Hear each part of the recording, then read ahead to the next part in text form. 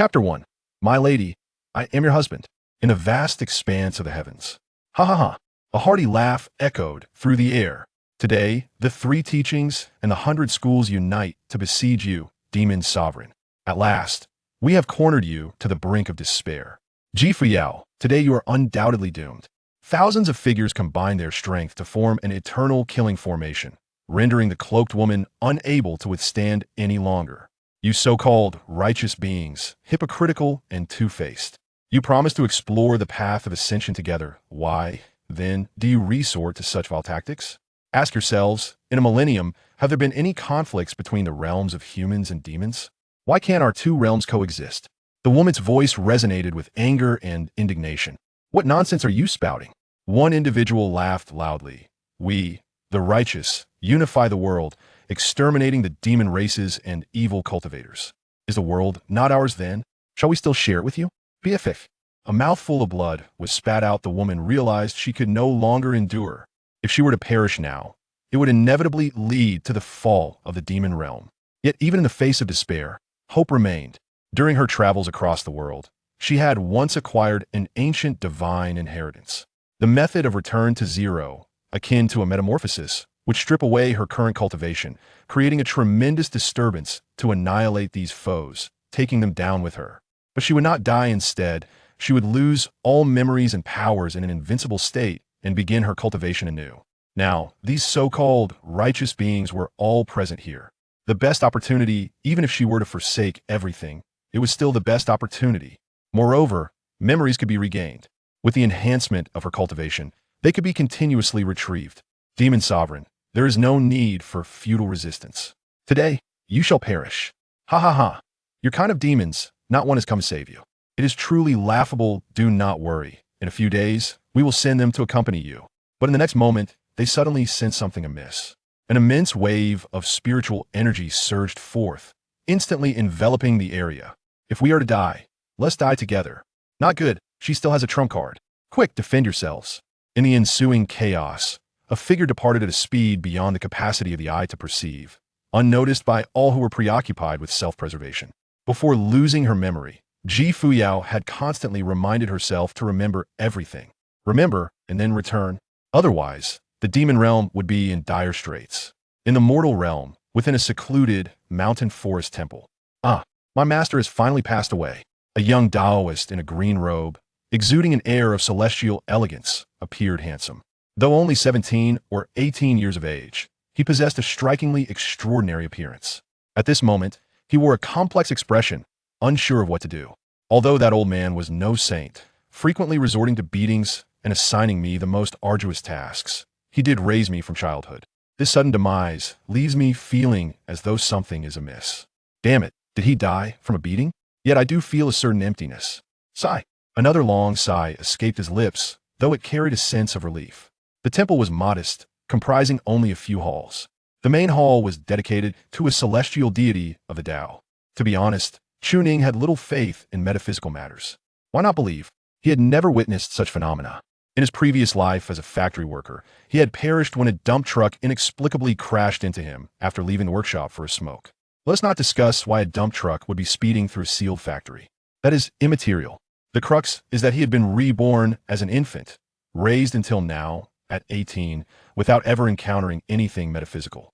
Metaphysics, after all, pertains to cultivating immortality, flying on swords, engaging in battles, attaining eternal life. If such things truly existed, his master would not have passed away at such a young age of over 40. Indeed, 40 is not old. He himself was approaching 40 in both lives. Yet, that is unimportant. He is now 18. And today is a remarkably significant day. He has reached 18. It is time to awaken the system. The mother planet would bless every child who leaves home. Ding! The system may be delayed, but it will never be absent. Chuning had originally planned to sell the valuable items within the temple the following day. At that time, he could make some money and travel to the capital of the dynasty. He would delve into soap, perfumes, and the like to amass wealth and ascend to the pinnacle of life. After all, isn't it true that those who traverse ancient times often prosper through such means? But since the system was awakening today, he might as well wait and see what kind of system he would receive. Woohoo, it has indeed arrived. Tenfold talent enhancement system rewards have been credited. Before he could fully process this, a notification sound emerged. A fateful encounter is but a twist of destiny. The system must proceed to the next world to save others, never to return. With that, a beep sounded. The system vanished, leaving behind a mirror panel. Chu Ning. Age, 18. Qualities. Supreme Divine Root, R0, MAs Ultra. Cultivation, mortal body. Not yet cultivated. Chu Ning. Gosh, so hasty, is it? Just a gift, and off it goes, leaving no further interaction? Yet the gift is rather perfunctory. Only tenfold? Next door, they're starting at 10,000 times. Spiritual root quality, mortal body cultivation, not yet cultivated. Holy cow! Before he could lambaste the system further, Chu Ning suddenly realized something. This is a world of cultivation.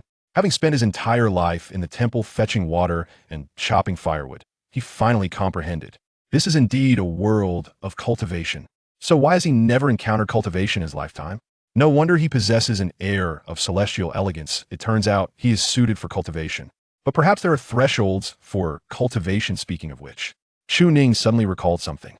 At 6 years old, he could already read and write, certainly in the language and script of this world, with no pressure at all. His master, in his 30s, had engaged in heartfelt conversation with him that evening. He asked if Chu Ning desired to cultivate.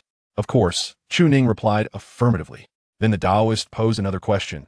What would you like to do once you cultivate? Chu Ning expressed a desire to eliminate those he found displeasing. The Taoist chuckled and inquired again. What if everyone found you displeasing? Could it be that you were in the wrong?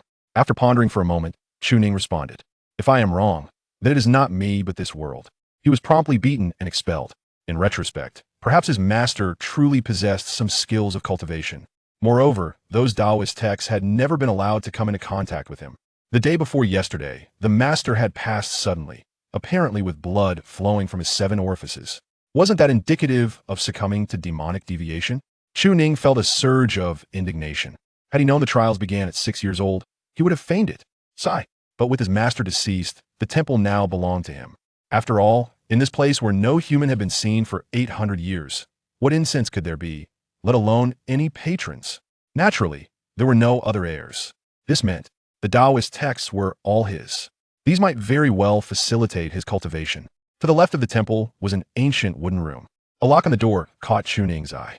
The door was locked, but that did not mean it could not be opened. Forgive me, master. The deceased deserve utmost respect. Yet the allure of cultivating for immortality was evidently greater. With a semblance of propriety, he clasped his hands in a bow. Just as he was about to kick the door, a tremendous crash resounded. The house before him seemed to have been struck by some force, collapsing entirely. Chu Ning was bewildered. Could it be that his master had not truly perished? Would he rather demolish the house than allow him to cultivate? He had merely made a jest back then. While there are those he finds displeasing, it is not necessary to kill them. He could always torment them instead. Cough, cough, cough. A cloud of dust enveloped him, and as Chu Ning coughed violently, he realized it was not because his master had not truly died. He was indeed buried, having certainly perished. Rather, something had fallen. As the dust settled and he focused his gaze, he beheld. It was a person, a woman, no less. Good heavens, with such force, how did she survive the fall? Chu Ning hurried forward, though his thoughts were somewhat radical. Nevertheless, he still possessed a sense of morality befitting a person. Before him stood a woman clad in a long black robe. Her features were exquisite and breathtaking, though her face was dust-laden. It could not conceal the extraordinary aura she emanated. Her long hair was disheveled, yet it could not diminish her beauty. Her figure was alluring, curvaceous, and enchanting. Chu Ning couldn't help but glance at her a few more times, exclaiming in awe, this woman should only exist in the heavens. Speaking of which, she had indeed fallen from the sky. Goodness, his master's house had been demolished, yet she remained alive, still breathing. As Chu Ning extended his hand to test for her breath, she opened her eyes, still dazed. This woman, she must be a cultivator. Absolutely. Otherwise, her body would have shattered upon impact. Chu Ning was taken aback, hastily helping her to her feet. Are you injured? At this moment, Fuyao was filled with confusion regarding everything before her. She remembered nothing. Not who she was, not where she came from, nor where she was going. Looking at the young man before her, his gaze earnest, as if they were familiar. You, who might I come from where? And where am I going? Chu Ning. He was momentarily taken aback. To pose such profound, philosophical questions upon their first encounter, these are matters that have eluded philosophers for millennia. How could I possibly know? However, Is it truly appropriate for us to delve into such lofty subjects so soon after meeting? Shall we not discuss something more mundane? Ahem, I mustn't tarnish my image in her eyes. I am a paragon of virtue. Ji Fuyao seemed to sense some foreboding, a feeling emanating from deep within her soul. It compelled her, driving an urgent need to uncover the truth. She must have something of significance to accomplish, surely. Seizing Chu Ning, Ji Fuyao exclaimed, "Tell me, who am I? Where do I come from? And where am I headed?" Chu Ning was startled by Ji Fuyao's reaction. "I can't possibly explain this to you. And besides, I am just as clueless." Wait, could it be that she has lost her memory? Is her amnesia genuine or feigned? If it were feigned, what could her motive be? Could it be that someone is testing me, challenging me before I embark on my journey of cultivation? Nonsense. Does my innate talent require your tutelage? Our Zero Max divine, spiritual root. Even without a system, he is still extraordinary. Yet if it is indeed genuine amnesia, Chu Ning pondered briefly, intending to probe further. Supporting the lady, feeling her delicate form, he marveled inwardly, though his exterior remained one of concern. "You have no recollection? You, do you know?" She brightened, grasping Chu Ning's wrist. "Quickly tell me, who am I?" Indeed, she has lost her memory. Sigh. Chu Ning sighed, his gaze fixated on the beautiful woman's eyes. Observing her troubled expression, he gently smoothed her brow. Such intimacy bewildered the woman. Why does her face feel aflame? And why does the man before her exhibit not a hint of hesitation? Could it be that they share a profound bond? In the next moment, Chu Ning sighed and provided the answer. "Dearest, have you truly forgotten? I am your husband. Cultivation levels, body refinement, spirit mansion, Tao platform, ascending the tower, gazing at the sea, looking at the river, breaking through the void, infinite celestial phenomenon. Though these realms are the author's own creation, they do not hinder the reading experience. Each realm will be clearly marked, so rest assured." Chapter 2. I am Chu Xiu, but who is Ji Fuyao? The two gazed at each other. Before them stood a bewildered, amnesiac woman, and a brazen man aspiring to have a beautiful wife. Silence, and absolute silence. Seeing that the woman did not respond, Chu Ning immediately pressed on. "I am your husband, dear. Have you truly forgotten everything?" Ah, Ji Fuyao was suddenly stunned. It was as if certain words coalesced in her mind. Dear husband, akin to the notion of a partner. She could autonomously discern certain things and possessed the thought processes of an ordinary person. Yet some memories eluded her grasp, truly beyond her reach. Gazing at the handsome man before her, looking into his earnest eyes, Ji Fuyao hesitated slightly. Is that so? Chu Ning nodded decisively. Why was he so resolute? This exquisite woman must surely be a cultivator as well. If he could win her over while she was amnesiac, it would grant him immediate entry into the world of cultivation. Seizing the opportunity, he would charm her into becoming his wife. Of course, her beauty was paramount. Her appearance and figure were indeed rare. Finds Chu Ning had perused quite a number of beauty videos. This lady, devoid of any makeup, could easily become an internet sensation in the modern world. Her beauty was undeniably captivating. But what if there were foes pursuing her, or perhaps a genuine husband keeping watch?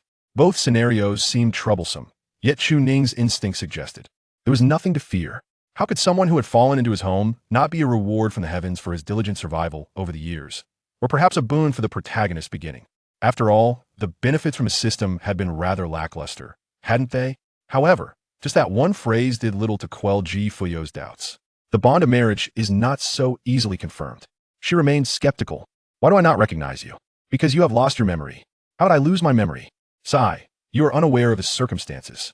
Chu Ning gazed at the woman, his eyes betraying a look of compassion. Many years ago, we practiced together in this mountain, childhood friends, innocent and carefree. Our master, seeing our mutual affection, bestowed upon us a union shortly after our marriage. But over the years, you have suffered from sudden ailments, occasionally forgetting certain things, and now it has become so severe that you have even forgotten me, your husband. His words were poignant, filled with emotion, and Ji Fuyao listened intently. No recollection, yet the specifics he provided. It felt as though it could indeed be true, but she would not simply accept it. What if he were a scoundrel or worse? In that case, how old am I now? Chu Ning promptly replied, "My dear, you're 18 years old. And you?" "I, your husband, am also 18. What's my name?" Chu Ning hesitated, and Ji Fuyao immediately sensed something amiss. "You cannot even tell me my name clearly." Not allowing her to finish, Chu Ning swiftly grasped Ji Fuyao's hand, a smile gracing his lips. "Xiu, how could I forget your name? Years ago, our master took us in and granted us the surname Chu. I am Chu Ning. and you are Chu Xiao. Do you truly remember nothing? But fret not. It matters not, I shall help you remember everything. Ji Fuyao was half convinced. His words seemed to resonate with truth. Is my name really Chu Xiao? It truly is. Moreover, the man before her was handsome, his words sincere. He hardly resembled a liar. After much contemplation, she still found herself devoid of any clues, unable to recall anything. Before her, Chu Ning bore no signs of deceit. His gaze consistently filled with care and sincerity, as if he genuinely cared. With a hint of uncertainty, she looked at Chu Ning and inquired, Is it truly so? Are you truly my husband? Chu Ning smiled gently and lifted the woman into his arms. Naturally. Then why am I here? Your master passed away recently, leaving you heartbroken and longing to pay your respects, wishing to reminisce. Alas, this dilapidated house suddenly collapsed. The woman understood. But master, which master? It appeared to be the one who had raised her since childhood. Yet why could she not recall even a fragment? Cradled in Chu Ning's embrace, she found herself at a loss, feeling oddly disoriented. The words of Chu Ning were imbued with profound emotion, utterly devoid of any semblance of deceit, resonating with an authenticity that felt genuine. Could it be that it was indeed true? Ji Fuyao set aside her doubts as Chu Ning gently carried her to a chaise longue within the courtyard of the temple. Xiao Xiao, you soiled your garments. Allow me to draw some water for you and assist you in your bath. Chu Ning wore a smile that radiated sincerity from within. Ji Fuyao gazed at her for quite some time. He had not spoken falsely. It was she who had overthought the matter. Responding with a soft acknowledgement, she resolved to seek out more clues. Chu Ning rose and departed. How astonishing it is that the young women here seemed devoid of intellect. If only it had been mentioned earlier that he lingered in this mountain. How could Chu Ning conjure such thoughts so swiftly? Apologies, he is not merely a laborer. He is also a novelist.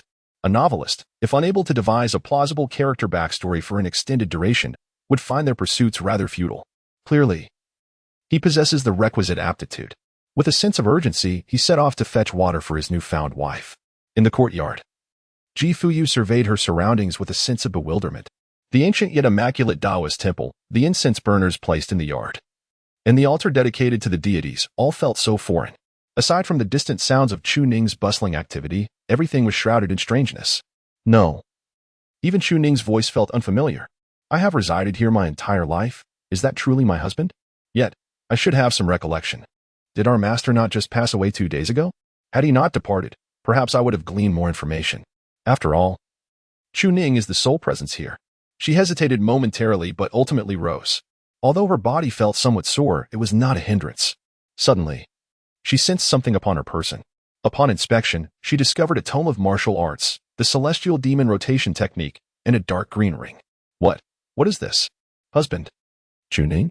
She called out, but it felt strange, and she hurriedly corrected herself, uttering a name instead.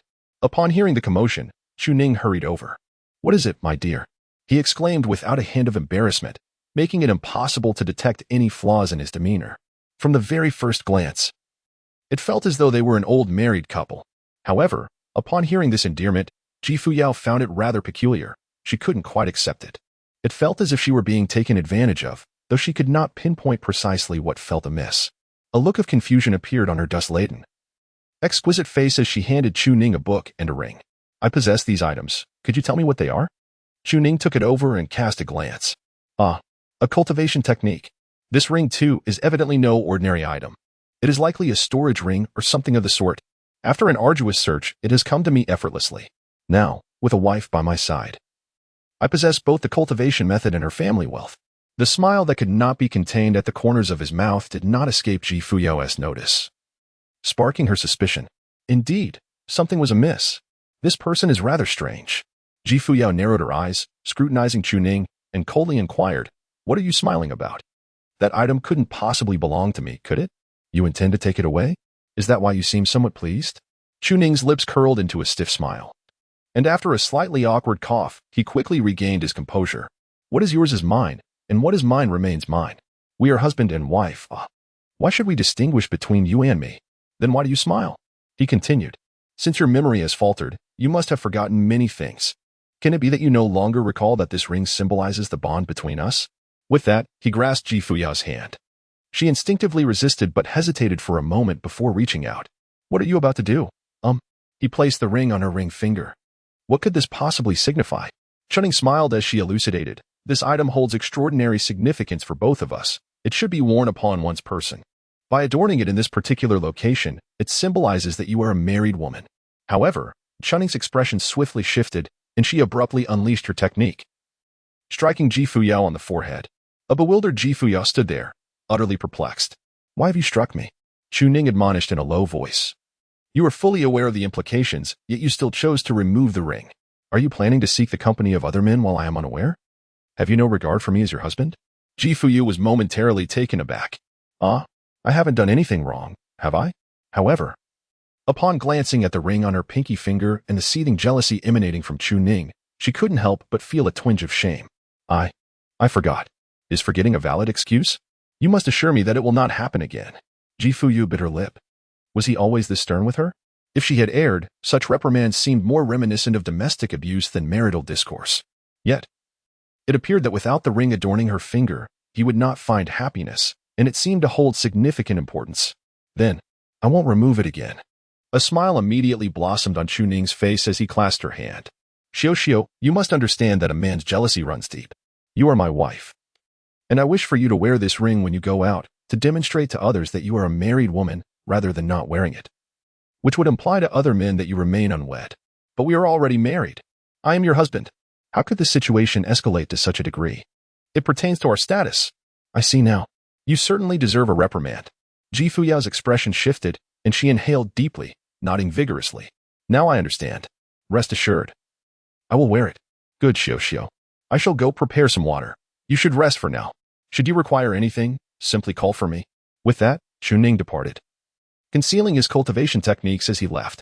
Ji Fuyao felt an inexplicable void, unable to pinpoint what was missing. Returning to her lounge chair, she gazed at the ring adorning her finger. Is this a token of our engagement? The mountain breeze danced gently, the sunlight warm and inviting, and all was tranquil. As Ji Fuyao contemplated the small green ring, she recalled the man's appearance. He was quite handsome.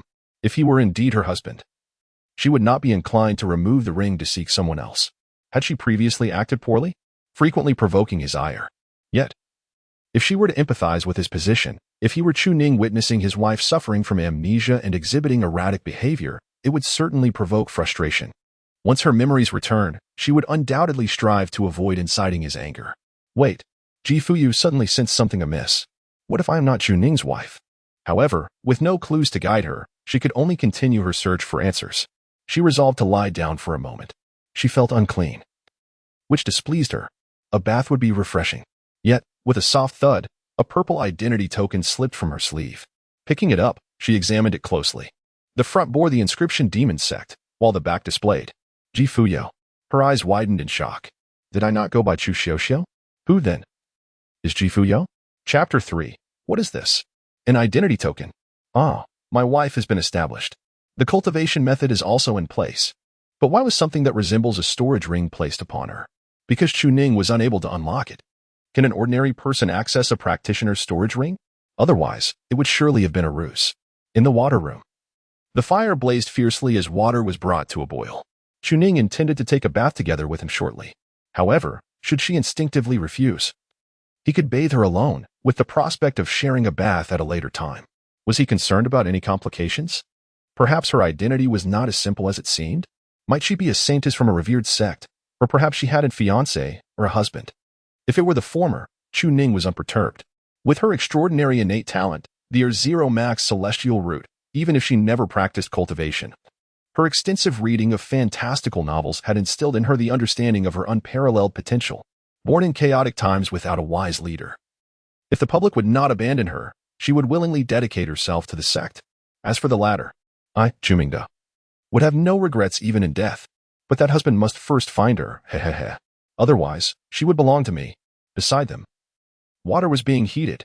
Chu Ning sat on a small stool, flipping open a tome bound in purple, inscribed with the heavenly demon rotation technique. To be frank, Chu Ning had never engaged in any form of cultivation. She was merely literate. The characters within the book were entirely foreign to her, save for the cover which bore standard terminology. The pages were densely filled, resembling a sheet overwhelmed by ants. Yet, at the moment she turned the page, her gaze suddenly sharpened, as if the words were being imprinted into her very consciousness. The cultivation technique within this book was formidable, with its essence being inscribed into her mind. She quickly scanned through, and a torrent of knowledge flooded her thoughts, reminiscent of an endless sea. The heavenly demon rotation technique. Those in later generations who practice this technique must remember that as practitioners of the demonic path, one should wander freely in the world, unrestrained and spontaneous. With an ultimate disposition, this is the demonic heart, and when the demonic heart reaches its zenith, it embodies the demonic path. The text detailed the methods of the 81 transformations of cultivation, recording the various levels of cultivation and the essential points to grasp at each realm, urging future generations to refrain from tarnishing the reputation of my demonic ancestor. Such audacity. A practitioner of the demonic path, it feels as though we are kindred spirits. Chuning inhaled deeply, his mind began to rummage through the distinctions of realms. The body refinement, the spirit abode, the Tao platform, belong to the innate three realms. The three realms of humanity. The ascending tower, the observing sea, the gazing river, are classified under the intermediate three realms, the three realms of immortals. The breaking void. The infinite, the celestial phenomenon, pertain to the acquired three realms, the three realms of divinity. Beyond these, there exist further realms. Yet, this demon ancestor seems to have not attained them, merely conveying a profound statement. To have merely glimpsed. If one has not ascended, then one has not ascended. To claim merely to have glimpsed is utterly nonsensical. This matter appears rather intricate. Particularly concerning the individual who compiled this technique, their arrogance is terrifying, delineating various realms. If I am not mistaken, this demon ancestor is likely at the pinnacle of the celestial phenomenon realm, possibly even the highest echelon of this world. What a boon! This spouse feels exceedingly extraordinary, especially regarding their identity. Goodness, if I regain my memories, will I be in peril? However, the priority is to turn the raw into the cooked. If this individual is indeed a significant figure, I could be living off their generosity for a lifetime. As the saying goes, a day as husband and wife, 100 days of grace. He promptly discovered the cultivation method for the body refinement realm, reciting the heart method. Attuning to the cosmos is the essence of body refinement. As he closed his eyes and began to meditate, he perceived all within the universe.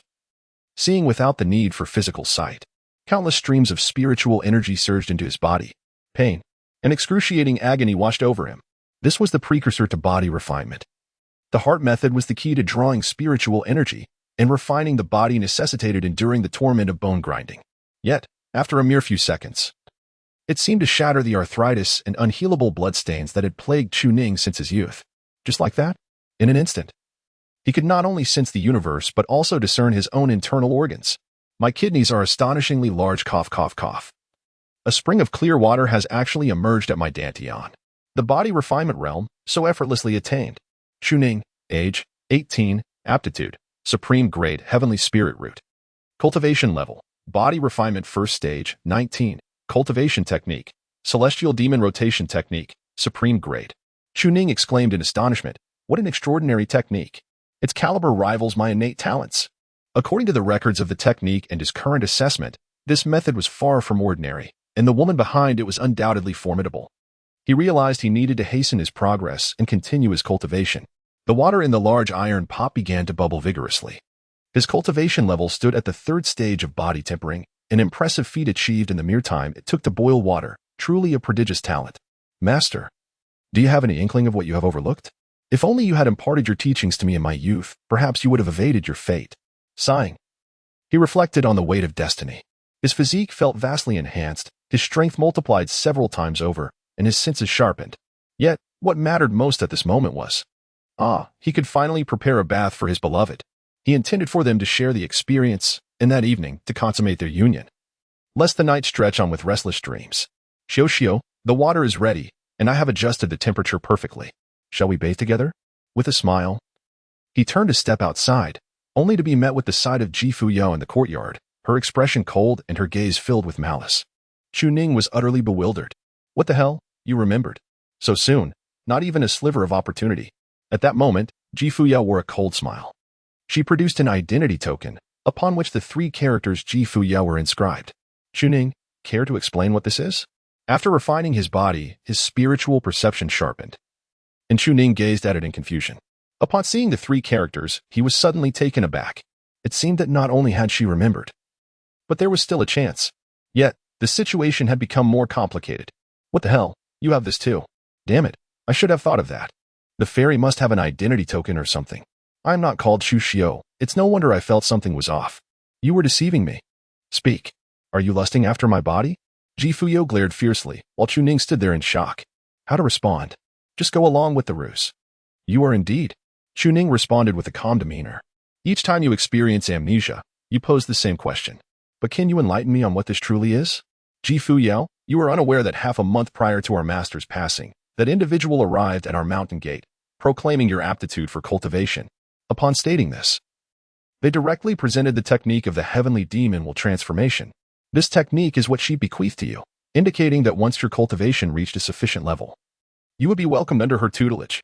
Now, you harbor doubts regarding my identity as your husband, believing Fuyao to be your truth, correct? Fuyao was momentarily taken aback upon seeing that technique. When did it come to your possession? Wasn't he it with me? Never mind. That is of little consequence. She had already surmised it while waiting just now. Chuning would undoubtedly say this. She would assert that this person is not me, right? She sneered, her gaze imbued with a chilling aura. Very well. Then, according to your assertion, why did she leave me this token? Chuning chuckled, exuding an air of confidence in her words. It is quite simple, for without this token, who could possibly know you are her disciple? She remarked with a laugh. Since you assert such knowledge, you must be aware of the identity of this sect. Fuyao retorted with a cold smirk. I shall not conceal the truth from you. The reverse side of this token bears the image of this individual, or rather, signifies the power of the sect to which I belong. If you can name it, I shall believe you. Should you fail, it would be evident that you are merely attempting to seduce me, and I shall take my leave immediately. What is the name of this sect? Speak. Chapter 4. She believes me. But trouble arises. In a single utterance, Chuning's mind went blank, akin to a system crash. The heavens had indeed begun to crumble. Had she foreseen the outcome, perhaps she would have acted differently. However, Chuning was too exhilarated, fixated on the prospect of successfully deceiving her opponent. Speak. Why do you remain silent? Chuning, I perceive your outward grace and dignified appearance, yet your heart is tainted, and you are utterly oblivious to your own thoughts. Fuyao observed with a cold sneer, casting her judgment upon Chuning. You are clearly attempting to deceive me. Driven by carnal desire. Chuning took a deep breath. You make a valid point. I must admit, I am quite tempted. However, if I were to err at this juncture, it would signify the complete forfeiture of opportunity. Would that not render him a deceiver? Although he is indeed not a virtuous individual. Let us take the gamble. After all, what alternative do we have if we do not dare to wager? You ask me if I know the name of the sect that has taken me as a disciple? If I were truly unable to answer, it would undoubtedly expose my deception. This woman does not seem easily misled. Speak up. Why do you remain silent? Ha ha ha ha. S lips suddenly curled into a smile, followed by a hearty laugh. Ha ha. Fuyao found herself somewhat bewildered by this scene. What are you laughing about? I'm discussing serious matters. Chuning suddenly turned to Fuyao. I have lost count of how many times you have inquired about this. If only there were a means to capture the images and moments of our interactions, it would be something you ought to behold. Fuyao abruptly stood up. If you deceive me, how could we ever be together, let alone as husband and wife? You do not possess such images or moments. They are merely fabrications of your imagination. First, tell me about her sect. At this moment, Chuning's mind was racing. The demon ancestor and the celestial demon rotation technique were unmistakably associated with the cultivation of demonic paths. Moreover, it was manifesting within this young woman. Never mind. It's a gamble worth taking. A sect dedicated to the cultivation of demonic arts, established by the demon ancestor, is undoubtedly the pinnacle of the demonic path.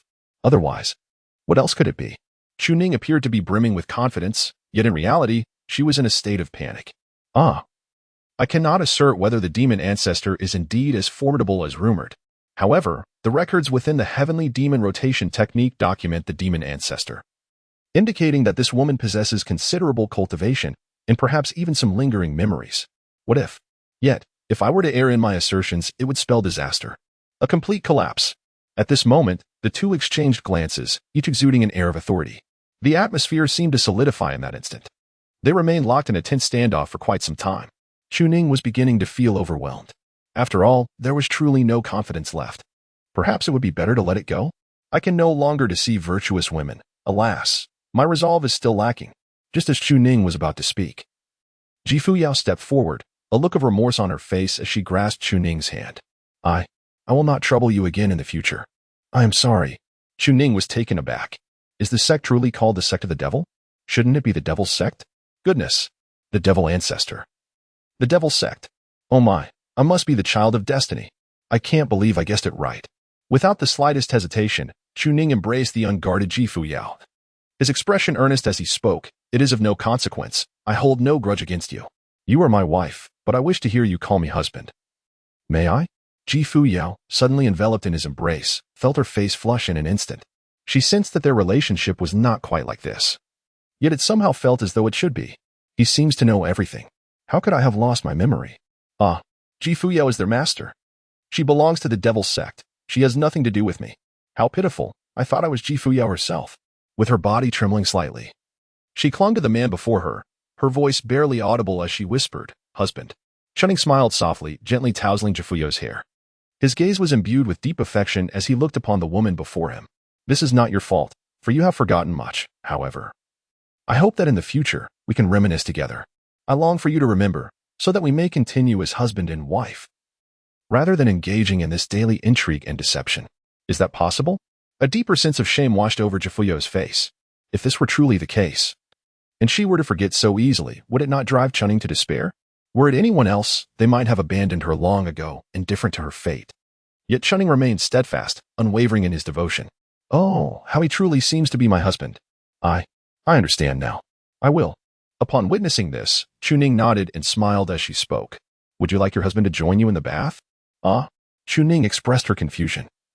"Did we not just agree to bathe together? If you find it awkward, then you should bathe alone while I assist you from the side. Isn't that rather inappropriate?" Fuyao's mood was peculiar. "I feel embarrassed. Shouldn't you allow me to wash by myself? Yet, if we are indeed married, it seems there is nothing wrong with this arrangement, considering we share the same bed and, moreover, a bath together. Still, I grapple with some reluctance in my heart." Unable to fully accept it, she lowered her gaze, her face flushed with embarrassment, her hands instinctively clutching the hem of her dress. Even though you are my husband, she murmured softly, "I find myself unable to recall many things clearly at the moment. I wish to wash alone. It's not that I distrust you, but I believe it would be much better if I could bathe by myself." After speaking, Fuyu lifted her head, as if pleading. "So, may I go first to wash? Could you kindly fetch me a set of my clothes?" Chuning had initially intended to engage in a playful manner. However, upon hearing the mention of clothing, he was suddenly taken aback. "Goodness! How could I have forgotten about this? Where on earth would I find her clothes?" Noticing the change in Chuning's expression, Fuyao looked on with a face full of confusion. "Husband, what is the matter?" Chuning smiled awkwardly. "All right, you can wash it yourself. When you remember who I am, shall we be together again?" This gesture instantly alleviated Fuyao's wariness towards Chuning.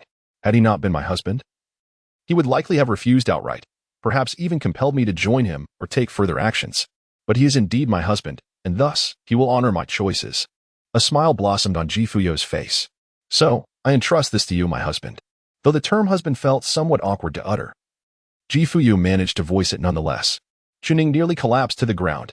A smile that could captivate a city, and another that could enthrall a nation. The beauty of the lotus pales in comparison to the enchanting smile of a maiden, with bright eyes and exquisite teeth that stir the heart. Above her stunning visage lies the purest of smiles, as if it were a commendation directed at him. He felt that it didn't matter if they didn't wash together. At this moment, he seemed to comprehend the sentiment of King Yu of Zhou towards Bao Si. Wasn't it merely a game played with monkeys? You could even jest with the great sage. After a prolonged pause, Chuning regained his composure. Yet, a dilemma arose. Where on earth could he find her garments? Not a single soul could be seen within an 800-mile radius. Regardless, he thought, I shall venture out in search. Having come this far, what if he happened to encounter her? However, upon leaving the temple, he could only manage a wry smile. If he truly found her, then he would indeed be the fated child of destiny. Chapter 5. The evidence is clear. I am the child of destiny on the Xianyuan continent. In the eastern Haoran province of the 9 regions of humanity lies the border of the Great Zhou dynasty amidst the 10,000 Great Mountains. Specifically at the site known as the Soul Dancing Mountain, a man and a woman were in pursuit. Hee, little junior sister, even if you scream until your throat is raw, no one will come to your rescue. I have already confirmed it. Your father and the others have been summoned to the Confucian Temple to discuss significant matters and will not return for several days. Today, it is just the 2 of us, and we shall consummate our union. How delightful that would be. Luo Wenqing, you scoundrel. At this moment, the woman's face flushed crimson. Clearly weakened, yet she continued to flee desperately, though her strength was waning. Today, she accompanied her senior brother to gather medicinal herbs. intending to collect some body-refining herbs to aid in her future cultivation, a glorious opportunity indeed. Furthermore, with her father absent, there was no one to hinder her. Her father was quite insufferable, always scolding her and insisting she study and cultivate. What do I need cultivation for as a girl? I could simply marry a good man in the future. Her senior brother, Luo Wenqing, was also from the academy, a Confucian institution that spanned the 9 regions of the continent. Her father was the head of the academy, a sage in his own right. There had been saints who remarked upon his gentlemanly demeanor, suggesting that within a century he could attain the status of a gentleman. The ranks of sages, gentlemen, and wise men corresponded to one's cultivation and strength. Sages were undoubtedly the most powerful, and not long ago. Thousands of cultivators who besieged the female demon Fuyao were all sages. It was said that half of them perished. And even the 3 esteemed sages of the Confucian temple were severely injured, as were the 3 celestial lords of the Taoist sect and the Buddha of Confucianism. Now that the demon has been slain, her father had gone for this very purpose.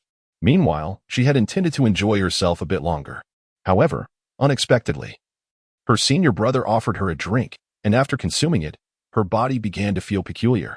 At this moment, the girl could no longer move, leaning against a tree. Her face flushed and breathing rapid. What exactly did you make me drink? Why does my body feel so warm? The man chuckled sinisterly. That is the enchanting harmony powder. If you do not engage with a man, you shall perish here. Only those of at least the 3rd realm can antidote it. Should you fail to find a cultivator of that caliber, your demise is inevitable today. Either you comply with me, or you shall die, but rest assured, senior brother will treat you tenderly.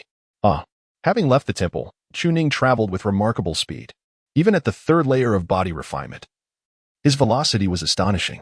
It was hard to fathom how formidable he would become once he reached the realm of celestial phenomena. Celestial phenomena? The way of heaven? Suddenly, a distant sound caught Chuning's attention. A voice laced with a hint of frivolity echoed forth, instantly awakening his senses as he sought a woman. Oh dear! Where is that alluring sound coming from? It is undoubtedly a woman. Upon closer inspection, he was indeed correct. It appeared 2 individuals were engaged in a secret tryst. Perhaps I shall stealthily acquire her garments while she bathes. Now would be an opportune moment for observation. Just as he prepared to crouch down and observe, Chuning suddenly sensed something amiss. Why was that woman persistently crying out in refusal? Though it made sense. A woman's no often meant yes. Wasn't the man's laughter rather sinister? Suddenly, Chuning perceived something. Could that be the villain? Drawing closer to listen, it was indeed Junior sister. No matter how loudly you scream, no one will come to your rescue, he cackled.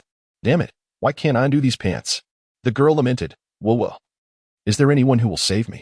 I promise to reward them handsomely. Chuning's gaze suddenly sharpened, and at this moment, a dagger materialized in his hand. This place was certainly inaccessible to ordinary individuals. Observing the person before him, their aura appeared unstable, if not for the concealed cultivation. They should be at the body refinement stage, comparable to his own level. However, judging by their attire, they were undoubtedly not ordinary, likely a practitioner of the arts, possibly possessing magical artifacts. Such possessions were beyond Chuning's reach. If he were to strike now and fail to deliver a lethal blow, he would find himself in a precarious situation. As Chuning's expression grew increasingly somber, his mind pondered the most effective solution. He resolved to act just before the task's completion. At that moment, the man would be utterly preoccupied, oblivious to all else, particularly to such a depraved individual. This approach would ensure the utmost safety while also securing the desired outcome. Yet, gazing at the 2 figures before him, at that moment, Luo Wenqing was frantically tying his pants, finally managing to undo them. As he removed his trousers, revealing his undergarments, a glint of greed flickered in his eyes. He had already envisioned the fate he would impose upon his junior sister. I have coveted you for far too long. Your figure has inspired dark fantasies of how I shall torment you for 3 days and nights before discarding your remains. Where to dispose of the body? Suddenly, Luo Wenqing froze, startled by an unexpected sound. Confusion washed over him as he turned to look, only to be met with a swift, decisive strike, a blade severing his throat, akin to the hunting of wild beasts in this very place, delivering a fatal blow. In Chuning's eyes, there was an utter absence of compassion. His pupils widened abruptly, and he clutched his severed throat in sheer astonishment. How could there be anyone here? This was the 10,000 Great Mountains, the land of wandering souls, where no living being could possibly exist. How could this be? With a thud, he collapsed. Chuning felt indifferent. Now was the time to seize the spoils of war. Although it might not be the most opportune moment, I have taken the risks. The loot is rightfully mine. Immediately, I fumbled and extracted several luminous stones. Ah, spirit stones. Excellent. Once more, I rummaged and unearthed a bag that felt distinctly different. Upon opening it, I discovered a plethora of glowing stones, at least several hundred. There were also a few swords, all seemingly miniaturized. After a brief hesitation, I reached for one. And upon retrieval, it expanded. A storage bag. Goodness, the practitioners of the cultivation world are truly extraordinary. This is mine. As for the clothes on my person, never mind, such filthy and odorous garments are hardly worth selling. Of course, I wouldn't wear them either. Who is at the silver corner? Chuning raised her head and beheld the woman before her, who had succumbed entirely to the poison. Indeed, it was the infamous Qin Huan powder, without intimate union. One would perish. The woman had lost all reason, beginning to writhe and exhibit lewdness. Brother, I desire. Chuning was indeed stirred. However, to eliminate this individual and take their place would undoubtedly lead to trouble if not handled discreetly. A person capable of producing such a wealth of spirit stones is certainly not an ordinary character. Getting involved would be too troublesome. Moreover, to be frank, after gazing at the young girl's face twice, Chuning felt utterly indifferent. Indeed, Fuyao was far more enchanting. She was undoubtedly Fuyao. What do you desire? I want. I said, you read. Brother, I want. Suddenly, a sharp slap landed on her face, leaving the entranced girl momentarily bewildered. What just happened? Chuning's expression remained inscrutable as she declared her desire for the nation's prosperity and rejuvenation. The young girl, initially bewildered, gradually regained a semblance of clarity. It was this individual who had come to her rescue, eliminating the vile Luo Wanqing. The words spoken held an aura of mystique, a form of secret incantation. In a swift response, she seized the communication talisman to send a message. Though under the influence of the drug, Mushi understood that if she wished to evade death or avoid unwanted advances, she must fiercely resist the drug's effects. I yearn for my country's prosperity and revival. Yet, upon uttering these words, the young girl's countenance shifted to one of peculiar distress, and she found herself losing control. She thought. Smack. Chuning, with unrelenting fervor, delivered a slap that resonated with a sense of equality, swiftly following with another. I wish to witness the prosperity and happiness of the people, she intoned. The young girl's eyes glistened with tears, on the verge of breaking into sobs. Yet she continued to recite, I yearn to see the people thrive. With another resounding slap, the intensity escalated. Are you shaken now? She exclaimed. I await your companions. They must hasten. Observing her attire and the storage pouch she bore, she thought, I have rescued you. You must not repay kindness with enmity. Thus, each strike became a melodic tribute to her beloved homeland. I long to behold the magnificent landscapes of my country, she cried, punctuated by more slaps. I aspire to serve as a devoted guardian of my nation. The cadence of her strikes echoed her unwavering political stance, resolute and steadfast. The most formidable aspect was the strength of our national defense. The girl's wails were heart-wrenching. I shall not be a slave in the wake of our nation's founding. There are no slaves. The lamentations echoed, deep and sorrowful. Chapter 6. The Confucian Individual. 3 storage pouches soon, from the farthest reaches, a commotion arose. A sudden gust of wind tore through the air, heralding an abrupt arrival. Suddenly, Chuning turned around, and dozens of sword-wielding cultivators rushed toward him. It is the young lady. The young lady has encountered misfortune. Quickly, save her. It was that scoundrel who harmed her. Kill him. The crowd seethed with rage, clearly regarding Chuning as a criminal. However, the leader among them, with a cold and composed voice, interjected, Do not act hastily. Let us investigate the matter first. This individual appears to be rescuing the young lady. His elevated cultivation allowed him to perceive the situation more clearly. He noticed that the young lady was in disarray. While the individual clad in a Taoist robe was evidently not a Confucian, but rather the one who had struck her cheek to keep her conscious. Ironically, it was the Confucian who stood at the heart of the matter. The crowd promptly complied with his command. In an instant, a dozen sword-wielding cultivators surrounded the area. All adorned in Confucian attire, their forms ethereal, while the leader exuded a calm demeanor, his cultivation inscrutable. Mushi, seeing the newcomers, mustered her strength to say, Uncle Zhao, he is the one who saved me. Do not kill him. The man nodded slightly, producing a pill for her to consume, and then proceeded to tend to her injuries. Chuning was acutely aware that he could not escape from those who practiced the arts of cultivation. No matter what he did, there was no possibility of evasion. As long as he remained within a certain vicinity, they would inevitably trace him. Even in ancient times, Skilled trackers could decipher the most subtle clues, and these individuals were no different. With no other options available, he could only gamble on the hope of eliminating that man, trusting that these individuals would not repay his actions with malice. Moments later, Mushi's complexion began to improve, but she had already succumbed to unconsciousness. The scholar in a robe, who had been tending to her, gradually rose and offered a respectful bow. Zhao Ziming from Guanhai Academy, I express my gratitude to you. Esteemed sir. Chu Ning performed a ceremonial bow to the Taoist sect with great elegance. Mr. Zhao, there is no need for formality. He had heard of the Confucian Academy. Though he had never encountered it personally, the Taoist, Buddhist, and Confucian traditions, the three great schools, possess formidable power. The presence of a cultivator from the Seaview Academy left him with an overwhelming sense of being effortlessly outmatched. After a moment of contemplation, Chu Ning added, I am a disciple of Wang Hongwen, the abbot of Wudong Temple on Mount Danghan. By revealing his identity, he clarified his intentions. Upon hearing this, the Confucian-clad gentleman's expression softened immediately.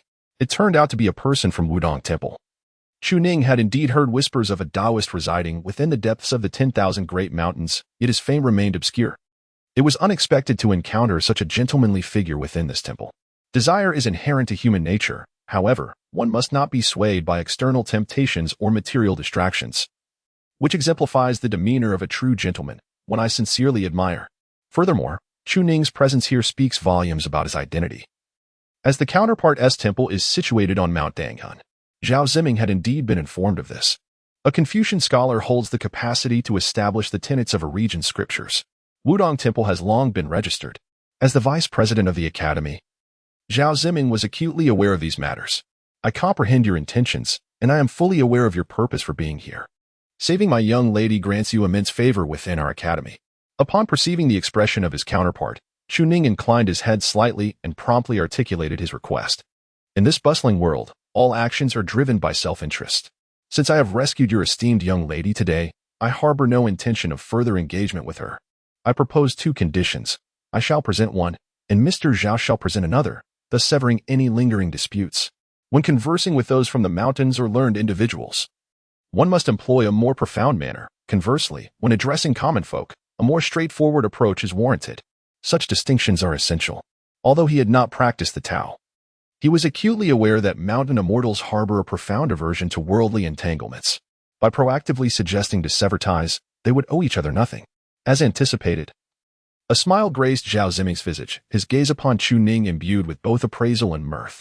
This youth exhibited a commendable temperament, remaining unperturbed even after committing an act of violence and demonstrating an understanding of such complexities.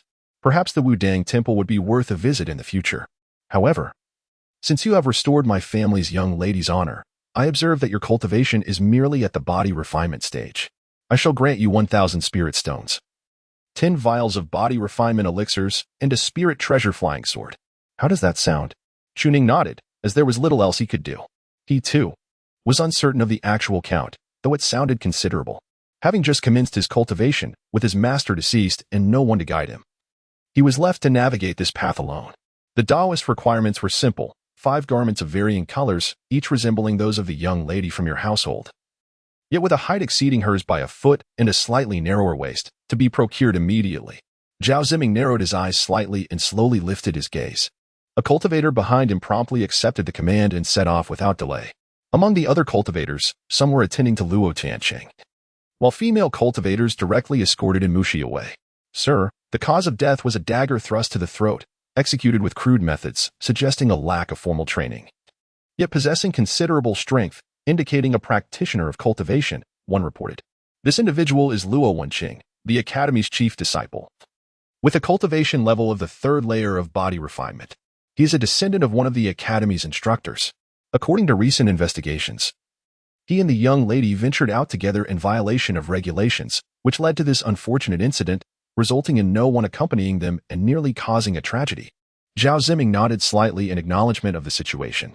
Bring him back to the academy, display his body as a warning, and investigate his father's connections for possible complicity. This matter shall be addressed in front of the academy's members as a deterrent to others.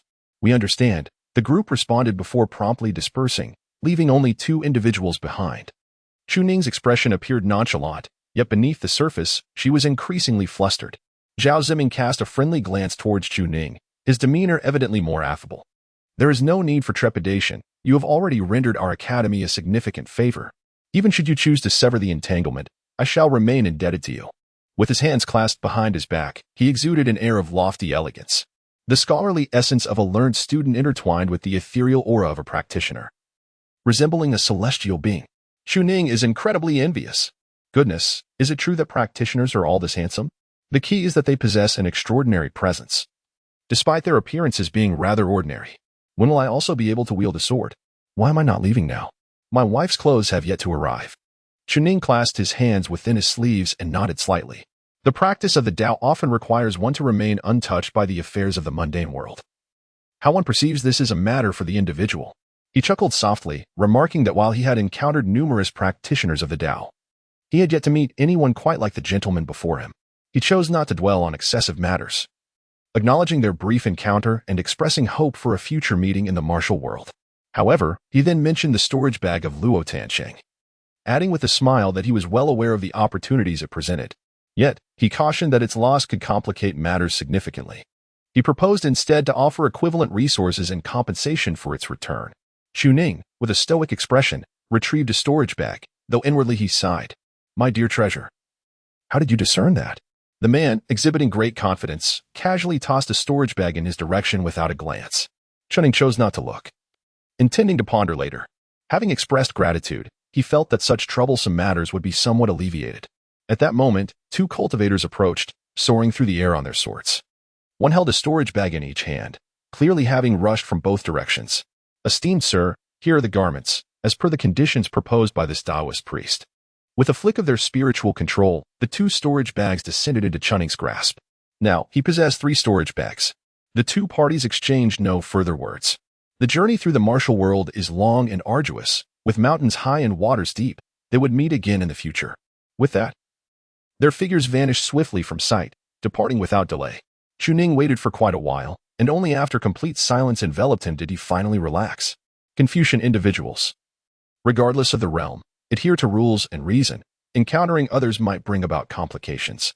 One storage pouch has now transformed into 3. What a delightful surprise.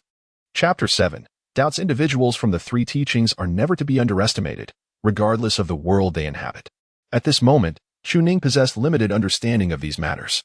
After all, having followed that old Taoist for so many years, he had only learned to read and write. The rest remained an enigma to him. Before returning to the Taoist temple, Chuning examined the 3 storage pouches. One contained several sets of women's garments, tailored to specific measurements and figures. They appeared to be new, although some styles may not align perfectly. However, the discrepancies were minimal. The material was exquisite, unmistakably of superior quality. The second pouch held 1,000 spirit stones and the body-refining elixirs promised to Chuning. These items were of utmost necessity for him at present. And what of the longsword? Although Chuning had never practiced swordsmanship, the longsword in his possession was as lustrous as jade, crafted with exceptional finesse. Seemingly a magical flying sword of some sort. Its quality remained unknown. Upon retrieving it, Chuning grasped the sword and struck down upon the stone pedestal. It cleaved through iron as though it were mere clay. Waves of spiritual energy surged forth, indicating it was no ordinary item. By fortune, saving a life turned out to be a windfall. Fortunately, he had intervened. Furthermore, there was a storage pouch containing 400 to 500 spirit stones, as well as a manual on sword techniques and another on martial arts. Chuning hesitated slightly before taking a look. The martial art was the Tremor Mountain Fist, which, at first glance, appeared to be a technique for body tempering and chi cultivation. As for the swordsmanship, it was known as the 72 Transformation Sword, a refined technique of swordplay. Was there truly no higher realm beyond this?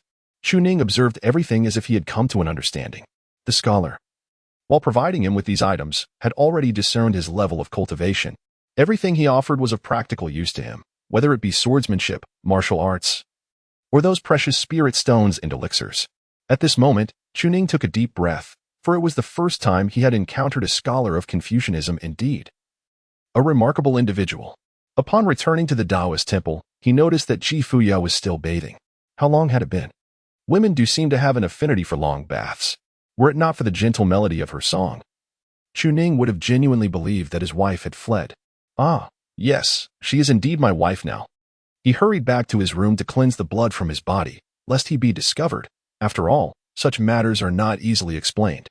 Your husband went to fetch your clothes, then killed a man? It was best if he went unnoticed. The soft, warm water cascaded over her delicate form, revealing the exquisite beauty beneath the dark fabric. If seen at this moment, any man in the world would likely find it impossible to look away. A certain sparkle danced in her beautiful eyes, and a joyful, light expression adorned her face. Bathing is the most soothing of rituals, especially a hot bath. No one enjoys feeling dirty. Fuyao could not help but think of Chuning. What might he be doing right now? Raising her flawless, jade-like hand. She noticed a verdant ring adorning her ring finger. Her eyes blinked in contemplation. What kind of person was I before? Did I often forget everything? Leaving Chuning to bear the burden each time? Such thoughts momentarily cast a shadow over her mood. If that were the case, it must be exhausting for Chuning. Yet, in the next instant, Fuyao seemed to sense something. Am I still a maiden? The term suddenly flashed through her mind, followed by an understanding. This signifies a woman's identity prior to marriage, a status that dissipates once the nuptials are consummated. But why do I still possess this? Am I not already married? Suddenly turning to gaze outside, Fuyao's expression shifted. Is he truly my husband? She contemplated confronting him, but recalling her earlier inquiries, she feared that even the most patient of individuals might grow weary. Indeed, she was merely 18 years old, still quite young. Yet, regarding her status, after a moment's hesitation, she decided to inquire, but with a calmer demeanor than before. At this moment, she was immersed in the bath, her head peeking above the water. Chuning, I am finished bathing. Could you please bring me my clothes? Although there was nothing improper between a married couple, what if it were otherwise? Yet, even so, she still felt a blush creeping upon her. Perhaps it was best to reveal only her head, sparing herself any unnecessary embarrassment. As the door swung open, Chuning entered and was greeted by the sight of a delicate head protruding from the bath. Her exquisite face bore a hint of rosy hue, and her damp hair fell in disarray, free from the dust that had once marred her beauty, rendering her even more enchanting. Chuning took a deep breath, striving to suppress the tumult of his emotions. In his hand, he held a set of garments. Were these garments new? Indeed. You often proclaim that new clothes surpass the old, and that one should cast aside worn attire in favor of fresh apparel. Thus, I have brought you something new. Chuning maintained an expression devoid of any flaws, speaking with utmost seriousness. Clothes are not as good as new, and people are not as they once were. It seemed she resonated with this notion, pondering over something unknown. A sense of peculiarity enveloped her. At this moment, gazing at Chuning before her, she found his demeanor somewhat endearing. Surely, only her husband could be familiar with so many of her idiosyncrasies, right? Yet, please drop the clothing. Fuyao's face flushed crimson as she submerged herself in the water, her head bowed. I can manage to wash myself. Oh, it's just that I'm still getting accustomed to this. Please wait for me to regain my memories. You could share more about the kind of person I am, and once everything comes back to me, I shall no longer be like this. Chuning smiled and nodded. Yes, I'm still in the process of adapting. No worries. You certainly won't be able to escape tonight. His wife was indeed alluring. The previously captivating girl left him indifferent. Perhaps it was because of Fuyao. Now, she seemed even less appealing. It was undoubtedly his wife who held his heart. Rest assured, tonight you won't escape. That woman was from the demon sect, named Fuyao. She was currently changing her clothes in her own residence. As Chuning stepped away from the water room, he gazed at the sky above the temple, which was gradually darkening. He should really inquire with that Confucian scholar about the demon sect and the identity of Fuyao. Chuning is genuinely unclear about what the demon sect truly represents, relying solely on the text to gain insight. Were this individual to possess a more prominent reputation, her understanding would undoubtedly deepen. The woman in the room is undoubtedly Fuyao of the demon sect. This is an established fact. However, before preparing the meal, Chuning tidied her own room. Yes, a chamber shared by two, leaving no trace of suspicion. At this moment, Chuning has meticulously crafted a flawless narrative based on their personas. Indeed. You are my childhood sweetheart. I have already envisioned the details for you. With a soft creak, the door to the water room swung open. Clad in red, her attire accentuated her ethereal grace, the water lily emerging from the depths, draped in crimson, embodying an otherworldly elegance and captivating charm. Perhaps having just bathed. Her cheeks were flushed, or perhaps a hint of shyness tinted her complexion, making Fuyao even more enchanting. Under Chuning's gaze, she felt a wave of discomfort wash over her. Unable to suppress the urge, she lowered her head. Chuning, I wish to hear more about our story, especially regarding my maidenhood. How is it that even after our marriage, I still retain this status? Have you done nothing? Yet this time, she refrained from questioning, waiting for Chuning to speak. Since you are my husband, surely you can provide me with a satisfactory explanation. The narrative has been perfectly constructed. Chuning nodded with a smile. Time is about right. Let me share while I prepare the meal. By the way, do you enjoy the dishes I cook? The woman paused slightly. Is that so? Perhaps after tasting the food, some memories may resurface? Well, good. Chapter 8. The Stories of Our Years. In the kitchen of Wudong Temple, a heartfelt tale is unfolding. That year, with apricot blossoms gently falling like rain, 2 swallows danced through the lonely path. At that time, we were both 6 years old, diligently tidying the temple each day. Innocent and carefree, we shared our days and nights. As we grew a little older, our master deemed it inappropriate for us to be so close, forbidding our companionship. Yet, I questioned, why should there be a distinction between the sexes? It is fated that we are meant to be husband and wife. How can that be wrong? The master chuckled and said, if you still utter such words when you grow up, I shall arrange a wedding for us, allowing us to unite in matrimony. Each year, he would inquire about our intentions, and we would always respond that we wish to be together as a couple. On our 18th year, we officially wed. But not long after, our master passed away. Oh, how tragic it was, master. As Chuning busily prepared the meal, Fuyao sat on a small stool beside him, gazing at the flickering flames. With her chin propped up, she fixated on the vibrant bonfire, her expression reflecting a sense of bewilderment.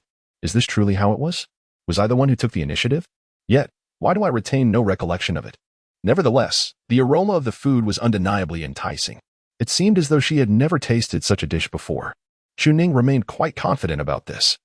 Cooking? In ancient times, how could one find such a thing? In any historical dynasty, one could amass wealth simply by mastering the culinary arts. Moreover, Chuning's skills were anything but ordinary.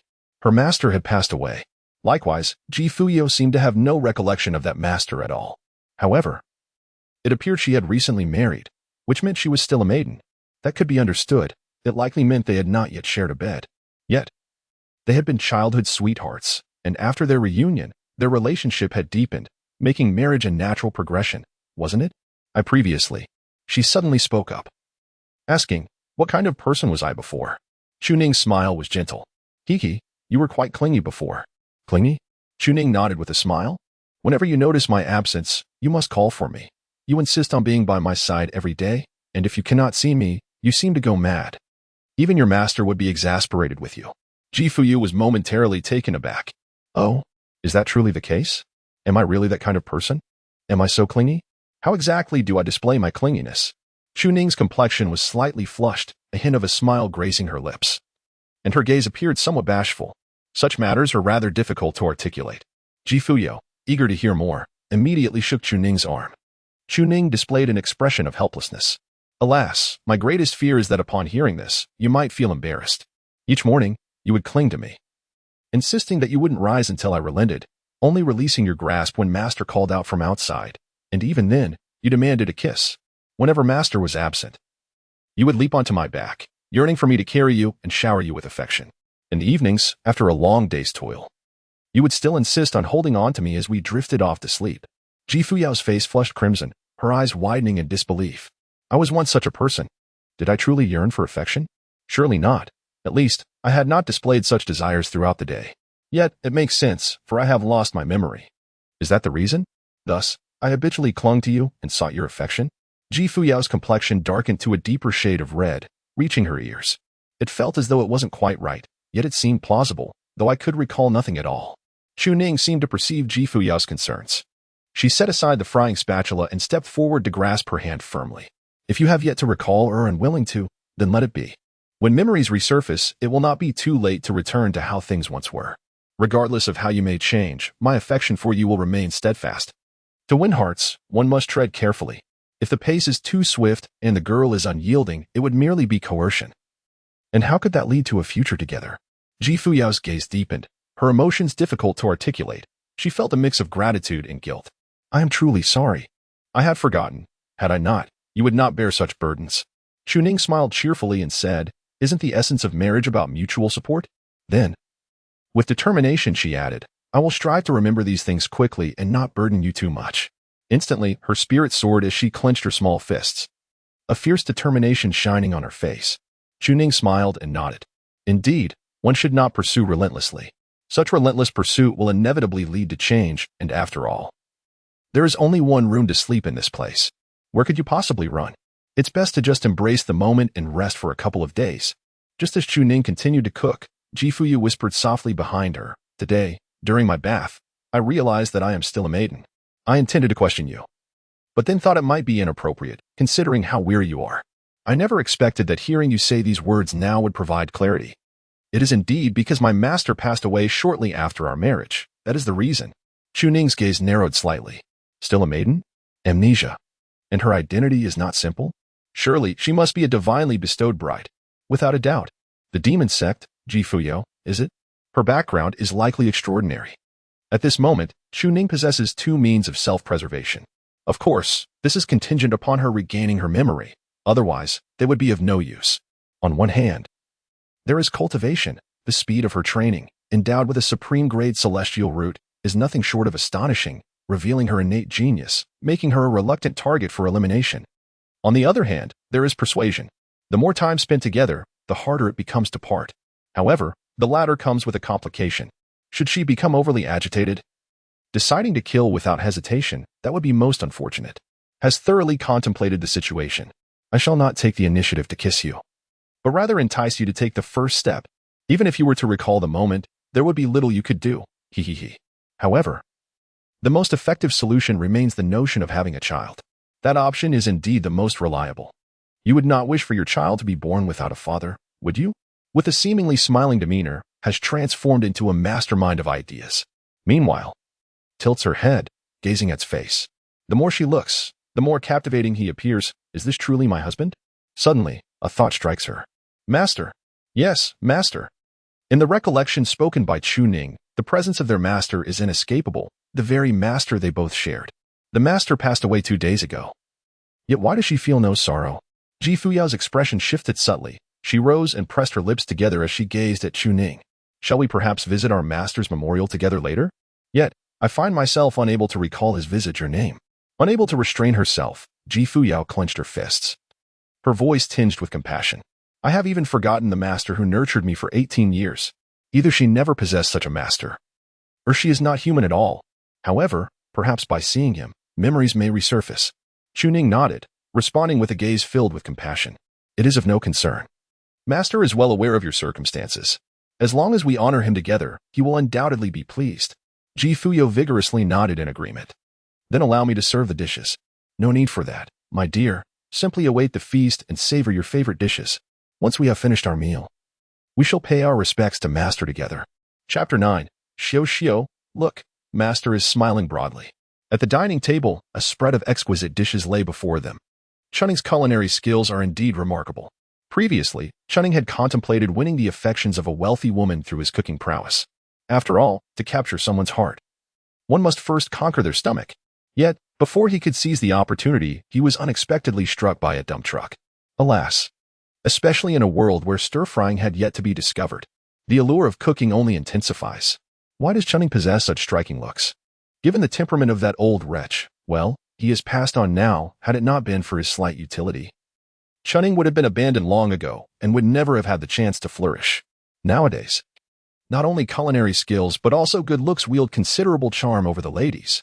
At this moment, Jifuyu gazed at the exquisite array of dishes before her. It suddenly dawned on her, her mother's flavor.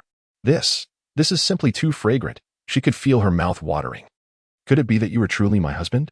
Observing the eager expression on Jifuyao's face, Chuning chuckled as he picked up a piece of twice-cooked pork. Dear wife, this is your favorite dish. Do not inquire why it is your favorite. This delicacy appeals to both young and old, and everyone praises it, especially during their first taste. As Fuyao watched Chuning bring the food closer with his chopsticks, her cheeks flushed slightly. Yet, gazing into his clear and sincere eyes, she found herself hesitating. With a bite, the flavors erupted in her senses, leaving Fuyao utterly astonished. How could this taste be so exquisite? Indeed, it is my favorite. He knows my preferences. But she still couldn't fully admit it. She felt shy even to call him husband. She had intended to take the used chopsticks. But Chuning had already begun eating. Fuyao's face reddened further as she watched him eat with the very chopsticks she had used, devoid of any awkwardness. As if they were an old married couple. I have yet to acknowledge that I am your wife. Yet the food is undeniably delicious. I shall eat first. Without delay, she grabbed a pair of new chopsticks and began to feast, savoring every bite. Chu Ning cast a discreet glance, remaining composed. Sweet. She mused. I wonder what flavor those little lips possess. Yet, Chu Ning did not feel rushed. Go on, indulge a little more. There is no one here to compete with you. My dear, it's all yours. Come and savor some soup. Fuyao, often the recipient of such generous offerings, felt a twinge of embarrassment at the prospect of refusing. Nevertheless, it undeniably stirred a flurry of emotions within her. If I truly were your beloved, why do I feel such bashfulness? I can't shake the feeling that you were taking advantage of me. What a perplexing sensation. It was an instinctive intuition, a woman's sixth sense, difficult to articulate. Yet she couldn't shake the suspicion of deceit. However, she possessed no evidence to substantiate her feelings. With great effort, the meal was entirely consumed by Fuyao, leaving nothing on the table. Chunning was taken aback. It seemed as though he had never experienced exquisite delicacies in his entire life. Of course, if my dear wife is willing, I would gladly devote my life to preparing meals for you. The two departed from the Taoist temple. According to Fuyao, she wished to pay her respects to her master. The afternoon light had already dimmed, casting a gentle shadow over the woods, while a soft breeze stirred the air. Accompanied by the distant sounds of chirping insects and singing birds, the two walked side by side. Fuyao, feeling thoroughly satisfied after a hearty meal, occasionally glanced at Chunning's expression. One's character, she believed, could be discerned from such subtleties. She couldn't quite fathom why she felt this way, yet it was undeniable. Chunning appeared somewhat smug, as if he had struck a remarkable bargain. Moreover, how could one possibly regard such a relationship with their husband as effortless? She felt she had truly gained much from it, merely taking a bath and enjoying a meal. To think that such a small exchange could be considered a fair trade seemed rather unjust. Yet, Chunning's expression remained unchanged. At that moment, there was a hint of sorrow, as if he were about to confront the grave of his master. She sensed this emotion but could not grasp the essence of sadness. Several miles from the temple, they arrived at a modest earthen mound. The grave was exceedingly simple, merely a small hillock. In front of the grave stood a rudimentary wooden plaque inscribed with the words, "Here lies Master Wang Hongwen, forever evergreen." Before the tomb lay yesterday's burnt yellow paper and offerings. Was this truly their master? However, when she looked up, she still felt no familiarity. Yet, Chunning had already rushed forward, collapsing in tears. Master! Fuyao was momentarily stunned and turned to look. Master, I have brought Xiao to see you. You said you were only in your 40s. How could you have passed away so suddenly? Your death is so tragic. Without you, how will I and Xiao carry on? Xiao is still plagued by a severe illness, often losing her memory. I truly feel exhausted, Master. I miss you so much. You old man, you died far too well. If it weren't for my usefulness over the years, I might have been the one lying there instead. My Taoist robe is tattered, and the scars on my body are all from your beatings. If it weren't for the spiritual energy of the body refinement stage, lifting Chunning's garments would reveal a shocking array of wounds. It's a good thing he is a man. Had he been a woman, he would likely have fallen victim to darker schemes long ago. Chu Ning wept with a heart-wrenching sorrow, reminiscent of her own past tribulations. Truly, her plight was nothing short of tragic, imbued with profound emotion. Yet, is it not somewhat unethical to exploit the deceased for one's narrative? This old wretch has never regarded morality in his dealings with me. You are now our revered mentor. I strongly advise you to refrain from emerging from the grave. In that moment, tears streamed down Chu Ning's face, her expression a tempest of grief and indignation, occasionally punctuated by murmurs of complaint. It seemed as though her sorrow stemmed from the loss of her master and the anguish over Fuyao's amnesia. Witnessing this, Fuyao's visage turned to one of guilt, compelling her to lower her head in shame. Her master had passed away. Yet, she continued to act irrationally each day, questioning whether Chu Ning truly was her husband. If he were not her spouse, how could he show such tender care and possess such intimate knowledge of her habits? Perhaps these sentiments were indeed genuine, though I find it difficult to accept at present. Nonetheless, he has departed from this world. Her husband could very well be her true husband, and her master might indeed have been her mentor. Reflecting on all that Chu Ning had recently spoken of her master, Fuyao's sense of guilt deepened. A wayward daughter, a disloyal wife, she doubted her master and her husband, becoming embroiled in her own turmoil. Her eyes reddened immediately, tears welling up as she fell to her knees with a thud. Master, unfilial descendant Chu Xiao pays her respects to you. Your disciple is unworthy. I have caused you unrest in the afterlife. I am plagued by amnesia, causing my husband needless worry. I will remain by my husband's side, striving to regain those memories. ensuring that neither you nor he shall continue to bear anxiety.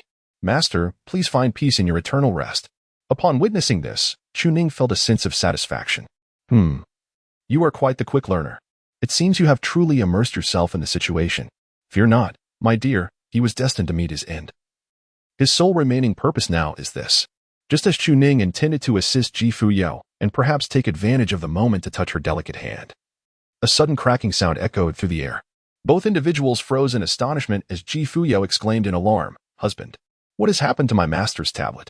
With wide eyes, she pointed at the tablet, while Chuning turned to see the source of her distress. To their horror, the tablet had split cleanly down the middle, breaking into two halves. "Master, how could you have shattered like this? This is quite the predicament." "Wait." Chuning quickly devised a strategy. "My dear, the master has heard your words." Fuyao was taken aback. He heard it? But master, this. Chuning's excited voice echoed as he rushed forward to embrace Fuyao. "Master is smiling. Xiao, look. Master is grinning widely." Chapter 10. Rest assured. "I would never do anything to you." On their way back, the two walked side by side, yet could not help but ponder over the recent events. "Master, is he really smiling? Hasn't he passed away?" At that moment, Fuyao found herself at a loss for words. Her gaze occasionally flickered towards Chuning, observing his expression. She perceived relief and joy on his face. "Is it because I accompanied him to pay respects to Master?" "Yes, be assured. I will strive to recall everything we shared." Of course, this was contingent upon there being anything to remember. Nevertheless, Fuyao was utterly convinced of this notion at present. If it were a fabrication, how exhausting would it be for Chuning to concoct such an elaborate tale? At this moment, Chuning felt a slight tingling sensation along his back. Goodness, this woman is not simple. Can merely bowing cause my master's grave to erupt? Who is she? What sect does the demon sect belong to? And who is Fuyao? Though he had embarked on his own cultivation journey, he doubted his bowing could elicit such a reaction from his master. Suddenly, Fuyao spoke up. Husband? Although she felt somewhat unaccustomed to the term, she wondered if repeated usage might accelerate the recovery of her memories. If she were not truly his wife, she would undoubtedly demand a steep price from Chuning, a most painful price.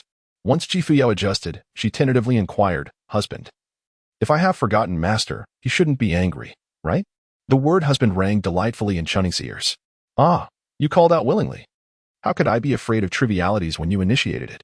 Though he had guided her, he feigned ignorance, refusing to acknowledge his own role. "Indeed, Master would certainly not be upset." "Really? Rest assured. If you do not trust me, how can you doubt Master? He has passed in peace. With someone to bow and offer incense for him, you are bound to have a fortunate reincarnation." Fuyao found these words peculiar. "Master has passed away. And even if I do not believe it, I must accept it." Upon returning to the temple, twilight began to descend. The forest grew increasingly tranquil. As the last rays of the slanting sun faded into the horizon, silence enveloped the deserted temple, and a chill breeze swept through, rendering the surroundings slightly eerie. However, Chuning was unafraid of spirits. After all, he was in the presence of a revered deity. Fuyao followed closely by Chuning's side, relishing the serene environment, free from disturbances. Within her, a long-lost tranquility emerged, devoid of any anxiety or unrest. She cherished such places, perhaps because it was where she had grown up. Speaking of which, there should be some remnants of her past. Fuyao observed everything along the way. That vegetable garden contains the ingredients for today's meal. And there are 2 sets of cooking utensils. She noted the 2 brooms for cleaning, indicating they were likely used by her and Chuning together. The more she looked, the more her conviction solidified. We must have lived together here all these years.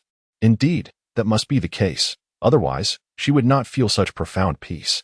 Contemplating that the person beside her was her husband, she felt quite content mentally. He was a gentle soul, albeit one who would occasionally tap her on the head for mistakes. Furthermore, he was incredibly handsome, in a way that was genuinely pleasing to behold.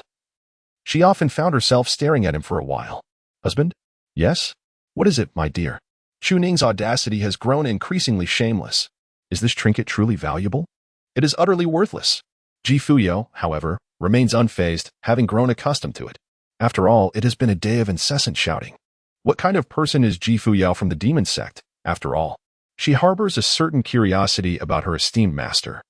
Chuning grasped Fuyao and strode towards the room, intending to retire for the night.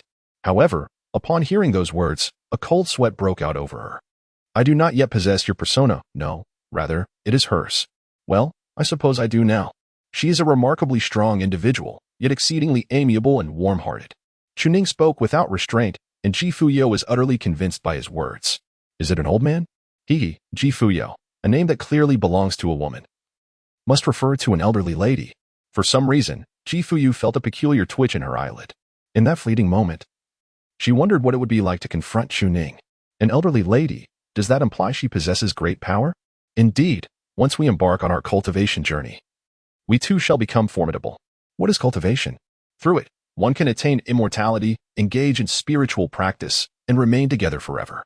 A smile graced Ji Fuyao's face as she remarked, although you say so, I sense it may not be quite that straightforward. There must be many other possibilities to explore. No? Chuning smiled and nodded. Naturally, soaring through the skies with a sword, dispatching foes with a mere flick of the fingers, cleaving mountains and severing rivers, such formidable techniques are reserved for the most powerful cultivators. Yet, for the two of us, it is merely the prospect of eternal life and companionship. Is it not? These words made Ji Fuyao's ears flush with a hint of embarrassment. How rare it is for me to feel shy. I find myself enchanted by this unfamiliar expression of affection, which I do not find displeasing. Eternal life and companionship. Upon noticing the flushed face of Ji Fuyao, Chuning effortlessly took her hand. Her complexion deepened in hue, yet she did not withdraw. Ah, his hands are so large. They exude a comforting sense of security. Suddenly, Ji Fuyao pondered a thought. Husband? Yes. My dear wife. You need not be so exhilarated, do you? She felt a tinge of peculiarity, yet refrained from elaborating, instead smiling as she spoke, since we have both been residing in this Taoist temple. How about you guide me in our daily tasks starting tomorrow? A wave of excitement washed over her, for perhaps this would hasten the restoration of her memories. Would it enable me to recall even more? Certainly, I can recount the events that transpired here. Indeed, many times you have remembered in this manner. Is that so? Indeed. Xiao. Chuning now held a decisive hand. You call me husband, and I shall call you wife. When I call you, I will refer to you as Xiao. This shall serve as a bargaining chip for our future dealings. As for holding hands and such, I shall not be modest. I will simply say that you may initiate it. As the evening wore on, Chuning found himself reluctant to release that small hand. Yet more pressing matters beckoned. The night was advancing. Xiao, let us rest for now. We shall converse further upon awakening tomorrow morning, shall we? Ji Fuyao nodded, but suddenly paused. Rest? Where shall I sleep? Do you not know where you shall sleep? She hesitated, her gaze becoming erratic. Having called you husband and allowing you to hold my hand signifies my trust in you. But could you sleep elsewhere tonight? However, upon inspection, there was but one main hall, a kitchen, a water room, and 2 side rooms. One of the side rooms had collapsed entirely, leaving only one remaining. Did my husband not speak of us sharing the same bed previously? Ji Fuyao's face immediately brightened with a smile as she attempted to retract her hand. Husband, are you tired? I am not weary. Perhaps I shall sit alone for a while. Chuning wore a smile on her face, offering no chance for refusal. It's all right. We can take a break and converse leisurely. It's late at night, and I worry you might wander off alone. In this desolate wilderness, where could I possibly go? Right, my husband, please release me for a moment. No, you are still unwell. I must keep an eye on you. The smile at the corners of Chuning's lips grew ever more pronounced as she pulled Ji Fuyao into the room. Oh, dear Xiao, do you not know what kind of person your husband is? Despite being married for so long, you remain untouched. Isn't that proof? It attests that your husband is a man of virtue, does it not? Look at you, blushing. Shouldn't a couple share a bed? At that moment, Ji Fuyao felt an urge to flee. Why do I feel as though you intend to devour me? Why do you seem so agitated? Could it be that you are not truly my husband, and you've been pretending all day, planning to reveal your true self? Yet, reflecting on Chuning's words, she thought, indeed, if I were not his wife, how could I possibly be here? Am I to believe I fell from the heavens? Surely, he would only hold me or take my hand, but kissing me? That seemed unlikely. As the two extinguished the lights, they slowly ventured into the room. Chapter 11. How did it come to this? The room was modest in size, featuring a clay bed, with simple tables and stools, all impeccably tidy and devoid of any peculiar odors. Upon the clay bed lay a quilt and 2 pillows. Beside it stood a clothes rack. Were those her garments? Although it was Ji Fuyao's first visit to their shared quarters, she felt a twinge of shyness. Nevertheless, upon seeing the beautiful attire, she could not resist approaching to admire it closely. Did I purchase these? Oh my, how adorable! Chuning said with a cheerful smile. It was master and I who took you shopping. You ought to express your gratitude to Master, though it was all chosen according to your preferences. Other characters should also have their moments to shine. After all, that old fellow now holds the esteemed role of a mentor and friend. When the time comes for him to make an appearance, he should not be overshadowed by others. Otherwise, it may come across as somewhat contrived. Upon hearing the mention of Master, Fuyao's eyes instantly glistened with unshed tears. Master has been so kind to me, and I nearly forgot about him. Yet, I shall always cherish the goodness of Master. Chuning sat by the earthen Kong, which was adorned with an exceptionally comfortable quilt. Now softened by time, something she rarely allowed herself to indulge in. Yet now, she felt inclined to do so. One ought to consider the timing, though. If you fancy it, why not give it a try? I believe you would look quite lovely in the red outfit, and perhaps the purple one would suit you even better. Fuyao immediately nodded, eager to try it on, but suddenly realized something and awkwardly withdrew her hand. Ah, we are about to rest. There is no need to rush. Indeed, it is time to rest. Fuyao turned to find Chuning sitting at the edge of the Kong, observing her. After a brief hesitation, Fuyao bolted away. I could never sleep here. It's simply impossible. I still haven't recalled everything about us. This place is unfamiliar to me. You cannot expect me to sleep with you. Upon witnessing this, Chuning immediately lunged forward, his prowess at the third layer of body refinement surpassing that of ordinary individuals. Yet, in that fleeting moment, he failed to seize his target. Had he not fortuitously secured the door latch, allowing Fuyao a moment's respite, the opportunity would have been lost. How nimble he is, indeed. Speak. Where do you intend to flee? Are you contemplating another escape? Chuning was directly likened to a chestnut headbutt, prompting Fuyao to immediately cradle her head, her expression one of deep lament. I haven't quite recalled. What actions have I undertaken? She mused. It felt akin to the calm before a tempest. As soon as I ascend the bed, you might devour me whole. Crouching on the ground, Fuyao continued to hold her head. My lord, I do have some impression of you and find you rather admirable. However, do you not consider that if I were to lie upon the bed now, I could easily be deceived by other men and perhaps lured into their embraces? That is inconceivable, he retorted. Ordinary individuals cannot rival my handsomeness, my audacity, nor my ability to execute matters flawlessly. Yet, as soon as those words escaped his lips, Chuning found himself at a loss for a retort. How to navigate this impasse? Observing the impact of her words, Fuyao quickly added, My lord. Ponder this. Were you in my position, would you not also refrain from such haste? After all, sharing a bed is fundamentally different from merely holding hands or exchanging embraces. She meticulously analyzed her thoughts, counting on her fingers. Firstly, you surely do not wish for me to sleep upon another's bed. So it is quite reasonable that I do not occupy this one, correct? Secondly, we are both of pure character. You have no intention of wrongdoing. Lastly, if you desire to hold hands, I shall oblige. But how about we refrain from sharing a bed? Chuning felt as though all her avenues for retreat had been completely obstructed. Goodness, are you truly this perceptive? I had assumed you were rather easily deceived. I have been holding your hand for quite some time. Do you think I merely wish to hold your hand? Nevertheless, there is some truth to this statement. From Fuyao's perspective, things appear this way. Chuning is, in essence, a familiar stranger. Even if the stories are true and have manifested into reality, she must undoubtedly possess her reservations. Such as the normal thought process of a woman, it is not merely a matter of being easily deceived. For that would be rather foolish. Chuning felt an overwhelming urge to tear his hair out in frustration, yet he refrained from displaying such emotions, instead feigning deep contemplation. Observing the effectiveness of her approach, Fuyao immediately rose with a smile. Although she could accept Chuning's identity as her husband, sharing a bed necessitated further memories to bridge the gap. In that case, I suppose I can sleep outside without issue. Upon hearing these words, Chuning let out a resigned sigh.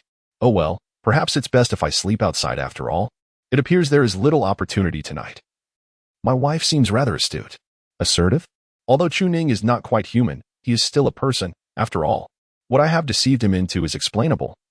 Even if he regains his memories, he did not resist, did he? But if it were forced upon him, I would undoubtedly meet a tragic fate.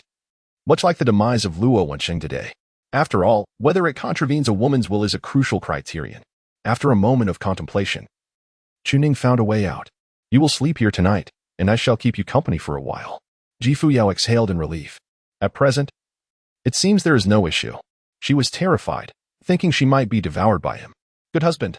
A moment later, in the room, the lights extinguished, plunging everything into darkness. Fuyao lay on the bed, her body tense, her expression one of astonishment. The bed was quite comfortable, devoid of any strange odors. Yet beside her lay the breath of a man. Though he uttered not a word, he was undoubtedly a man. What on earth had transpired? Reflecting back, she recalled her return from the grave visit, when the sky had already darkened. Then she had mentioned sleeping, only to be led into this room. Sensing something amiss and wanting to flee, but was intercepted. Subsequently, Chuning had mentioned wanting to talk with her. How did they end up here? Had he suggested lying down to converse, to feel more familiar? Then he had said they could share a blanket, assuring her nothing untoward would occur. And now, here they were? No. Fuyao felt herself unraveling. Weren't you supposed to talk with me about the past? How did we end up in bed? Was I guided into this? He had used that face and gentle words to deceive me, deliberately diverting my attention, leading me onto the bed. In that instant, she shot a look at Chuning. Is that it? Did you fool me to entice me? But then again, she was not a fool. How could she have been so easily misled? Was it possible that certain habits made entering the room seem entirely natural? This realization seemed to spark something within Fuyao. Perhaps it was this very ease that prevented her from questioning the situation upon entering. Otherwise, she would have asked as soon as she stepped inside. Yet, the urge to flee surged within her. There was no way she could sleep. If you fear I might escape, you could sleep on the floor. Otherwise, I can manage without sleeping. Fuyao felt her cheeks flush, being so close to a man. But Chuning's last words reminded her. She was still a maiden, indicating that he had truly not laid a finger on her. At most, she had been the one to initiate a kiss with him. Was it because they had encountered misfortune so soon after their marriage? She was uncertain, but her body remained pure. Chuning had not acted improperly, had she? After contemplating for a moment, she found Chuning to be quite amiable and was just about to relax and succumb to slumber. However, she suddenly sensed something encroaching upon her. With a swift motion, Fuyao promptly delivered a resounding slap to Chuning's mischievous paw. Did you not vow not to engage in any untoward actions when you ascended the bed? Chuning looked utterly innocent. I didn't do anything, she exclaimed, glaring fiercely. Then why are you touching my leg? I was looking for your hand, he replied. I feared you might feel lonely, so I wanted to hold it. Fuyao retorted. I'm not lonely. I simply wish to sleep in peace. I believe you might be the lonely one, he insisted. Fuyao could no longer tolerate this. Didn't you say you wanted to talk to me? Yet, after approaching, you inched closer without uttering a word. Are you trying to consume me bit by bit? I now present you with two choices. Either engage in conversation with me, or leave. There are no alternatives. Of course, you could opt to sleep underground. I shall keep one eye open, watching you as I rest. Chapter 12. The Tearful Sorceress. Seeing this, Chuning found it difficult to say anything further. Her wife was exceedingly clever. Brilliant, indeed. It seemed her physical prowess was no ordinary matter, as he had failed to catch up earlier. After all, having fallen from the heavens, she remained unscathed. Her strength must be remarkable. Hence, it was time to say something. After a brief contemplation, a topic emerged. You seem quite tense right now. I can sense it.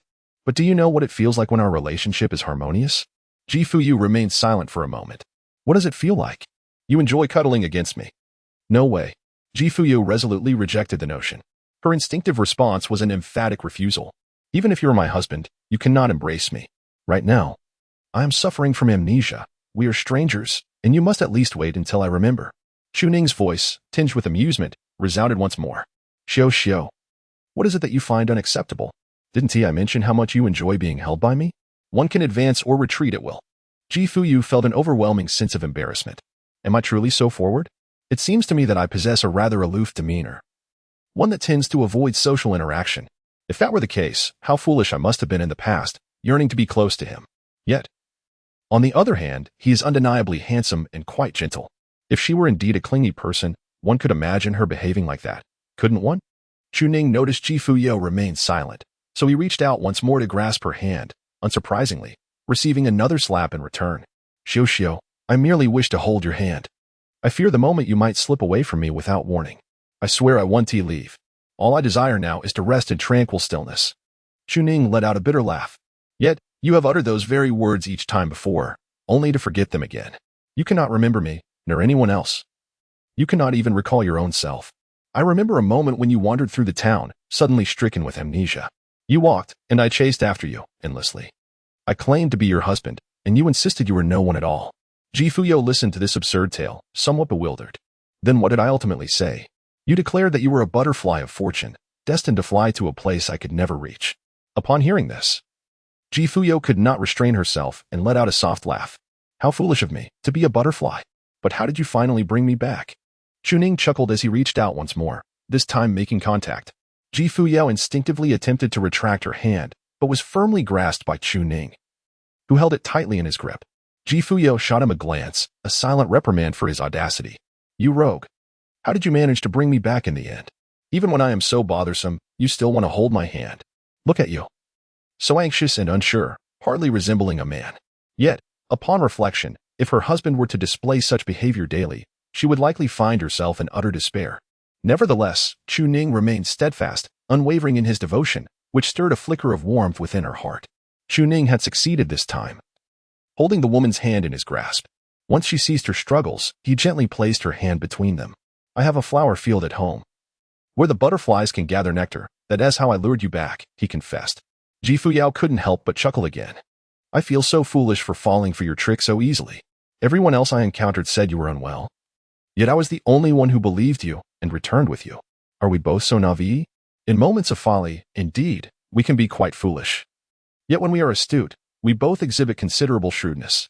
Fuyao pondered this notion slightly and found it to be true. She felt quite intelligent. Certainly not as foolish as Chuning claimed, but perhaps everyone has their moments of ignorance. A rare lapse here, and there is nothing to be concerned about. The image of a small town lingered in her mind. Chuning called out to his beloved from behind, flapping his arms like a foolish bird, declaring to everyone that he was Wafuti. Passers-by would remark on her folly, suggesting she should reconsider her mental state. Only Chuning seemed to take heed of such comments, proudly proclaiming that he had a field of flowers at home. Fuyao found little amusement in this. Her eyes grew moist, and when Chuning's attention wavered, she discreetly turned her head to wipe away her tears. Such a simple-minded fellow, yet he drew the gaze of others. If it were her, she would have long since departed. Yet Chuning pursued her relentlessly, unwavering in his devotion, as if it were always so. He truly was a good man. If only she could recall all their past memories, then, as you suggested, she would embrace and kiss him, despite her usual aversion to affection. He deserved all this kindness. Yet at this moment, her mind was a blank slate. All she could offer was a gentle handhold, hoping he would not be too angry with her. Chuning. Did I leave behind nothing during each of my previous lapses in memory? Chuning chuckled softly. You insist on writing a diary, urging me to keep it for you to peruse when you fall ill again. Yet, each time you recover, you burn it, declaring it useless. And if I attempt to intervene, you become angry. Fuyao silently chided herself. Am I not the one who is unwell? Well, indeed, I am unwell. However, it would be wonderful to have a record of things. Starting tomorrow, I shall write, and you shall transcribe. In due course, we shall each possess a copy. If I were to lose my memory again, you could present yours to me. Would that not facilitate my recollection? Chuning offered a faint smile, transitioning from a handshake to an intimate clasp of 10 fingers. The latter's complexion instantly shifted, eyes widening, cheeks flushing deeply, undoubtedly obscured by the night's veil. You don't hold me like that. I might cry. If you keep holding me, I truly will, she exclaimed. All right, I don't wish to cry, in truth. I feel a tad joyful. She ceased her struggles, gently closing her eyes, surrendering to a profound slumber, as if she had not experienced such blissful rest in ages. Meanwhile, Chuning had initially harbored intentions of advancing their connection, perhaps a tender embrace or something similar, only to be abruptly met with the sound of Fuyao's snores. Goodness, do you truly feel this secure with me? He pondered. How foolish. I must be careful not to be deceived. With a sigh, Chuning pondered the situation. There was little that could be done. One cannot forcibly defy a woman's will. However, today had yielded considerable progress. He waited patiently until Fuyao was entirely asleep before rising slowly. Indeed, it was not merely a matter of doing something. He sensed that his unfamiliar bride was not as simple as she appeared. If he were to truly win her over, he would need to possess some strength to keep her by his side. Under the cover of night, he resolved to intensify his cultivation, which had always been his intention. If he could manage to break the ground at his master's grave, accomplishing his goal would mean that Fuyao would indubitably belong to him. Ah, my wife. Chapter 13, Ascension of Realms, a night of body refinement at its pinnacle. As night fell and the stars hung low in the sky, Chuning maintained a calm demeanor in a secluded corner of the Taoist temple. Was it not morally questionable for him to deceive a young girl? As the saying goes, what use is morality? Morality is a shackle for the virtuous. I am a practitioner of the heavenly demon cycle. Moreover, he had not truly committed any wrongdoing, had he? Although it might seem somewhat shameless, to Chuning, the concept of face was trivial and easily disregarded. Her status was undoubtedly significant. The fortune she bore must be immense to elicit such joy from his master.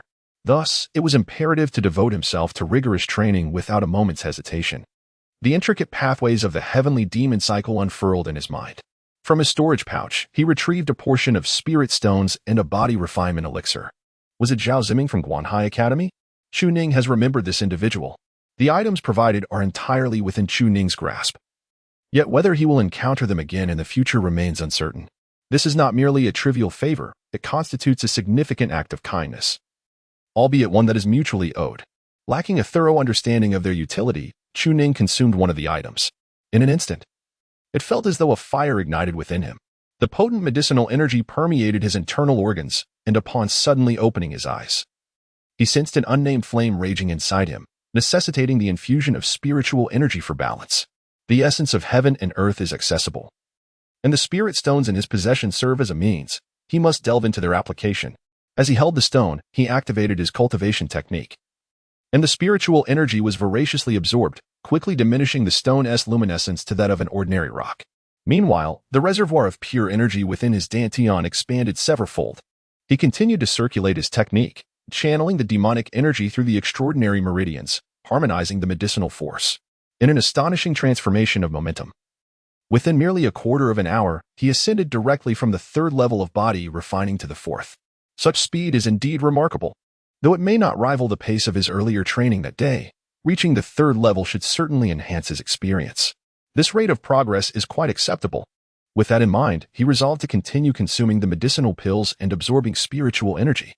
He was unaware of the monetary value of a spirit stone in relation to ordinary gold and silver. However, he currently possessed nearly 2,000 spirit stones.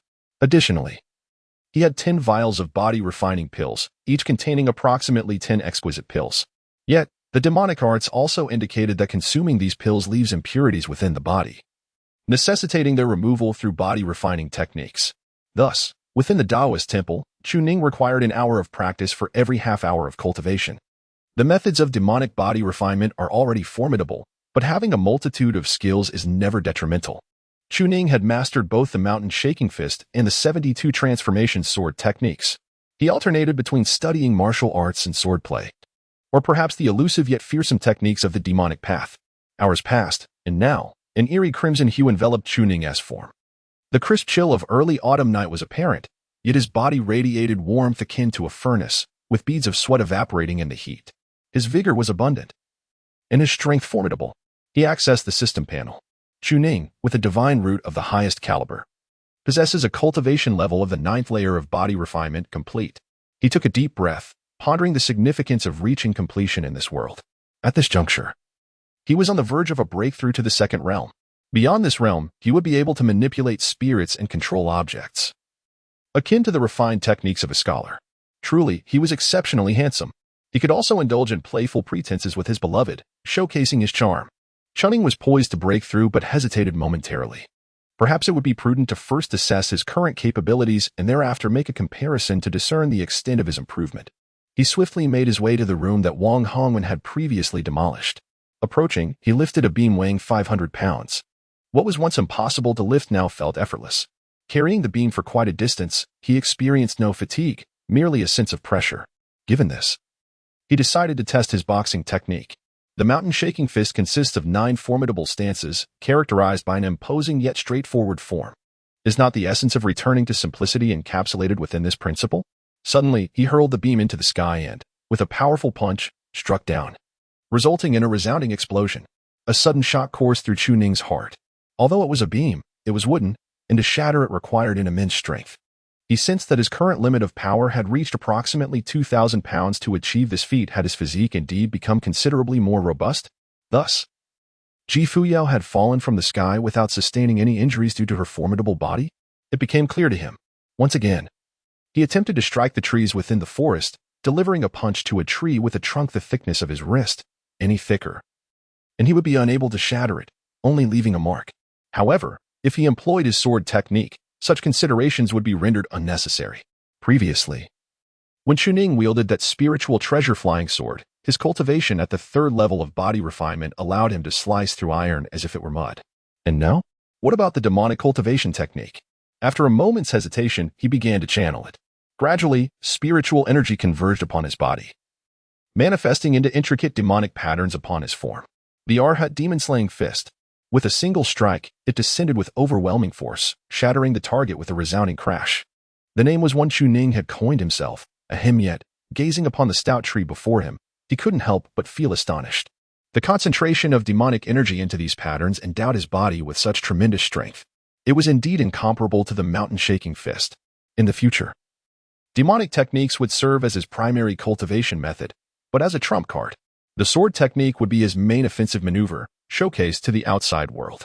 Ultimately, he would primarily rely on his fist techniques. Chuning, rather cunning, understood the importance of concealing his trump cards. At this hour, it was already the witching hour, with merely an hour and a half remaining until dawn. He recalled the method for breaking through to the second realm, the spirit mansion stage. One must reach the pinnacle of physicality to transcend to the second realm. Thus, achieving a breakthrough here would be most opportune. After reaching the second realm, he could try once more. Within the Guanhai Academy, daylight broke. In a room, a young girl implored the scholar with a pleading expression. "Uncle Zhao, please take me to meet my benefactor. It's just a brief encounter. I promise I won't impose." Zhao Ziming, the sword-wielding practitioner from yesterday, possessed an impressive cultivation level at the third stage, mere months away from breaking into the fourth realm. His mastery of swordsmanship was unrivaled, and he had gifted Chuning with the transformative sword techniques. In Mushi, the silver-haired maiden from yesterday, stood by. The scholar, with a calm demeanor, spoke slowly. "This individual has chosen to sever ties with you. Even if you drag me to the soul-dispersing mountain, I will not facilitate your meeting with him. If you don't take me to see him, I vow to forsake my cultivation and my studies for life. My father will be furious when he returns." Zhao Ziming could not help but twitch at the corners of his mouth. The man had clearly expressed his desire to avoid worldly entanglements. Why did she still wish to meet him? What was the logic in that? He had already provided her with training materials sufficient for 5 or 6 years of cultivation to reach the second realm. What was the point in revisiting yesterday's pretentious declarations?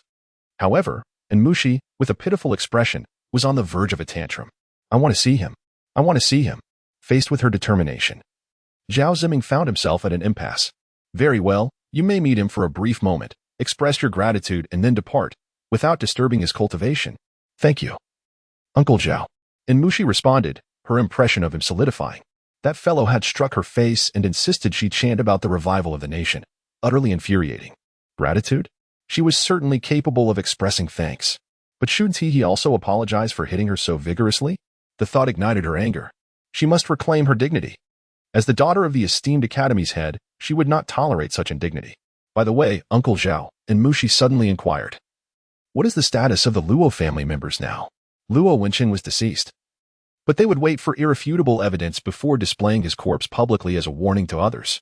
Luo Tianyu was currently under supervision, pending investigation. Both father and son had leered at her with ill intentions. They were certainly not virtuous individuals. "Uncle Zhao, I shall prepare some gifts." Chapter 14. On diaries and cultivation within the Five Peaks Temple, the sun shone brightly. Fuyao had enjoyed a remarkably restful sleep, devoid of dreams. Upon waking, her face was flushed, adorned with a hint of confusion. "Where am I? Is this my home? Did I sleep alongside Chuning last night? Oh no, my purity." Fuyao quickly glanced down and was relieved to find her clothing intact, with no violations having occurred. Turning around, she discovered she was alone. She hesitated momentarily. "Am I being overly anxious? He assured me nothing would happen. Why should I fret?" Reflecting on the events of the previous day, Fuyao couldn't help but feel her mind clouded. How did I end up on his bed? I must be easily deceived. Outside, the sound of swords slicing through the air echoed. Intrigued by the noise, Fuyao rose and opened the door. In the temple courtyard, Chuning was practicing swordplay. Dressed in a flowing white robe, his movements were ethereal, his sword spinning through 72 forms, illuminated by the sunlight that cast a divine glow upon him.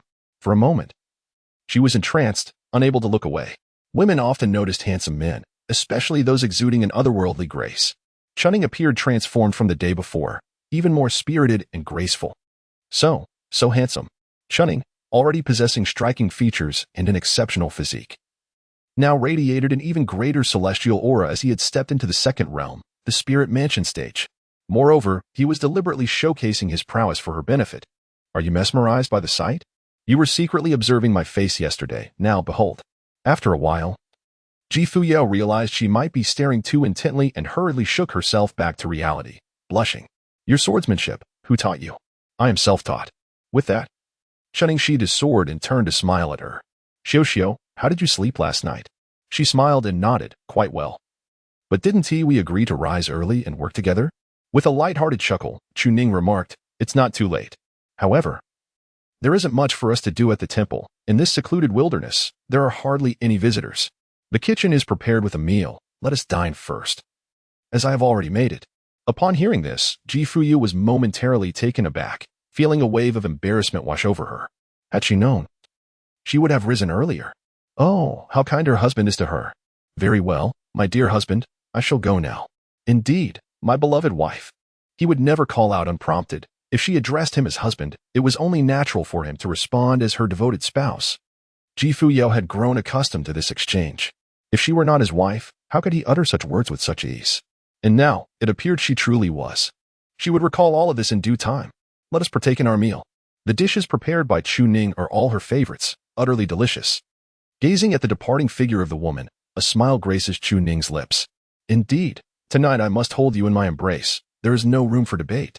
Since we have already held hands on the first day, a gentle embrace should be quite permissible. Wouldn't you agree? The crucial point is that he has also sensed it. Fuyao finds herself quite captivated by his allure. Alas, Chuning stood with his hands behind his back, letting out a long sigh. Being handsome is indeed a burden. One cannot fathom how many unknown fairy sisters he has captivated since leaving the Taoist temple. At this moment, Chuning gazed at Fuyao, who was busily preparing a meal in the kitchen, and smiled as he waved his hand. There is no need to save any for me. I have already eaten. Fuyao's cheeks flushed with embarrassment. Do you know that I eat a lot? Well, I won't save any then. I shall wash the dishes later. In the small courtyard, Chuning sensed his cultivation. At the second realm of the spiritual mansion, he had condensed a small universe within his dantian, storing spiritual energy. The practice involved cultivating this miniature world, akin to the vastness of the universe surrounding him. Upon reaching the celestial realm, the landscapes and rivers within his spiritual mansion mirrored those of the external world, embodying the essence of his cultivation journey. Following his breakthrough, his physical prowess had multiplied several times. He was also able to wield more magical runes, with a particularly captivating rune on his wrist that would not fade. According to the teachings of the demon ancestor, this was an innate Tao rune, attainable only by those adept in the intricacies of the demonic path. It was far more formidable than ordinary runes and seemed capable of summoning ferocious beasts from the world, harnessing their strength. However, time was of the essence, otherwise he would have already manifested it. In the next moment, Chuning's gaze sharpened. With a gesture of his fingers, he summoned his sword with precision. Instantly, his flying sword, a treasured artifact, shot forth and lodged itself firmly into the wooden door. The art of swordsmanship was a deadly skill of the sword cultivator. He could control the flying sword up to 500 meters, approximately a mile, but this technique consumed a significant amount of spiritual energy. Yet, if he were to encounter a situation like that with the silver-horned maiden again, he would not need to intervene personally. With the art of swordsmanship, one could slay from 1,000 miles away. This was the essence of being a sword cultivator. He did not disturb Fuyao while she dined, but continued to wield his spiritual energy to manipulate the sword and objects around him. The spiritual mansion had distinct phases. In the early stage, one could manipulate spirits and objects. In the mid-stage, one could achieve a continuous flow of spiritual energy, and in the later stage, one could attain the ability to fly with the sword. At present, his cultivation was at the early phase of the spiritual mansion. Cultivation, second realm spiritual mansion, progress, early stage 70, he had also grasped the role of the spiritual root. It was akin to a vessel. The better the spiritual root, the faster it could absorb spiritual energy and actively filter out impurities, thus accelerating cultivation. Spiritual energy would be replenished swiftly once a deficiency occurred. He was currently endeavoring to release spiritual energy while simultaneously absorbing the spiritual energy of the universe. This would create an unceasing flow, indicative of the mid-phase of the second realm. My husband, I have washed the dishes, Fuyao announced as she emerged from the kitchen, her face radiant with pride. As if to say, look at me, dear husband. I did not eat in vain. I have washed the dishes. I can help with cooking at noon. If I am unsure, you can teach me, dear husband. With a smile, Chuning nodded, his gaze suddenly sharpening as the flying sword returned with a swift motion, sheathing itself with a flourish. Ji Fuyo's composure faltered in an instant. How magnificent! To possess such striking handsomeness and wield a sword with such grace, he is indeed my husband. She began to understand why Chuning referred to her as clingy. The allure he exuded was undeniably potent for an 18-year-old girl. Yet, Ji Fuyo endeavored to maintain her poise. Well, since he is my husband, I can remain somewhat composed. After all, there is no one vying for him, is there? She had already begun to strategize. Once I regain my memories, I will figure things out. Promptly, she rose to fetch a small notebook and brush. Yes, I must record what transpired yesterday. And, dear husband, you should keep a copy as well, ensuring that at least one version remains with us. Then, if I ever lose my memory again, you can show it to me. Chuning smiled, narrowing his eyes with delight. Hiki, this is feasible. At the stone table in the courtyard, the two sat on opposite sides. Ji Fuyao had earnestly begun to write. The content was quite simple. Your name is Chu Xiao, and you are perpetually afflicted by amnesia. This is not the first time you have forgotten.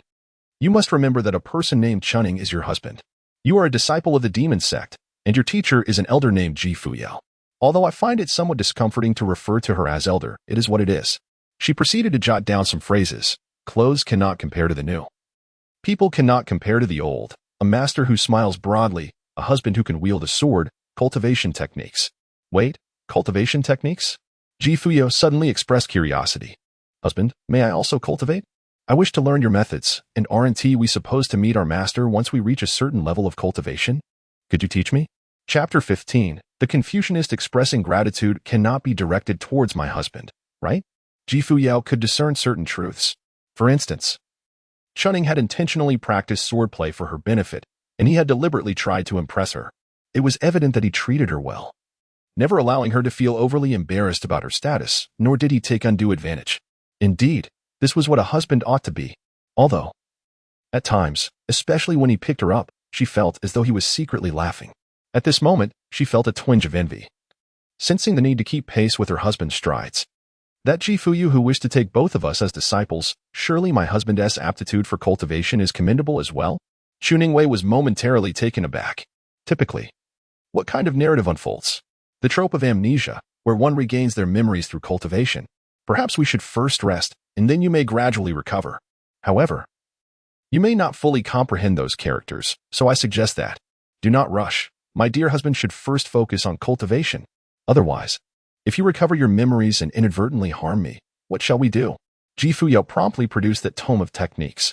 Ah, you refer to this. The celestial demon wheel rotation technique? I can decipher it. Perhaps I have studied such characters before. As she spoke, she began to leaf through the pages of the manual. Chuning felt a twinge of anxiety. Oh dear, you are beginning your cultivation. What if you regain your memories? At least we would have some emotional foundation to build upon. In truth, Chuning had come to a realization. He felt that forcing matters was somewhat inappropriate, reminiscent of the man he had slain, Luo Wenqing. Instead, it would be better to adopt a more gradual approach, akin to the metaphor of boiling a frog in warm water. Moreover, Ji Fuyao's identity and the subtle display of her prowess led Chuning to believe that her origins were undoubtedly extraordinary. And there would come a day when she would recall her memories. Well, when that day arrives, it matters little if we have not yet reached that point. We can still continue our journey together. Chuning had truly never encountered a woman with such exquisite grace and striking beauty. Regardless of whether she had a fiancé or not, she remained pure of heart. Now, she was mine. Yet, the crux of the matter lay in the depth of emotions. But then again, what grounds do I have to decline? According to the trajectory of this tale, refusal was simply not an option. Although a tinge of anxiety lingered, Chuning chose not to impede Ji Fuyao's endeavors. Enhancing her own abilities seemed far more prudent. Rather than remaining seated at the stone table, she reclined upon a chair basking in the sunlight, tilting her head to observe. Compared to yesterday, any lingering reservations had considerably diminished. They had shared a moment of slumber, even clasping hands. Ah, these words feel so familiar. As she continued to gaze, she became entranced, inadvertently leaning her chest upon the armrest, causing a slight distortion in her form. Chuning cast a furtive glance, pondering that this must surely be at least a D-cup. Tonight, perhaps he could seize the opportunity to hold hands without inadvertently brushing against her leg, and instead, perhaps, if Ji Fuyao were to grasp Chuning's current thoughts, she would undoubtedly scold him for being a rogue. Yet, She might also concede that such intimacy is not entirely amiss between spouses. Perhaps they had engaged in such behavior before, merely stopping short of the final step. Thus, one was engrossed in reading while the other stole glances. However, Chuning suddenly sensed something amiss. The spiritual energy around Ji Fuyao began to coalesce. He turned in astonishment to see what was happening. At this moment, the woman seemed to be attuned to her own essence, her cultivation level ascending step by step. Body refinement first layer, second layer, third layer, up to the ninth layer. Achieving the perfection of the first realm and the spirit palace of the second realm. Ji Fuyao also appeared to sense the transformation within her body. And a smile immediately graced her face. She then turned to Chuning and asked, "My dear husband, how long did it take you to reach the realm of sword mastery?" Chuning was taken aback. 5 or 6 hours. In the next moment, Ji Fuyao revealed a smile at the corner of her lips. She directly took control of the flying sword at Chuning's waist, soaring into the sky and forming an extraordinarily intricate arc, far surpassing the sword intent of Chuning's 72 transformations. Moreover, her manipulation of the sword was effortless and intuitive. As various sword techniques instinctively began to materialize in her mind, executed with casual grace, Chuning was utterly bewildered. What on earth is happening? How did you ascend so rapidly in your cultivation? There are indeed signs of an enhancement in your prowess. You have risen from a state of utter insignificance. Previously, you merely possessed a robust physique, but now, Chuning was utterly flabbergasted. Could it be that your spiritual root is accompanied by an additional 26 letters following my zero max? Is it possible that my spiritual root is deemed inferior in this realm? After painstakingly cultivating for half a day, I have only attained the second level. Oh, merciless system, why have you not bestowed upon me 1,000-fold talent? Ji Fuyao beamed with radiant joy. She had been seeking the means to control spirits and manipulate objects, and to her surprise, she discovered it swiftly and accomplished it just as quickly. It appeared that her desires manifested into reality. Unable to restrain herself, she glanced at Chuning, her eyes narrowing into a playful squint. "My dear husband, it seems my talent surpasses yours. No wonder the techniques bestowed upon me by that Ji Fuyao of the demon sect resonate so well with me. Perhaps I am meant to be the foremost disciple? As for you, it appears you shall remain in my shadow." With that, she continued her manipulation. And an extraordinary sword technique suddenly emerged in her mind, the 9 swords of inquiry, an immortal grade skill. Chuning, utterly entranced, had fully memorized the technique. And at that moment, the system also provided a notification. Oh, the 9 swords of inquiry, an immortal grade sword technique? He then turned his attention back to the system interface. Chuning cultivation level, second realm Lingfu progress, early stage 80, techniques, heavenly demon will turning art, divine grade 9 swords of inquiry, celestial grade A. This sword technique can be recorded by the system, so why was the one given by that scholar not viable? Indeed, the body refinement technique is unlikely to be of a high caliber. At present, Chuning is simply struck by the terrifyingly prodigious talent of Ji Fuyao. However, devoid of any point of reference, he remains oblivious to the true worth of the 9 swords of the Tao, which one can effortlessly memorize after a single glance. In this moment, he is incessantly providing Ji Fuyao with emotional affirmation. "Your skills are remarkable. Where did you acquire such swordsmanship?" "I taught myself." Her words mirror Chuning's own, yet a smile graces her lips. "Then I shall be the leader from now on, as I progress rather swiftly." Yet, all of a sudden, she seems to sense the approach of another presence and promptly sheathes her sword. Chuning looked on in confusion. "What is it, Xiao Xiao?"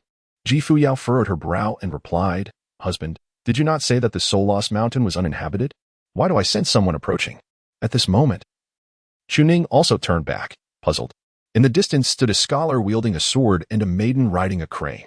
It was none other than Mr. Zhao Ziming, whose presence was quite formidable. Chuning held him in high regard. He mused that he could inquire about the progression of his cultivation in the second realm. However, after observing Ji Fuyao's rapid advancement, he felt it might be unwise to engage him. Yet, what could these two be here for? Apologies for the intrusion, esteemed Taoist.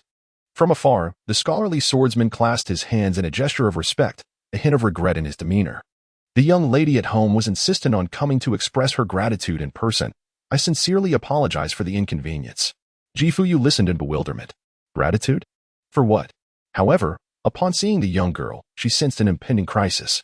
Her husband was extraordinarily handsome, surely. It could not be that she was drawn to him for his looks. Chuning was somewhat astonished. "I did not notice," yet Ji Fuyao sensed it. Just as he was about to speak, he suddenly felt his hand being grasped. Chuning suddenly turned around. "You have become so daring and proactive?" Ji Fuyao gazed calmly ahead. I am offering you an opportunity.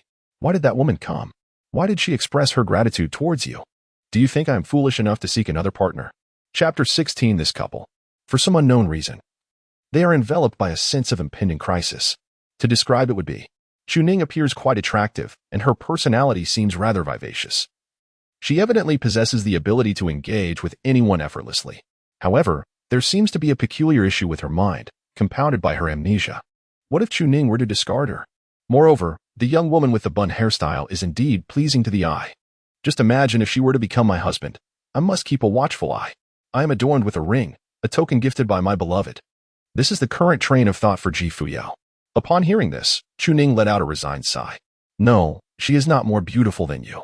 Does that mean if there were a woman more beautiful than I, you would be drawn to her? Chuning chuckled, and Fuyao instantly felt displeased. No way. If you dare to harbor feelings for another, I shall undoubtedly pierce you with my sword. Chuning squinted his eyes. If I am not your husband, then have you not spoken too soon? Is it not quite easy to be deceived? The woman was taken aback. Indeed. She realized she had not considered the scenario where Chuning was not her husband. Was it not rather inappropriate for her to hold hands then? Yet, she felt that Chuning was a good man.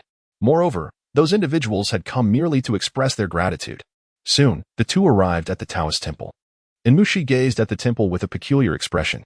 To her surprise, there was indeed a Taoist temple within the soul-soothing mountain. Zhao Ziming said nothing, merely smiling as he stepped forward with cupped hands. Taoist priest, I apologize for the disturbance today. He sighed helplessly. The young lady insisted on coming here to personally express her thanks. Otherwise, she would not relent. I find myself with no other choice. In truth, those words carry profound meaning. The paths of the Jianghu are long. We shall meet again in the future. And when we do meet again, it will be he who initiates the encounter. Had he known this beforehand, he would have refrained from such remarks yesterday. Chuning's face broke into a smile as he performed a respectful bow. He had met Mr. Zhao before and held a favorable impression of him. The techniques, the spiritual stones, and the elixirs were all of great utility. Encountering a Confucian for the first time, his impression was quite positive. However, he remarked, your visit truly interrupts my time with my wife. I'm in Mushi. Thank you for yesterday. A smile graced the young lady's face, her beautiful countenance illuminated with joy. Fuyao's gaze flickered as she tightened her grip on Chuning's hand, which he naturally noticed. Oh, why are you jealous over a simple greeting? Am I truly that lacking in integrity? Yesterday, I didn't even glance at that silver-haired fellow.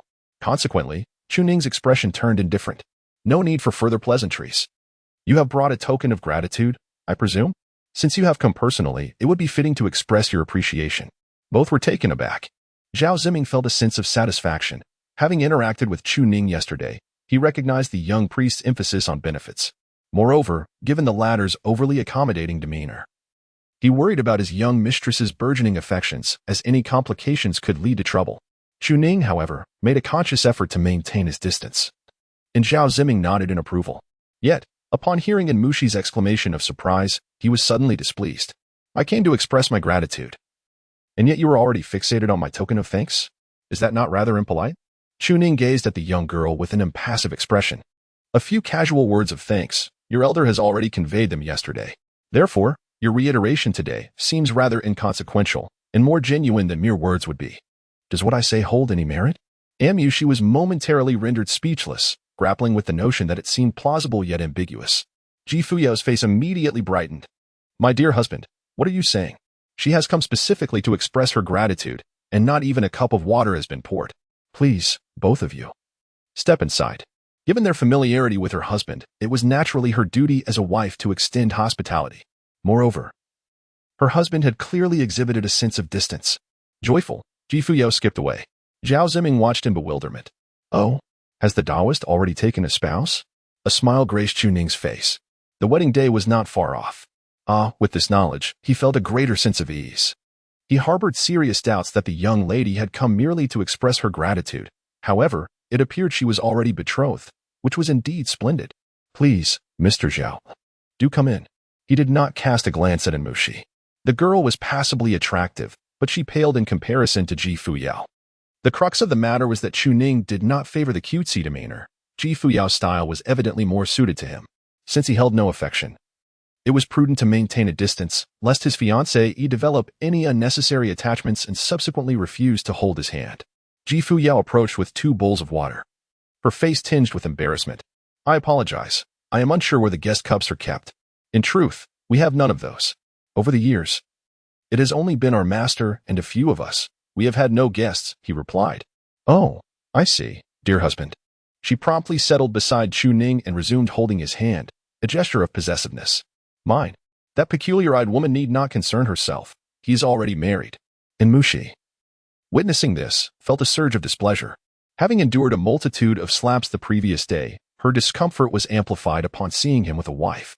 Moreover, she could not afford to display her feelings openly. She retrieved her storage bag and tossed it onto the table. This is a token of appreciation. I heard that Uncle Zhao gifted you a sword yesterday and specifically selected a full set of armor for you. Here it is, she added, with a huff. The celestial silkworm garment within can withstand any means employed by cultivators beneath the 4th realm. Be sure to thank me. Upon hearing this, Chu Ning was momentarily taken aback, a smirk blossoming within his heart. He discreetly accepted the reassuring cuff, recognizing it as a remarkable treasure. With the 1st realm, one can shatter great trees. In the 2nd realm, one wields a sword to slay. This is indeed the armor of the 3rd realm, an unparalleled treasure. Yet, Chu Ning remained impassive. My dear lady, your words are misplaced. You come to express your gratitude, yet you ask me to thank you instead? I shall graciously accept this gift, and no thanks are necessary. And Mushi's eyes widened in astonishment, her frustration rendering her momentarily speechless. I am the daughter of the Academy's headmaster, a scion of Confucian virtue. Who would not seek to curry favor with me? Why do you presume to adopt such an attitude? I concede that without you, I would have been sullied. Yet you have slapped me countless times. Do you not harbor some animosity towards me? Infuriating. How is it possible for a person like you to possess a lady's grace? Surely, you must have deceived your way into it. Chu Ning maintained a serene demeanor. If a girl of her caliber is subject to admiration, then is it so outrageous for one of my extraordinary stature to have a beautiful wife? And Mushi, however, was at a loss for words. How shameless. This person is utterly devoid of shame. Such an extraordinary figure, I scoff at your so-called grandeur. Yet, I must concede that you are indeed handsome. She couldn't help but glance at Fuyao, her eyes wide with astonishment. To be fair, your wife is quite lovely. Fuyao beamed at this compliment, nodding vigorously. Indeed, she surpasses you. And Mushi was momentarily taken aback. What sort of person is this? No wonder you are wed. You possess no social finesse whatsoever. When I praise you, a modicum of modesty is in order. Instead, you respond with such blatant comparison. She felt as though her presence was unwarranted, her irritation mounting. Zhao Ziming, exasperated, interrupted their exchange. Miss, I have come today to express my gratitude. I understand there has been a misunderstanding regarding yesterday's events, but you were saved. Otherwise, your foundation would have suffered, and your reputation would likely. Upon hearing this, Mushi chose to remain silent, merely huffing and turning away. Zhao Ziming then smiled at Chu Ning, his eyes narrowing slightly. Remarkably, you were merely in the early stage of body refinement yesterday, yet today you have ascended to the 2nd realm of spiritual abode. Truly, it is astonishing. He then shifted the conversation to the fluctuations in cultivation he had just sensed. This individual is undeniably formidable. And Mushi suddenly rose. From the early stage of body refinement yesterday to the 2nd realm today. What sort of monster are you? Chapter 17. Why the panic over the demon sect? Upon hearing Zhao Ziming's remark, she felt somewhat reassured. Perhaps it was merely a compliment. Yet, this woman seemed to be a scholar of the Confucian school. Moreover, her reaction was rather pronounced. Uncle Zhao, is that truly so? And Mushi promptly turned to Zhao Ziming. Her expression one of disbelief. Achieving the 2nd realm in a single day of cultivation? Is that real? If it is, then surely it surpasses the rate of cultivation of those scholars at the Confucian temple. Chu Ning was taken aback, and so was Fuyao. Confucianism, the Confucian temple. The paramount force of Confucianism in the Central Plains? Was my talent for cultivation truly this formidable? Fuyao, equally astonished, leaned closer to Chu Ning's ear and whispered, My dear husband, if my cultivation time amounts to less than a mere moment, does that not make me an even more extraordinary genius? Chun Ning was momentarily taken aback. Goodness gracious. My pace of cultivation is rapid. Does that mean my wife is even faster? This is simply outrageous. Sensing the fragrant breeze nearby, Chun Ning felt a bit parched, yet he restrained himself in the presence of others. Otherwise, he might have seized the opportunity to steal a kiss. He looked at Zhao Ziming with some confusion. Mr. Zhao, I have just begun to explore the realm of cultivation and am rather unclear about it.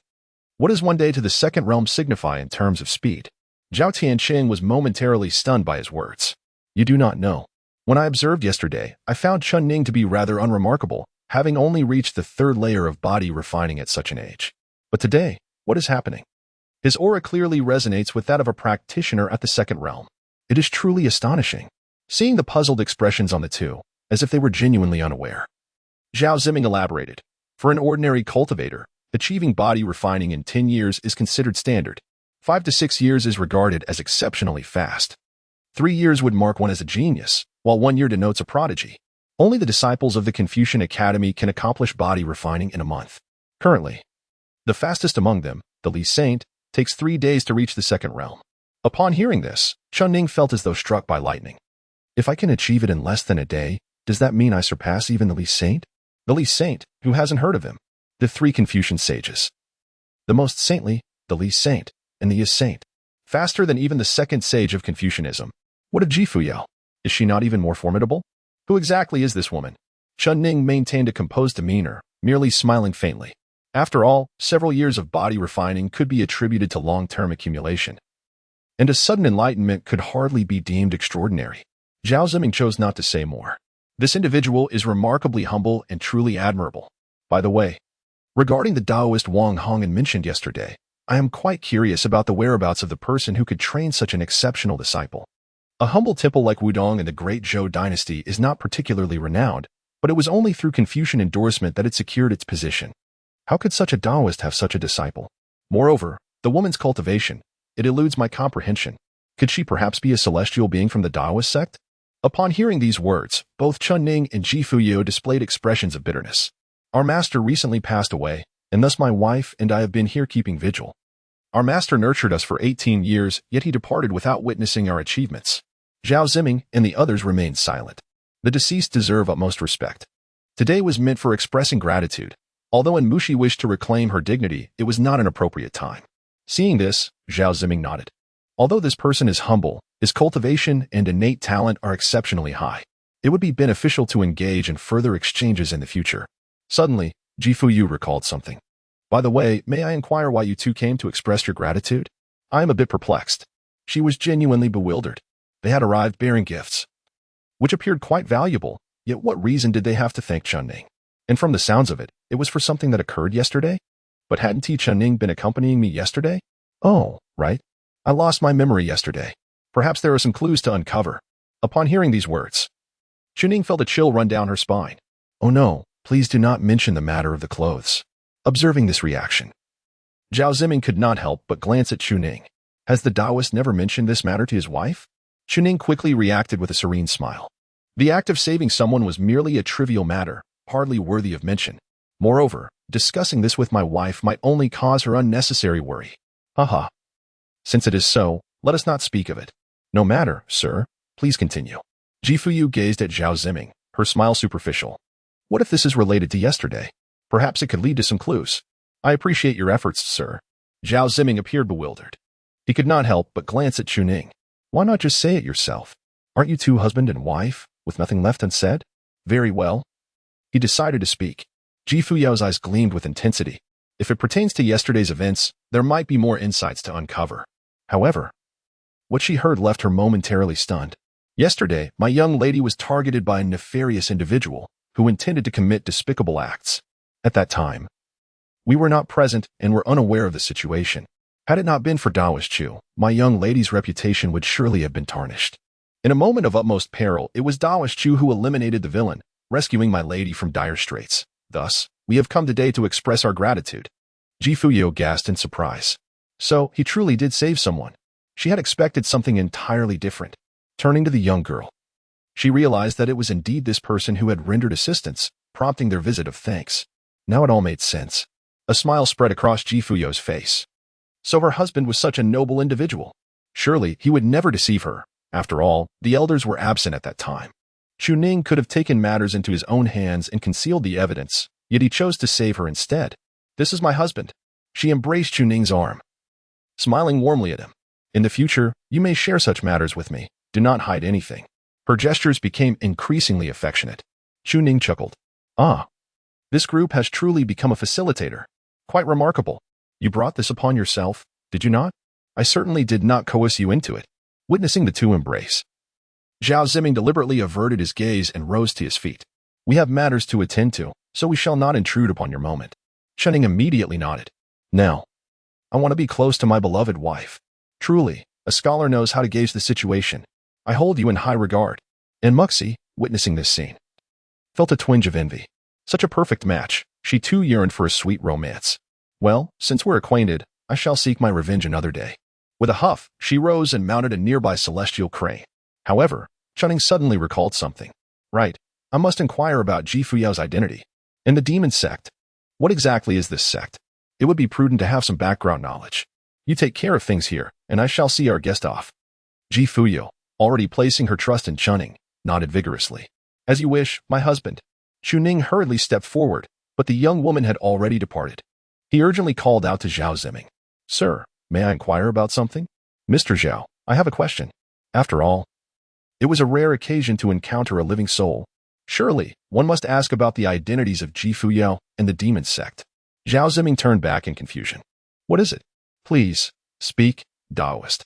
Chuning glanced behind him, confirming that Fuyao had not followed, and then slowly began to speak. I wonder, Mr. Zhao, if you have ever heard of the demon sect. I had intended to inquire about it yesterday, but it slipped my mind. Upon hearing this, Zhao Ziming's expression suddenly changed. The demon sect? A look of grave concern washed over his countenance, and his face paled. He cautiously inquired, May I ask, Taoist, what is your purpose in asking about this demon sect? Chuning was taken aback. What a reaction. It seemed rather excessive, did it not? Chapter 18. My wife is a female demon. In the woods outside the Taoist temple, the two walked side by side. It turned out that the Taoist priestess mentor had mentioned that demonic sect. Zhao Ziming wore a smile on his face. In truth, he was already in his 30s. Yet he greatly admired Chuning, a person of such commendable character. It was a form of appreciation for a junior, not based on cultivation, but solely on character. Indeed, Mr. Zhao, Chuning yearned to uncover the origins of his beloved wife, for understanding her lineage would alleviate his sense of bewilderment. After all, she had so boldly embraced him today. Yet, upon witnessing Zhao Ziming's grave expression, he sensed something amiss. Was the reaction truly warranted? Since the Taoist had posed the question, it was only fitting for him to elucidate. Zhao Ziming effortlessly conjured a grand map of mountains and rivers, showcasing the entire terrain of the Tianshan continent. One half gleamed in gold, while the other shimmered in purple. With a solemn countenance, Zhao Ziming began to speak. The golden side represents the lands of the human race on the Tianshan continent, governed collectively by Taoism, Buddhism, Confucianism, and various philosophical schools. We reside within the vast realm of the Great Zhou dynasty. Conversely, the other half is the demon domain, a territory dominated by the demonic race, demonic cultivators, and heretical practitioners. Much like the tripartite guardians of the human realm, the demon sect stands as the overseer of the demon domain. A millennium ago, chaos reigned across the heavens and the earth as the various philosophical factions engaged in fierce conflict. The forces of the demonic path and the demon race clashed over territory. At that time, the demon sect was merely one among many factions, but it later rose to prominence, unifying the other half of the world beyond the human realm. Upon concluding his account, Zhao Ziming sighed, reflecting on a power that could rival the combined strength of Taoism, Buddhism, and Confucianism. Upon hearing these words, Chuning was momentarily taken aback. How much? The combined might of Buddhism, Taoism, and Confucianism. It rivals that of the demon sect. Goodness gracious. Chuning was utterly stunned. He had sensed that this sect was rather formidable even before, but now, upon hearing these revelations, it seemed their starting point was excessively high. The three teachings are powerful in any realm, and when united, they rival the demonic sect. Zhao Ziming took a deep breath. Though he was a cultivator, the disparity between a cultivator of the third realm and those of such elevated status was insurmountable. He could hardly withstand the residual force of their techniques, let alone confront that sect directly. The Taoist had shown kindness to me during my time at the Ocean View Academy, thus I shall address this matter. However, mentioning the demonic sect in the realm of humanity is strictly taboo. Zhao Ziming spoke with a grave tone of caution. The human realm and the demonic realm are irreconcilable. And this has been the case for millennia. Although nothing has transpired in the last 1,000 years, there are those who would exploit such matters for their own gain. By mentioning the demonic sect, you may unwittingly invite accusations of being affiliated with them, leading to unfounded charges against you. Therefore, esteemed Taoist, it is prudent to exercise caution in your words when abroad. Chu Ning was momentarily taken aback, then nodded and expressed his gratitude with a respectful gesture. He had come to an understanding. Fortunately, he had refrained from revealing his demonic cultivation methods. To do so would surely attract undue attention, akin to a literary inquisition. However, this line of reasoning shed light on the matter. The secrets of demonic arts must remain concealed. At this moment, Chu Ning found himself pondering another question. The demon sect had inquired, but what of Fuyao? Had Xiao Ziming also been informed? The humble practitioner had yet another question. Chu Ning clasped his hands and inquired, "Is there a cultivator named Fuyao in the demon sect?" Upon hearing this, a smile instantly appeared on Xiao Ziming's face, as if a weight had been lifted from his shoulders. "Ah, Fuyao indeed exists." As Chu Ning's eyes sparkled with realization, he exclaimed, "Is it not true that I have heard of this and am well aware of it?"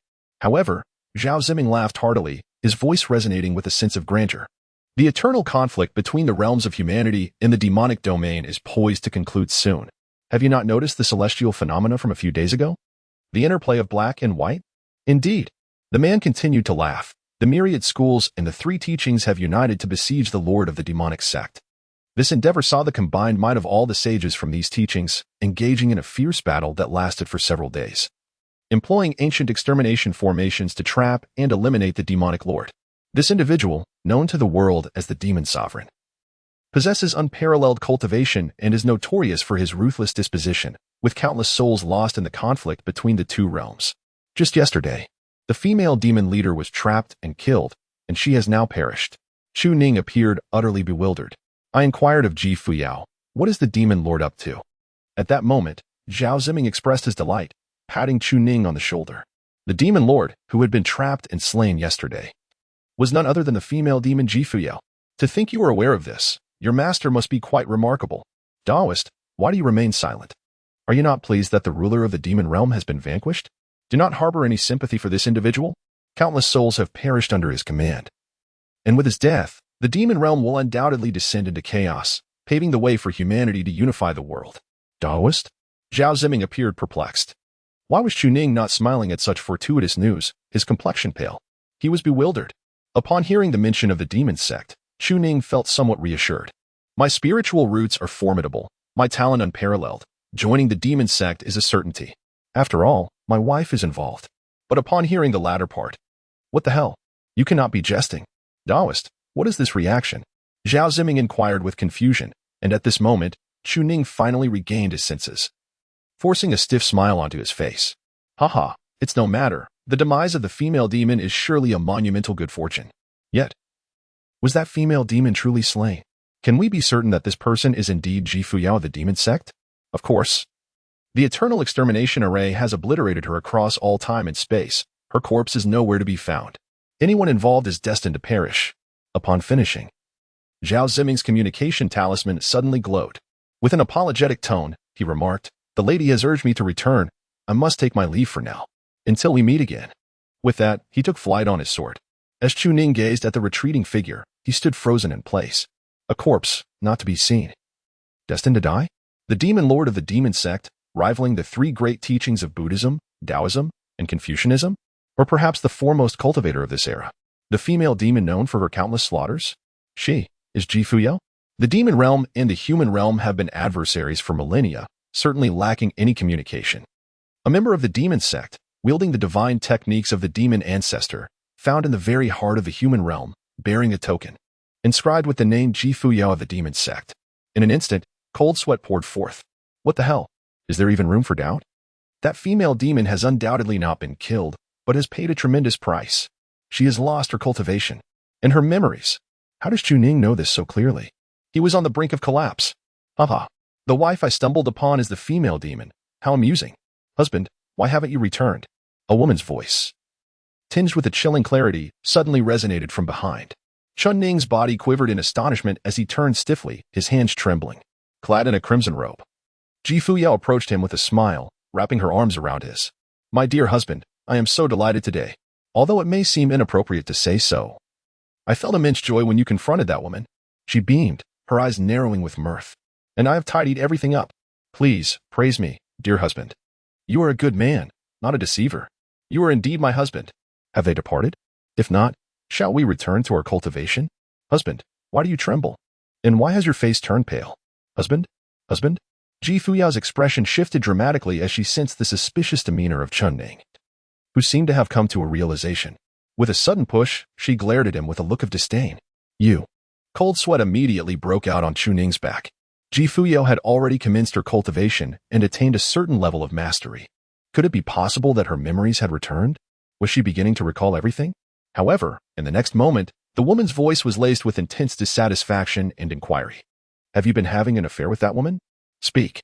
Chapter 19. It's all gone awry, and there's no turning back. Ah. What?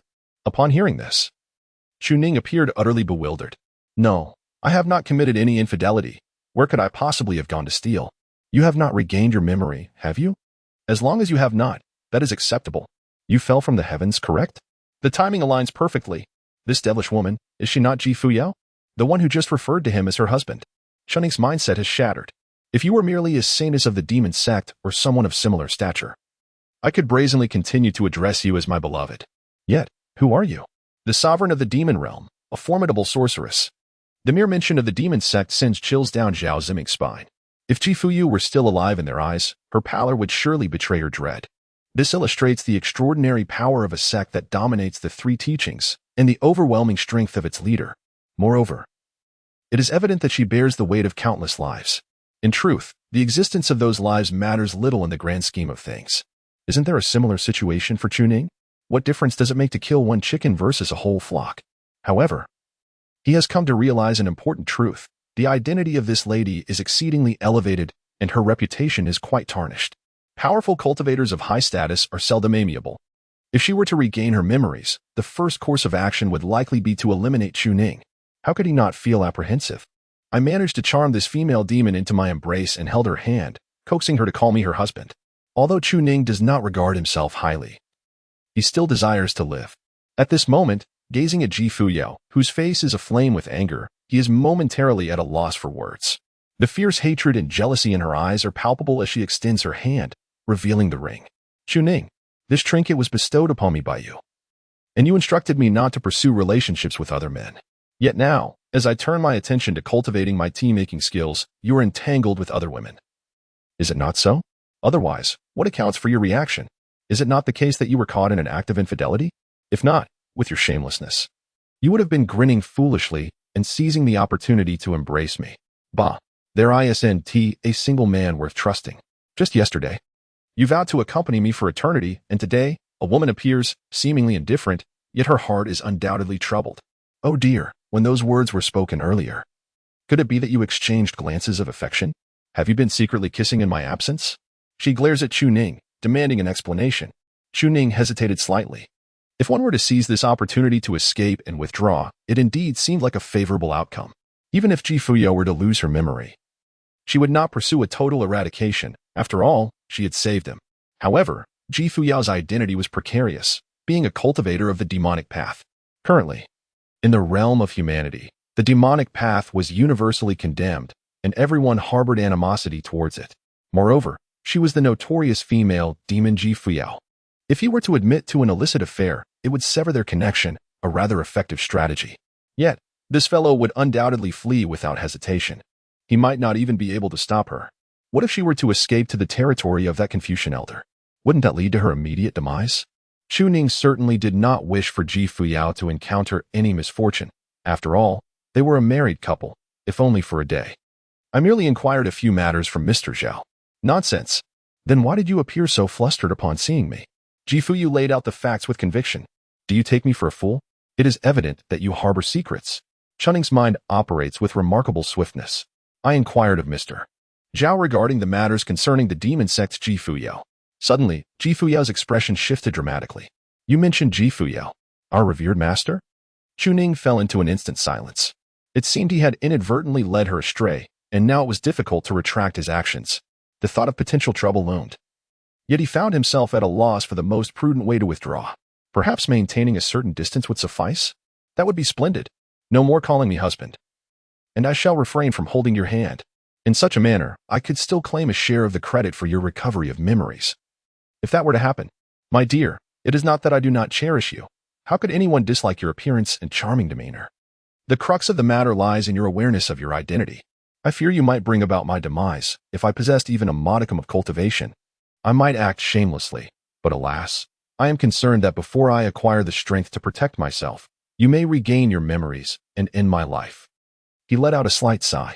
"Indeed, it pertains to our master. What has transpired with our master to elicit such a reaction from Chu Ning?" Recently, a significant incident occurred within the demon sect, where the three teachings and myriad factions besieged Fuyao, employing formations to orchestrate her demise. Upon hearing this, Fuyao was taken aback, grasping Chu Ning tightly. "Are you saying our master has perished? How could this be? Although I cannot recall what our master looks like," she.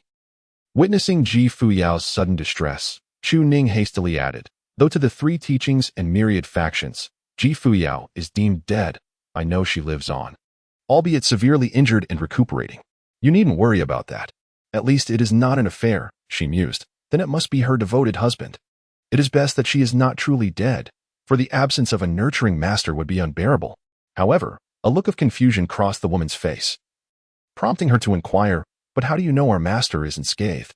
Please refrain from calling me that. I feel as if my life is being shortened."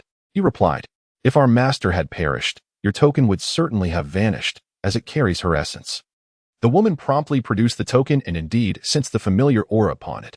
"How curious, it feels so familiar, yet I cannot quite articulate why. Never mind. It is good that our master is alive. One cannot lose a nurturing master and then suffer the loss of a guiding teacher as well. Or does my fate as a calamity-bringing star truly hold such power over others?" A smile returned to Fuyao's face as she embraced Chu Ning's arm. "If all is well, then let us wait until we have sufficiently cultivated before we seek out our master. I apologize, dear husband. I was worried that you were having an affair with that woman, thinking you were exchanging glances. Yet, according to Mr. Zhao, you did not engage with her yesterday, so how could anything transpire today? I wrongfully accused you." Faced with a bittersweet expression on Fuyao's face, Chu Ning found himself momentarily at a loss for words. Each utterance of husband felt like a death knell, although it was strangely delightful to hear. "You must remember. It was you who embraced me." He lamented, "I was wrong. I shall not behave thus again. But alas, it's too late to withdraw now. I must press on with resolve." However, he dared not call her my lady nor reach for her hand, let alone share a bed with Fuyao at night.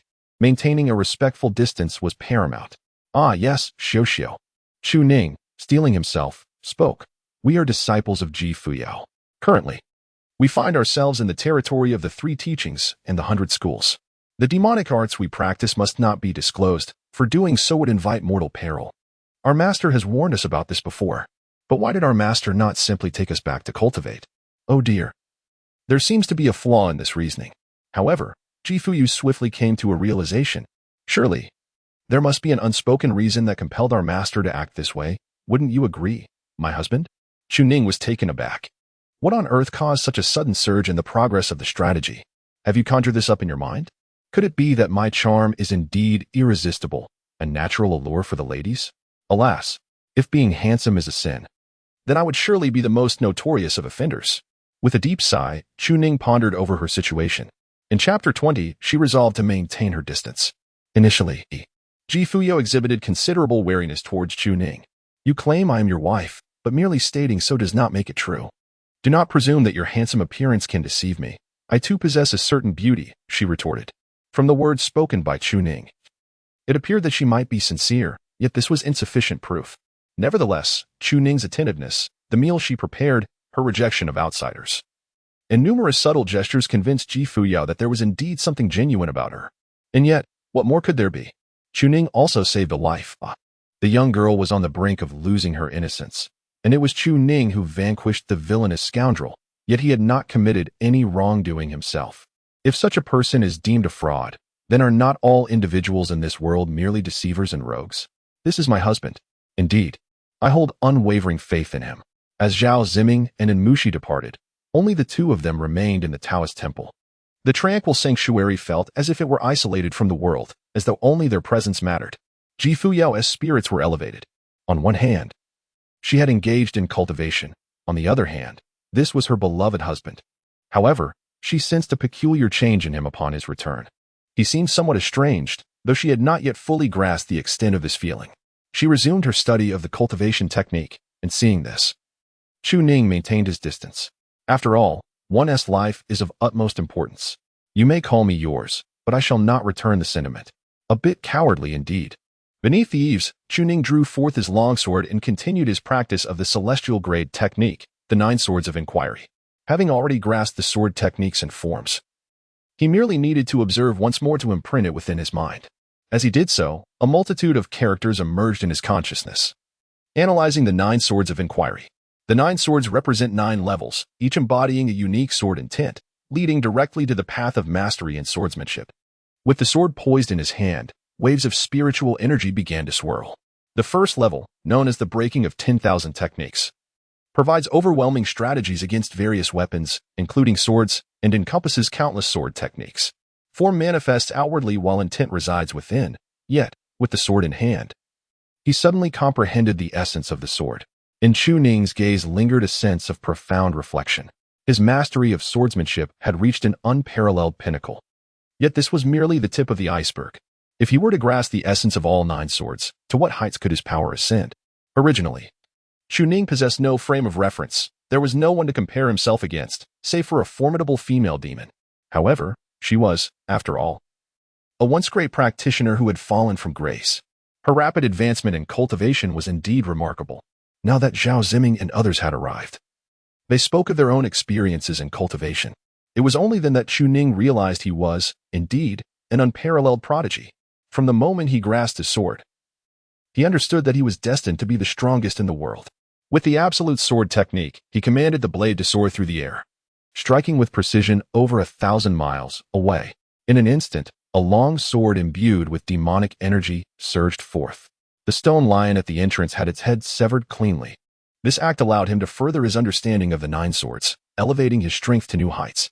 In the next moment, Chuning suddenly sensed something. He immediately summoned the system panel, cultivation level, second realm spirit mansion, progress, mid-stage 2. The advancement of his swordsmanship in the realm of immortal cultivation was unmatched by that of the divine grade, heavenly demon rotation technique. Nevertheless, the pace of improvement remained astonishingly swift. At the mid-stage of the second realm, absorbing the spiritual energy of heaven and earth no longer required deliberate effort, and at this moment, the number of times he could command his sword was limitless. As long as there was spiritual energy in the world, he could absorb it, balancing consumption and replenishment. However, few in the world could achieve such a feat. Only those with supreme spiritual roots could reach this level. Those with inferior qualities could not maintain equilibrium between absorption and expenditure. His innate talent was vividly displayed, yet he found himself unable to encounter a worthy adversary, which was somewhat regrettable. Just as Chuning sighed and prepared to continue his cultivation, the long sword, which had been embedded in the stone lion from afar, suddenly stirred. Sensing something amiss, Fuyao, standing behind him, displayed no method of gathering spiritual energy, yet a flicker of demonic light glimmered in her eyes. My husband's swordsmanship bears a striking resemblance to mine. He wouldn't dare to learn from me, would he? She mused with a playful squint. Abruptly, she summoned a sword to her side, as if it were an innate ability, and with a mere flick of her fingertip, she cleaved the spirit sword in two as if tracing a delicate outline. One half flew towards Chuning, while the other was grasped by Fuyao as she stood up with a smile. Is it a bit inappropriate to learn without informing the other person? Have we not exchanged blows before? How can cultivation be a solitary endeavor? You are ignoring me, aren't you? And you even stole my sword technique. Chuning was momentarily taken aback, contemplating for a moment. Why not test her swordsmanship against Fuyao? After all, Fuyao's cultivation had diminished, and she was merely in the process of rebuilding her skills. Very well. Fuyao's spirits soared instantly. This was precisely how it should be. One cannot hone their skills in solitude, for without a rival, how can one truly gauge their progress? Upon seeing Chuning's agreement, she immediately seized her long sword and charged forward. It was as if an instinct was etched in her mind. The moment she grasped the sword, she realized that Chuning was far from her match. The latter was momentarily stunned and swiftly employed the 9 swords to break 10,000 techniques in defense. However, Fuyao saw through the moves in an instant. Within just 3 exchanges, she had the tip of her sword pressed against Chuning's throat. Chuning exclaimed in astonishment. What a stark contrast! Have I been silenced so swiftly? We employ the same sword technique, yet the disparity is so pronounced. Well, Xiao, shall we commence anew? At that moment, her face bore no expression, only a trace of icy detachment. It was the demeanor one adopts in the face of adversaries. And her aura seemed to emanate from years of residing in a position of power, a depth cultivated over time. Chu Ning felt a chill as he was scrutinized by that gaze. This is indeed Ji Fuyao. If one were to engage with an opponent, who would grant you the luxury of a chance? I hope never to hear such words again. Her voice was sharp and frigid, nearly causing Chu Ning to weaken at the knees. Yet, in the next moment, Ji Fuyao burst into laughter. Ha. I don't know why I suddenly felt compelled to say that, but your response just now was rather sluggish. Wasn't he it, my husband? Chunning was utterly bewildered. It was not merely a fright. He felt as though he were on the brink of death. Ji Fuyao sheathed her sword and, demonstrating a sword technique, elucidated to Chunning. When an opponent launches an assault, one must not solely rely on defense. Doing so only leads to a passive stance. It is imperative to adopt a more aggressive approach to counter the adversary, as long as one remains alive. Even if it necessitates exchanging injury for a kill, one can seize the upper hand, thereby securing victory in approximately 70% of the encounter. Just now, had you retaliated with a decisive strike, my fear of your direct assault would have compelled me to block. At that moment, should you have chosen to attack, I would have been left at a disadvantage, as that technique is inherently challenging to exploit for weaknesses. After Ji Fuyao earnestly concluded her explanation, she suddenly paused, scratching her head in confusion. How do I know all this? I can't even recall my own name. Chunning was contemplative, recalling the words spoken by Ji Fuyao earlier, diligently practicing until they were etched in his mind. Did she truly teach me how to surpass her? Though he felt a twinge of cowardice, Chunning was undeniably enticed. If he possessed strength, what could it matter if she were a formidable woman? She would still be my beloved. Yet, at present, the disparity in their abilities was unfathomable. He smiled at Ji Fuyao. How about we continue? If I falter in any sword techniques, please enlighten me. After all, my master bestowed the token upon you, indicating your extraordinary talent. Perhaps you could teach me a thing or two. A smile graced Ji Fuyao's lips. Although I may not be skilled in cooking or many other things, I do possess items that pique my husband's interest. That sounds promising, but I have a request. You must prepare a delicious meal for me at noon before I teach you. Shall I prepare a few more dishes for you? Absolutely. You scoundrel. I cannot believe you tricked me yesterday and then took my hand. Without a moment's hesitation, she lunged forward with a swift sword thrust, catching Chunning off guard and leaving him momentarily stunned. However, the swordplay was reminiscent of Ji Fuyao's earlier assassination technique, which she had already explained and he had practiced. The strike was an impeccable execution, and Ji Fuyao swiftly parried, their swords clashing with a resounding metallic echo. A glimmer of amusement danced in Ji Fuyao's eyes. Though I may be a genius, it seems my husband possesses considerable talent as well. He remembers after just one explanation. Chapter 21. Ji Fuyao felt a shift. In the Dazhou dynasty, within the Guanhai Academy, located 800 miles from the Danghun Mountain, a golden aura enveloped the place, a testament to Confucian scholarly traditions. Every dynasty took pride in possessing a Confucian academy, despite its remote location and the highest-ranking cultivator being only Dean in Shurong at the Fifth Realm. The Confucian temple could enhance the dynasty's cultural prestige. Thus, the treatment of Confucian cultivators here surpassed that of the dynasty's honored cultivators. One individual rode a sword while another rode a celestial crane back to the Guanhai Academy, and Mushi wore a faintly dissatisfied expression. Yesterday, he slapped me and made me chant those phrases. I had intended to seek revenge, only to discover he has a wife. Yet she couldn't deny that the Taoist's appearance was quite admirable, though his temper left much to be desired. Otherwise, she might have spared him a few more glances. Zhao Ziming remained silent, his expression tranquil. That Taoist was remarkably gifted. It seemed he had no intention of visiting the Confucian Academy, and Zhao chose to respect his decision. As for that woman, her strength was likely formidable as well, possessing the ability to obliterate him with ease.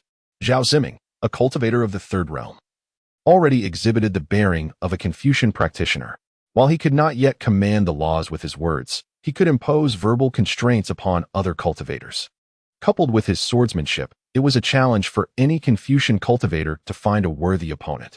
Dean Zhao, in the distance, a group of Second Realm enforcers from the academy approached, bowing respectfully. We have results regarding the investigation into Luo Wenqing. Zhao Ziming's brow furrowed in confusion. So soon? What is the outcome? It has been confirmed that he recently purchased prohibited drugs at a pharmacy, specifically the notorious Shihuan San. His funding sources and transactions have been thoroughly investigated, and the evidence is irrefutable. Zhao Ziming nodded slightly. In that case, according to our academy's regulations, a criminal must be displayed for 3 days as a warning. Yes. The cultivators immediately took action, dragging the deceased Luo Wenqing out, suspending him from a wooden post, and labeling him as a criminal. While the deceased deserved respect, the manner of his death must also be considered. The Confucian rules were clear. The highest principle was established by the Sage of Rites. Within the Confucian Academy, anyone who violated these regulations would face exposure, even in death, to serve as a cautionary tale. And Mushi gazed at the figure with a cold expression, saying nothing as she returned to the academy. Zhao Ziming, too, paid little heed, his thoughts lingering on the couple, Chunning and his wife. Such talent was truly a waste to leave untapped. Perhaps he should find an opportunity to bring them to the academy for cultivation. Meanwhile, in a prison cell, a middle-aged man peered through the bars, witnessing the lifeless body of his son, slain and bound. What has happened, Wenqing? How did you die? And why are you displayed there? Behind him, a Confucian enforcer spoke coldly. Luo Tianyu, your son committed a crime, attempting to violate Dean N's daughter. Should he not face death? Moreover, you are implicated as well. In a few days, you two will face investigation and be expelled. Luo Tianyu was momentarily stunned. Committing a crime. This indeed aligns with Confucian rules. Those who commit such acts are to be displayed publicly, regardless of life or death, but ultimately, they must perish. However, upon hearing the latter part, he lost his composure.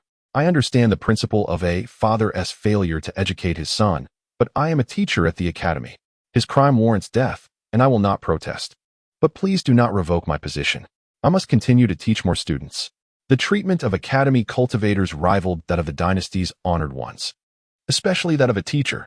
The benefits surpassed those of ordinary sect elders. This was the Guanhai Academy, one of the 72 Confucian academies. Though its location was remote and its cultivators weaker, the benefits were indeed substantial. After spending enough time there, he might even attain the position of vice dean, which would bring even greater rewards. A son could be reborn, but a lost position was irretrievable. Please convey to Dean Zhao that I accept this matter, but do not strip me of my position. The man cried out in anguish, his eyes filled with rage, yet the enforcer paid him no mind. If you truly had no stains on your record, you would not be here. No one has ever gathered evidence against you, but now, they are merely seizing the opportunity to eliminate individuals like you. Despair washed over the man, and he covered his face, weeping bitterly. Cursed fate, you perished. And yet I am implicated. The position of teacher at the academy was hard-earned.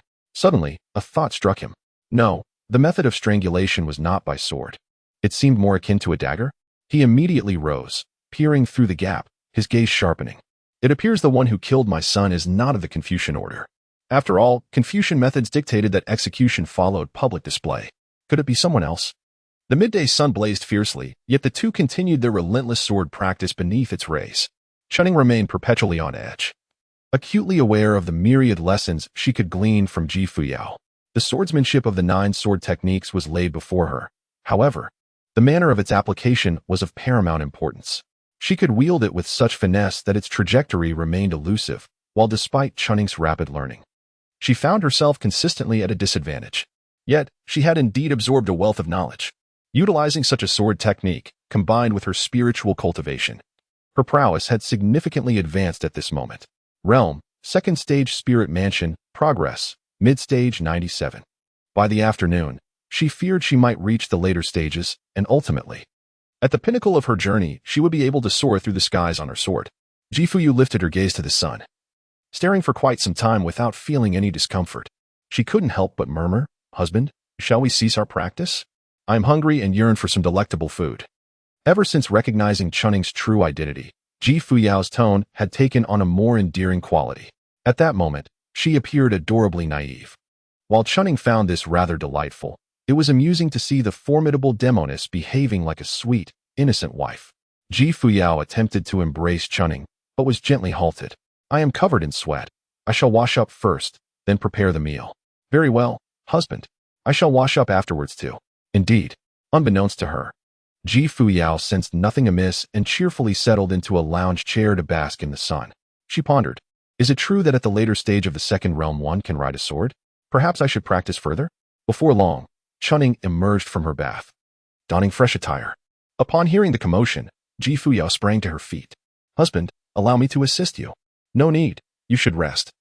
I can manage quite swiftly on my own, but I cannot let you bear all the burden, and I am not fatigued. If you feel I hinder you, I can tend to the fire instead? Very well. After a brief interval, the meal was prepared, a sumptuous spread laid out before them. Ji Fuyao's appetite immediately surged, and she sat at the table, eagerly digging in. Delicious. Truly a familiar taste. I adore all that my husband cooks. Unable to restrain herself, she glanced up at Chunning, a gleeful smile adorning her face. It is perfectly fine for me to indulge a bit more, isn't it? This afternoon, I shall continue to teach you. Chu Ning nodded with a stiff smile. Ji Fuyao sensed something amiss. Why did it feel as though the distance between her and Chu Ning had suddenly widened? They had been eating for quite some time, yet he had not served her any dishes, and since finishing their sword practice, he had hardly uttered a word. Nevertheless, Ji Fuyu remained oblivious to any underlying issues. She merely felt a peculiar sensation. It seemed as though the distance between her and Chu Ning had increased, yet there was no tangible evidence to support this feeling. Chapter 22. The Female Demon Lord's Breakdown. Is my husband abandoning me? After finishing their meal, Ji Fuyao assisted in clearing the table, but Chu Ning insisted on managing it alone, suggesting that after such a tiring morning of teaching her, he should rest. Ji Fuyao's smile faded slightly. It appeared he had suddenly grown distant. Ever since Zhao Ziming and the others had arrived, he seemed to be more formal, whereas before, he would have simply allowed her to wash the dishes. They had always shared responsibilities equally, as if he feared she might do too much or, perhaps, that she might get too close to him. With a tinge of confusion, she stepped outside and began to ponder the techniques of sword control. When Chu Ning finally finished tidying up and exited the room, he was suddenly greeted by the sight of Ji Fuyao soaring through the sky on her sword. Her excitement palpable. Husband, I can control the sword now. Isn't that impressive? Chu Ning was taken aback, exclaiming inwardly, is this cultivation progressing a tad too swiftly? I can hardly keep up. Indeed, quite impressive. Ji Fuyao, sensing his distress, swiftly summoned her sword and appeared before him. Husband, what troubles you? You seem to be in less than good spirits. Upon hearing these words, Chu Ning found himself at a loss for words. How could you expect my mood to improve? If only you had cultivated at a slower pace, I might have been able to maintain my composure. This morning, the bewildered young lady was subjected to Chu Ning's bullying. By afternoon, she had taken to flying on her sword. Chu Ning has yet to master the art of sword control. Her rapid advancement, is it a sign that her memories are returning just as swiftly? Oh, my dear wife, please, take your time to progress and grant me a moment to catch up. I fear that without your patience, I might meet my demise. If only I possessed the strength for self-preservation, I would not concern myself with who you are. I would seize the opportunity to win your affection, ensuring that Ji Fuyao would not later regret her decisions. Alas, the changes are too swift. Sigh. Observing Chu Ning's silence, Ji Fuyao felt increasingly perplexed. Why do you not speak? Have I erred in some way, or have I inadvertently angered you? Chun Ning's lips curled into a smile. Of course, without Xiao around. It was merely a moment after dining, a brief respite before I resume my cultivation, striving to master the art of sword control. With that, he turned and seated himself in meditation. Ji Fuyao stood frozen in place, as if something within her heart had been tugged, causing a tremor. Since this morning, it seemed he had not uttered the word wife even once. What could be the reason? Had I erred in some way, or was it something else? Yet, as Ji Fuyao contemplated, she remained oblivious to her misstep. He appeared to be deliberately avoiding her, maintaining a distance. But what had she done to provoke this? Beside her, Chun Ning took a deep breath. I must continue my cultivation. Otherwise, the one who restores her memories might very well bring about my demise. This was a matter of life and death, and I cannot afford to be careless. Ji Fuyao, however, gazed at his silhouette in the courtyard, feeling a sudden wave of despondency. He seemed so far removed from me. Could it be that my amnesia had caused Chun Ning some annoyance? Just yesterday, things had not been this way. Why the shift today? Suddenly, Ji Fuyao recalled the girl named Mu Shi, her gaze sharpening. In comparison, one could see a composed, attractive, and amiable young woman standing before Chun Ning, while juxtaposed against her was a woman who could only forget, cause chaos, and claim to be Hua Futi. Which would Chun Ning choose? The truth was, Chun Ning was truly handsome. She found herself unable to look away whenever he was near. And he was a prodigy in cultivation. Could it be that this was the crux of it? Did he no longer harbor affection for me, but instead for someone else? Ji Fuyao prepared to speak, but found herself at a loss for words, ultimately refraining. She turned back to her room, feeling a heaviness settle in her heart. I do not wish to forget either, but you expect me to embrace you daily and kiss you? I truly cannot manage that. Is it because of this? Outside the courtyard, Chun Ning's heart was pure, devoid of any distractions. Realizing Ji Fuyao had returned to her room, he felt a sense of relief and continued his practice. He began the celestial demon rotation technique. On his wrist, the indelible demonic pattern remained, a manifestation of the magical imagery recorded within the technique. It seemed possible to seek out some exotic beast, imprint its essence, and subsequently harness its powers. At this moment, it was indeed an opportune time. Closing his eyes and focusing his energy, the surrounding demonic aura surged as he activated his technique. In the next instant, his vision was suddenly engulfed in crimson. Before him lay an endless expanse of the universe, as if he existed as a divine being, transcending the very world itself. A distant, otherworldly chant echoed suddenly. Chu Ning, filled with perplexity, lowered his gaze to behold a multitude of bizarrely shaped ferocious beasts, their eyes brimming with frenzied excitement as they charged towards him. It seemed as if he was granted the freedom to choose, and they, in their impatience, were relentless. No more servile adoration. Chu Ning cast a glance without a second thought. It was evident that these were merely a horde of insignificant and inferior beasts. With a mere thought, he traversed through the realms, wherever he went. Countless lowly beasts surged forth like eager sycophants. Chunning surveyed his surroundings, unable to find a ferocious beast that was not a sycophant. Is this truly all there is to choose from? Just as he pondered this perplexity, a sudden sound of dragon's roar resonated above him, echoing through the realm. It turned out to be a human cultivator traversing the celestial path, and unsurprisingly, such a feat could only be accomplished by the descendants of that illustrious figure. Yet, it seems that this human is rather extraordinary indeed. Confused, Chu Ning raised his head. Isn't what you said mere nonsense? I possess the supreme, unparalleled heavenly spirit root, R0 max with a suffix. Do you deem my situation simple? Yet, in the next moment, he was taken aback. Before him loomed a colossal azure dragon, its magnificent form casting a shadow that obscured the sky, evoking a sense of awe and dread. Its appearance bore an uncanny resemblance to the descriptions found in the classic of mountains and seas. A Qinglong. Indeed, I am a descendant of the demon ancestor, here in search of the demon image imprint. The Qinglong's eyes brightened at these words. Such innate talent would captivate anyone. However, being a creature of the esteemed dragon lineage, it felt that relying on a human was beneath its dignity. Since the human sought something, why not maintain a lofty demeanor? Thus, the Qinglong upheld the pride and grace befitting the foremost of the four symbols. Oh, a human? If that is the case, do you know what manner of being I am? Chu Ning was taken aback. How did this fellow manage to attain such a status? Yet it felt quite impressive. What an extraordinary being, commanding respect across the realms. It stood as the pinnacle among the four celestial symbols. With a resounding roar, the azure dragon instilled fear in countless mythical creatures, compelling them to retreat in terror. Indeed, this entity was remarkable, but was it not a bit too extravagant? At that moment, the azure dragon's gaze was imbued with condescension and pride as it spoke calmly. However, today, as fate would have it, I am willing to forge a pact with you, but under certain conditions. Chunning found the words absurd. Conditions? I am here to cultivate my skills and seek a fierce beast for imprinting. Yet you speak of conditions? Have you failed to discern your place? Just as Chunning was about to voice his thoughts, the heavens suddenly darkened, enveloped in an inky blackness. A thunderous roar echoed. Qinglong, how dare you? A pair of blood-red eyes emerged from the shadows, causing Chunning to freeze in astonishment. This entity seemed even more terrifying than the colossal dragon that obscured the sky. Its gaze encompassed half the realm.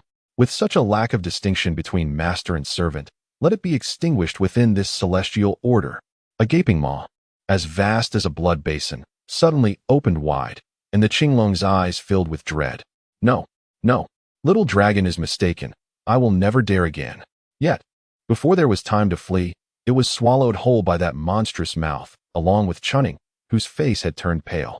Hee, that old slippery eel is still pretending. This human is now mine. A jolt of realization snapped Chunning back to consciousness. Inside the Wudong temple, the sun hung low in the sky. Chunning, drenched in cold sweat, stood there in disbelief. Was this a dream or? But glancing again at his wrist, he noticed that the magical rune had transformed into an extraordinarily sinister pattern, radiating an aura of eeriness and terror. What in the world have I imprinted? With a creak, the door to the adjacent room swung open, revealing Fuyao, who had heard the commotion and assumed something had befallen Chunning. Her expression was a blend of hesitation and concern, contemplating whether she should say something. After all, he had been immersed in his cultivation all day without uttering a word. It seemed unnecessary for a couple to engage in such a cold war. Yet, if Chunning truly felt dissatisfied with her and intended to cast her aside, what could she possibly say that would matter? Have you been cultivating all afternoon? Or, Chuning nodded. Yes, everyone is cultivating. Are you hungry? I shall prepare a meal. Fuyao was momentarily perplexed. If you have developed feelings for someone else and no longer wish for me, why are you still treating me so kindly and cooking for me? She hastily interjected. Husband. Chu Ning was momentarily taken aback, turning to gaze at Fuyao, who was glistening with unshed tears. Why are you crying? Shouldn't it be me who is upset? Fuyao lowered her head, biting her lip as she murmured, You have ignored me all day? Do you think I have become a burden to you? Or do you feel too weary to continue? I do not know how to prevent my memory loss, and I do not wish for this to be the case.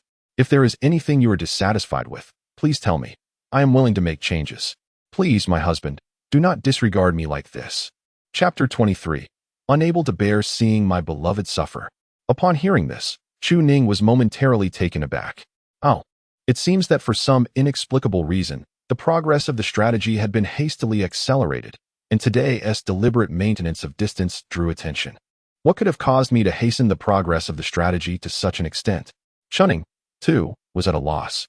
Yet the female tyrant before him gazed with tear-filled eyes, radiating an unbearable sense of grievance, as if imploring, Are you abandoning me? Chunning felt somewhat numb. To be honest, it was improbable that someone with even a modicum of strength would find themselves in such a predicament. He contemplated maintaining a certain distance, amassing his strength before inevitably facing her. However, the female demoness discerned his intentions and mistakenly believed that Chunning had abandoned her. Alas, how could this be resolved? If things continued this way, would he not be besieged by her wrath? Yet, one could not help but ponder whether Fuyao had indeed reached the second realm, though she appeared unable to recall much. Perhaps it was merely her swordplay and techniques that lingered in her mind, but it seemed she would not recollect anything swiftly. There was still time for Chunning to develop his abilities. Observing the pitiful expression of the female demoness, Chunning found it both intriguing and heart-wrenching. After all, a day as a husband entails 100 days of affection, albeit they had not yet reached that level of intimacy. I did not intend to ignore you. Fuyao immediately shook her head. I sense that for some reason, you are reluctant to be close to me. Can you explain why?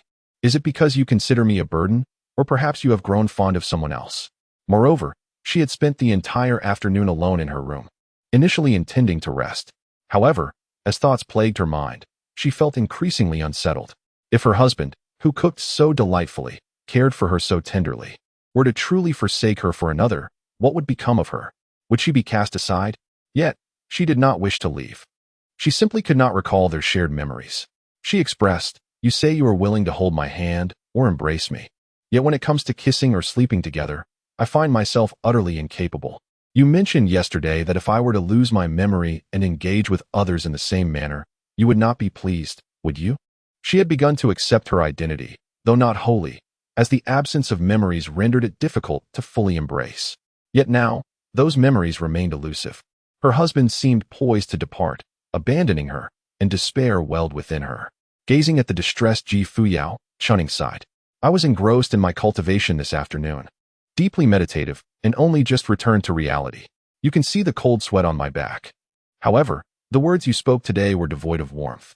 Your current remarks lack any semblance of sincerity, as if you wish to placate me while conveying that nothing has truly changed. Yet, I can sense the truth. Fuyao lifted her head to meet Chunning's gaze, her grievance deepening with each word. Do you take me for a fool? I am a woman, inherently perceptive. The absence of warmth in your words and the lack of that blush-inducing, heart-fluttering sensation between us. These are the essence of what a marital bond should embody. But ever since Zhao Ziming departed, everything has vanished, leaving us feeling like strangers. It is as if I am merely a guest in your abode, not your beloved wife. Is this right? Surely not. Either you no longer desire me, or you have developed affections for another. Do you fancy that Imushi? Chu Ning lamented. Emma, I do not fancy that youthful style at all. It pales in comparison to you. To be frank, I prefer someone like you. You possess both elegance and allure, embodying the perfect, aloof goddess, albeit with a less frosty demeanor. Reflecting on the matter now, I have unwittingly transformed from a formidable woman into an adorable wife within 2 days. I fear for my very existence. Upon hearing this, Ji Fuyao was momentarily taken aback. You like me this way? Then why do you act that way? If you don't like her, why do you distance yourself from me? It implies you no longer desire me. If you wish to cast me aside, just say so. I shall leave. But where would I go? I have been here my entire life, and I am unfamiliar with any other place. What if Chu Ning wishes to expel her? Unable to contain her emotions any longer, Ji Fuyao stepped forward and enveloped Chu Ning in a heartfelt embrace. Please, do not cast me away. I am aware that my mind is troubled, and I may forget many things that cause you inconvenience, yet I am capable of assisting you. Whatever you need me to do, I shall do it. I can help clean the temple and even learn to cook. I do not wish to be sent away. With Master gone, you are the only person I know. I do not hold any affection for Zhao Ziming or Enmushi. My only reason for serving them tea is because they are acquainted with you. I feel it is my duty as a wife to fulfill such responsibilities, but were it not for you, I would certainly ignore them. So, could you please refrain from casting me away? With her mind slightly overwhelmed, Chu Ning attempted to sort through her thoughts. Perhaps, upon reconsideration, Ji Fuyao's reaction was indeed justified. After all, there was only one husband. If he chose to neglect her and distance himself, it was only natural for her to attribute the ensuing troubles to herself. Yet, that was not the crux of the matter. To be candid, I find this particular persona quite appealing, innocently striking, capable of bursting into tears with a single punch.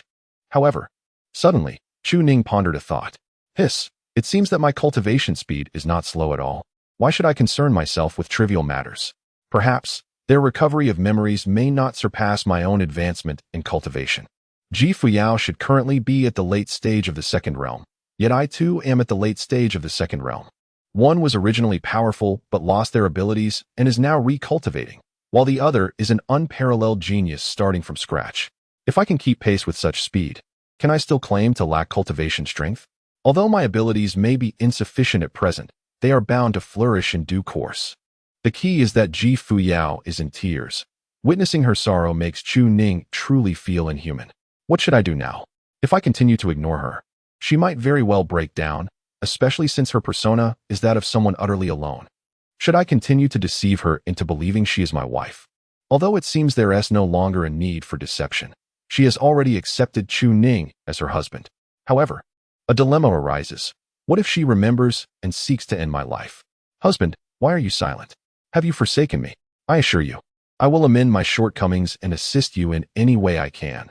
But could you please refrain from abandoning me? Upon hearing these words, Chu Ning could no longer endure. I had deceived others into believing she was my wife, and now, because of some hypothetical future events, I was hesitant? What a joke. I have never been a coward in my life. With the supreme and unparalleled heavenly roots, I shall let these practitioners of Tao, Buddhism, Confucianism, and the various demonic sects witness what it truly means to be an extraordinary prodigy. What I have declared must come to fruition. You are my beloved. You will remember. If I could truly conquer the embodiment of an unparalleled female demon, it would be utterly exhilarating. The crux of the matter is that her tears genuinely tugged at my heartstrings. Chu Ning simply could not bear it any longer and embraced her tightly. Ji Fuyao was taken aback, her gaze lifting in confusion, only to meet Chu Ning's face, which bore a hint of helplessness. Oh dear, my beloved. Upon hearing this, Ji Fuyao's heart leaped with joy. He has called me his beloved again. He has not cast me aside. Chu Ning gazed at the exquisitely beautiful face and helplessly remarked, Your cultivation has ascended at an astonishingly rapid pace. Did you not hear what Mr. Zhao mentioned? That so-called sage of rites from Confucianism required 3 days to refine his body, yet I have surpassed him in less than a day. The crux of the matter is, while you merely peruse texts, your progress outstrips my entire day of cultivation. In comparison to the prodigies of this world, is it not rather excessive? Chu Ning sighed and explained, this is simply a fact.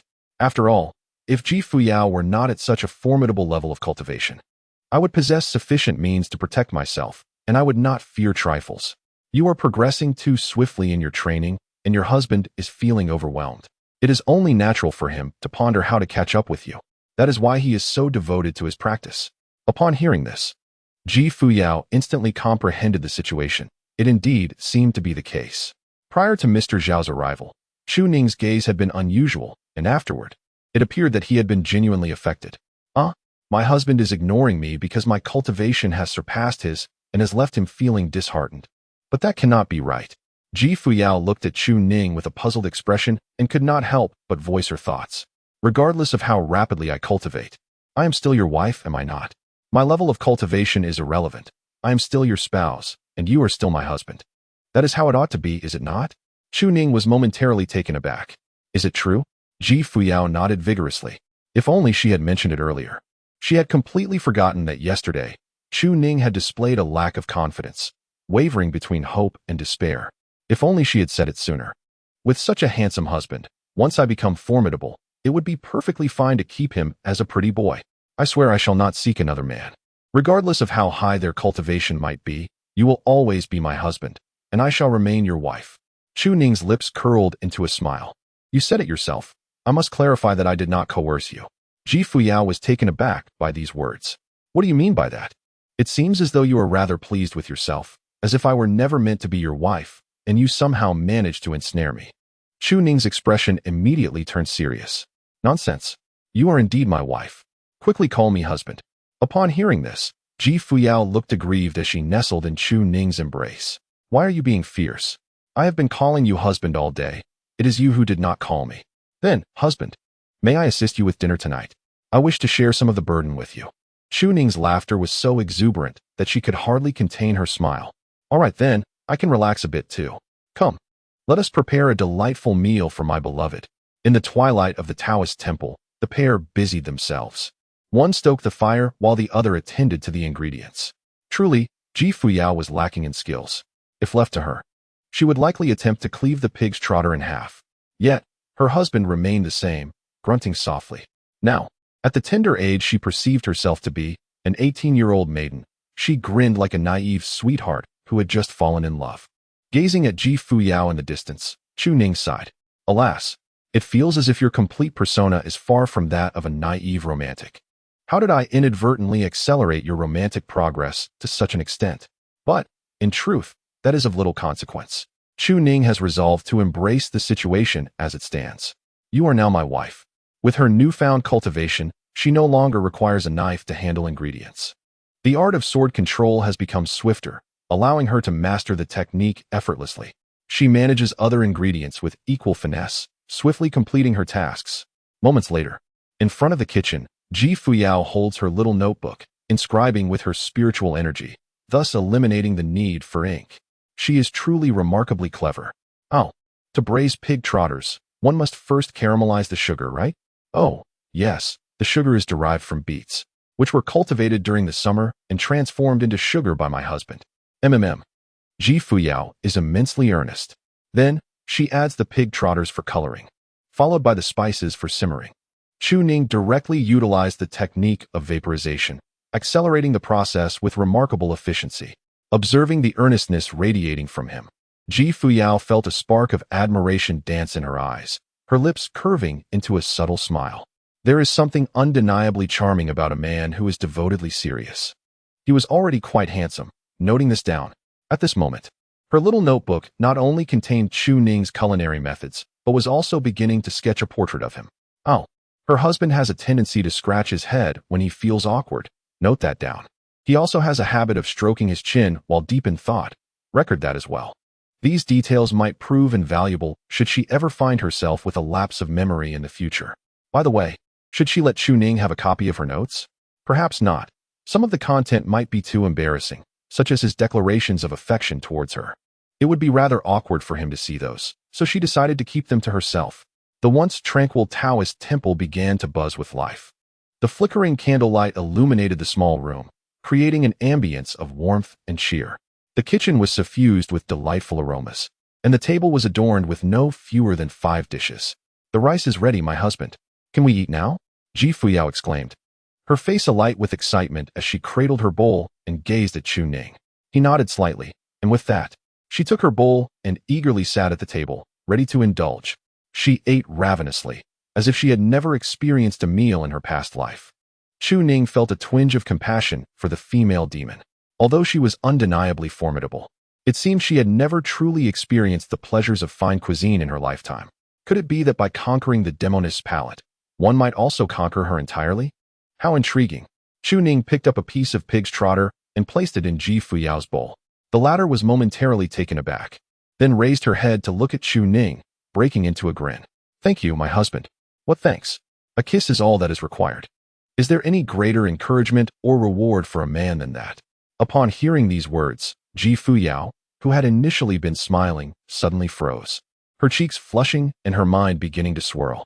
Though you are my husband, does that mean I must kiss you? Can I choose not to? Perhaps I should resist? After a prolonged silence, Ji Fuyao's face displayed a pitiful expression as she murmured softly, if you ask me to kiss you and I do, wouldn't that be quite embarrassing for me? What did you say? And nothing. I'm just eating.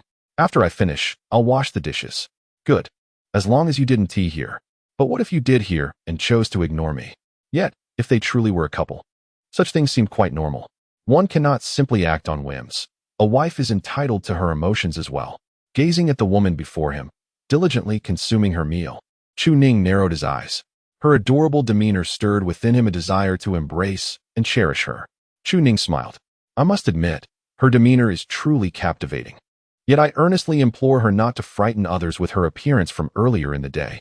It was genuinely alarming. After dinner, Ji Fuyao cheerfully washed the dishes, her face radiating satisfaction and joy. If she could accomplish some tasks, perhaps she would not be looked down upon.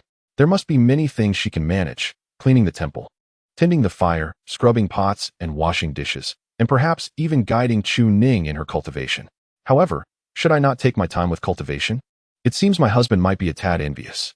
After all, being accepted as a disciple by that sorceress sect Ji Fuyao, who possesses the treasures, it is only natural she should exhibit superior talent. Yet, when I think of my husband, I have assured him that regardless of my cultivation level, I shall always be his beloved. If I were to excel, would it not reflect positively upon him as well? With these thoughts in mind, I tidied up and stepped outside, where in the tranquil courtyard, Chu Ning was reclining on a chair, resting. My dear husband, I have finished washing. Chu Ning chuckled, narrowing her eyes with a playful glint as she patted her thigh, beckoning Ji Fuyao to take a seat. The woman immediately discerned the underlying intention of this gesture. Biting her lip, her complexion gradually flushing with a rosy hue, Chuning was instantly amused. Is it not a bit too easy to blush? And then, what should one say? If you wish to refuse, you certainly can. Even spouses have the right to decline. Why must I feel that my requests are obligatory? Observing Ji Fuyao's increasingly flushed face, Chuning smiled, choosing not to press further. Instead, he deftly summoned a chair, which promptly appeared behind Ji Fuyao, also positioned beside him. The latter felt as though a great burden had been lifted. I can only offer you a hug and hold your hand for now. It would be rather inappropriate for me to sit down, and besides, it may not even be comfortable. Yet, her husband did not insist. A sigh of relief escaped her lips. They simply laid down side by side. However, before she could fully compose herself, Chuning's hand reached out. Ji Fuyao hesitated. Well, I suppose I can let you hold my hand. Yet, in the next moment, their fingers intertwined. Ji Fuyao's cheeks flushed even further. Why do I blush so easily? Often, she found herself at a loss for words, though she was merely allowing him to hold her hand. He grasped it with such assurance. It seemed that this unexpected turn of events left her both flustered and unwilling to refuse. His hand was indeed quite large, albeit somewhat rough, yet the sensation of being held was delightful. It was infinitely better than the doubts she harbored earlier that afternoon, fearing that Chuning might discard her. Husband? Ji Fuyao tilted her head to gaze at Chuning, her face a rosy hue, the dim light of the courtyard candles enhancing her extraordinary beauty. Those things you mentioned to me over the past few days, I believe I am beginning to recall them. Chu Ning was taken aback. You remember, really? A single sentence left Chu Ning in a state of bewilderment. So, where does your recollection stem from? Ji Fuyao smiled and nodded. Well, it seems both my master and my husband have some memories. For instance, my master must have been quite burdened while raising us since childhood, and as for you, taking care of me must have been quite a handful as well. I sense that your indifference towards me today is not solely due to my swift cultivation progress. but also because the troubles I have caused you have become rather overwhelming. After all, anyone would feel exasperated in such circumstances. Although I may not perceive many things, I can certainly feel the affection my husband bestows upon me, especially regarding his culinary delights. They are truly all my favorites. Ha ha. Chu Ning chuckled softly. My dear sister, could it be that you have never savored such exquisite dishes in your entire life? The sugar cubes I crafted are not something an ordinary person could produce. In a typical world, I would have considered amassing a fortune through this talent. And as for my culinary techniques, is it something just anyone can master? Of course, you find them delightful, for you have never experienced such flavors before. Chunning would certainly not utter such words. However, at this moment, he feels no remorse for deceiving a young girl. Remorse is a sentiment reserved for those on the brink of death. My wife has retained a memory of what I have expressed, which affirms the truth of my words. This is indeed my wife. Of course, it would be best not to dwell on her identity as a sorceress. Chu Ning tightened his grip on Ji Fuyao's hand even more. The distance between them was minimal, allowing him to observe the subtle changes in her expression. It appeared she was on the verge of articulating something, yet hesitated, caught in a moment of indecision. Perhaps she felt a bit overwhelmed by Chu Ning's unwavering hold, which seemed to suggest an unspoken understanding of their bond, rendering her speechless. My dear, do you know when you are at your most beautiful? Upon hearing these words, Ji Fuyao paused, her heart racing. When am I at my most beautiful? Overwhelmed with shyness, she could not bring herself to meet Chu Ning's gaze. Instead, pretending not to hear him as she fixed her eyes straight ahead, though her delicate brows betrayed her inner turmoil, trembling ever so slightly. Chu Ning smiled with squinted eyes, releasing his hold on Ji Fuyao's hand and gently caressing her brow. It is in moments like these that you appear most enchanting. Chapter 25. Voluntarily leaping into the trap, Ji Fuyao felt her entire being flush with warmth, her lips trembling in response. You don't say such strange things. Yet, is this truly her most beautiful moment? It seemed she was utterly flustered. Allowing Chu Ning to stroke her brow and then her hair, Ji Fuyao gradually regained her composure, though her cheeks remained flushed. Indeed, she was easily embarrassed, rendered speechless by a mere phrase from Chu Ning. I am certainly more appealing than that Imushi. Even if you were to lose interest in me in the future, please do not turn your affections toward her. My dear, is your self-confidence truly so fragile? I feel as though you are perpetually on the verge of fleeing, as if you might abandon me at any moment. Suddenly, Chu Ning chuckled. Well, you guessed correctly. However, this has nothing to do with your appearance. You are already quite beautiful. It's entirely because I fear you might end my life. If I could just coax you into having a child, that would be much better. But if a mere flirtation makes you shy like this, it seems rather unrealistic to expect Ji Fuyao to bear a child. In any case, I shall diligently pursue my cultivation. Upon hearing this, Ji Fuyao turned to smile at Chu Ning, grasping his hand. You need not worry about anything. Even if I am more powerful than you, you will always be my husband, and I will always be your wife. You treat me so kindly, and despite my clumsiness, you could never bear to part with me.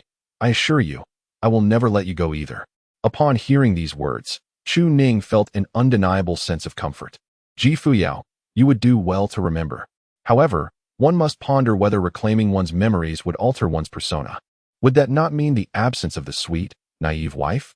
Perhaps it is best not to regain those memories. Instead, let us focus on the prospect of bearing children together. But the hour grows late. Indeed, my dear husband, the evening is still young. Chu Ning smiled, narrowing her eyes. It's getting late.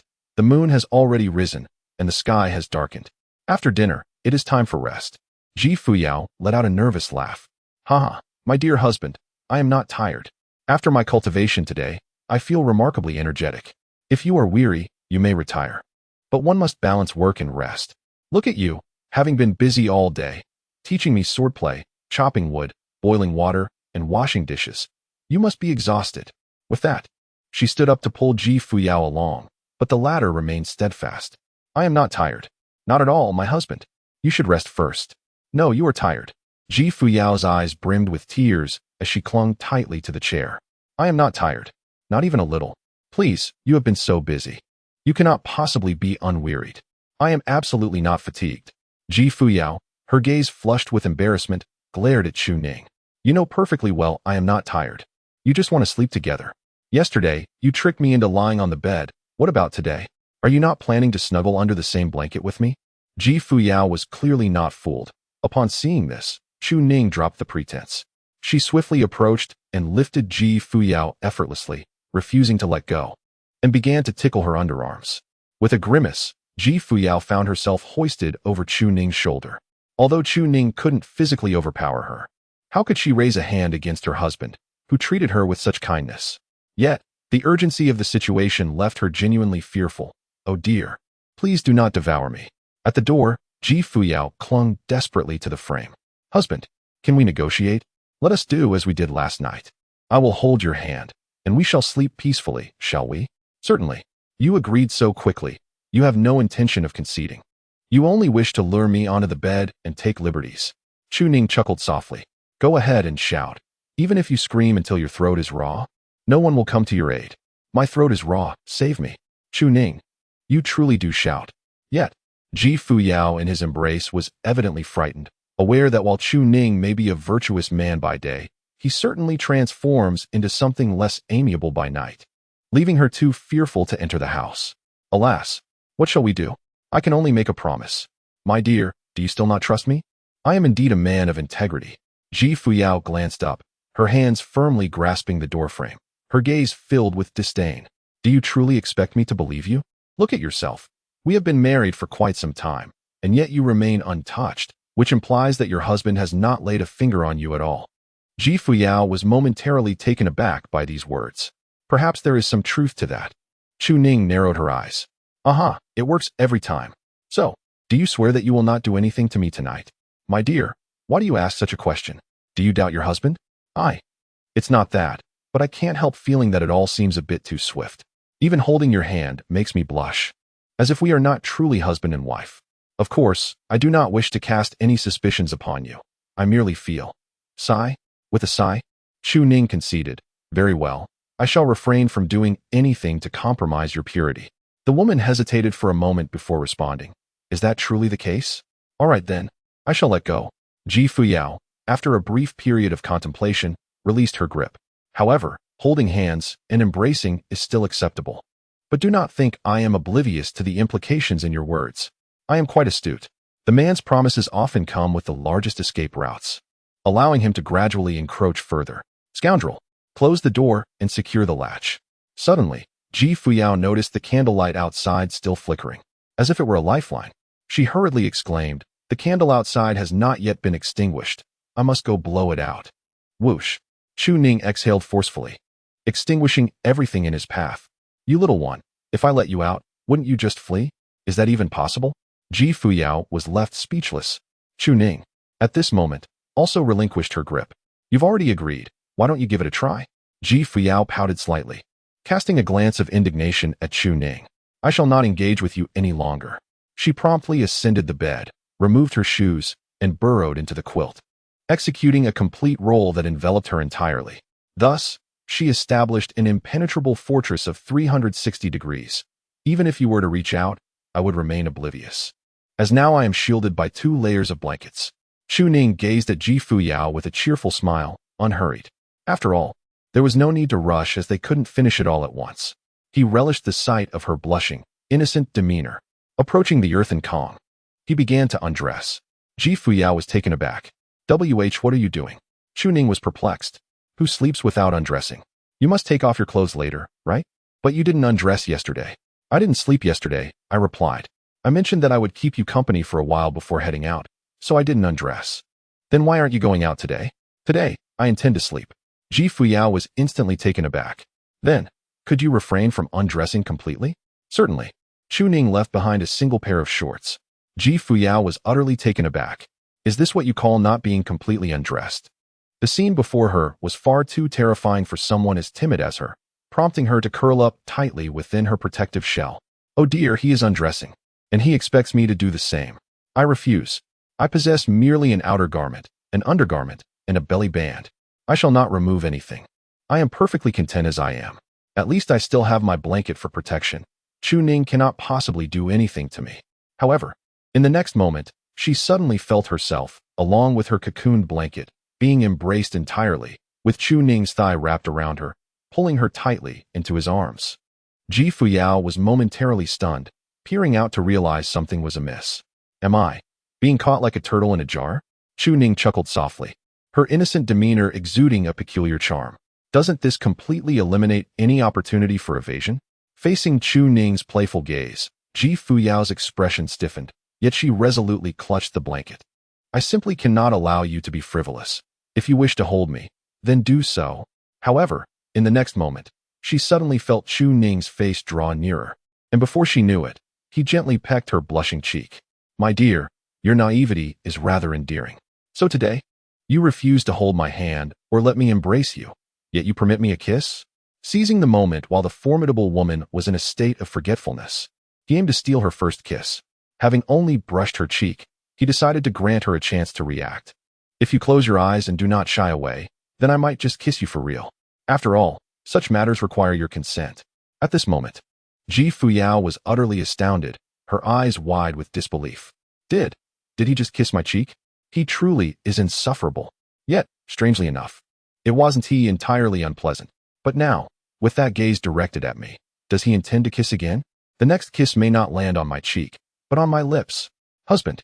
Ji Fuyao felt tears welling up, hastily pleading, let us negotiate. I'll hold your hand and allow you to embrace me, but please, refrain from kissing my lips. I'm not prepared for that yet. Please, dear husband. Perhaps I was kissed before, but this is a new me, and I'm still not ready. In the future, I promise. TSK, TSK, TSK. You can't blame me. You are the one offering me the opportunity, after all. Woo-woo, I didn't mean to. I never anticipated you would be so shameless. Hee. Hurry, stop dawdling, uncover the blanket, and let your husband hold you to sleep. Chapter 26. Who told you to nibble on my ear? The atmosphere in the room grew exceedingly peculiar. Ji Fuyu gazed at the audacious man before her, her expression a mix of indignation and fury. How could I possibly be married to such a shameless rogue? Yet, in the next instant, he cupped her face gently. Chu Ning looked down with a smile, his eyes narrowing with a teasing and inciting tone. My dear, you have willingly walked into my trap. I suspect that although you outwardly resist my affection, you are indeed providing me with an opportunity in this manner. If you do not grant me a hug, I may very well steal a kiss. My dear, I am going to kiss you, you know. Ji Fuyao's face flushed with a mix of shame and anger upon hearing these words. Do you not realize that my actions are merely to protect myself from your advances? I only exposed my head to breathe. Do you truly believe I cannot match your strength? My swordsmanship has kept you at bay all morning. Despite your extensive training, you remain unable to defeat me. If you push me too far, I swear, I shall strike you down. Yet, I shall refrain from such actions against my husband, especially since you have been so kind to me. As for kisses, that is simply too much. I nearly faltered at a mere peck on the cheek, let alone a kiss on the lips. It is merely a matter of you holding me. After all, I wear 3 layers of clothing. And it is not as if I have not allowed you to embrace me before. You must understand that while I acknowledge you as my husband, you are not yet my complete husband. Should you dare to overstep boundaries, to prevent my lips from being devoured by Chu Ning. Ji Fuyao took a deep breath and released her tight grip on the blanket's edge.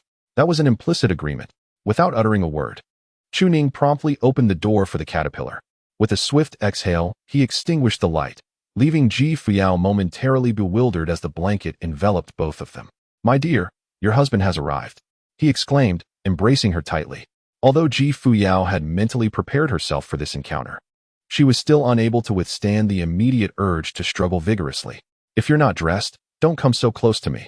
She could acutely sense the warmth radiating from Chu Ning, and while his physique was undeniably robust, one could not overlook what he was wearing, merely a pair of shorts, making it hardly different from being unclothed. Scoundrel, release me. You are taking liberties with me, and I shall report you to my master. Woe is me. Chu Ning embraced the woman, leaning close to Ji Fuyao's ear, a look of utter satisfaction on his face. Your husband merely holds you. He has not done anything else. Is it truly appropriate to disturb master at this late hour? You are insufferable. You are not even wearing any clothes. Well, neither must you. Ji Fuyao retorted, release me, or I shall become angry. Be angry if you wish. I shall not let go. And was it not you who consented? That was simply because I did not wish to be kissed by you. Upon hearing the words, Chu Ning was momentarily taken aback, and an unexpected wave of melancholy washed over him as he released his hold on Ji Fuyao. The latter was equally astonished. You truly let go? When did my words hold such power? The salt had lost its flavor. Ji Fuyao, the affection has faded. Ji Fuyao. With a sigh, Chu Ning refrained from embracing her and instead maintained a distance of a fist's width, reclining on the edge of the bed. Although they were sharing a single blanket, their hearts felt as though they had been separated for an eternity. His tone was laced with self-mockery as he suddenly smiled. In truth, I am aware that you know nothing. I merely believed that we might share a profound closeness, yet I never anticipated. Ji Fuyao, in a fit of rage, struck Chu Ning with a punch. You did this on purpose, didn't you? Is this a ploy of seduction, to entice and then retreat? Last night you confessed your feelings for me, and now you engage in this charade. Do not think for a moment that I am oblivious to your intentions. Chu Ning forced a smile, realizing that this woman was exceptionally astute, perhaps to the point of being overly so. It was difficult to deceive her. Ji Fuyao let out a cold laugh, her voice icy as she spoke. If I did not favor you, I would simply wield my sword to strike you down, without granting you a chance. Do you truly believe that mastering the sword techniques I teach you today would enable you to surpass me? What a jest! Even if I were to instruct you for another year, you would still not be my match. Furthermore, my cultivation progresses more swiftly than yours. I have already reached the pinnacle of the second realm, possessing an understanding of the realm that far exceeds yours. How could you possibly hope to defeat me? If it were truly as you say, would you still wish to carry me into your abode, to kiss me? What nonsense! It is not as if I have refused you. Ah, you foolish man, do you truly think your inferior tactics could be of any use to me? It is merely that I have taken a liking to you. After uttering these words, Ji Fuyao suddenly found herself momentarily stunned. How astute I seem, she thought. And these words flowed from me effortlessly. How peculiar. Upon hearing these words, Chu Ning turned to glance, but in the darkness of the night, Ji Fuyao's face was not discernible, merely a vague silhouette. Yet, the faint fragrance emanating from Ji Fuyao was still unmistakably clear. Chu Ning leaned closer to Ji Fuyao, who merely tugged at the corner of her mouth without responding. He inched closer again and again. After quite some time, he still hadn't made contact. Ji Fuyao could no longer contain herself. Gritting her teeth, she exclaimed with fury, "If you were a man, you would have fled long ago. Are you going to embrace me or not?" With a playful smile, Chu Ning immediately embraced Ji Fuyao, who coldly turned her back to him, held in his arms. "Are you foolish? Am I not clever enough to win you over? I willingly allow you to hold me. As long as you refrain from any excessive actions, I can scold you without resorting to violence." Observing her demeanor, Chu Ning felt utterly confident in his allure. Within just 2 days, I have rendered the female demon utterly defenseless. Just yesterday, she resisted and questioned, yet today, all that has vanished, though her pride remains intact. But it matters not, I have captured her heart. Their bodies pressed closely together. Chu Ning leaned against Ji Fuyao's shoulder, inhaling the scent of her hair. "My dear, what is this? Why are you so proactive today? Have you lowered your guard against me?" Ji Fuyao paused for a moment, hesitating, then replied coldly, "I merely perceive you as a good person. You treat me well. Moreover, that Zhao Ziming, though seemingly virtuous, regards you with admiration in his eyes, indicating that you are at least not malevolent. Your willingness to save others demonstrates your exceptional character, suggesting you could not possibly deceive me." Ji Fuyao could sense Chu Ning's integrity, which dispelled any notion of deceit. Furthermore, even if he were to trick her, she would willingly accept it, especially since her honor remained intact. What harm could arise from such a relationship in the future? He is intelligent, capable, handsome, and shows such affection for me. Yet all these thoughts are predicated on Ji Fuyao's assumption that Chu Ning is indeed her husband. Were it not for that, she would certainly not remain so unresponsive. And should you dare to deceive me, I will not let you off easily. Upon hearing this, Chu Ning's brow twitched, though he was not overly alarmed. After all, the tone was not much different from a playful pout. "Oh." Chu Ning leaned closer to Ji Fuyao, whispering softly, "Then why do you not let me go? Is it not akin to how I refuse to release you now?" The warmth of his breath caused Ji Fuyao, who had been harboring a hint of pride, to experience a moment of cognitive disarray, her body trembling involuntarily. Please do not come so close." Yet, she pondered, is it not pleasant for a couple to be near one another? With a grimace, Ji Fuyao realized that had she remained silent, things might have turned out differently. Uttering those words had only emboldened Chu Ning. However, upon further reflection, if they were indeed a married couple, such proximity was to be expected. Moreover, although her heart raced and she felt flustered, there was a peculiar fondness that she could not dismiss. "No, this is not good. My lady, why do you not push me away? Do you perhaps wish for your husband to be even more audacious? Chu Ning leaned closer to Ji Fuyao, a playful smile gracing her lips, and gently bit down on her ear. While Ji Fuyao could tolerate being embraced, kissed, or held hands with, the moment Chu Ning's teeth grazed her ear, it felt as though a sensitive string within her had been plucked. Particularly, the warmth of Chu Ning's lips sent a rush of uncontrollable emotions through Ji Fuyao. You scoundrel! Who permitted you to bite my ear? With a swift elbow strike, Ji Fuyao reacted instinctively. In an instant, the once triumphant Chu Ning felt as if she had been struck by a mud truck from 18 years past, forceful and overwhelming. Ugh! She barely suppressed a cough of blood. Chu Xiao, I swear I'll annihilate you. Ji Fuyao abruptly stood up, leaning against the wall, trembling with fear and embarrassment, her gaze filled with a mixture of trepidation and indignation as she glared at the wretched Chu Ning, who was clutching her stomach in pain. Who told you to bite my ear? This is entirely your fault. If you dare bite my ear again, I will end you. What kind of husband bites his wife's ear? Who can endure such a thing? Tears threatened to spill from her eyes. I swear. Ji Fuyao scoffed, refusing to engage further, but noticing Chu Ning's unusual reaction, she quickly lit a lamp. The next moment revealed Chu Ning, pale-faced, clutching her lower abdomen. That elbow strike nearly killed me. Ji Fuyao's expression shifted dramatically, and she rushed forward. Husband, are you all right? What do you think?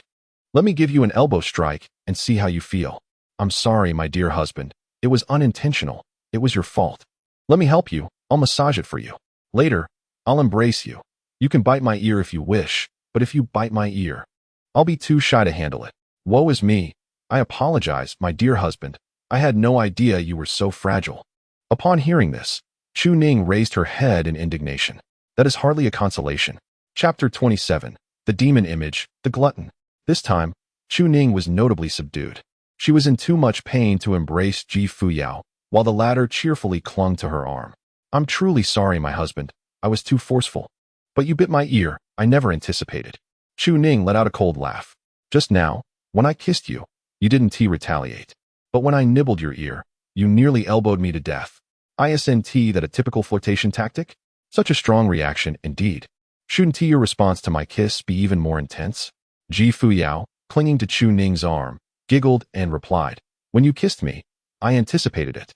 So I was overly sensitive. However, the ear is a place that feels quite intimate, much like beneath clothing.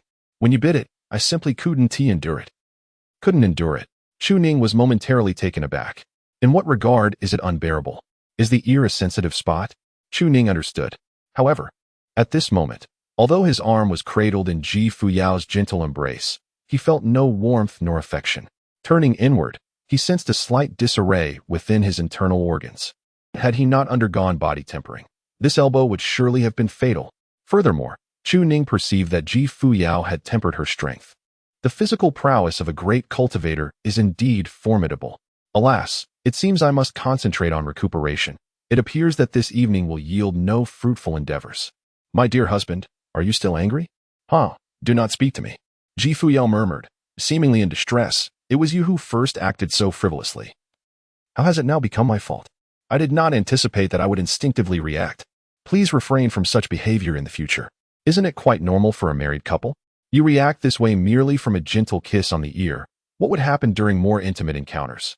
Upon hearing this, Ji Fuyao was rendered speechless, her face burning with embarrassment. Though nothing had transpired as of yet, she felt certain that it would in the future. Yet, could it be that the fault lies with me? My husband, what must I do to ensure you remain unperturbed? Chu Ning turned her head weakly to look at Ji Fuyao. Kiss me. You. Even in this situation, you still wish to take advantage of me. After a moment of hesitation, Ji Fuyao leaned in and gently pecked Chu Ning's cheek. However, afterward, she immediately burrowed under the covers, not revealing her head at all. I kissed you, so you mustn't be angry anymore, and you cannot hold today's incident against me. This situation is entirely your fault. Although I hit you, it was instinctive. I had no intention to strike you. Now we are even. With that, she tucked her head in. Saying nothing and remaining utterly still, Chu Ning let out a long howl to the heavens. If only I had a modicum of strength at this moment, I would surely return to her. After much effort to persuade my beloved to embrace me, it has turned out to be this predicament. Alas, I suppose I should focus on healing my wounds first. The night swiftly passed. Chu Ning had been relying on luck to heal and recover from his injuries. It was only at dawn that he regained his strength. Meanwhile, Fuyao had not emerged since yesterday. She had simply fallen into a deep slumber.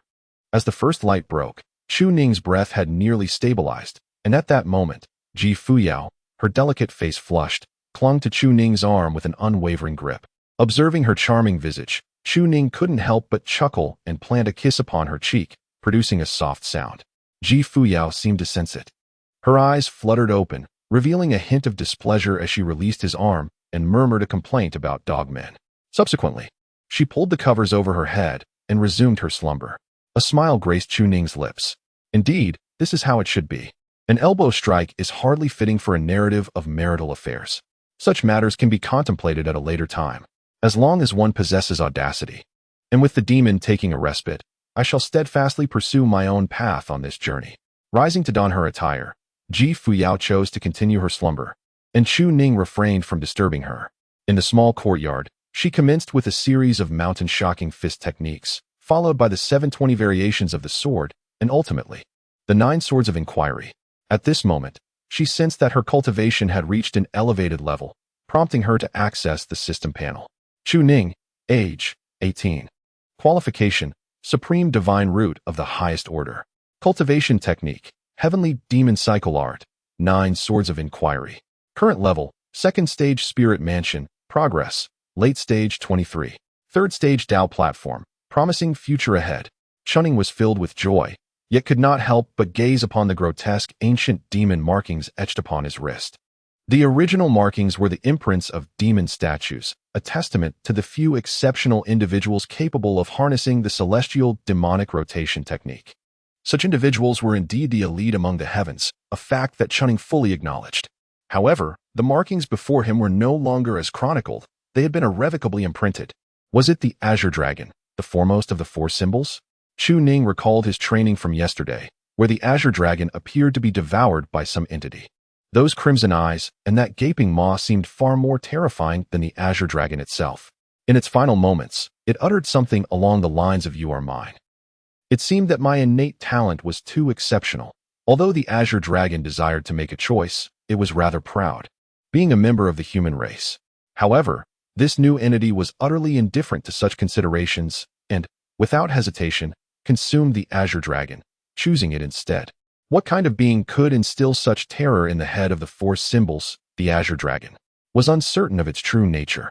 Yet the mere sight of this demonic pattern instilled a profound sense of terror within him. At this moment, he gazed at the ominous symbol in his grasp. According to the account within the celestial demon rotation technique, upon selecting a demonic figure, one could harness its essence. However, if the chosen beast possessed a lower rank, it would lack any form of intelligence, necessitating that the host engage in combat manually, albeit gaining a certain enhancement of the beast's abilities. Conversely, if the beast were exceedingly formidable, it would indeed exhibit sentience. Chu Ning pondered for a moment. He was still not entirely certain what that entity truly was. First, let him condense one and take a look. Without further ado, he seated himself upon the ground. Heavenly demon image, coalesce. In an instant, the previously clear and cloudless sky was shrouded by an endless expanse of dark clouds.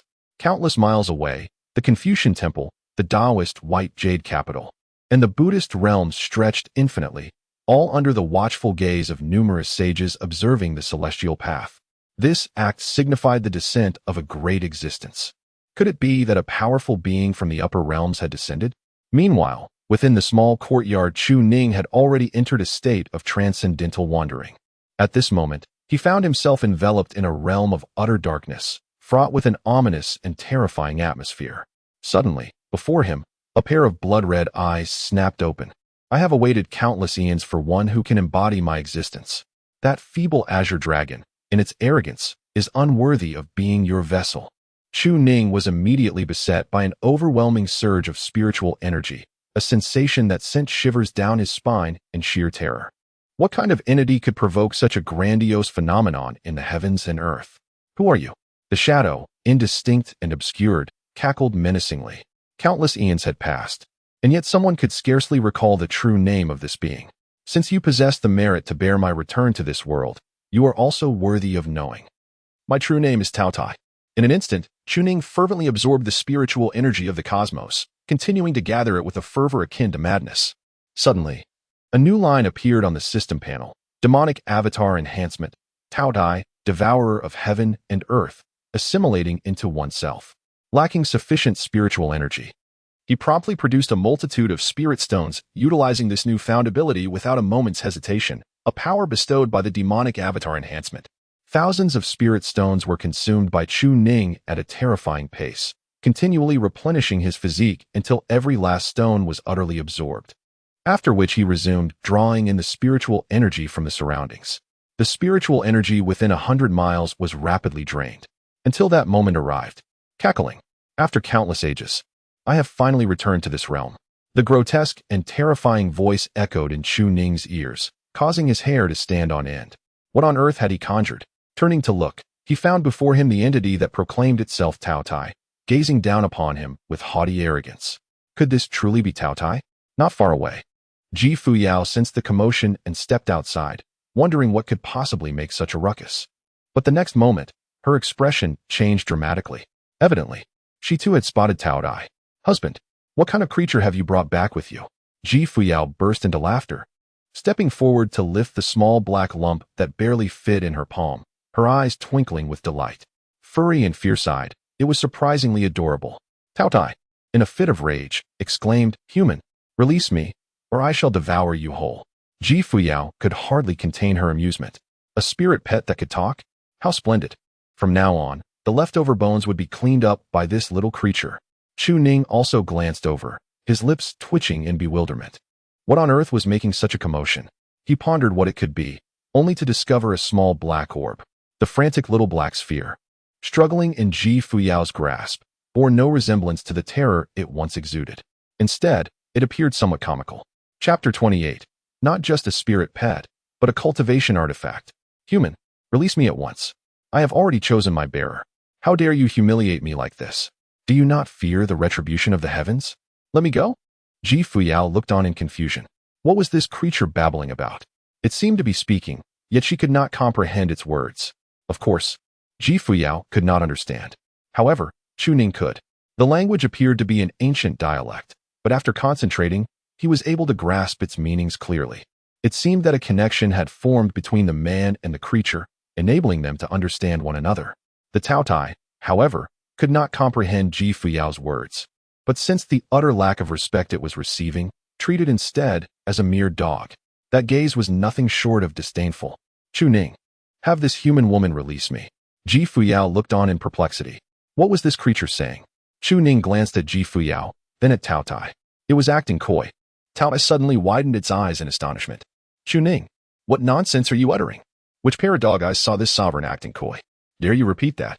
In the primordial chaos of ancient times, it was a magnificent existence that resonated throughout the universe. Although it had fallen, its essence was indelible, eternally imprinted within the heavenly laws. Tao Tai had long been aware of the methods initiated by the demon ancestor, noting that some formidable cultivators could establish a connection with fallen beings like itself.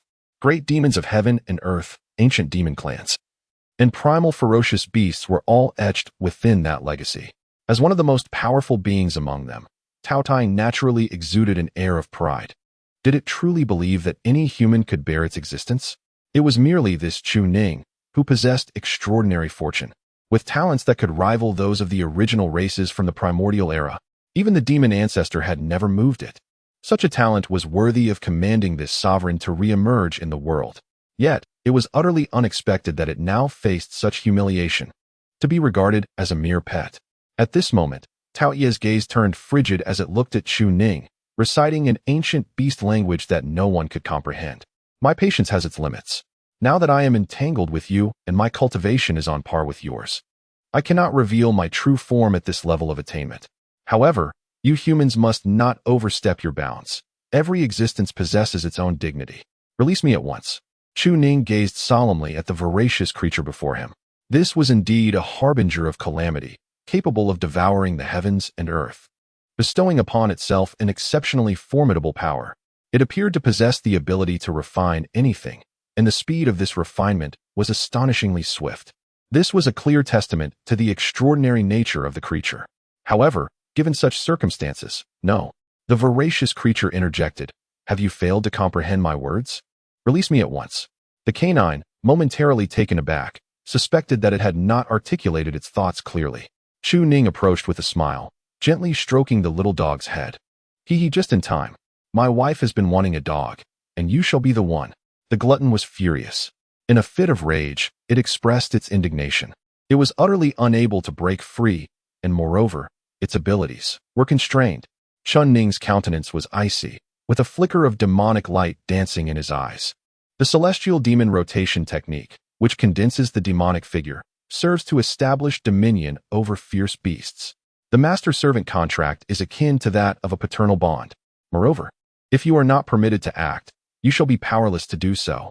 Why, then, is the azure dragon so haughty? It seeks not to be restrained, attempting to deceive Chun Ning into believing they are equals. Yet, such a notion is merely a means to resurrect a fierce beast that has long since perished. The balance of the heavenly path dictates that there must be gains and losses. To resurrect, it would undoubtedly differ from the past, rendering it bound.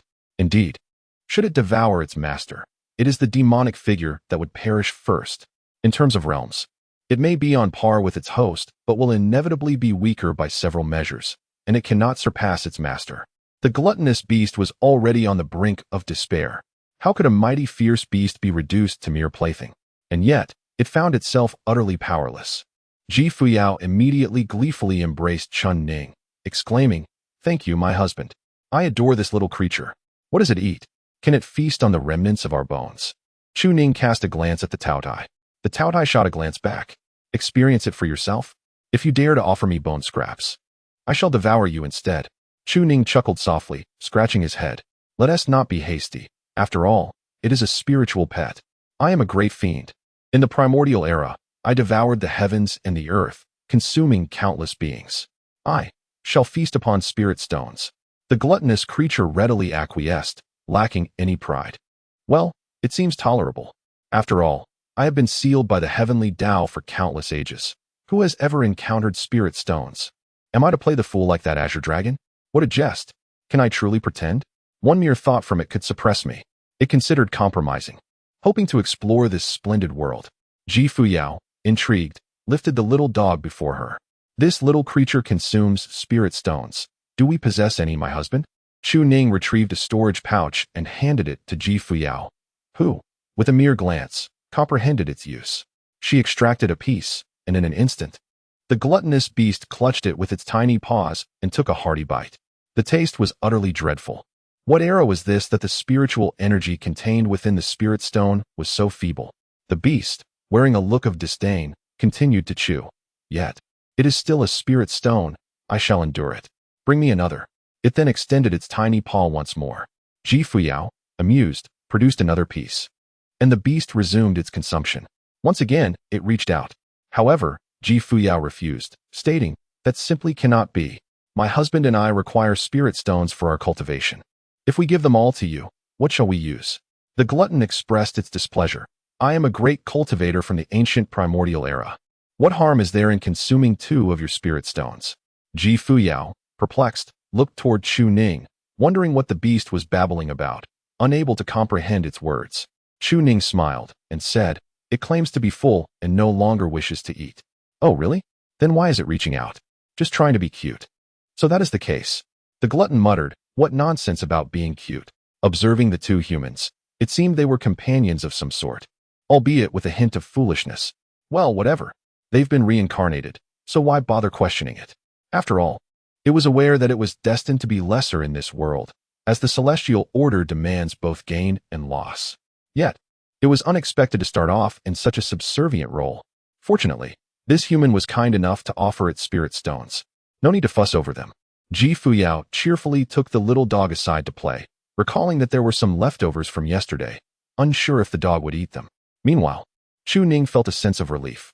It seemed that the glutton was not in its prime form, an existence capable of devouring heaven and earth. Was that not somewhat terrifying? But it mattered little. Chu Ning possesses the ability to suppress with merely a thought, unafraid of any potential rebellion from the canine. However, that capability— no, that is not right. He immediately turned his gaze towards the system interface. Chu Ning, Cultivation level, second realm spiritual mansion, progress, late stage 98. Chu Ning was utterly astonished. Could it be? Just a moment ago, it was still at 30. How could it have surged so rapidly? Upon reflection, Chu Ning recalled that he had recently absorbed a considerable amount of spirit stones, amounting to over 1,000. However, this was not sufficient to consolidate the magical figure. In the next moment, Chu Ning seemed to comprehend. Among the powers bestowed by the voracious beast, one involved refining and assimilating energy for personal use. The more one consumed, the more it transformed into cultivation, ultimately benefiting oneself. This simply could not be overlooked. It was imperative to put it to the test. Chu Ning immediately proceeded to the kitchen, where Fuyao was feeding the dog. The creature, gluttonous and disdainful, refused to open its mouth. The food was thrust right by its lips, leaving it utterly exasperated. Attempting to flee, it was swiftly seized by Fuyao. Just give it a try. If you can eat leftovers, then why waste it? I absolutely refuse to consume such insipid fare. The creature protested. Open your mouth, dog. Hurry up. I will not eat it. Is there a flaw in your reasoning, woman of the human race? The gluttonous beast was bewildered. Was this person truly incapable of comprehending its tongue? Just then, Chu Ning arrived, prompting the creature to implore, "Let me go. I shall not partake in that." This time, Chu Ning understood, producing a spirit stone. "Here, eat this." The creature finally seemed satisfied. This was the sustenance befitting a ferocious beast.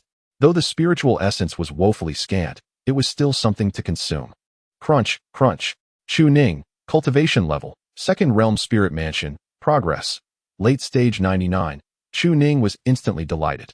Oh my, it truly is. Chunning's absorption requires a considerable amount of time, indeed. However, the dog consumes it in an instant, and if it exceeds that, it can directly assimilate and transform it into feedback for cultivation. Come, have another piece, indulge yourself. Cultivation level, second realm spiritual mansion, progress, pinnacle. He took a deep breath. My goodness, this is undoubtedly a miraculous artifact for cultivation. No wonder it is a formidable beast from the ancient primordial era. It truly possesses extraordinary capabilities. Chapter 29, Sword Control. I truly cannot master it. Seeing this, Chunning did not hesitate for a moment. With around 800 spirit stones remaining, he directly produced 300 for the dog. This thing can enhance my cultivation far more swiftly. I am quite a pragmatic person, since you are my dog now. If I have a meal, you shall have a share as well. Consider this your reward. If you behave well in the future, there will be more. The gluttonous beast observed Chunning, who wore a smile, hesitating for a moment. Hiss, you are rather kind, aren't you? Why not give all the spirit stones to me? What will my wife use then? The beast pondered briefly. It seems to make sense. Since I have relied on you to re-enter this world, and you have even presented me with a gift, I shall refrain from saying more. The beast gently reminded. However, your cultivation is too low, preventing me from revealing my true form. Strive harder in your cultivation. By the way, may I venture out for a stroll? With a smile, Chu Ning urged the gluttonous beast to take the spirit stones, exclaiming, Eat as you walk, eat as you walk. The creature let out a soft huff, displaying an air of pride. Since you insist, I shall reluctantly acquiesce. With that, it clutched the storage bag and ventured outside to explore the world, reveling in its delight. Meanwhile, in the kitchen, the two began preparing breakfast. Fuyao, filled with curiosity, inquired, How did that dog come about? I cultivated it using the demonic wheel rotation technique to condense a demonic figure, came the reply. Oh, so it's a dog, is it? Why do I not have one? Upon hearing these words, Chu Ning was taken aback. Is it possible that you had already condensed it, yet were simply unaware? After receiving a response, Fuyao pondered for a moment and shook her head. I seem to have no recollection of that. However, I must ask, why did you provide so many spirit stones to the dog? Do you not require them for yourself? Chu Ning smiled, narrowing her eyes. It can consume spiritual stones to assist me in my cultivation, and it is far more efficient than my own refining speed. Having said that, she handed over the remaining 500 spiritual stones to Fuyao. The latter looked puzzled. What do you want me to do with these? Shouldn't you keep them for yourself, my dear husband? Chu Ning chuckled. I have already used quite a bit. Mr. Zhao gifted me 2,000 spirit stones. These are remarkably effective for accelerating cultivation. You may utilize them as well. Initially, Chu Ning harbored some concerns regarding the pace of his cultivation. However, with the sudden acquisition of this valuable resource, his worries dissipated. While he could certainly exhaust the spirit stones for his own advancement, he recognized that his wife, too, required resources for her cultivation. Her powers had not been sealed. They had simply diminished due to her previous practice of absorbing the essence of heaven and earth. The spirit stones would undoubtedly expedite her progress. Although Chu Ning was somewhat reluctant to see Ji Fuyao regain her memories, preferring her to remain by his side, he understood that given her identity and capabilities, restoration was inevitable. Since he could not prevent it, why not allow her to flourish and develop? He reiterated to himself that he was no longer afraid of Ji Fuyao regaining her memories. And with the addition of this cultivation tool, his apprehensions had further diminished. He found himself curious about her reaction once her memories returned. Ji Fuyao smiled and gently shook her head. That was a gift from Mr. Zhao to you, not to me. Besides, I cultivate quite swiftly on my own. I do not require this. If someone else cultivates faster than you, would that not displease you? Keep it for yourself. Moreover, this item appears rather precious, so it is better suited for your use. Chu Ning grasped Ji Fuyao's hand and placed it in his own. I have already utilized quite a bit, and even if your cultivation progresses rapidly, I shall not complain. After all, you are my wife, and your advancement is akin to my own. Even if I were to become a man living off your success, it would be perfectly acceptable. Upon hearing this, the woman immediately brightened. In truth, I had thought the same before. If you say so, then I shall accept it. Thank you, my husband. Exactly. As partners, when I excel, it is as if you excel too. Why would you harbor jealousy or ignore me? Now it is clear. My husband has come to terms with the idea of being a man living off his wife. Then I shall gladly accept that. Witnessing this, Chu Ning smiled as well. He began to prepare a meal, only to discover that the ingredients were nearly exhausted. Alas, my dear wife has consumed too much. It barely suffices for a few days. How about we venture into town today to procure some supplies? You can buy whatever you desire. Sounds good. Perhaps a stroll through the town will inspire some thoughts. Let us go together. I can now ride a sword, and I could take you with me. No, wait, you can ride a sword too. We can go together. But how would we do that? Surely you would have to hold on. Then perhaps that is best reconsidered. Hearing this, Chu Ning sighed. My dear wife, in truth, I have not yet mastered it. Nonsense. You progress swiftly. Do not think I am unaware of your intentions. In the depths of the soul-devouring mountain, amidst the woods, the creature Tao Tai reflected. Selecting this lad seems fortuitous. His aptitude is commendable, advancing rapidly, rivaling the primordial beings of the ancient wilderness. Truly remarkable. Yet, the heavenly principles leave much to be desired. A rather disappointing lot. The spiritual energy of this world is also quite scant. It must be a world of multiple reincarnations, though I am tempted to voice my grievances. Words escape me. No matter. I shall follow the path of the fowl and the hound, to break free from the constraints of the heavenly order. I would gladly accept even the role of a dog. Moreover, this Chu Ning is rather generous.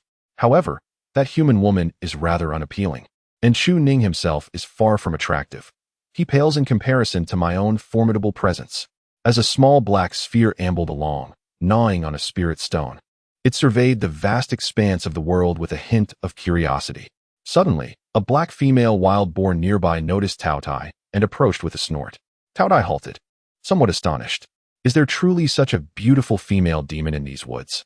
Well, while she is merely average, she is still passable. Tao Tai chuckled, promptly releasing a mating signal. However, as the wild boar came closer and beheld the diminutive black sphere, a look of disdain and mockery crossed her face. Then, with a sudden snap of her tusks, she aimed to devour him. Tao Ye's expression shifted instantaneously.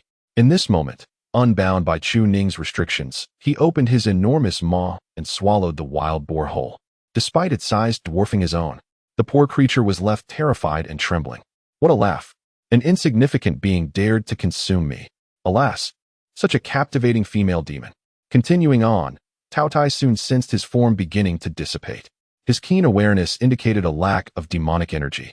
Must I remain within a certain range to maintain my form? Stepping back, it appeared to be true. This body is rather weak.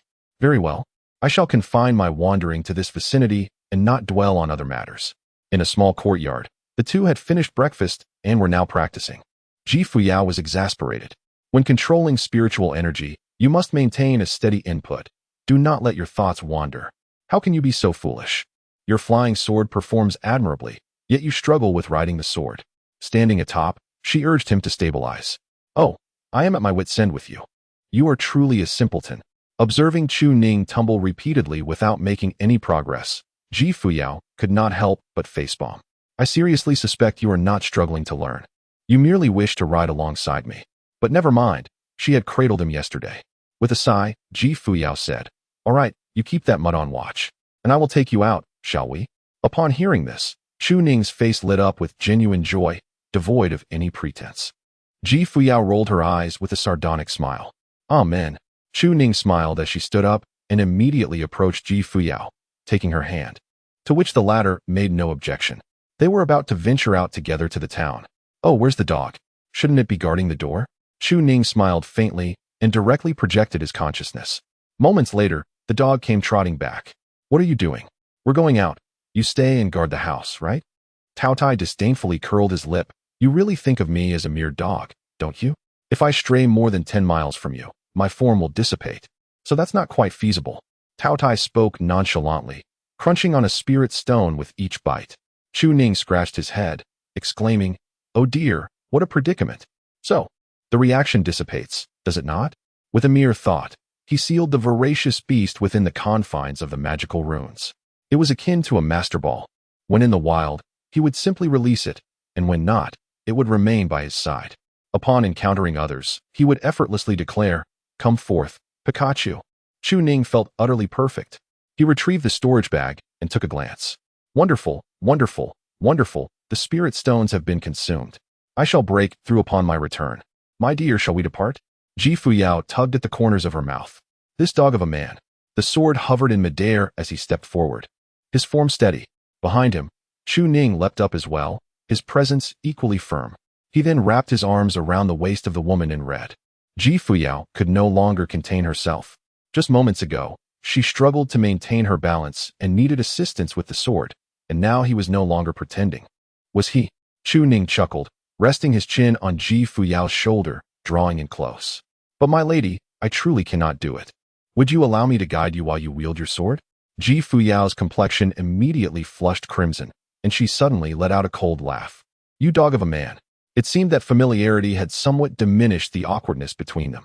Despite my calling him a dog of a man, he secretly relished it. Humph. Chapter 30. Accompanying my lady on a shopping trip. What constitutes a sword cultivator? From 1,000 miles away, a single sword can sever a head. That is a sword cultivator. Reaching the pinnacle, a single sword can cleave mountains. That too is a sword cultivator. Riding the sword and soaring with the wind. Wandering through the realms of heaven and earth is equally a sword cultivator. At present, though unable to accomplish the first two feats, Chu Ning indeed began to sense the exhilarating experience of riding the sword upon the wind. Having never boarded an airplane, he found himself on the flying sword of a female sword cultivator instead. As he gazed outward, the endless expanse of mountains and rivers unfolded before his eyes. The vastness of the world, side by side with soaring birds and wild geese, surged forward with sudden velocity, slicing through the wind. Beneath him lay the rivers and mountains, with the 800 miles of the soul-dancing mountain appearing as mere drifting specters. The nearest border town of the great Zhou dynasty lay to the east. Yet Chu Ning had never visited. He feared that completing the journey of 800 miles would take him over half a month, and that would be at full speed. Since arriving in this world, he had remained within the soul-dancing mountain alongside Wang Hongwan, making this trip to the city for the very first time. Feeling somewhat apprehensive about taking a wrong turn, Chu Ning cautiously offered a reminder. Actually, I haven't visited there in quite some time. In any case, the general direction should be that way. Ji Fuyao suddenly coughed vigorously. No, you, who are too lazy to ride your sword properly, are now admitting you don't know the way? I've been flying for ages, and you tell me it's just a general direction. Ji Fuyao smiled slightly. It's all right. If I can't find the way later, I shall simply drop you, and I'm certain you will remember the route. Chu Ning tightened his embrace around Ji Fuyao's waist, and the stunning beauty in her flowing red robe blushed slightly. You're so close to me. Oh well, he is my husband. In a close relationship between a man and a woman, what is there to uphold the formalities of respect? Isn't it all about daily hugs, kisses, and then indulging in intimacy? Although Chu Ning exhibited a somewhat dog-like demeanor, Ji Fuyao found joy in the growing intimacy between them. She believed that such closeness was the essence of a marital bond, even if it made her blush and her heart race. As long as he refrained from whispering sweet nothings, Fuyao was quite willing to indulge in Chu Ning's playful antics. This was largely because she harbored a genuine affection for him. He was undeniably handsome and so fond of her. It was only natural that she was enamored with him in return. However, shortly after this topic was broached, Chu Ning's hands began to wander inappropriately. His fingers landed on Fuyao's abdomen, teasingly attempting to pinch the flesh there. Yet, when he found nothing to grasp, he refused to be deterred, convinced there must be some softness to hold on to. To his astonishment, there was none. What kind of body management was this?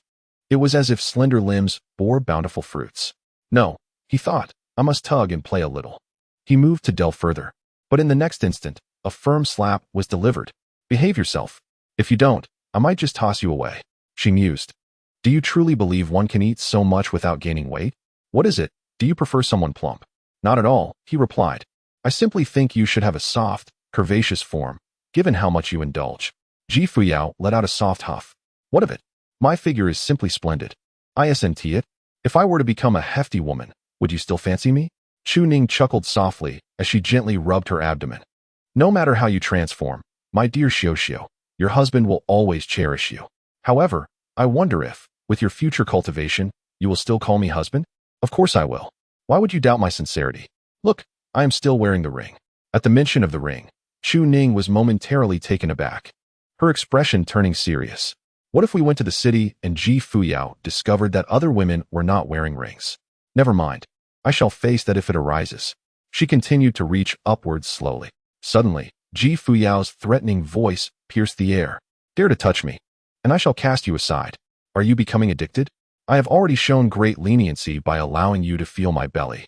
Considering you are not even a complete wife yet, and you still wish to touch that? Is that meant for your hands? That privilege shall come later.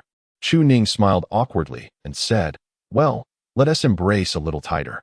Fuyao instantly stiffened, letting out a soft sound, but she managed to regain her composure.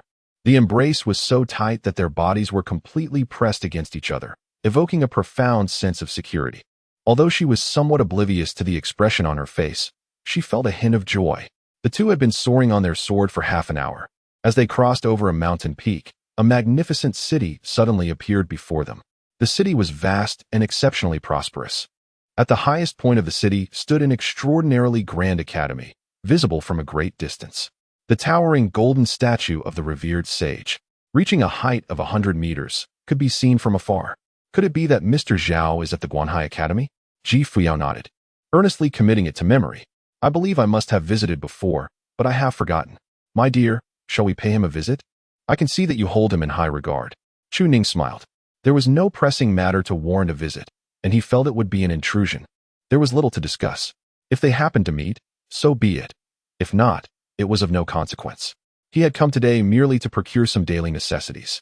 He playfully pinched Fuyao's cheek. Would you like to purchase a few new garments? Choose something more aesthetically pleasing, or perhaps something you deem necessary. Fuyao did not mind this gesture. She indeed had some items she wished to acquire.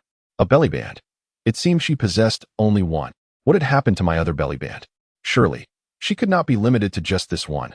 Perhaps that scoundrel had hidden it away, intending to take advantage of the moment when I was without a belly band. I won't discuss it with you.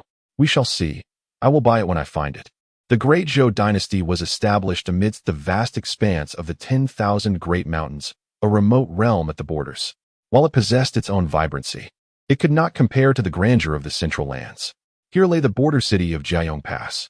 The Confucian Academy of 72 schools was situated within the great Zhou dynasty, having carved its foundations through several mountain ranges in this wilderness, serving a purpose beyond mere education.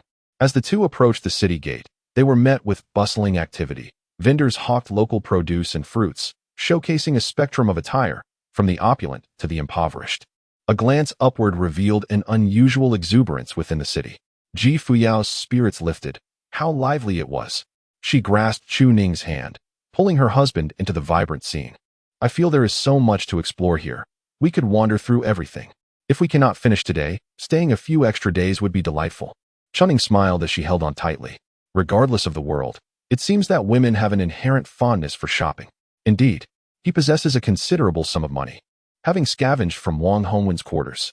With the master deceased, All belongings naturally belong to the disciples. This old man has amassed quite a fortune, hoarding a significant amount of gold and silver, totaling several hundred taels of silver. Suffice it for expenses. Should it fall short, one may exchange spiritual stones. Spiritual stones can be traded for gold and silver in the dynasty, with a standard exchange rate. 1,000 taels of silver can be exchanged for a low-grade spiritual stone. 100 low-grade spiritual stones can be exchanged for a mid-grade stone. 10 mid-grade stones can be traded for a high-grade stone. The higher the quality of the spiritual stone, the richer the aura it contains, naturally enhancing the cultivation of practitioners. Among the countless souls in the world, those with low-grade spiritual roots are exceptionally rare, merely scratching the surface of cultivation, resulting in a shockingly low number of practitioners. However, with longevity comes the gradual division of resources, and those who can obtain spiritual stones for cultivation are predominantly from sects and powers. Thus, the 2,000 spiritual stones Zhao Ziming presented, while trivial for the academy, could still purchase many ordinary lives. Husband, what are those red, round things strung together? Tonghalu, let us buy a skewer to taste. Make it 2. We shall each have 1. No need, just 1 skewer, and we can share a bite. Hee. You are so mischievous. What about that cake? It tastes quite good, though it pales in comparison to what you make. Oh, that one. Chapter 31. Encounter with Zhao Ziming at Guanhai Academy. Why is it called Guanhai? Looking northward, 300 miles away lies the Tianxian continent, the closest point to the endless abyss. The statue of the great sage, the founding master of Confucianism, gazes northward. The academy's principal, and Shurong, is absent, likely for an extended period.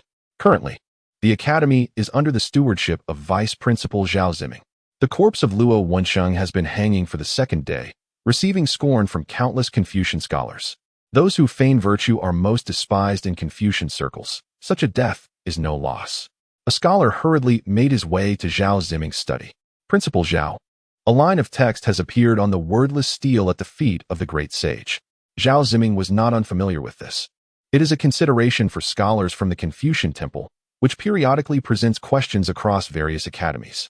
Those who can answer gain the great sage's acknowledgement and are qualified to practice in the temple. What is today's question?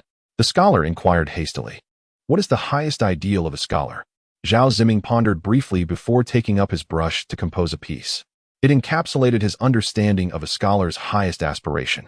Indeed, it is to cultivate oneself, govern the nation, manage the family, and bring peace to the world, which is nothing but what the sub-sage once articulated.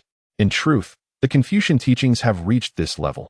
All Confucian scholars strive for this purpose. Through study, one cultivates oneself. Through understanding knowledge, one practices. Moreover, one can quite literally fight. The sage of rights wields a ruler, and with his words, the law follows. If he declares the heavenly principles to suppress, then suppress they shall be. The only ones who can contend with Confucians are the sword cultivators, for they are the least bound by restrictions. Soon, a lengthy discourse of several thousand characters was completed. Zhao Ziming promptly approached the statue of the great sage. Bowing in reverence before placing the text upon the stele, a flash of flame incinerated the paper entirely. Yet, there was not a trace of response. Zhao Ziming sighed, his eyes reflecting a sense of helplessness.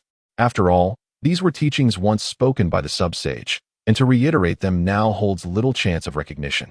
One must either break and rebuild or devise new knowledge, but with Confucianism having developed for millennia, what new insights could possibly exist? Uncle Zhao, accompany me out to play? And Mushi chuckled, pulling at Zhao Ziming's sleeve, eager to step outside. Zhao Ziming firmly declined. Today, the transcription of articles must be completed. The girl's face flushed with embarrassment, followed by a chuckle. She then noticed the ashes nearby and Zhao Ziming's resignation, and glanced at the text on the stele, chuckling again. Uncle Zhao, perhaps a stroll might inspire some ideas.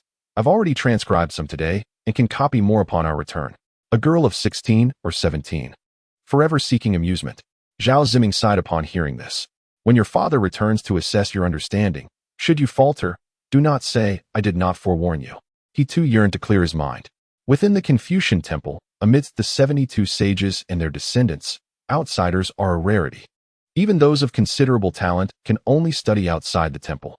Ah, the Confucian temple, the destination every scholar yearns to visit. When might they attain the opportunity to cultivate there? If that is the case, let us depart. We shall return in no more than an hour. Understood.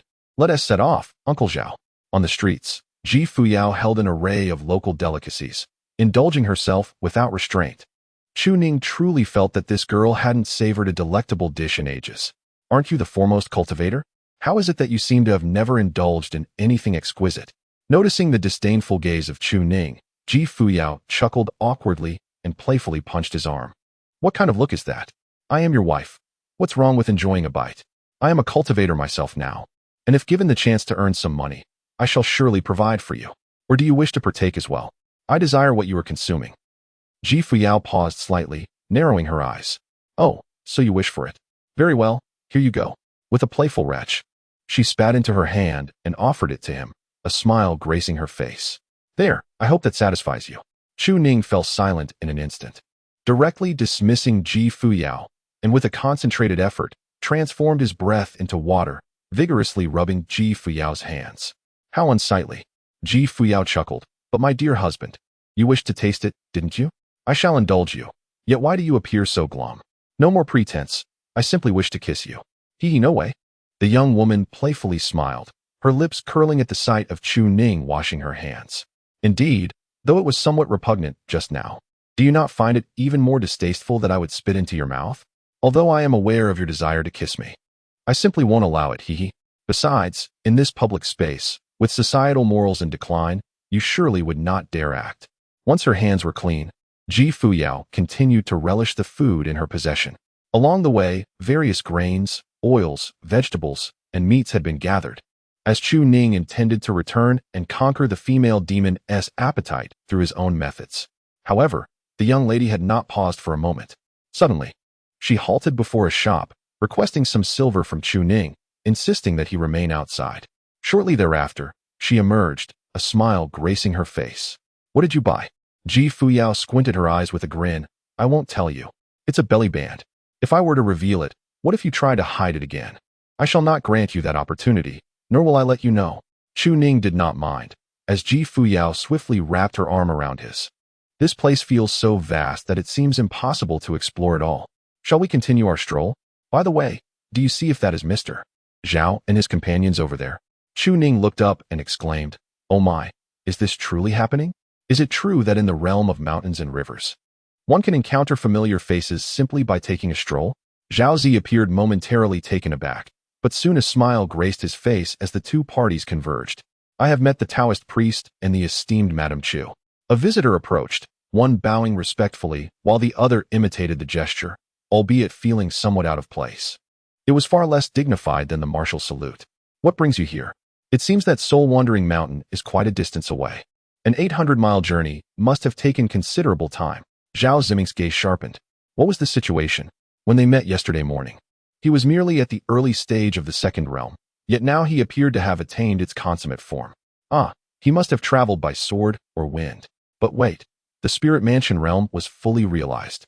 Was he on the verge of establishing a Dao platform and stepping into that esteemed domain? Zhao Ziming was already a prodigy of the academy, having entered the Confucian temple at the age of 20. It took him 3 years to refine his body and another 10 to reach the third realm, and now, after 5 additional years, he was nearing the late third realm. Soon enough, he would likely attain the fourth realm. This individual's pace of cultivation was indeed astonishing, achieving in 3 days what others might take 20 years to accomplish. After all, he was still the vice president of the Guanhai Academy, and Mushi, lacking the cultivation to see through Chu Ning's prowess, merely giggled and raised a middle finger. Ji Fuyao was momentarily taken aback, narrowing her eyes in disbelief. Did she look down upon her husband? Subsequently, she raised her own finger in response. Upon witnessing this, Mushi instinctively recoiled. This woman was taller, more statuesque, and more beautiful than she. It felt insurmountable. Humph. If you're so capable, why not bring your own wife along? I am determined to exact revenge, and I am confident I could best you. However, Zhao had mentioned being at the second realm yesterday, which might mean she stood little chance. Zhao Ziming was lost in thought for a long while, reflecting on the vastness of the world, where heroes were as plentiful as fish in a river. Surely, in the near future, a Taoist name would echo throughout the Tianshan continent. He doubted he could compete. This talent was simply too formidable. Wang Hongwen had kept a low profile over the years, likely one of the hidden celestial beings of Taoism, for how else could he have such disciples? This woman was no ordinary figure either. Her depth of cultivation was inscrutable. Oh, we have come to the city to purchase some necessities. And what of you, Mr. Zhao? Haha. I am merely wandering about with nothing to occupy my time. What a pleasant surprise to encounter you. If you have not yet visited our academy, why not join me for a cup of tea? Fuyao pondered for a moment and nodded vigorously. It would be interesting to see the grand statue of the sage teacher.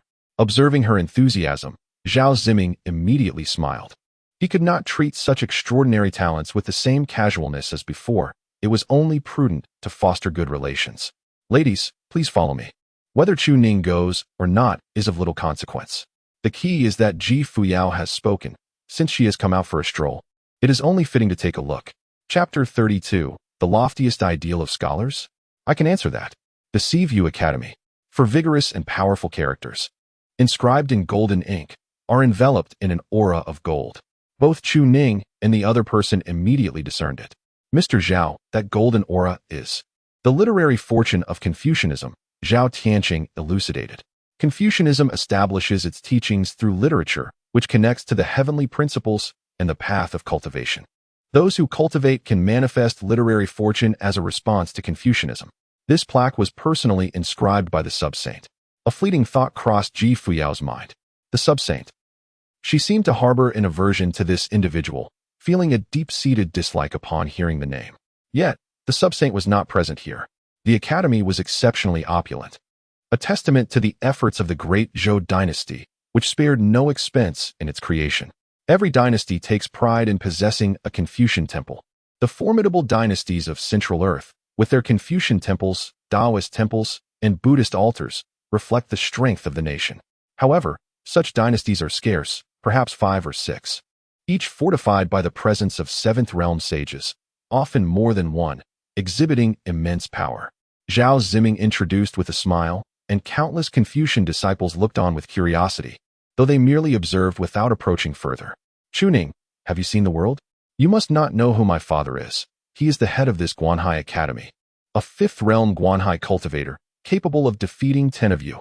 Wait for my father to return and lend me support, with your wife backing you. I have my father behind me. I may not defeat you, but I will surely frighten you. You'd better think twice before slapping me. Hearing someone threaten Chu Ning irked Fuyao, who replied coolly, a fifth realm cultivator, the esteemed head of the Confucian Academy. Bullying the weak seems rather excessive. If you possess true ability, wait 2 years and let us see who prevails. Her husband would undoubtedly protect her. My husband saved you. Otherwise, you would have been tarnished. And yet you malign him? And Mushi intended to regain some dignity, but was somewhat dissatisfied upon hearing this. What of waiting 2 years? My father is a fifth realm Guanhai cultivator and the head of the academy, immensely powerful. My husband reached the pinnacle of the second realm in just 3 days. And I attained the same in a day. After 2 years, who will be stronger or weaker? Who can predict the outcome? And Mushi was momentarily taken aback, glancing at Zhao Ziming for confirmation. Zhao Ziming smiled with a hint of helplessness. Miss, this is our benefactor. There is no need to engage in a war of words. Without saying much, the implication was clear. What a farce. What kind of couple were these two? Each more formidable than the other. Initially feeling somewhat imposing in their own territory, they now couldn't help but lower their heads. Thank you both. Without you, I would surely have fallen victim to nefarious individuals. That Luo Wencheng deserves death. Nearby, in a dungeon, a middle-aged man, awaiting the decline of the academy, suddenly opened his eyes. Luo Wencheng deserves death, and Mushi had mentioned. Is that the headmaster's daughter? Who is she speaking with? The voice then emerged, carrying a tone of indifference. No matter, it was but a trivial matter. And this matter has reached a conclusion. One must adopt such an attitude when dealing with outsiders, especially women. Sure enough, Fuyao rushed forward for an embrace. I love how my husband treats other women. My husband. A leaf fell silently through the ventilation of the dungeon. Though Luo Tianyu could not escape, he still possessed second realm cultivation and could see a man and a woman, and that man's words seemed to belong to the one who had slain his son. Luo Tianyu sighed. Well, if he is dead, he is dead. At least I can accept the investigation and retain my position as a teacher at this academy. The annual salary can accomplish much: cultivation, acquiring properties, and keeping a concubine. With second realm cultivation, one has a lifespan of 100 years. What does one's son matter? It is just my misfortune. Yet, he could not help but observe. What kind of individuals were they? Inside the academy, the corpse of Luo Wensheng hung there, exposed to the elements, the wounds already cracked, a gruesome sight. Do not look, my dear. It is too horrifying. Ji Fuyao shook her head immediately. It's all right. I am not afraid of that. After all, some living individuals are far more terrifying than the dead. Zhao Ziming sighed. Madame Chu speaks truly. There is much to be accomplished in life, but once dead, he said no more. Ladies and gentlemen, this is the golden statue of our Confucianism's most revered sage, a protector of our domain, Zhao Ziming introduced with a smile. And Chu Ning and the other person looked on. The statue, 100 meters tall, was crafted from pure gold, and from the perspective of cultivators, it seemed to radiate a golden aura. It was entirely the literary fortune. Chu Ning was curious whether the glutton could consume such a delicacy. Yet he recognized that it was not entirely appropriate to do so on another's territory. Nevertheless, the temptation was undeniably strong. Ultimately, one should not covet what does not belong to them, with the exception of his wife, who was indeed his own. Ji Fuyao gazed blankly at the towering statue. When she heard the term Yaxing, she felt little, but upon hearing Jisheng Xianshi, a sense of reverence washed over her. There are many Confucian sages, she pondered, and inquired curiously. Zhao Ziming nodded in affirmation. The Jisheng Xianshi founded the sect, but had ascended to a higher realm a millennium ago. In the present world, it is the Li Sheng, Yaxing, and the 72 sages of the Confucian temple who preside, along with 3,000 disciples of the temple, 3 royal families, 72 wise men, and 3,000 enforcers? With a raised eyebrow, Chu Ning could not help but draw parallels with the history of Huaxia. This Confucius appears to be quite remarkable. He was the founder of Confucianism in his time, and even in this realm, he maintains that same role. One might wonder if Confucius transcended time 2 millennia ago, traversing through various worlds, imparting elements of Confucianism wherever he went. The remarkable aspect is that this philosophy seems to thrive in every context. In the realm of cultivation, it establishes order and governance, with words manifesting as law, quite a formidable notion. Ji Fuyao, upon hearing this, nodded in agreement, yet curiosity flickered within her. What does it mean to ascend to a higher realm? Does another world exist beyond this one? The Confucian scholar smiled, affirming this notion. Eons ago, during a chaotic epoch, the 4 venerable figures, Sage Confucius, the Buddha, the Tao ancestor, and the demon ancestor, stabilized the world, establishing the 4 great sects, which were the initial formidable powers of the aristocratic families. Subsequently, the 4 founders ascended, and Confucianism, Taoism, and Buddhism flourished in the human domain for millennia, while the demon ancestors' sect gradually diminished into a second-rate force after his ascension. It was only about 13 centuries ago that, under the leadership of Ji Fuyao, the current sect master of the demon sect, it began to rise again, eventually becoming a powerful sect in the world. The Confucian scholar sighed, reflecting on the actions of the demon ancestor, who had opened the path of heaven to protect the populace, earning the reverence of countless individuals. However, a millennium later, the demon lord Ji Fuyao has committed countless slaughters, indiscriminately taking lives and committing acts that have drawn the ire of the heavens, truly tarnishing the legacy of the former demon ancestor. Yet, with his demise, a significant threat has indeed been eliminated. Upon hearing this, Ji Fuyao and Chu Ning exchanged glances, a smile gracing Ji Fuyao's face. Ah, you did not anticipate that our master is still alive, did you? Humph. You speak as if it is a certainty. Right and wrong are determined by fate. Your assertions hold no credibility, Ji Fuyao retorted, firmly standing by her belief. After all, she had a soft spot for her master, who was undoubtedly a kind-hearted elderly lady. Chu Ning's smile bore a hint of mischief as he turned his gaze toward Zhao Ziming. Mr. Zhao, have you ever encountered that demon lord? Zhao Ziming appeared momentarily taken aback, shaking his head. I have not seen her with my own eyes. Well, now you have, Chu Ning remarked playfully. If you were aware that the female demon lord stands before you, would you not be amused? However, Chu Ning intended to say a few kind words about Ji Fuyao. He squinted his eyes in a smile and continued, since Mr. Zhao has never seen her in person, how can you claim she indiscriminately slaughters innocents? Are there specific events to substantiate this? In truth, Zhao Ziming had no such accounts to offer. After all, the human and demon realms had known peace for a millennium, with no wars having erupted. Chu Ning was taken aback, his gaze peculiar. He had never encountered such chatter and had not heard of it before. Could it be that my formidable female demon is not the type to indiscriminately slay the innocent? Is it truly so? Zhao Ziming pondered deeply for a considerable time, his expression gradually transforming. I had not contemplated this matter. Indeed, within the millennium of stability between the two realms, such occurrences had not transpired. Then why does Mr. Zhao assert that this individual kills with abandon and slaughters the innocent? He was momentarily rendered speechless, remaining silent for a prolonged period before taking a deep breath and offering a wry smile. It is because everyone within the Confucian circle speaks thus, yet I have never witnessed that demon lord with my own eyes, nor have I heard of such deeds. How can I be certain? Upon witnessing this, Chu Ning immediately burst into laughter. Why didn't you mention it earlier? I was nearly terrified to death when you left yesterday. It's nothing. What one hears may be misleading, but what one sees is the truth. Do take care in the future. The truth is what one sees. Zhao Ziming understood and bowed respectfully. I have learned from this, and I shall never speak in such a manner again. Seeing the exceptionally courteous Zhao Ziming before her, Chu Ning smiled as she held Ji Fuyao's hand. My dear wife, let it not be said that I have failed to speak well of you. Then you haven't wrongfully harmed the innocent, have you? Why else would the three teachings conspire against you? At that moment, however, Chu Ning suddenly noticed the stone tablet. Inscribed upon it were several words, the highest ideal of a scholar. Mr. Zhao, what does this mean? Oh, Taoist Chu. This is an examination question issued by the sage teacher at intervals for the academy. If one can respond with Confucian wisdom, they shall earn the sage teacher's recognition and be admitted to the Temple of Literature. As he spoke, Zhao Ziming's face glowed with longing. The Temple of Literature, a place every scholar yearns for. Ji Fuyao, curious, leaned in closer. What is the highest ideal of a scholar? Chu Ning was taken aback. What is the highest ideal of a scholar? Mr. Zhao believes that the highest ideal of a scholar is, without hesitation, to cultivate oneself, govern the state, regulate the family, and bring peace to the world. Chuning was taken aback. What? You have yet to comprehend the 4 verses of Henku? Have you not advanced sufficiently? Aside from entering the Confucian temple, what else is there?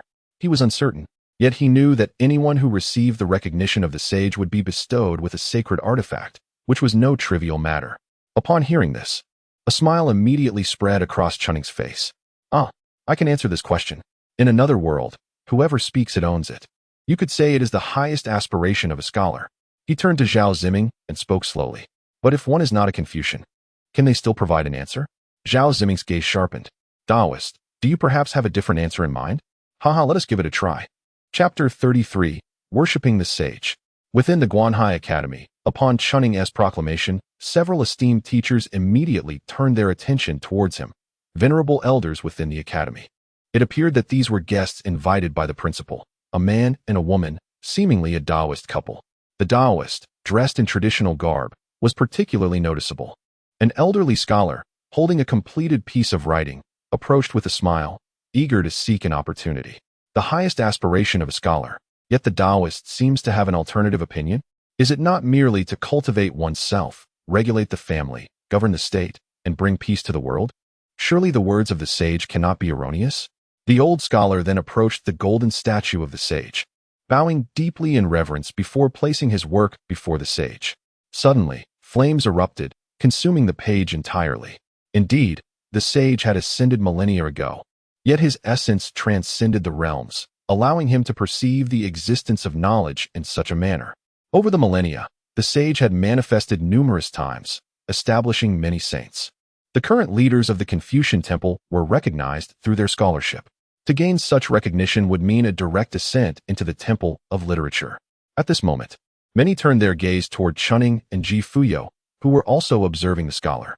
After a prolonged silence, the old scholar appeared embarrassed. Ahem. Perhaps my understanding is still insufficient. Ji Fuyao poked Chuning with her finger. Husband, you can answer this. What do you think? Let us maintain an air of mystery. Let them finish their show before we reveal ourselves and shock them. Wouldn't that be splendid? Upon hearing this, the surrounding scholars instantly lost their desire to speak. The first to respond, having embarrassed himself by presenting his knowledge to the sage, felt his pride wounded. How can a Taoist answer the questions posed by a Confucian? We cannot even respond ourselves. If you claim you can answer, what confidence do you possess? Others will surely murmur. Yet, according to Chuning's intent, it was to let them stumble before he showcased his brilliance, shocking them into silence. which would indeed be quite awkward. Forget it, let us not discuss it. As if we never spoke. If you have the capability, you answer. If you cannot, we can always exchange a few more words. Surely that is acceptable? Scholars are indeed quite astute. And Mushi smiled, her eyes narrowed. They are all virtuous teachers within the academy. Even if you can answer, what difference does it make? Besides, just because you say you can answer, does that guarantee success? She immediately raised her middle finger. In any case, I do not believe it. The expression on the young girl's face conveyed but one message. Come on. If you have the ability, prove me wrong. Today, I shall be the one to mock you. Seeing Mushi raise her middle finger, Fuyao was equally defiant and raised hers as well. You look down upon my husband, do you? Whether he can answer or not, he is still my husband. And he is remarkable, his skills surpass yours, and I am far more beautiful than you. She raised her finger in retaliation. Observing this, Mushi immediately recoiled. This woman must be somewhat unhinged. Zhao Ziming smiled faintly, remaining composed. There is nothing as the Taoist suggests. Even if he could indeed respond, we would sincerely congratulate him. The premise being, if he cannot, we will certainly not react. Zhao Ziming and those present did not believe Chunning would succeed. The Confucian tradition has stood for millennia, filled with profound knowledge. The wisdom that could establish a saint has already been articulated. To claim recognition from the sage implies that anyone could enter the Confucian temple. In the past 10,000 years, only 100 or so saints have been acknowledged. Approximately one saint every 150 years, hardly an easy feat, and it has been over 1,300 years since anyone has been recognized by the sage. Thus, Zhao Ziming explained with a smile. Similarly, there is no rule that prohibits those outside Confucianism from answering the sage's inquiries. If the Taoist truly possesses knowledge, he may present it. Fuyao keenly sensed the atmosphere, noting that none present seemed to believe, yet they were all suppressing laughter. Zhao Ziming appeared to be enjoying the spectacle. So, they do not trust my husband, do they? She turned to Chunning with earnest eyes. Husband, they may not believe in you, but I do. Her small face was serious and earnest, staring intently at Chunning. You are a genius. Answering their questions should be a piece of cake. Your sage has trained for 3 days, while you have trained for merely 1 day, and I less than a quarter of an hour. We are all geniuses. Laugh if you must, but to answer the sage's inquiries requires our Confucian literary paper. Someone soon brought a table, setting up paper in the center of the gathering. The scholar moving the table wore a smile. In matters of principle, Confucians have never been outdone, yet the principles have all been expounded, leaving no basis for establishing a new saint. After all, how easy is it to establish a sage? Millennia of wisdom have long been thoroughly examined. The Taoists come to flaunt their prowess among us Confucians. Let them try. Although everyone wore smiles and behaved courteously, the atmosphere had descended into a subtle conflict between Confucianism and Taoism. Yet, as elders, we shall not suppress you. If you cannot answer, we shall simply share a laugh and move on. After all, no one truly believed Chunning possessed the means. Please, Taoist Chunning? In the depths of the dungeon, Luo Tianyu, through his magical means, observed the scenes outside. Even in captivity, a smirk of derision played upon his lips. A Taoist is to answer the sage's inquiries? Does he believe the sage can so easily recognize others? What a farce. As a man of Confucianism, he is acutely aware of the true value of this endeavor. He has attempted countless times to soar to great heights, yet opportunities have eluded him entirely. Within the scene he observes, Chu Ning embraces the woman with a smile. She is indeed striking, surpassing even all his concubines combined. Should the chance arise to claim her, it would be worth the risk of death. Ah, how audacious to respond, underestimating oneself. He chuckles, pen in hand, pondering whether one can truly write. Laughter echoes around him, former colleagues sharing jovial banter, as if they are merely spectators to a spectacle. Even Luo Tianyu, though imprisoned, feels a surge of pride. Despite his humble status as a mere educator within Confucian circles, he stands tall, for he is connected to the revered sage ancestor. Unconsciously, he straightens his posture. The principles of Confucianism are not easily articulated by outsiders, after all. Suddenly, he senses a shift in the atmosphere, observing a man's face freeze in shock. It is at the very moment Chu Ning raises his pen, and the number of unsettled individuals grows. Luo Tianyu is taken aback. He cannot discern what is inscribed on the paper, yet he catches a glimpse of astonishment in Zhao Ziming's eyes. Zhao Ziming, the headmaster of the Guanhai Academy and a master in the latter stages of the Third Realm, is likely to succeed as the Academy's sage. His expression betrays a flicker of fear, as though he has witnessed something extraordinary, and he instinctively steps back, pale and gasping. Luo Tianyou's confusion deepens amidst the cacophony of disbelief, hearing fragments of urgent words. What is this? A disciple of the Tao, a disciple of the Tao. Why does this principle hastily present it to the sage ancestor, Chu Ning? Quickly, the opportunity for sanctification is at hand. A chill runs down his spine. What has transpired? Amidst the chaotic murmurs, a few phrases reach his ears. Why the concept of establishing one's destiny? Why the notion of cultivating one's heart? The confusion is overwhelming, but he catches the last phrase clearly, for the peace of all generations. For the peace of all generations, what an audacious claim. Even the sage ancestor would not dare to utter such words. What principle could merit the sage ancestor's acknowledgement? A smirk of scorn and disdain graces his lips. Deeming their reaction excessive, he turns his gaze away. Yet, in the next moment, the academy trembles. Luo Tianyou vaguely hears a proclamation. Zhao Ziming, the vice president of Guanhai Academy, along with all the faculty and students, bow before the sage ancestor. Chapter 34. 3 questions bewilder the sage ancestor. In the heart of the Middle Kingdom, the Confucian Temple stands as a revered destination for countless scholars. At this moment, the tides of fate shift dramatically, and the celestial order transforms. This is the manifestation of the sage ancestor. 2 figures emerge. The 72 sages of Confucianism appearing in their wake. Despite bearing grave injuries, they commence their calculations. In the Great Zhou Dynasty, at Guanhai Academy, the emergence of a sage's enlightenment has stirred the sage ancestor to descend into the mortal realm. The leading sage displays a look of astonishment. When he achieved enlightenment, the sage ancestor did not descend, whose principle is so formidable. Another sage is to be added to our Confucian ranks, potentially one who stands alongside the great sages. Swiftly, we must pay our respects to the sage ancestor. Within Guanhai Academy, thousands of Confucian disciples kneel in reverence. And Mushi gazes dreamily at the aged figure with white hair. She has seen this visage countless times in books and statues within the academy.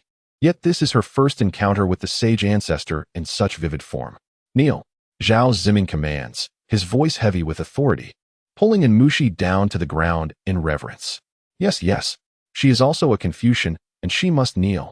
At this moment, the towering elder, adorned with a long sword, emanates a presence not witnessed in a millennium.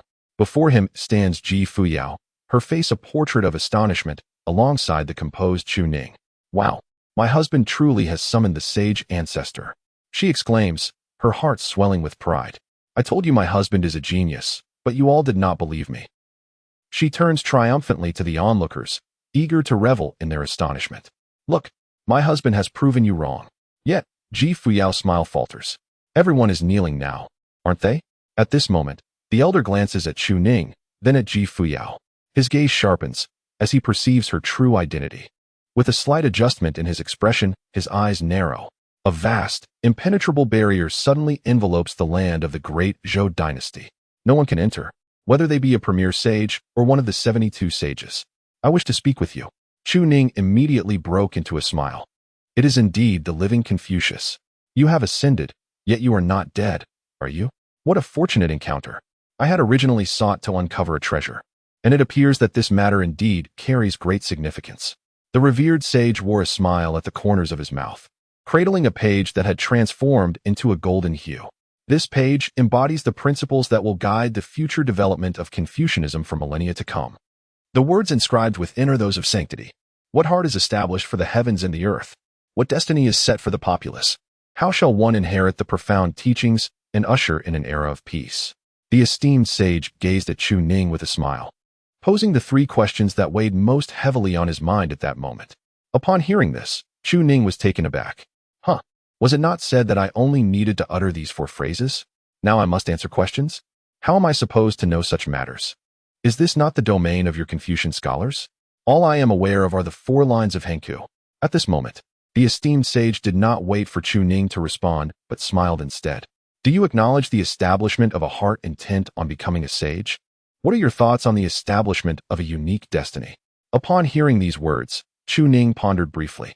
Is it true that Confucians study for the sole purpose of attaining sainthood? Behind him, Zhao Ziming was drenched in cold sweat. How dare you question the words of the most holy ancestor? Surely, you must be out of your mind. What is the purpose of studying if not to achieve sainthood? How can one rectify the injustices of the world and uphold the moral order that has persisted for millennia without strength? Only with power can one truly accomplish anything. What does this imply? Chu Ning had already discerned the situation. The words had evidently triggered a high-stakes confrontation with an influential figure operating from the shadows. He was prepared to respond to whatever challenges arose. After all, the disdain with which Confucianism is regarded in later generations is not without reason. While Confucian teachings aim to educate and cultivate the masses and to foster the heart of a sage, it seems that the ultimate objective may not be education itself. The elder pondered briefly before shaking his head.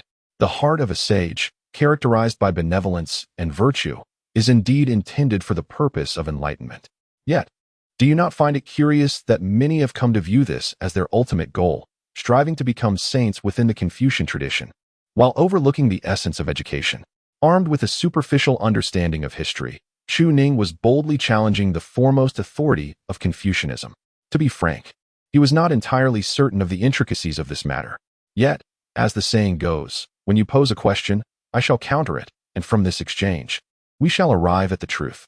Chu Ning intended to say a few more words, but suddenly noticed the expression of discomfort on the face of the sage, as if he had been confronted with an unsettling inquiry. Chu Ning was momentarily taken aback. Oh my, is it truly effective? After a brief contemplation, he continued. While one may embody the benevolent and virtuous heart of a sage, the Confucian doctrine delineates the three tiers of the virtuous, the gentleman, and the saint. Countless individuals yearn for the Confucian path, aspire to the Confucian temple, and dream of becoming sages and gentlemen. Yet, have they truly embraced the principles of self-cultivation, governance, and global harmony as proposed by Confucianism? It appears that their aspirations are merely for power and personal gain, viewing these as stepping stones to sanctity. The revered sage's expression shifted abruptly. Your words, do you not comprehend that these three tiers were not established for such purposes? They are a reflection of one's scholarly and moral attainment, contrary to your assertions. Yet, tell me, is Confucianism not perceived in this manner today? While I may not be privy to the sentiments of others, every Confucian individual I know longs to enter the fold and attain saintliness. None truly embody the moral standards you speak of. Master Chu, Zhao Ziming exclaimed, feeling as though he were on the verge of collapse. Surely, you cannot be referring to me. I merely spoke in jest. While I do harbor aspirations, my true passion lies in the pursuit of knowledge. Master Chu, are you casting doubt upon the entirety of Confucianism?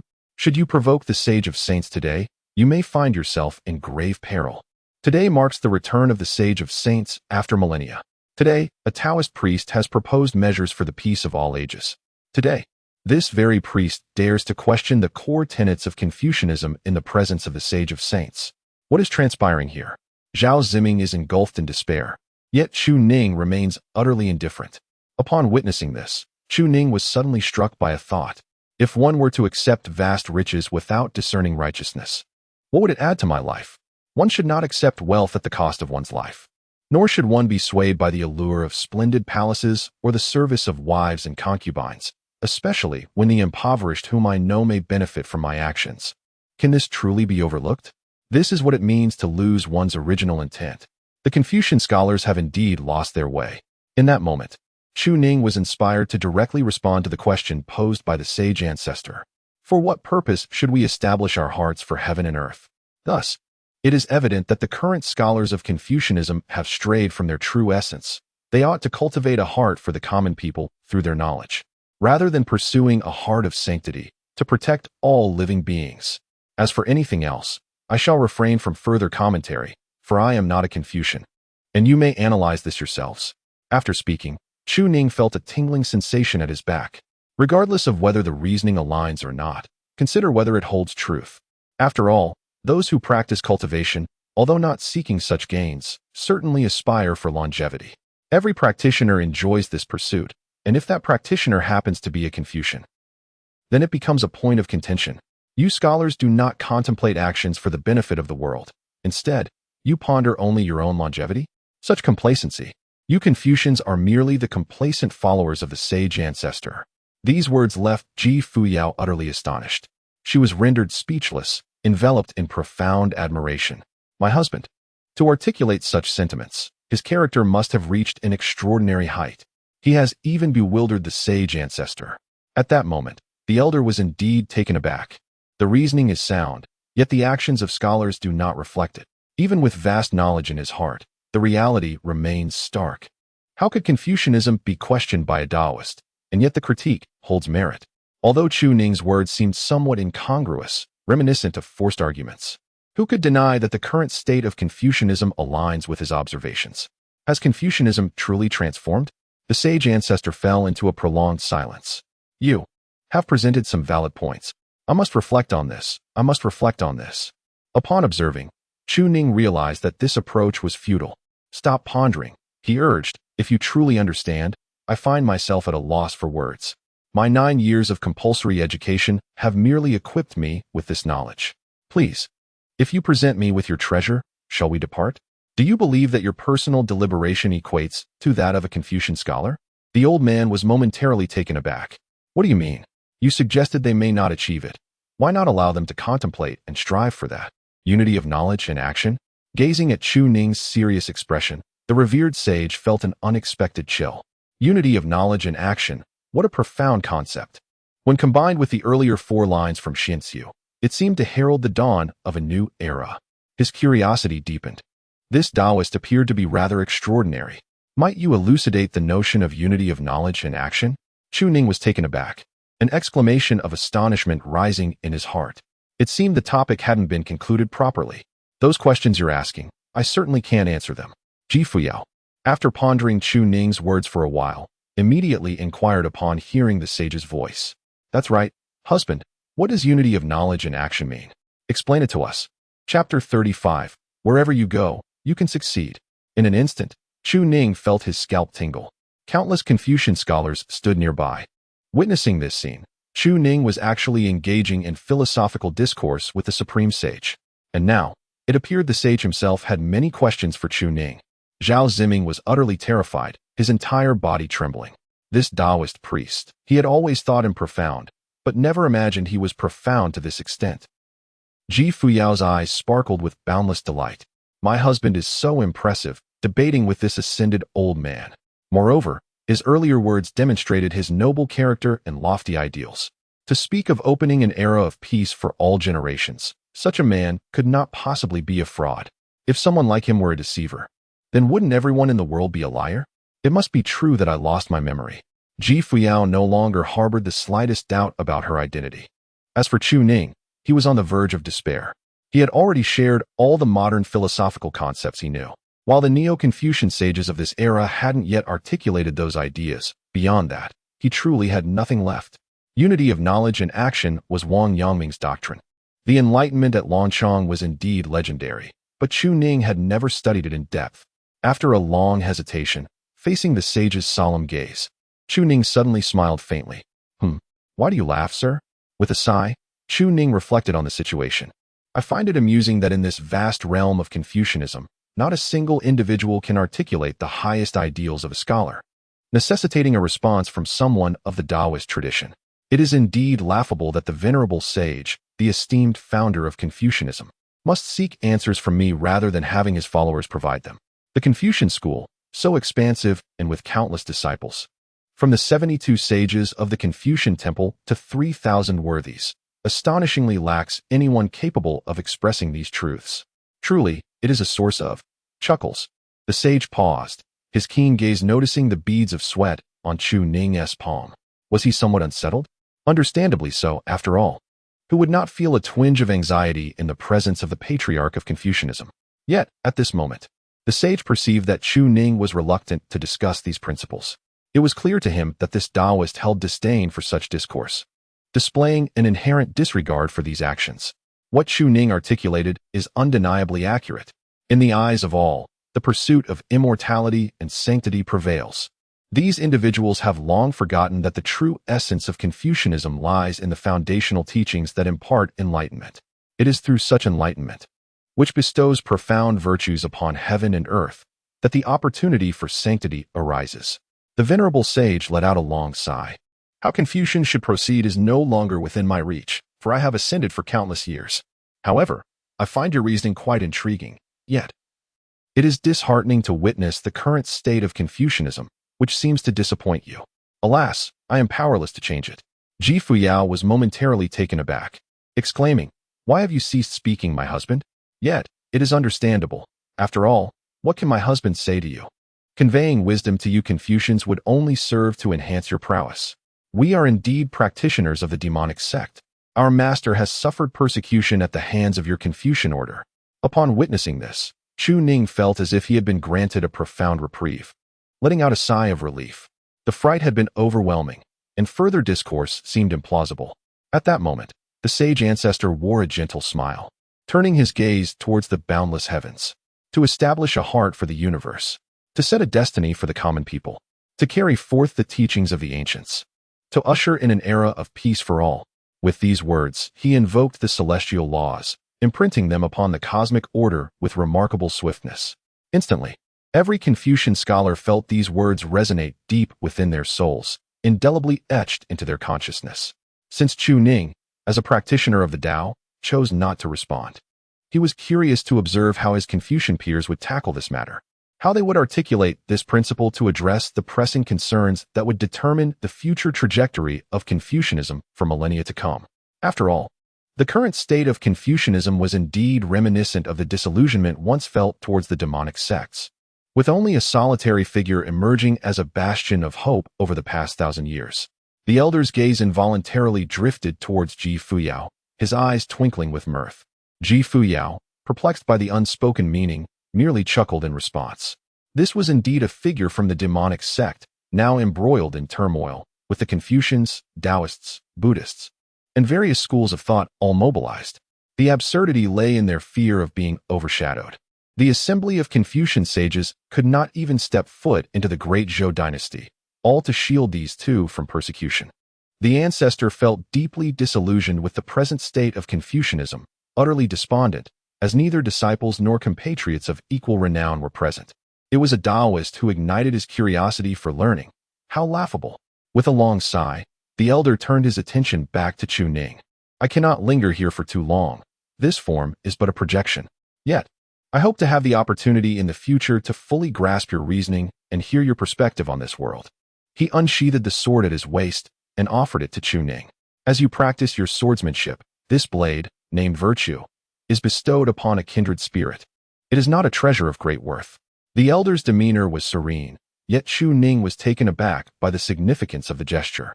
To win others over with virtue? The sage ancestor was equally surprised. Oh, someone perceives the essence of this term. Indeed, when the characters were originally crafted, they embodied this notion, to win others through virtue. Yet how could morality earn respect? Was it not rather through sheer strength and skill with the sword? The sage ancestor cleared his throat, remarking, "In times of chaos, one must possess certain means to engage others in dialogue." Upon hearing these words, Chu Ning could not help but chuckle. Ah, how delightful it is to find that the venerable ancestor of Confucianism possesses such a spirited nature. It is evident that he has finally acquired a treasure, yet what is the quality of this object? Subsequently, the elder produced a Confucian golden seal. This was the seal I used in my time. Imbued with a touch of literary fortune, it is not particularly precious. In the future, should one encounter a Confucian who engages in immoral actions or brazenly persecutes others, this can serve as a testament to the righteous hearing of the world. Those whom he acknowledges now refuse to recognize Confucianism and thus are reluctant to engage with him, the ancestral figure, naturally retaining some means of self-defense. How does one utilize it? The most sage and esteemed teacher initially intended to provide a detailed explanation, yet this individual was solely concerned with its application.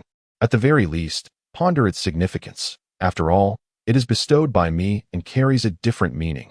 It is a talisman of protection granted in recognition of you. Nevertheless, the explanation remained succinct. Simply affix it to his face. Understood. The response was indeed concise. In the current landscape of the three teachings, my ability to intervene is rather limited due to constraints. Today, I leave behind these two items, entrusting you to serve as a witness. Should the Confucians of this world struggle to act within the span of 4 sentences, you may take their place. By the way, I have already concealed the identity of this woman, so there is no need for concern. Upon hearing the final words, Chu Ning was momentarily taken aback. Discovered. Yet no trouble was stirred. After uttering these words, the figure vanished without a trace. A formidable surge of literary essence was instantaneously infused into the golden seal, while another portion directly permeated Chu Ning's body. In an instant, it shattered the confines of his three realms. Although, in truth, there were no barriers requiring time to overcome. This sword is named Virtue, a divine artifact, striking him squarely on the face. A divine artifact. Chu Ning, age, 18, cultivation, third realm, progress, early stage 1.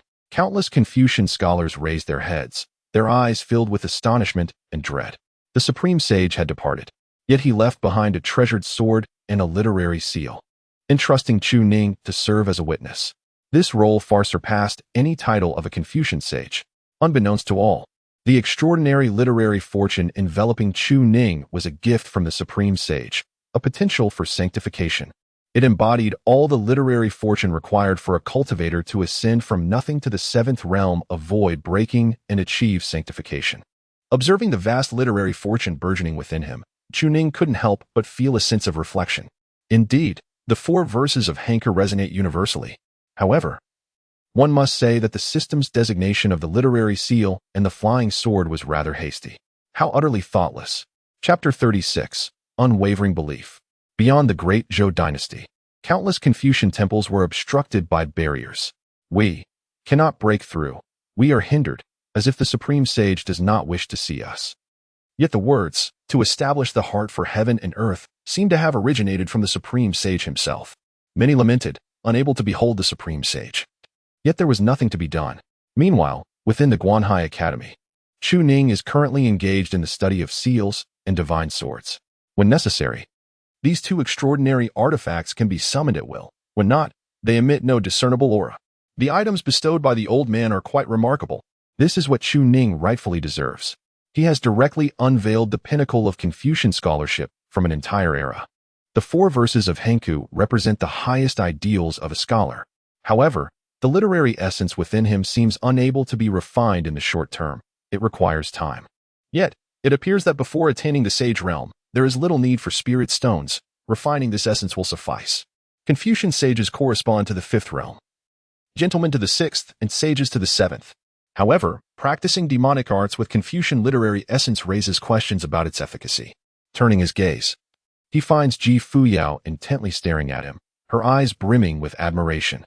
She resembles a fervent fan, fixated on Chu Ning. Engaging in discourse with the supreme sage for the first time, Fuyao perceives the extraordinary prowess of that individual. Yet, her husband, now in the 3rd realm, surpasses her. How impressive! The image of Chu Ning appears even more majestic in her eyes. Husband. She immediately rushes forward, unable to contain her excitement as she embraces him. Leaning against his chest, that old man holds you in high regard, dear husband, but let us not forget who our master is. Do not be swayed by the words of Confucians. Even the supreme sage has remarked that Confucians are not to be trusted. We must still venture to the demon sect. Although she has yet to meet that master, she senses their formidable nature. Fuyao might indeed be even more formidable, and strictly speaking, we have enmity with them. For those individuals nearly caused her demise. Chu Ning was acutely aware of the circumstances. He was undoubtedly destined for the demon sect.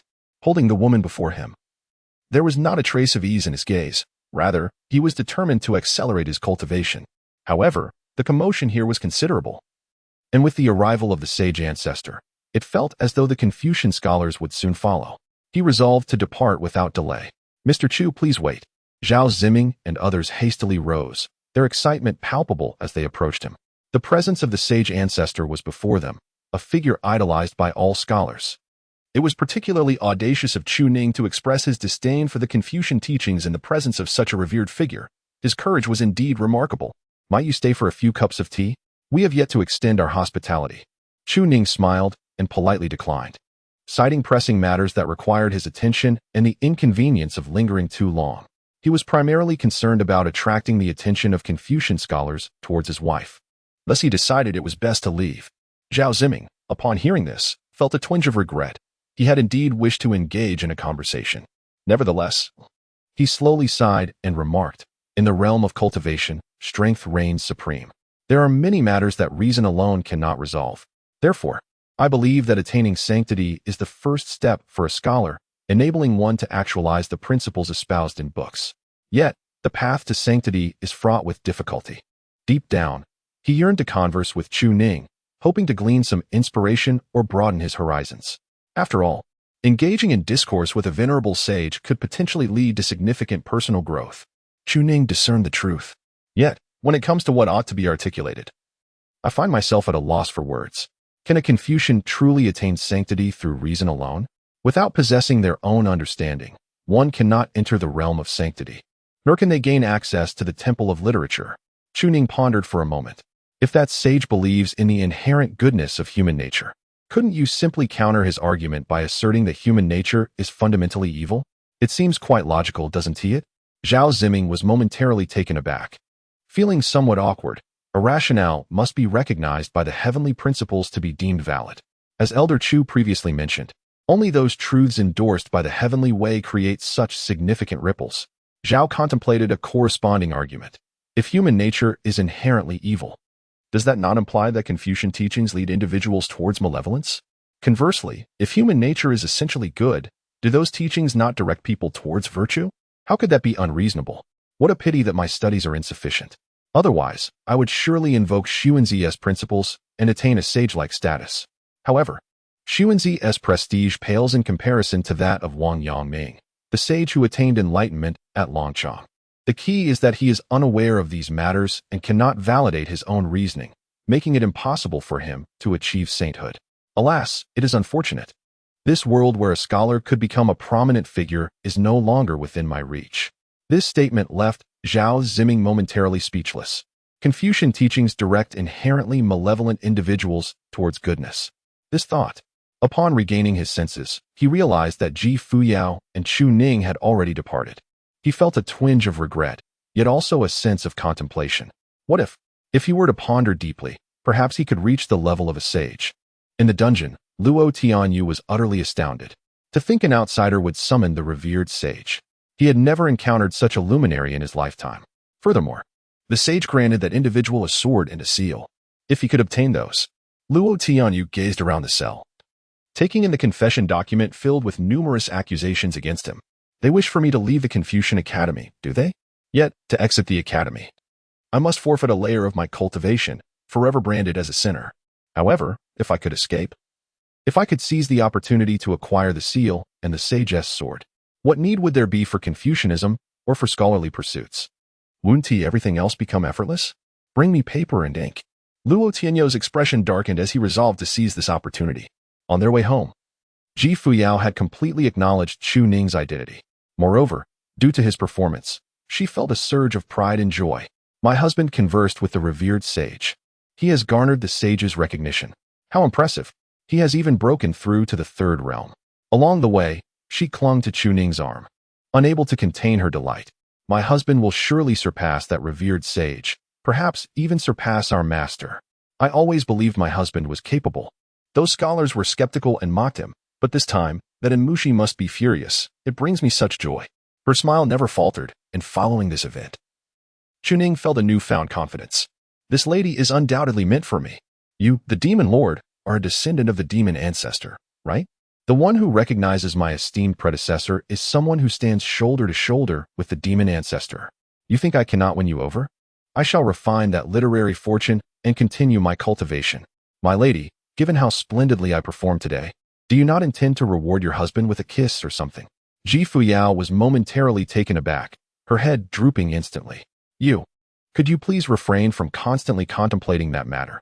Chunning smiled as he embraced the woman's waist. This remark implied that her husband did not ponder such matters daily. Such an action instantaneously caused Fuyao's countenance to flush.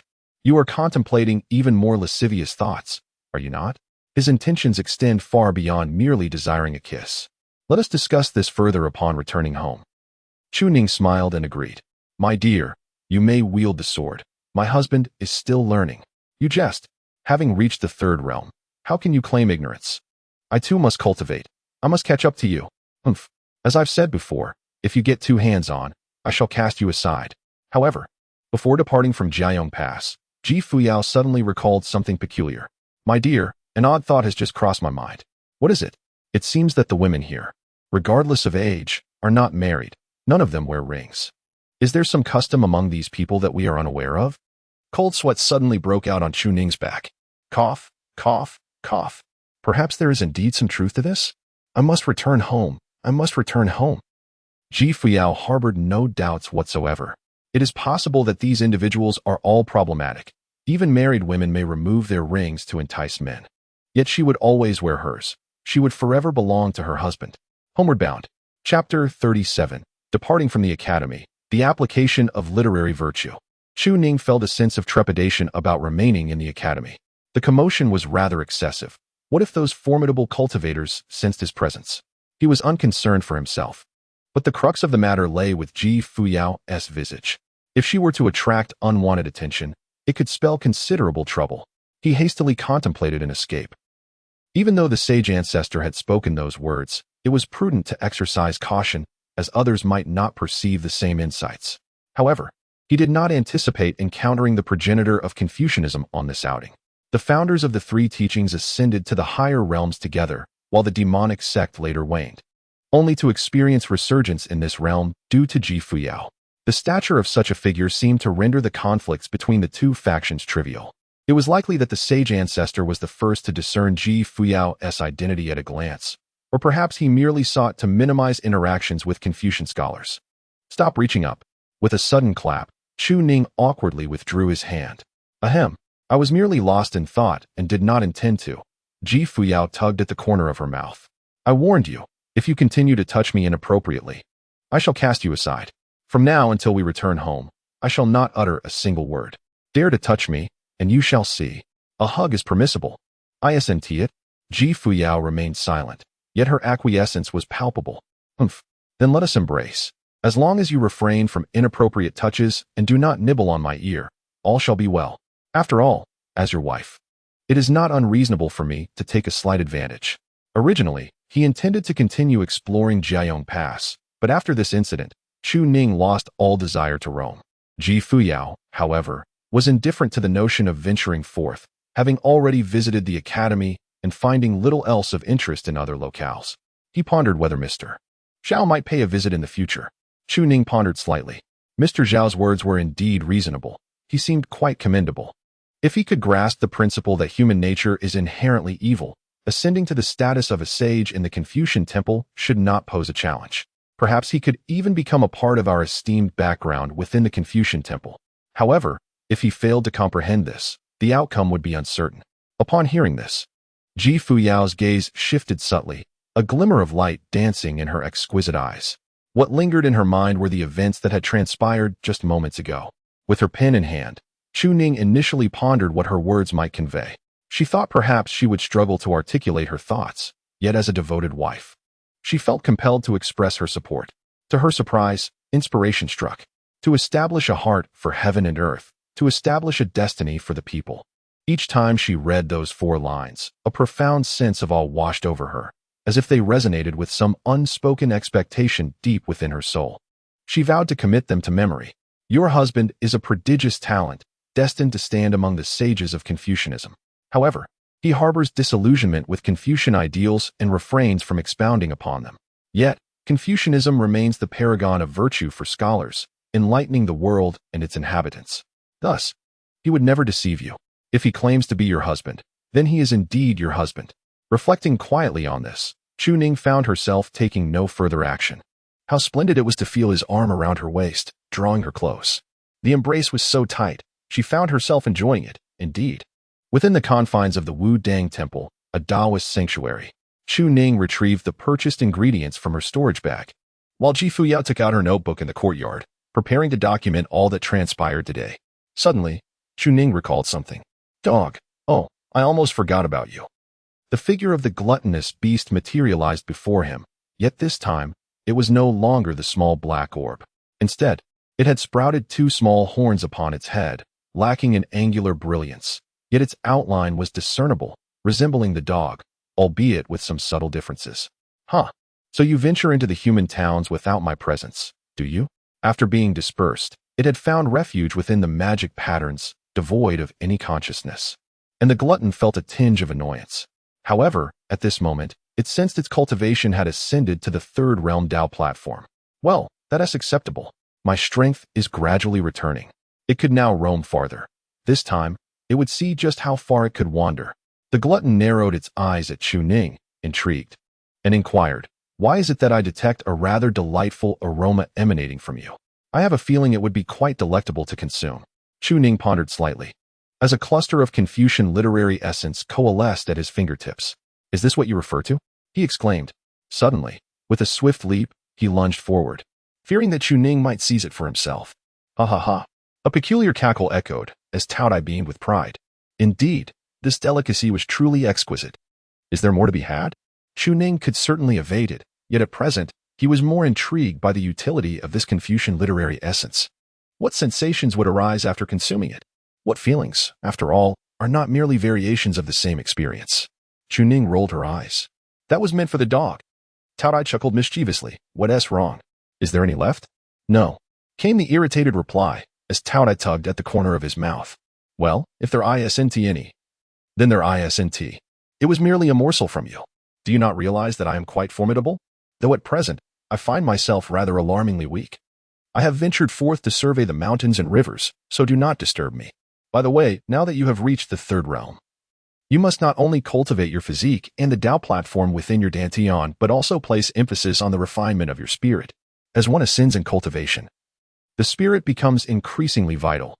Indeed, upon reaching a certain level, even if the physical body perishes, the spirit can still manifest a new form. The Tao platform realm allows for the cultivation of the spirit." Taodai raised his head with an air of superiority. "Consider it compensation for consuming your morsel. As if you had much to spare." Upon hearing this, Chu Ning was momentarily taken aback. Cultivating the soul? Indeed, it felt as if his spiritual essence had magnified severfold, with both his telekinetic and perceptive abilities significantly enhanced. Once again, he concentrated and coalesced a sphere of literary essence in his hand. Is there a method for cultivating the soul? Alas, it lunged directly at him, swallowing him whole. He chuckled. "Nay, I am an innate being, born with knowledge, inherently of great caliber, and have never practiced such trivialities."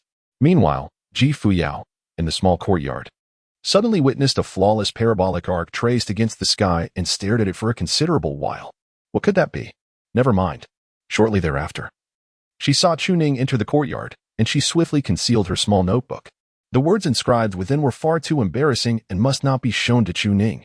This action immediately alerted Chu Ning, who narrowed his eyes and approached Fuyao, slowly extending his hand. "Let me see what you've written." Fuyao, feeling utterly flustered, placed her hand atop his. "If I hold your hand, could you refrain from looking?" Chu Ning immediately felt amused. "All right then, you write it." "I shall not look. Earlier, we even mentioned sharing a copy together, yet now I am not permitted to see it." Alas! Upon hearing this, Fuyao instantly breathed a sigh of relief. "It's fine.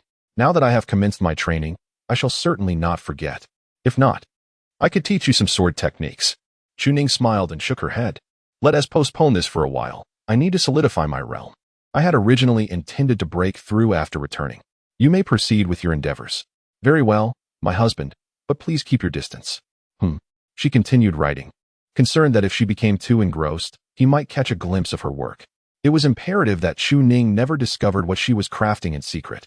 The woman's mind began to harbor thoughts she wished to keep hidden from Chu Ning. Chapter 38. The Three Realms of Fuyao and the Surplus Memories. Cultivation.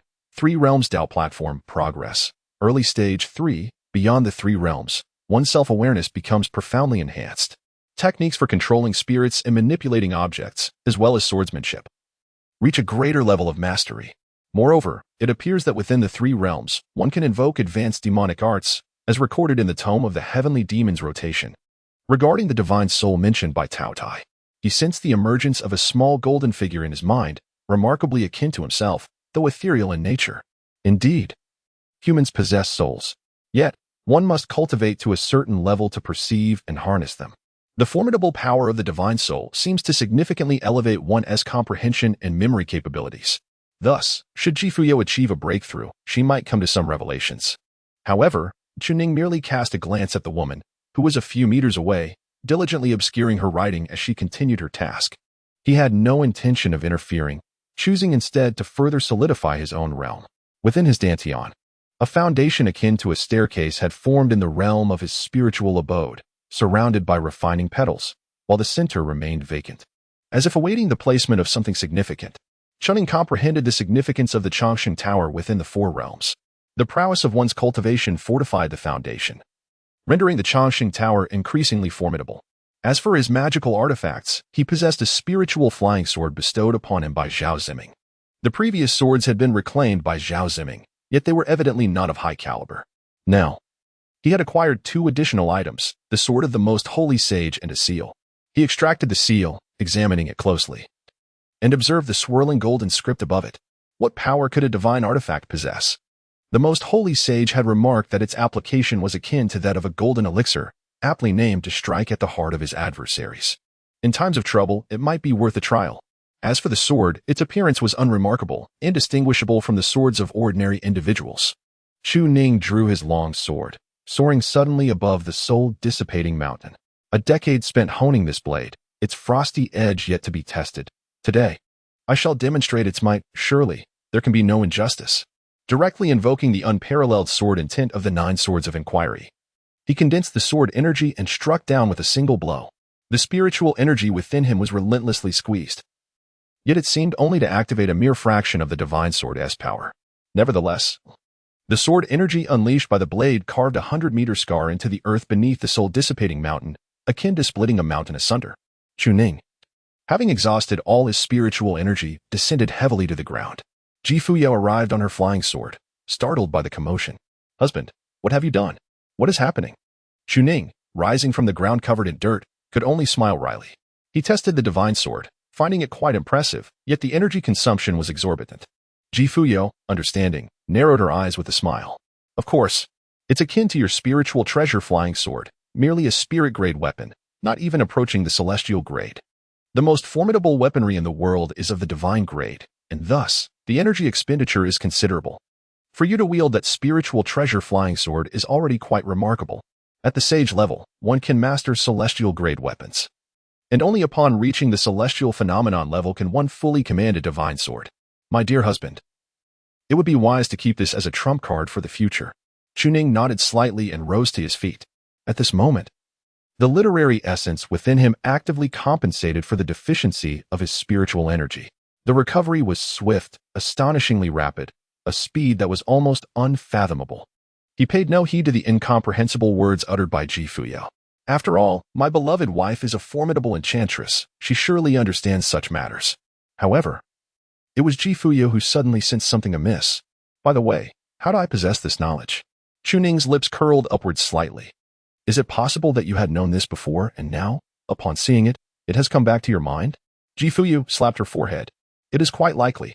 Moreover, as the most esteemed disciple of my master, endowed with exceptional talent, it is indeed quite natural for me to be aware of such matters, isn't it?"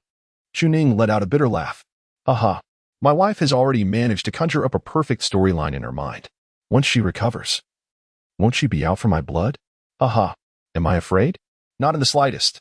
Chu Ning's gaze suddenly sharpened, filled with displeasure. Fuyao was taken aback, questioning what had provoked such sudden anger. "Why didn't you catch me when I just fell from the sky? Did you not see?" Fuyao was left in a daze. "I was busy riding over there. Of course, I didn't notice. How was I to know you were leaping around? If you had just mentioned it, I would have certainly paid attention." Chu Ning approached directly, lifted Fuyao, and planted a kiss on her cheek. This incident was quickly dismissed. After speaking, he turned away, continuing his exploration of the significance of literary power. Fuyao's face flushed crimson, and with a soft whimper, she crouched down, cradling her head. "Oh," she thought, "he isn't truly angry. He merely sought an opportunity to kiss me. That wretched man. I had assumed he was genuinely upset, but it seems I misjudged him. He is nothing but a dog. A complete dog. Chu Ning, I spit on you. Do you dare to believe I won't pierce you with my sword?" After a while, Fuyao finally composed herself, her expression still one of displeasure. Upon returning to the courtyard, she found Chu Ning enveloped in a swirling aura of demonic energy, clearly deep in meditation, intertwined with literary power. After striking a few exaggerated poses, Fuyao let out a cold snort. "If I weren't afraid of making you cry, I would have struck you already. Do you think I am made of clay? But seeing your diligent efforts in cultivation, I shall refrain from troubling you. I, too, am on the path of cultivation." Chu Ning previously mentioned that she would not mind her being quicker. Thus, I shall demonstrate the formidable prowess of the foremost disciple under my master. In my mind, I have long engraved that demonic technique. Fuyao retrieved her storage bag and crushed 500 spirit stones into powder. Absorbing them one by one would be far too slow.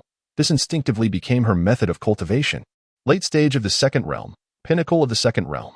When the spiritual energy was nearly depleted, Fuyao's gaze suddenly sharpened, emanating a fierce demonic intent, her soul instantly becoming exponentially stronger.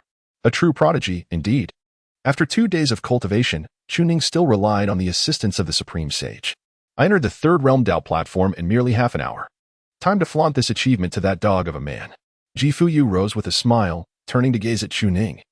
Suddenly feeling a sense of disorientation. Countless images intertwined, and the overwhelming power of her spirit seemed to have instilled a wealth of knowledge into her mind. As she looked at Chuning, who was immersed in his cultivation, she felt an unfathomable strangeness for the first time. Suddenly clutching her head, a wave of excruciating pain surged through her. From this day forth, you shall be my disciple.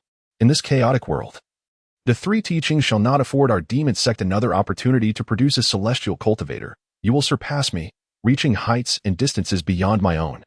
The demon race will not either, yet their current leader has only cultivated to the 8 tails and is not my match. You must grow swiftly. Henceforth, you shall be the young master of our demon sect, and in the future, the title of demon sovereign shall belong to you. An ever-increasing multitude of memories flooded her mind, and Fuyao could no longer contain herself. With a sharp cry of husband, she collapsed to the ground. Chuning abruptly opened his eyes. What has transpired? My beloved. Chapter 39. Reminiscence, Bloodshed. The chaos of war raged on, with countless formidable figures flickering in motion. The world was engulfed in flames and turmoil, the heavens and earth bathed in an eerie crimson hue, exuding an aura of terror and dread. She stood in astonishment, gazing at the scene before her. It was a sight of countless deceased commoners, as well as innumerable fallen cultivators. We must go. Suddenly, someone seized Fuyao's wrist. Chuning? She turned around, and amidst the chaotic inferno of the human realm, it was not Chuning, but an old woman clad in a demonic robe. Who is this? Protect her, take her back. A divine great spiritual root, surpassing my own potential. In the future, she will surely ascend higher than I. Take her away. She was led away by several towering women dressed in demonic attire, while the old woman remained behind to fend off their pursuers. Soon after, formidable figures surged forward in pursuit, and a fierce battle erupted between the old woman and them, a clash resonating like the annihilation of worlds. She was unaware of her destination, merely foolishly inquiring of the woman who shielded her. To the demonic sect. The sect master has divined that you are most suited for cultivating demonic arts. With such talent, you will undoubtedly prove invaluable in the future. You may very well be our next sect master. Fuyao simply nodded, as if unable to control herself, seemingly entranced by something. Then, countless practitioners clad in the robes of the 3 schools charged forth. The number of those who had previously protected her dwindled at a terrifying rate. Regardless of whether they appeared kind, amiable, or hostile, they were all being slaughtered, until she was brought to the demonic sect, where chaos still reigned. In the distant horizon, grotesque and formidable demons were mercilessly slaughtering. She was unceremoniously placed into a cave, engulfed in darkness, devoid of any light or sound from the outside world. It was as if despair and terror enveloped her. Fuyao could feel the weight of her emotions, as if she had lost everything. When she finally beheld light again, she had lost track of time. It was the same old woman who had initially taken her away, slowly opening the door. The world was still painted in a crimson hue, yet the chaos had subsided, as if the battle had come to an end. Before her stood several severely injured practitioners, their garments tattered. The leading old woman gazed at Fuyao. Your family perished in this conflict. From now on, you shall be my disciple. She looked at the old woman, who had lost an arm, her eyes filled with dread. The old woman, the sect master of the demonic sect, could this be Fuyao? Without further ado, the dozen or so practitioners behind her bowed respectfully, their eyes betraying reverence. I have met the young sect master. From that moment forth, she was referred to as the young sect master within the demonic sect. Daily, cataclysmic battles erupted. Whether it was Confucian practitioners clad in their scholarly robes, enforcing their will and directly suppressing others, or various Taoist sects launching fierce assaults, their destructive power was immense. One strike could annihilate countless practitioners. Even the benevolent-looking golden-robed monks unleashed their wrath, suppressing multitudes with their formidable presence, yet they appeared as fearsome as demons. Each day, countless lives were tragically lost. And the old woman would bring Fuyao to witness it all, repeating a singular message each time. Your family also perished due to this turmoil. This era demands someone to rise and resolve it. I am insufficient. All resources of the demonic sect shall be devoted to you. Hoping that you will not disappoint my expectations. From then on, it was a relentless pursuit of cultivation, and more cultivation. 3 fleeting years passed, marked solely by chaos and bloodshed. Initially, Fuyao was gripped by fear. Having never witnessed such devastation, she had always been a clingy wife at her husband's side. Yet, gradually, she became numb to it all, the stench of decaying corpses under the sun, countless dead being feasted upon by demons to replenish their vitality, and innumerable severed limbs. All seemingly directed towards one goal, to eradicate all opposing practitioners and unify the continent. Even the 3 schools of Tao, Buddhism, and Confucianism engaged in treachery with no alliances. Only utter chaos, absolute chaos. And she could do nothing but cultivate, day and night, her sole purpose being to cultivate. Her breakthroughs would ignite immense hope in every member of the demonic sect, instilling in them a sense that even death seemed inconsequential. Within the recollection of her ascension to the 3rd realm, countless voices erupted in jubilation, their faces alight with hope, as if she alone could change everything. Gradually opening her eyes, she found herself in a wooden cabin, the outside world now shrouded in twilight. The memories of endless despair and numbness lingered in her mind. Why? Must I cultivate? Why must I bear their expectations? I am undeniably detached from them. Was it merely because that old woman, who resembled Chuning, claimed I could change everything? She recalled that it seemed everything she had was destroyed, leaving no trace behind, including, throughout those 3 years. There was no sign of Chuning. She had never once laid eyes upon her. Had she already perished? Xiao, would you like some water? In the quiet room, she gazed vacantly at Chuning, her expression cold and detached. She noticed a flicker of panic in Chuning's eyes, yet also a glimmer of determination as Chuning held a bowl of water, offering a spoonful to her lips. Chuning could discern that this gaze was not one that his beloved wife would possess. It belonged solely to that formidable woman. However, he felt no trepidation. Even if Fuyao were to regain her memories, he would simply allow her to flee, for after all, he could not impede her. If it came to threats against his life, he would merely retaliate by pressing his face against hers, and when his cultivation reached greater heights, he would unabashedly call her wife. He had firmly resolved that the demoness was indeed his, and regardless of Fuyao's true identity, she would forever be his beloved. Yet, he couldn't shake off a sense of unease, as it seemed their emotional bond had yet to fully blossom. In the next moment, Fuyao slowly parted her lips to take a sip. Husband. Upon hearing the words, Chuning let out a long sigh of relief. What happened to you? Did you not regain your memories? The sudden fainting spell had frightened Chuning, and despite examining her thoroughly, no abnormalities were found. Even Guzi was summoned for assistance. Guzi, squatting on the table with a bone in his mouth, munched away, the aroma of the treat wafting through the air. What is going on with you two? Is she mentally unwell or suffering from a grave illness? But I must say, your wife possesses an extraordinary aura. I can distinctly sense that her strength surpasses yours significantly. Even her physical prowess could easily obliterate you. You've truly struck gold with her. Fuyao, unable to comprehend Tao Dai's words, revealed a hint of sorrow in her eyes. It was as if she had awakened from a great dream, only to find that nothing had changed. The mere thought of being trapped in such a world terrified her, especially since she knew no one there. The only familiar face was that of the old woman she recalled from Chuning's description, the one known as the leader of the demon sect, Fuyao. My husband, it seems I have dreamed a dream. She murmured bitterly, they all do not recognize me, yet they bestowed upon me the finest resources and teachings, allowing me to become the leader. The woman named Fuyao acknowledged me as her disciple, appointing me as the junior leader of the demon sect. Yet she never even inquired my name. She kept telling me that I could change everything. Tears suddenly glimmered in her eyes, and with a voice nearly breaking, she continued, but you were not in that dream. My husband, you were absent. In an instant, she broke down and embraced Chuning tightly. I do not know what has transpired. I have encountered not a single soul I recognize, neither you, nor Mr. Zhao, nor that insufferable in Mushi. I cannot bear to be alone in such a state. In Chapter 40, behold my past, and share in my spring.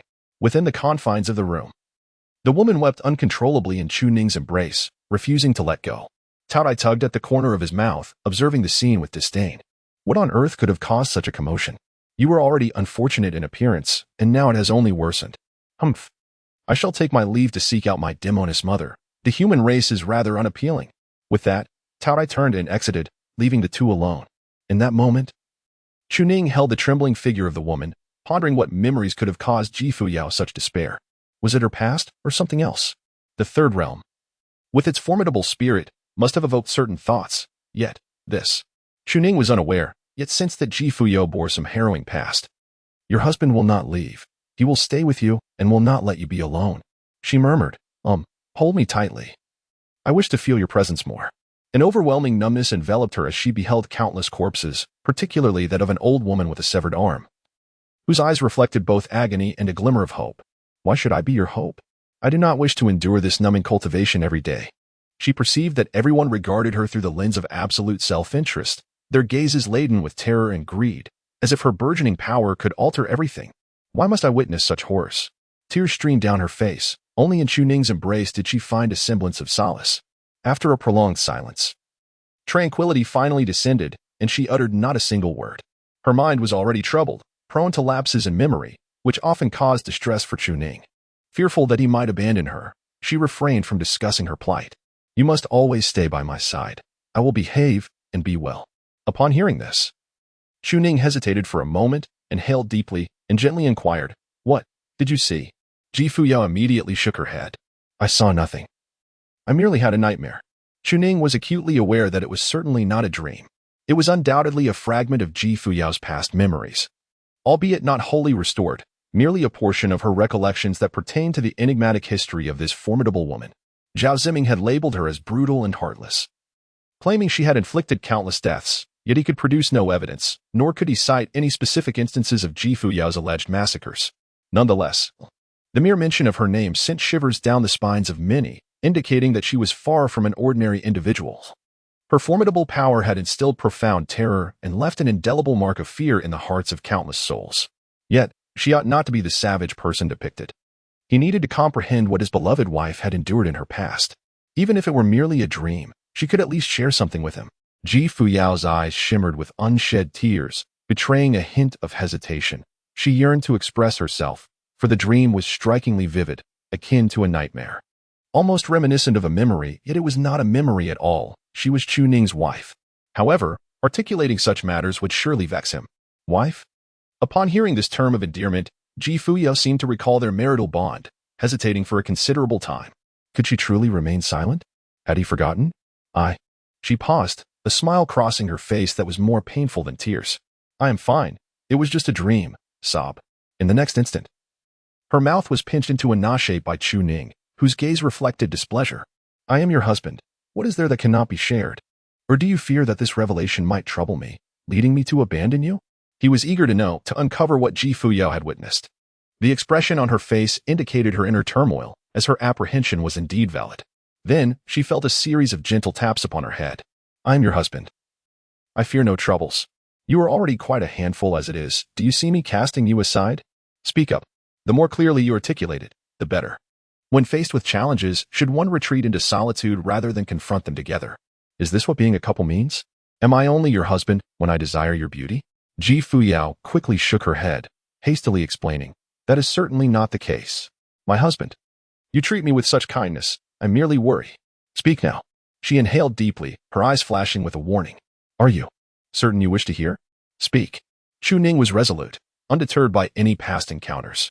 To embrace another is to accept their history, and given the purity of their body, it was clear they had not been subjected to oppression. After all, seeking a wife for mere beauty was a shallow pursuit, albeit Chuning indeed possessed such inclinations. However, if the goal was to conquer the formidable female demon, one must begin from her formative years, necessitating a profound understanding of Ji Fuyao. Speak, then. I could indeed convey that scene through spiritual transmission, but I feel. Chunington was immediately filled with joy. The capabilities of a cultivator are indeed remarkable, allowing for direct connectivity between minds. Come on, hurry up. If you miss even a bit, I'll give you a beating. Have you ever seen me afraid? Ji Fuyao took a deep breath. It was you who said it. You've seen it all. Don't blame me for bringing you trouble. I've already warned you several times. Come on. In the next moment, magical light surged in Ji Fuyao's hands. Instantly, the connection between their souls linked with Chunington, a feat unattainable by those of the three realms. This was a power she had cultivated long ago, and now she merely wielded it effortlessly. Chunington, initially filled with anticipation, was suddenly thrust into a first-person perspective of that scene. The conflict among the three teachings, the demonic path, the beast clans, and the sinister cultivators unfolded. Chaos emerged, humanity crumbled, and only the fierce battles between formidable cultivators remained. The aura of death enveloped Chunington. And at that moment, he was Fuyao, reliving the memories she once experienced. His mind was overwhelmed with pain. Those methods were almost tragic. Filled only with death and despair. His gaze gradually dulled, turning cold and indifferent. It seemed as though he was experiencing the very same look Fuyao had at the beginning, perhaps due to this. After a long while, Chunington found his back drenched in cold sweat, suddenly snapping back to reality, gasping for breath. The despair weighed upon him like a mountain. He looked up at Fuyao and saw bitterness and fear in her eyes. The bitterness stemmed from her unwillingness to show him, and the fear arose from the dread of being abandoned by him. In the next moment, Chunington rose from the bed. Fuyao was startled, tears welling in her eyes. You promised you wouldn't despise me after seeing it. Why are you leaving now? Seeing that Chunington didn't run away, he merely removed his sweat-soaked clothes, leaving only his underpants. What kind of nightmare did you just have? Isn't it a bit terrifying? Discarding his clothes, Chunington intended to don something fresh, but suddenly realized something. It was already late at night. He had taken care of Fuyao until now.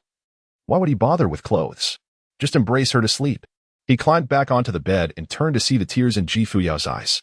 Why are you crying? You're not leaving, are you? I just watched that scene and got drenched in sweat, so I took off my clothes. After saying this, he directly embraced his frightened wife. Fuyao's tears surged forth once again, clinging tightly to Chunington. I didn't want you to see that. But you insisted on looking. Now that you've seen it, I'm afraid you'll leave me. Can you please tell me before you do anything next time? She broke down into tears, her face a mix of snot and tears, holding on to Chunington without letting go. I don't even know why I dreamed of those things. I fear that they might be memories of my future. Chunington, do you know? I've never really seen you. It feels like I've truly spent 3 years alone, with no one to talk to. The only people who spoke to me were those urging me to cultivate, congratulating me on my breakthroughs. I don't want that. But I can't help it. I can't control myself. Can you please stop scaring me every time? I know I'm annoying and troublesome, but I just don't want you to leave. Upon hearing this, Chunington couldn't help but sigh, recalling those memories, which were utterly bizarre. When did that chaotic era occur? Was it during Fuyao's early cultivation? From the perspective of a mere observer, Chuning finds himself drenched in sweat. Let alone the experience of Fuyao, who is an actual participant in this unfolding tale. Indeed, it is the past of Fuyao, without a doubt. And that elderly woman must be her revered master. Very well, now we are directly confronting Fuyao herself. Anyone who witnesses this fragment of memory would undoubtedly feel numbed. Not wishing to acknowledge it as her history. To claim that it is indeed her would only deepen her emotional desensitization. He believes the current state is quite satisfactory, offering immediate solace. It is merely a dream, so why fear it? Yet, why does it feel so tangible? And why, beside you, am I still present? Could it be that I am a forewarning of the future? You secretly wish for my demise, do you not? Would my death bring you joy? Chuning tugged at the corners of his mouth and gently wiped away Fuyao's tears and snot. Look at you crying. I'm still alive, he exclaimed. Moreover, in your dream, you were only at the third realm, and yet here we are, both at the third realm. How could it possibly happen? He then playfully tapped Fuyao on the head. No matter what happens, as long as you wish it, I will always be by your side. Stop crying and give me a smile. Upon hearing these words, Fuyao seemed to recall the truth. Yes, her husband was alive and already at the third realm. It was merely a dream. Why was she crying at all? And yet, her husband had just tapped her on the head, causing her pain, despite the lingering sorrow in her heart. She mustered a smile for the sake of the gloomy-faced Chuning. However, the traces of tears mingled with her bittersweet smile, making her expression look more tragic than joyful. Whoa, husband, I can't smile. Do I look very ugly right now? I promise I won't cry tomorrow. Chuning smiled as she embraced the woman before her. What a jest. In my eyes, you are the most beautiful. You are deceiving me. But when you cry, your husband will feel heartache, for we are indeed married. Come, smile once more, quickly.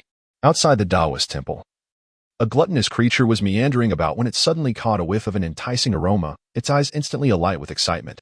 A female demon. It hurriedly approached and, amidst the trees, beheld a sight. A woman clad in white, a transformed female demon, savoring the essence of her being, indeed, a fox spirit. Ha ha ha. Heaven has a path, yet you choose not to tread. Hell has no door, yet you come uninvited. Fox spirit, you are my delight. It lunged forward. But before it could get close, the woman sensed its presence and swiftly obliterated it. Humph, what was that? The white-clad woman paid it no heed. her gaze fixed on the Taoist temple in the small courtyard. Her consciousness enveloped the entirety of this realm, allowing her to perceive every occurrence with clarity. Yet, her expression gradually shifted to one of astonishment as she observed Fuyao cradling a man of unknown cultivation level, a smile gracing her face. What a wonderful husband! In disbelief, she rubbed her eyes. Damn it! Is this really Fuyao? Since when did she take a partner, let alone share a bed and call him husband? Wasn't she gravely injured by the disciples of the three teachings, employing that ancient mysterious technique? What is this now?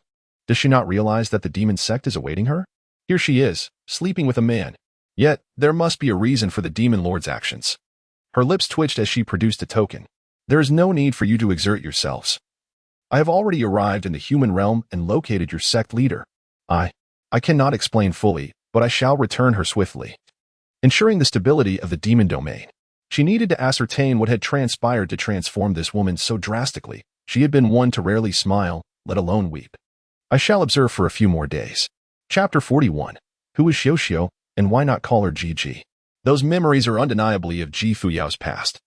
Chunning felt a chill run down his spine, drenched in sweat. What era was this? A time of chaos where the heavens and earth were in turmoil. And the three teachings, demonic sects, beast clans, and sinister cultivators reigned in a chaotic world? Wasn't the demonic sect said to be exceedingly powerful? Chuning understood. That was Fuyao in her childhood, or rather, when she had just entered the demon sect. The world of that era was certainly not divided into the realms of humanity and demons, nor was there any individual from the demon sect suppressing the three teachings. All of this, based on the information from the images and what is currently observed, seems to suggest Fuyao altered everything? In the room, Fuyao was tightly embraced in Chuning's arms, her tear-streaked face now wiped clean, yet her eyes still glistened with unshed tears.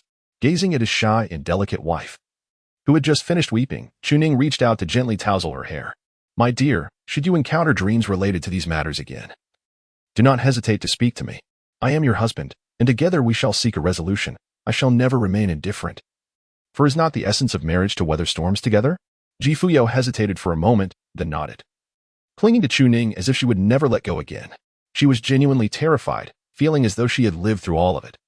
But how could she have experienced such things? She was Chu Xiao. She was Chuning's wife, not someone else. It was merely a dream. Moreover, she had already attained the third realm. There was no need to cultivate for 3 years to reach that level. It was simply unnecessary. Husband, she murmured softly, as if repeating Chuning's name would ensure he would never leave her. Am I a troublesome person? Chuning chuckled lightly. Compared to the troubles associated with your identity, these issues are clearly insignificant. So, what can be done? Accompany Fuyao through these experiences. Witness your past and share in the joy of spring with you. She possesses a myriad of secrets, and once her memories return, she will be unable to articulate them, rendering them invisible to Chuning. However, it is indeed peculiar that during those 3 years, no one ever inquired about Fuyao's name. They merely referred to her as the young master, including that old woman. No one cared about who Fuyao truly was, what her name was, or whether she was male or female. They only valued her spiritual roots. Is it not absurd that a divine-grade spiritual root is treated in such a manner? If I were to present my own spiritual roots, would it not overshadow everything? The prodigy is merely a threshold for me. Fuyao, 3 realms achieved in 3 years. In the span of 3 days, Chuning traversed 3 realms. Am I truly unable to grasp your intentions? Without hesitation, he extinguished the lamp and embraced the woman, causing Fuyao to feel an inexplicable discomfort at this peculiar gesture. What are you trying to do? Why do you hold me so closely? Be a bit more cooperative. Upon hearing the authoritative tone in Chuning's voice, Fuyao hesitated for a moment but ultimately yielded to his embrace. This action caused her cheeks to involuntarily flush, and the fear she had felt moments ago dissipated like mist. What had once been a mere dream was now a tangible reality. Husband, what are you doing? As she sensed the delicate softness of the woman in his arms, Chuning embraced her with fervor. You feared I might escape. So if you remain in my embrace, I can't possibly run away. Fuyao was taken aback. Is that so? I suspect you wish to take advantage of me, as my softness would be quite noticeable while I lay upon you, wouldn't it? Yet, the righteous manner in which he spoke. Then, you mustn't run away. She refrained from further protest, instead resting peacefully against Chuning's chest, her emotions gradually settling. The sensation of being held was delightful, providing a sense of security. In her memories, there had been only one person. Yet here, there was a husband. This was the truth. She no longer had to be alone. Then husband, I shall sleep now. Chuning said little, merely nodding in acknowledgement. All right, sleep. The night swiftly passed. On the following morning, Chuning sensed Fuyao beginning to struggle. Yet, she held on tightly, and Fuyao dared not exert herself for fear of harming Chuning. What is the matter with this restlessness so early in the morning? As she opened her eyes, she found Fuyao's face flushed. As if it were about to overflow with water, her eyes filled with a mix of shame and indignation as she glared at Chuning. Let go of me. Chuning wore a perplexed expression. Just yesterday, there were declarations urging me not to leave, although it seemed a mere ploy to gain an advantage. How did the morning unfold into this? Suddenly, a realization struck, leaving Chuning feeling quite awkward. Ahem, this is a normal phenomenon. Fuyao shot him a fierce glance. Then why do you not release me? Here is a beautiful woman embracing you, and Chuning is a normal person. Is it not expected to have some reaction? However, upon hearing this, Chuning's displeasure grew, and he tightened his hold. Are you commanding me? A question mark appeared above Fuyao's head. Do you even comprehend what you were saying? Otherwise, would you care to try if I pointed at you in the same manner? Let go. Dawn has arrived, my husband. Instantly, her tone shifted to one of pleading, much to Chuning's delight. Kiss me, and I shall release you. Without hesitation, Fuyao leaned in and planted a kiss on Chuning's cheek. After this act, her face flushed even deeper, seeing Chuning loosen his grip. She dashed out the door, seemingly in a frenzy. How could she not understand what that entailed? The key point was that Chuning remained so shamelessly reluctant to let go, leaving her feeling utterly compromised. No longer would she grant Chuning such embraces. In the courtyard, Fuyao squatted at the door, cradling her head, when she suddenly felt someone stroking her hair. Looking up, she found none other than the smirking Chuning. My dear, this is completely normal. You shall grow accustomed to it. Fuyao's temper flared immediately, her eyes narrowing in fury. Speak of this again, and I shall end you. Oh, come now, do hurry, come and slay me. He relished in his own audacity, taunting her with the prospect of death. Chuning stretched out his neck to confront Fuyao. The latter, in a fit of anger, departed without uttering a single word. It was evident that I was the one suffering, yet you refused to stand up for me. I shall ignore you. I will devote myself to my cultivation. From this moment forth, anyone who speaks shall be treated as a dog. With that, she turned away, resolutely refusing to engage. Chuning gazed at Fuyao's retreating figure, a smile gracing his lips. Oh dear, what is there to be shy about? You are embracing me after all. Moreover, if one feels bashful about such matters, how shall we manage having children in the future? Chuning had already decided on the surname for the child. Naturally, it would be his surname. First, he needed to prepare a meal. Yet, in the next moment, Chuning suddenly cast his gaze toward the woods outside the courtyard. A flicker of uncertainty glimmered in his eyes. What could it be? It seemed as though he sensed a pair of eyes observing him. Was it merely an illusion? Never mind, he decided to focus on cooking. But that fleeting awareness was certainly not a coincidence. Perhaps he had attracted the attention of the Confucianists, but as the sage Confucius had proclaimed, what could it be? He was uncertain, yet he felt an ominous presence lurking. Better to set up an ambush. In the distance, the woman in white, who had been observing throughout the night, revealed a look of astonishment. He actually perceived that he was being watched, especially by someone of her caliber. The man appeared quite presentable, yet was his cultivation not rather modest? Could Fuyao truly be interested in someone like this? Muli furrowed her brow. Could it be that Fuyao was no longer the Fuyao they once knew? Her gaze fell upon Fuyao, who was meditating and cultivating within the courtyard. Observing the swirling demonic energy, it was indeed a technique of the heavenly demon cycle. If that were the case, how could it not be so? Had she truly found a partner? But why did that partner refer to her as Xiao? Who was Xiao? Shouldn't she be called Yao, Fufu, or perhaps Gigi? Chapter 42. How did you become such a little darling? In the kitchen, Chuning was busy preparing a meal. The system panel had already undergone a transformation. Chuning's cultivation, 3 realms Dao platform, progress, early stage, 12. Yesterday's progress was merely 3, and the entire day was spent attending to Fuyao. Yet, the improvement seems quite significant. During this period, Chuning has not refined any spiritual energy or spirit stones, indicating a complete absence of cultivation. However, it appears that the efficacy of literary fortune is at play. Literary fortune, in its essence, is denser than spiritual energy, allowing for swifter refinement and a more rapid enhancement in cultivation. This is akin to exchanging a couplet from the Henku for 2 extraordinary weapons, along with a cultivation level that can directly reach the realm of the 7 realms saint. A smile graced Chuning's lips. If that is the case, then accompanying Ji Fuyao should pose no problem. The preliminary training has already been nearly flawless. However, after receiving a reminder from Tao Dai yesterday, Chuning realized that haste was not the answer, but rather stability. To rush, as Ji Fuyao ascended through 3 realms in 3 years, while he himself achieved a similar feat in merely 3 days, was indeed absurd. After all, he is the foremost cultivator of this era. Therefore, he must seek steadiness. The demonic arts, the cultivation of demonic runes, and the pinnacle of the 3 realms require the mastery of 81 runes. This endeavor would enhance his physical strength, rendering his body more formidable. Similarly, he must also cultivate the soul. Swordsmanship, demonic cultivation techniques, and more are all essential pursuits for Chuning at present. Yet, he has already amassed a considerable reservoir of experience. It is merely a matter of gradually refining it. Furthermore, he could utilize Tao Dai to expedite his training.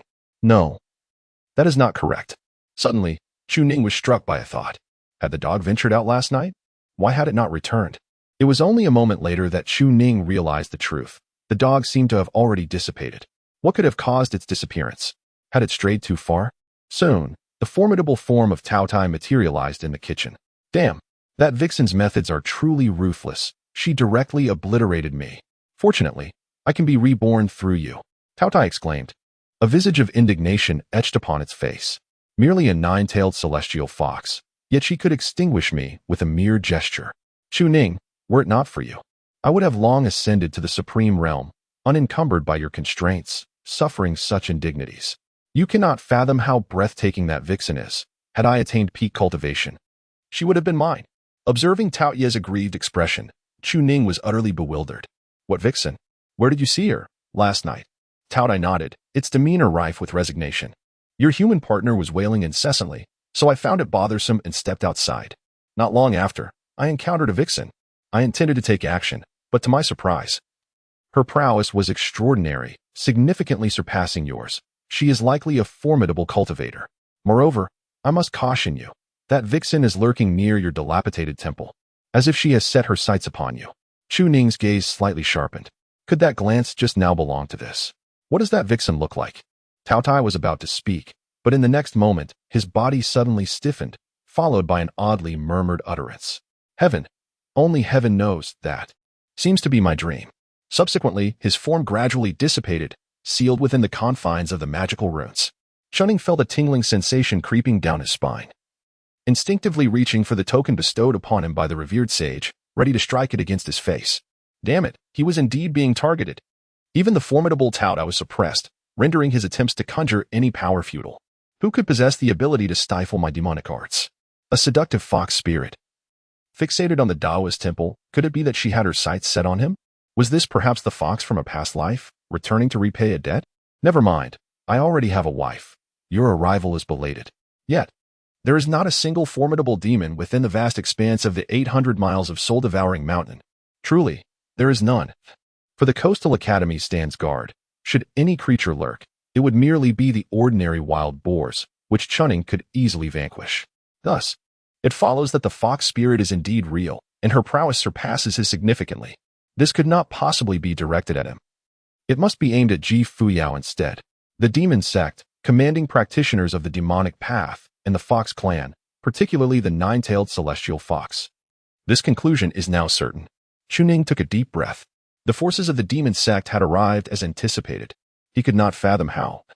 After all this time since Ji Fuyao's mishap, no one from the demon sect had made an appearance. The prowess of a high-ranking cultivator was beyond the comprehension of ordinary individuals. Yet, it seemed that the absence of turmoil in the human domain was attributable to the prior assertions made by Zhao Ziming regarding the significant divide between the human and demon realms. Crossing over was undoubtedly a cumbersome affair. Hence, this individual was undoubtedly far superior to the average person, likely at least of the 7th realm sage tier, and now, they were observing them.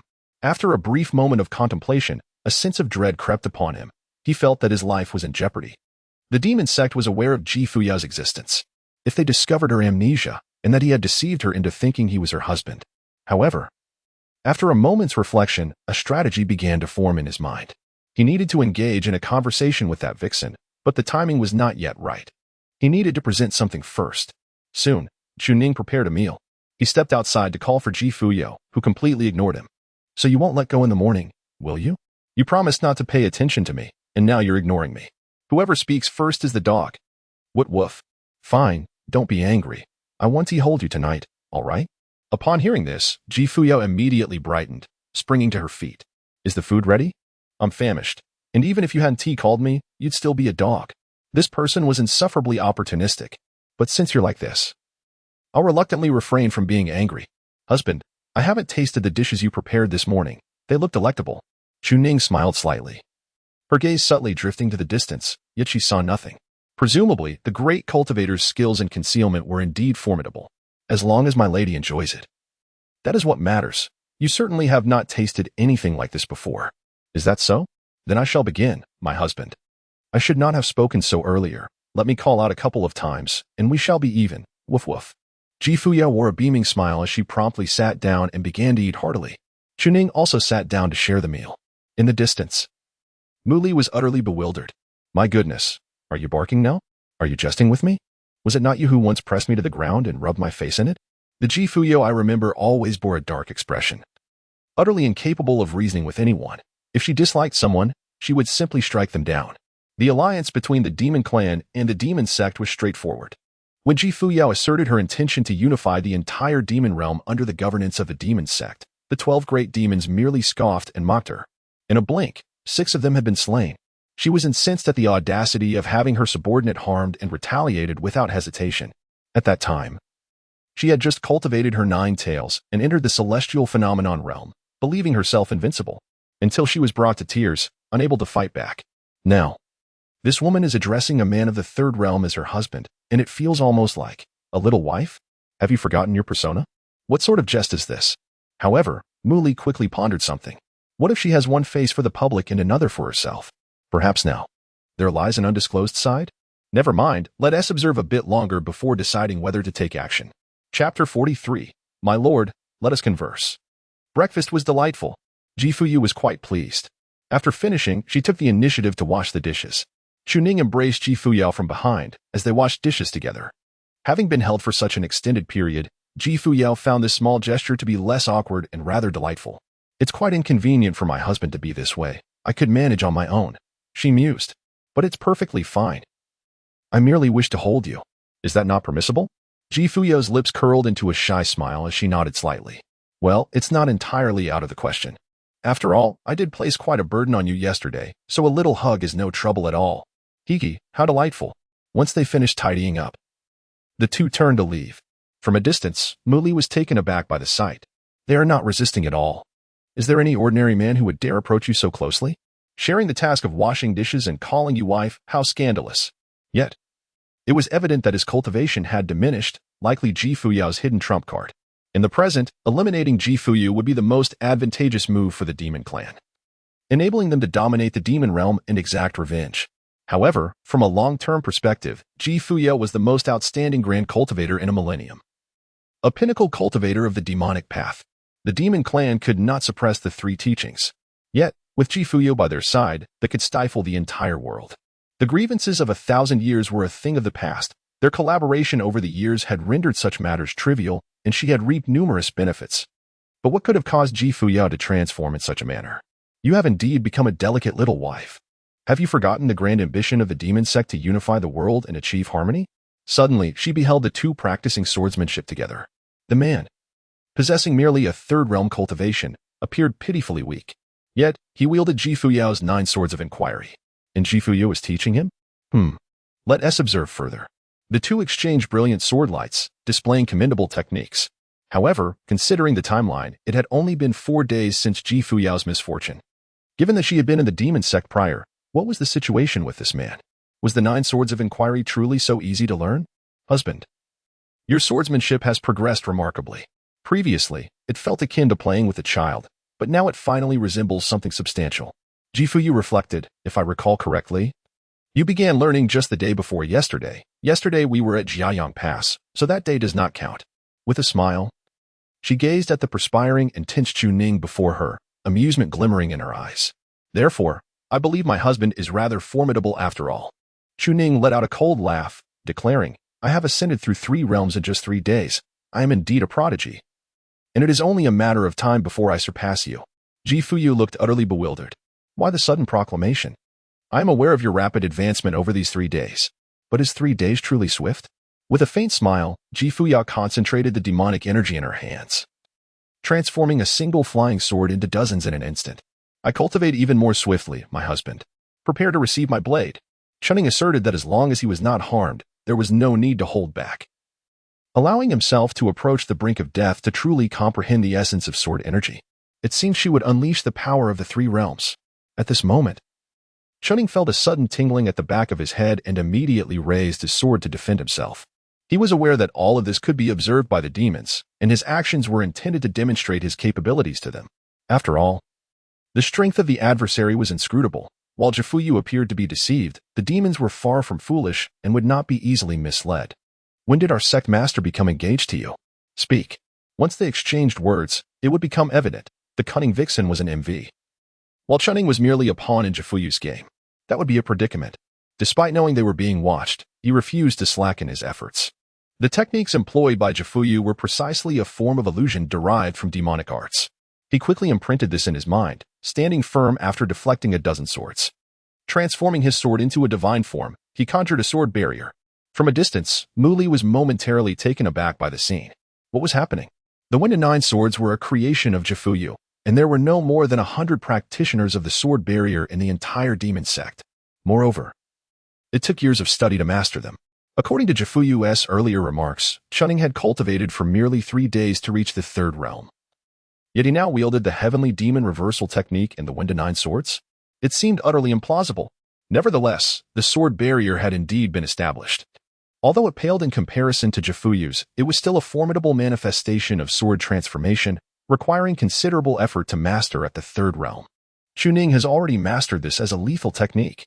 My husband learns remarkably fast, indeed.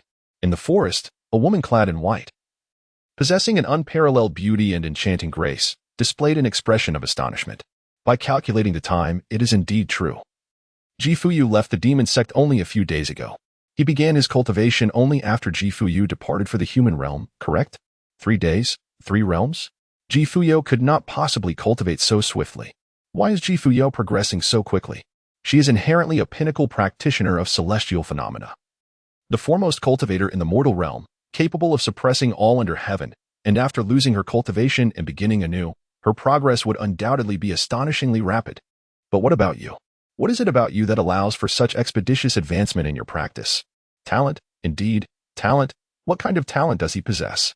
A golden light flickered in the eyes of the woman in white, as she instantaneously discerned the quality of Chu Ning's spiritual root. Ordinary spiritual roots require a minimum qualification of inferior grade, which appears gray. Medium grade manifests in yellow, while superior grade is white. The celestial grade, as represented by herself and Fuyao's disciples, is red. The divine grade, unique to Fuyao in the demon domain, is golden. But what did she see? It nearly blinded her exquisite 24-karat titanium fox-like eyes. What talent is this? What a jest! Who is this person? It shines even more brilliantly than Fuyao's. In that moment, Muli seemed to grasp the entirety of the situation. Why does Fuyao remain in the human realm? On one hand, she possesses inherent resources that facilitate her recovery, regardless of her location. On the other hand, it is Chu Ning. For this individual possesses extraordinary talent. With an astonishing speed of cultivation and learning, Fuyao intends to take him back to the demon sect for training, and her method of persuasion is seduction. The heavens have collapsed. Fuyao has indeed lost her mind to resort to seduction. Surely, it wouldn't be a problem to simply capture him and bring him back, especially since she had said nothing prior. Muli took a deep breath and sighed heavily. If I were to appear now, would I not disrupt Fuyao's plans? Yet, there are many questions to ask. And that man, his talent could potentially elevate the demon sect to new heights, rendering Fuyao's personal negotiations in the human realm unnecessary. Annihilating the 3 teachings and unifying the world would suffice. In the small courtyard, the battle had come to a halt. Chu Ning no longer felt that uncomfortable sensation of being observed. It seemed he had been conquered, indeed. His exceptional talent shone brightly wherever he went. If that vixen were to make a move, my sword would not be ineffective. To win hearts with virtue, I shall strike her face. And now, my dear, I shall venture out to practice my swordsmanship while you remain at home to safeguard our abode and cultivate your skills. He was determined to meet that figure from the demon sect. It was imperative to confront him, avoiding the meeting was not an option, for it would be a battle of wits. Can you guess why your household's female demon calls me my dear? His mind raced. And Chuning discreetly concealed strike his face within his sleeve, ever prepared for self-defense. This was not the win hearts with virtue sword, but rather a straightforward strike to the face would suffice. With the power of literature ignited, if he were to face a life and death crisis, it would serve as his only shield. Yet it was also the greatest one. Fuyao wore a proud expression, letting out a light snort. Humph. Afraid of being overshadowed by my cultivation beside you, are you? Then go ahead. Regardless, my prowess reflects your strength, so you need not concern yourself too much. Chuning smiled faintly and turned to venture deeper into the dense forest. After distancing himself from the temple, he subtly gestured and said, I believe we need to have a conversation. Follow me. Chapter 44, not a member of the demon sect, but a villain's assassination. In the soul-devouring mountain, within the woods. Chuning's expression was tranquil. The question lingered. Would that person be able to keep up? In truth, he was uncertain whether he was being watched at all. However, he felt it prudent to maintain a certain distance. Otherwise, he feared that any noise might attract Fuyao's attention, leading to potential complications, regardless of the circumstances. A conversation was imperative. At present, Chuning had attained the third realm, yet his cultivation progress had noticeably slowed compared to before. The ascent was no longer as swift. After all, as one's realm elevated, the path to advancement lengthened considerably, and the meticulous refinement of one's literary essence was of utmost importance. There was no need to rush. The more solid the foundation, the higher one could ascend. Chuning, age, 18, spiritual root, supreme grade extreme celestial spiritual root are 0 max. Cultivation, third realm Tao platform, progress, early stage 27, techniques, celestial demon rotation technique, supreme grade, 9 swords of inquisition, immortal grade. These are all the resources at Chuning's disposal. Yet, one cannot help but wonder if they are sufficient. Just 5 paces behind him stands a woman, gracefully riding the wind. Muli gazes at the person before her with a look of astonishment. No wonder. Cultivating at the third realm for merely 3 days. And with a foundation so remarkably solid, his spiritual root is even more formidable than Fuyao's supreme grade spiritual root. Could he be a prodigy of cultivation? Yet, there is an unmistakable aura of Confucianism about him, suggesting he may have had prior contact with Confucian individuals. Those of the Confucian school are certainly doomed. But he does not appear to belong to them.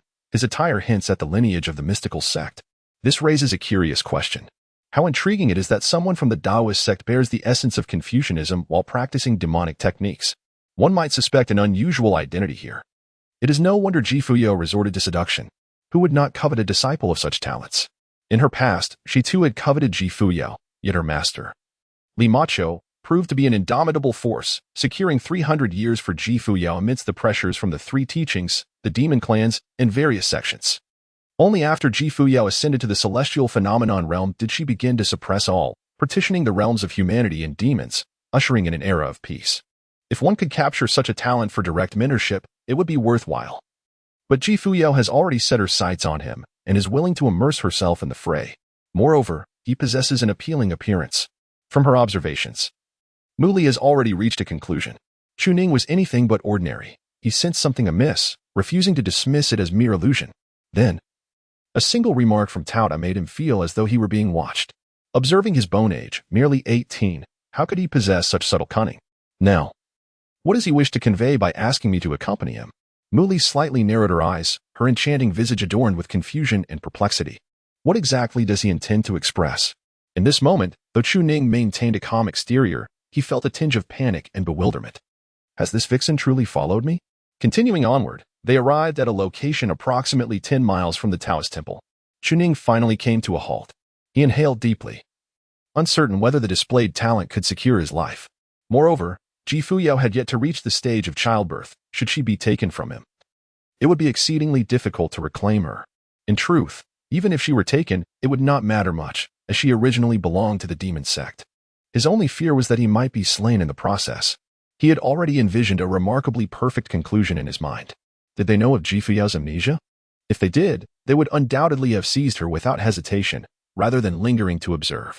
They could not tolerate a forgetful female demon leader, especially one as significant as Fuyao, remaining here while Chuning referred to her as his wife. They would readily eliminate him. The only conclusion is that the members of the demon sect were unaware. Otherwise, last night, Tout I would not have missed the opportunity to detect that vixen before Chu Ning was swiftly dispatched.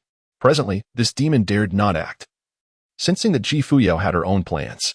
For now, they remained in a state of watchfulness, since they were observing, then in her moment of triumph. Ji Fuyao had not lost her memory. She possessed demonic abilities in swordsmanship. She was indeed Ji Fuyao herself. And what was she doing? Because my talent was extraordinary, surpassing even that of Ji Fuyao.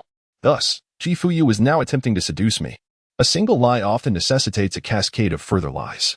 Can I withstand it? Even if I cannot, I must endure. The two of them, moving in tandem, seemed to share an unspoken understanding, taking into account their identities and everything that had transpired. Outsiders would perceive it only in this manner. My lord, do not hide any longer. I have already discovered your presence. Chu Ning smiled lightly, her hands gently gathering her sleeves. In truth, one hand concealed a divine sword within her sleeve, while the other held a seal, prepared for any unforeseen circumstance. Meanwhile, Muli, positioned behind her, narrowed her eyes slightly. You cannot even see me, so how can you presume that I am following you? What if, instead, I have opted to seek out Ji Fuyao directly for answers? This only serves to highlight your cleverness while casting me as the fool, does it not? Very well.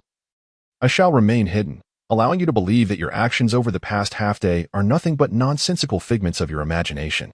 She was unwilling to concede that anyone could outsmart her, especially a man of such low standing, who was suspected of being Ji Fuyao's partner. She was indeed taken aback. Ji Fuyao was actually being held in such a manner, and with no apparent shame.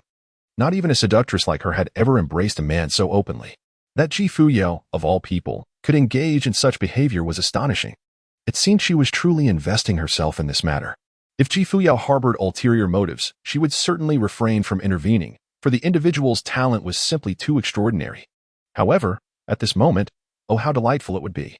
I shall remain in the shadows and toy with you. The vixen smiled, her eyes narrowing as she observed him. Smiled once more. Surely your cultivation surpasses mine. A figure of such stature should not resort to hiding. Does this not undermine your esteemed reputation? Or is it that even I, a mere practitioner of the third realm, daunt you to the extent that you dare not confront me? Upon hearing this, Mu Li's displeasure was palpable. You are aware of your own limitations in the third realm, yet you dare to feign ignorance? I could easily vanquish you with a single strike, reducing you to mere pulp. Do you not believe? Another wave of derisive laughter echoed. If you refuse to meet me, it would be wise to avoid future encounters. Your actions today have already earned my contempt. You dare provoke me. I shall pay you no further heed. At this moment, Chu Ning appeared utterly bewildered. Where have they gone? Did they not follow? Or have they sought out Ji Fuyao? If so, it would spell disaster. Yet, in my current position, I must draw attention. I still need to confront that practitioner. Surely, they cannot lack the time for such an encounter? Am I mistaken? Or was that merely idle banter? If you do not emerge soon, I shall take my leave. Another declaration rang out, still met with silence. Witnessing the lack of response, Chu Ning let out a soft sigh. Perhaps I have been overly anxious of late. Perhaps they are not as easily found. Chu Ning was suddenly taken aback, sensing a most peculiar and sinister laughter emanating from a distance. Cackling. It was the villain. Who would have thought that despite my efforts to conceal myself, I could not escape your keen perception? Truly, you are someone who can provoke the revered master of saints. Surrender the document seal and the sword, and I shall grant you a more merciful demise. Chapter 45. A single slap sends the fox spirit flying. Within the Confucian Academy of Oceanic Studies, in Zhao Ziming's study, he was presently contemplating the notion of inherent human malevolence. Throughout history, Confucianism has established its teachings on the premise of innate human goodness, a belief that has been recognized for millennia. At the outset, human nature is inherently virtuous. However, a remark made by Chu Ning yesterday had pierced his consciousness. If human nature is indeed good, what merit does Confucian education hold? Although numerous counterarguments exist, in abundance, indeed, given the adeptness of Confucians in debate, who can effortlessly employ countless reasons to demonstrate your assertions as erroneous, a deeper contemplation beckons. What if human nature is fundamentally evil? In what manner does Confucian education guide individuals toward goodness? What methods does it rely upon? And how can one substantiate the significance of Confucianism? The more he pondered, the more a chill crept down his spine. Merely reflecting on this thesis had birthed a multitude of inquiries, yet many aspects remained unprovable. Entwined as they were with the complexities of human morality, an exceedingly challenging subject, given the nebulous delineation of good and evil. To delve into this, one must analyze it from various perspectives. Broadly, contrasting the demonic sects in the three teachings, who embodies goodness and who embodies malevolence. More intimately, one must consider his own nature. Does he embody goodness or evil? Articulating these concepts proved troublesome, yet Zhao Ziming began to see the light. What he envisioned was a path towards sanctification, a route that could potentially overturn the doctrines upheld by Confucianism for millennia. If only he could engage in dialogue with Chuning, perhaps he would glean even greater insights. Just then, the study door was thrust open. Director Zhao, grave news has arrived.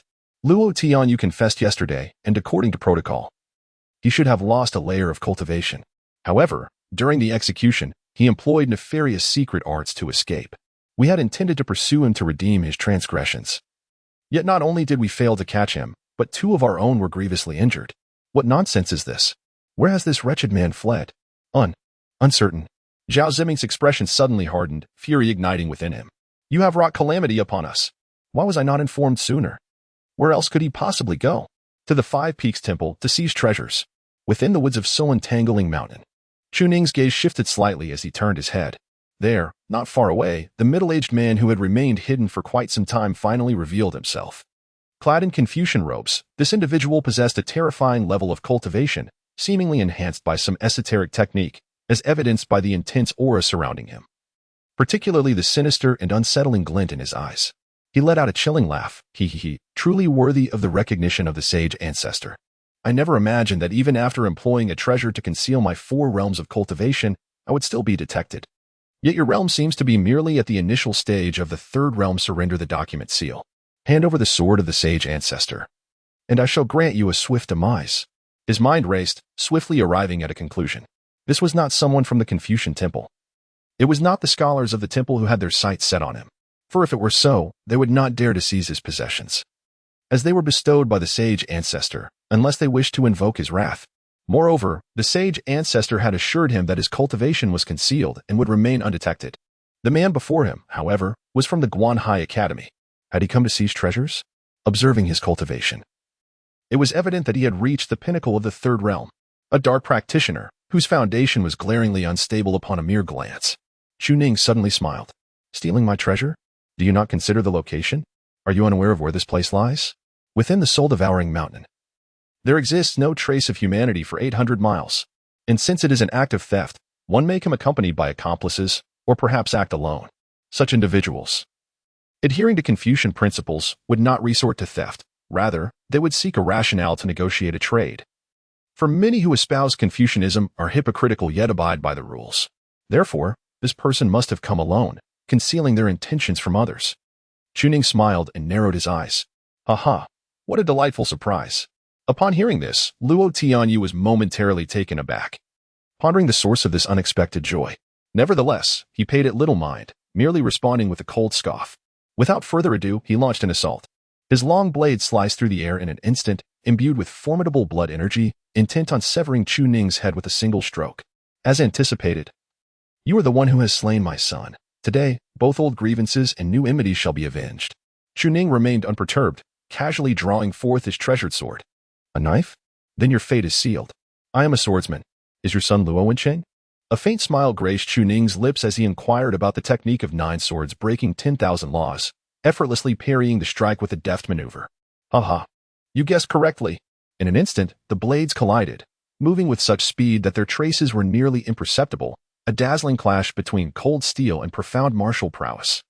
Hatred flickered in his eyes as he unleashed a furious blow, sending Chuning sprawling backward for hundreds of steps. If it were not for you, my son would never have. Before Luo Tianyu could finish his sentence, the smile on Chuning's face transformed into a chilling sneer, his gaze igniting with murderous intent. Though his internal organs throbbed painfully from the impact, it mattered little. At that moment, he embodied the very essence of a villain. When I slit your son's throat with a dagger, he hadn't even grasped what was happening. I witnessed his blood flowing before my eyes, rendering him motionless until he met his demise. I saw it all with clarity. With that, Chuning offered a slight smile, unleashing a sword strike imbued with the force of a rainbow. I intend to do the same, draining your blood. The middle-aged man's eyes blazed with fury, his energy surging violently. You audacious brat. Muli was taken aback. Why is Chuning inciting this person? What could be the reason? It is rare to find someone capable of wielding a sword at the pinnacle of the 3 realms, employing a sinister and unorthodox method of cultivation. You dare to challenge me, a practitioner of the demonic sword? Chuning unleashed his sword screen, determined to eliminate Luo Tianyu. Such a rare opportunity to confront an adversary worthy of his blade could not be squandered. To take a life? I am, after all, a practitioner of demonic arts. A demonic cultivator striking down an evil practitioner is justified, a righteous act in the pursuit of justice. Muli observed the fierce clash between the two, yet remained largely unaffected. She had already perceived the situation. Her curiosity lay solely in the identity of the combatants. To break through the peak of the third realm necessitated the burning of one's vital energy, which was an untenable option. However, Chuning was merely at the initial stage of the third realm, likely unable to prevail.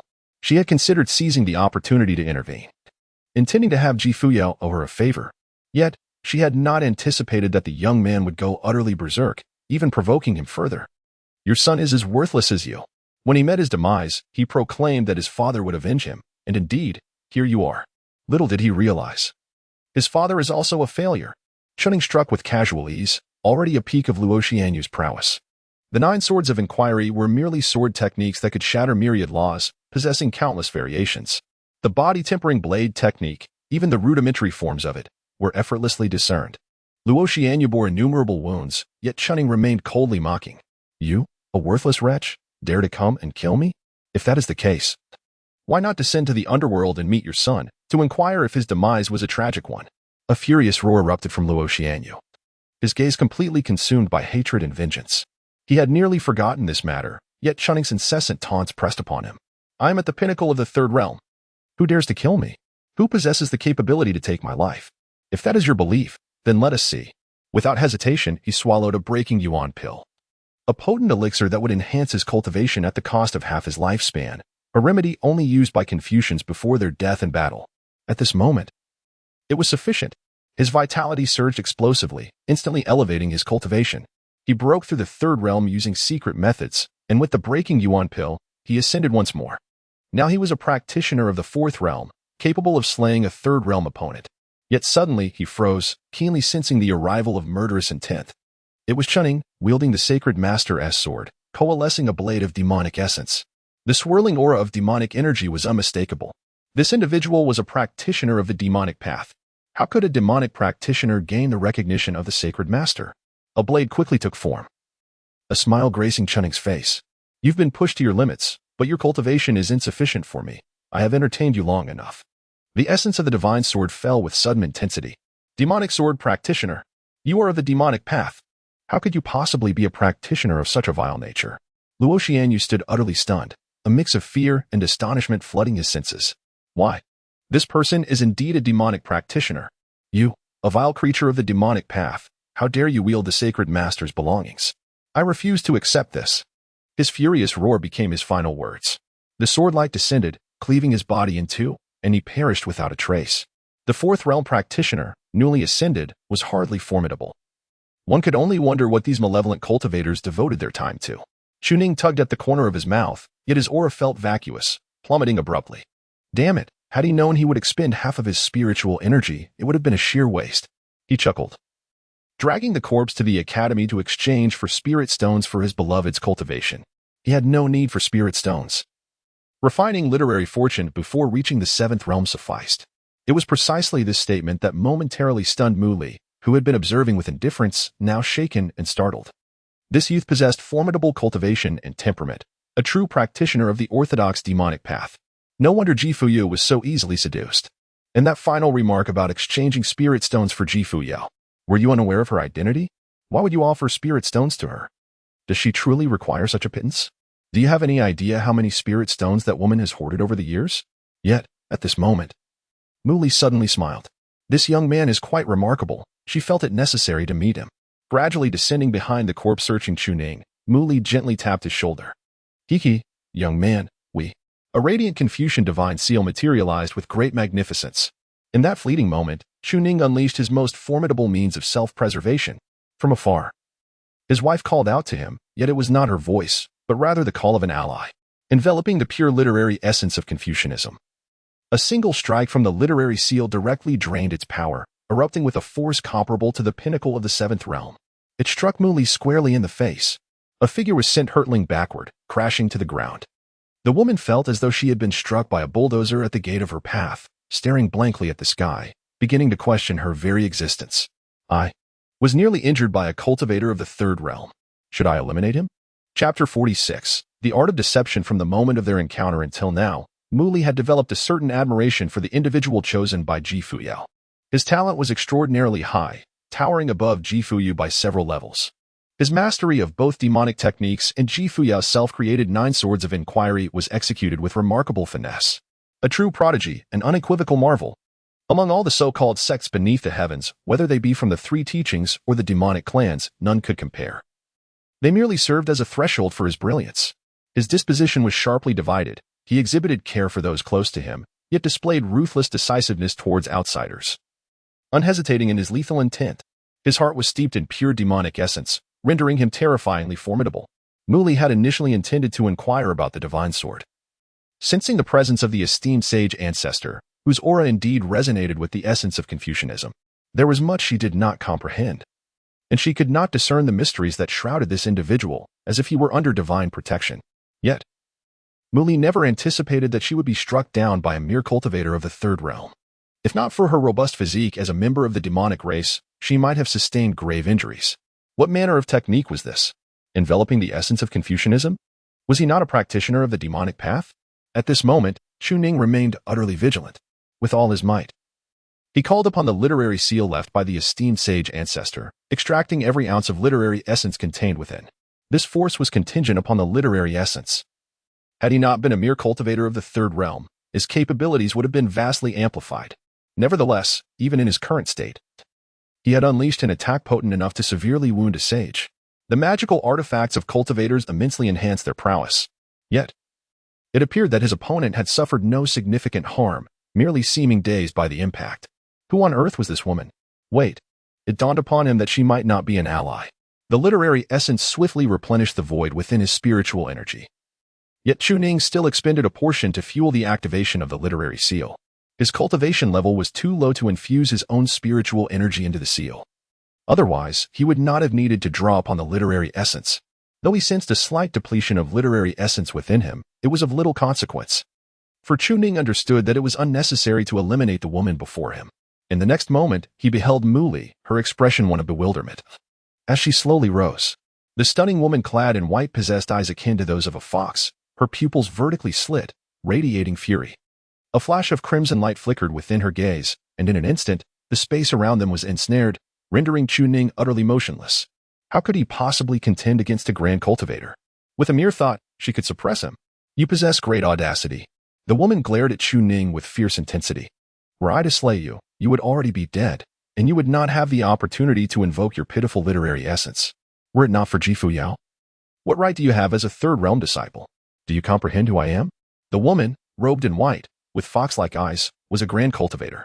She was the very one the demonic beast had spoken of yesterday, fixated on him, as well as on Fuyao, an envoy from the demonic sect. To breach the barriers between human and demonic realms, if only one individual were responsible. Surely, this was a grand cultivator of immense power. Second only to Fuyao. No wonder the strike of the literary seal had failed to inflict any harm. She was likely a being of the saintly realm. As spoken of by Zhao Ziming and others, and Chuning found himself bereft of any means of resistance. Muli's countenance was displeased, her expression cold and aloof. Brows furrowed tightly. I had intended to converse amicably with you, yet you dared to strike me? Without uttering a word, she appeared before Chuning in an instant. Reaching for the literary seal, what manner of artifact could unleash the full force of a saintly strike? With a slight narrowing of her eyes, Chuning devised a strategy in an instant. Do not seize what belongs to me, that is mine. Maintaining her composure, she cultivated her chi to command the sword, and the demonic energy within her surged forth. She directly infused her literary prowess into the divine sword, wielding it with her will to execute a decisive strike. Muli's expression changed drastically as she raised her hand to block, a more profound coldness creeping into the corners of her mouth. Were it not for Fuyao, I would have slain you long ago. Do not. With true intent in her heart, and the heavens in her mouth, Chuning bellowed, break. The power of Confucian literary essence followed her command. Instantly shattering the barriers of space, Muli intercepted the sword with 2 fingers, her gaze sharpening anew. That seal is of divine quality. This sword is also of divine quality. And Chuning managed to breach my barriers. How could she shatter the spatial confines I set? It seems to stem from Confucian literary power, but does she truly possess such formidable literary essence? Who exactly is this person? Holding two divine artifacts, one divine sword, and a divine literary seal within her grasp, she embodied such potent literary energy, yet practiced the demonic path of cultivation, and to top it off, she was clad in a robe. You might as well shave your head and don the garb of the three teachings and demonic sects. Perhaps grow a pair of horns and drag the demon race into it as well. With her bindings shattered, Chu Ning's eyes transformed as if facing an adversary, once again clutching the seal. But she was halted by Mu Li's firm declaration, I am the sovereign of the demon realm's Yao court. Should you dare to press further? Today, regardless of whether Fuyao comes or not, you shall surely perish. The literary essence enveloped by the seal came to a halt before Mu Li. The woman in white displayed an air of indifference, confident that Chu Ning would not dare to act further. It has been made clear, I am of the demon realm. You were unaware before, but now you know. I have come here today for Fuyao. Is it fitting for you to attack me? Yet. She had not anticipated that a disciple of the third realm could break her bindings and strike her with a sword. Such news would be the subject of ridicule. A celestial cultivator was felled by a mere third realm disciple. Mu Li sensed it was time to relent. She could not slay this individual. This youth possessed a terrifyingly formidable talent. Even Fuyao was willing to seduce him with her own body. Moreover, given the current circumstances, the conditions offered by the Confucians were equally substantial. Among the demon realm, there existed only 3 divine artifacts, and this person possessed 2 of them, 2 divine artifacts indeed. In the days to come, Chu Ning is destined to reach unparalleled heights, transcending into the realm of celestial phenomena. Continuing to press on today. Forcing Chu Ning into a corner will not lead to his demise, but rather forge an unbreakable enmity. Chu Ning perished, slain by Fuyao. As long as Chu Ning lives, she will personally end her own life. Regardless, it amounts to death. I did nothing and was unjustly thrown out. And when I sought to reclaim my dignity, I was met with humiliation. How could this be easy for me? She was so enraged that she nearly exploded. Couldn't someone extend a modicum of respect to me, a formidable cultivator? Must you be so obstinate? How dare you? In truth, Chu Ning's initial strike was merely instinctive. She was truly terrified for her life. It was only when she saw Mu Li being sent flying that she recognized her. The gluttonous beast had made it so evident that it was impossible not to know. Damn it, I struck a member of the demon sect. But soon, a strategy emerged. Should I kneel and apologize? Absolutely out of the question. A man of honor resides in the world. How could he endure a prolonged existence beneath others? Your female demon is already thoroughly deceived by me. Thus, I shall retaliate, continuing to demonstrate my strength and resolve. With 2 divine artifacts and unparalleled potential. Do you dare to slay me? Are you not afraid of invoking the wrath of Fuyao and the Supreme Sage? The true measure of an individual's potential is their standing in the eyes of the great. Those devoid of value are akin to weeds, while those of worth, like Fuyao's cherished memories of that old woman, inspire countless to willingly sacrifice their lives to safeguard her cultivation. Hence, Chu Ning was willing to risk the immediate danger posed by the woman before her to continue fighting. It was imperative to make these people realize just how high his potential could soar. I acknowledge your formidable cultivation. Yet I can still break free from your constraints and retaliate. All of this hinges on one point. She is Fuyao, the individual recognized by the foremost cultivator of this era. To provoke her is akin to disturbing the earth beneath a divine being's feet. Understanding human nature requires a comprehensive assessment of various interests and known conditions. The moment Mu Li spoke, he understood. This person would never kill him. With one hand holding a literary seal and the other wielding a sword, Chu Ning displayed an expression of awkwardness, as if he truly did not recognize Mu Li's identity. You are the one my dog spoke of. I had thought that the Ocean View Academy had no cultivator as powerful as you, yet it turns out the one I sensed was indeed you. He suddenly felt even more embarrassed. Xiao had mentioned the demon realm to me, but why didn't you say so earlier? Mu Li? You damned fool. Did you not slap me in the face without a word? Did you allow me to speak? That I had just slain this individual. Thinking he was an ally, Mu Li fell silent in an instant. You have a point there. I am truly impressed. Chu Ning promptly stowed away his documents and flying sword, feigning embarrassment as he clasped his hands in inquiry. It seems you hail from the demon realm. Could it be that someone from Xiao's family has arrived, originally wearing a displeased expression? Mu Li had intended to scold Chu Ning a couple of times to regain some dignity, but upon hearing the latter part of the statement, she was rendered speechless.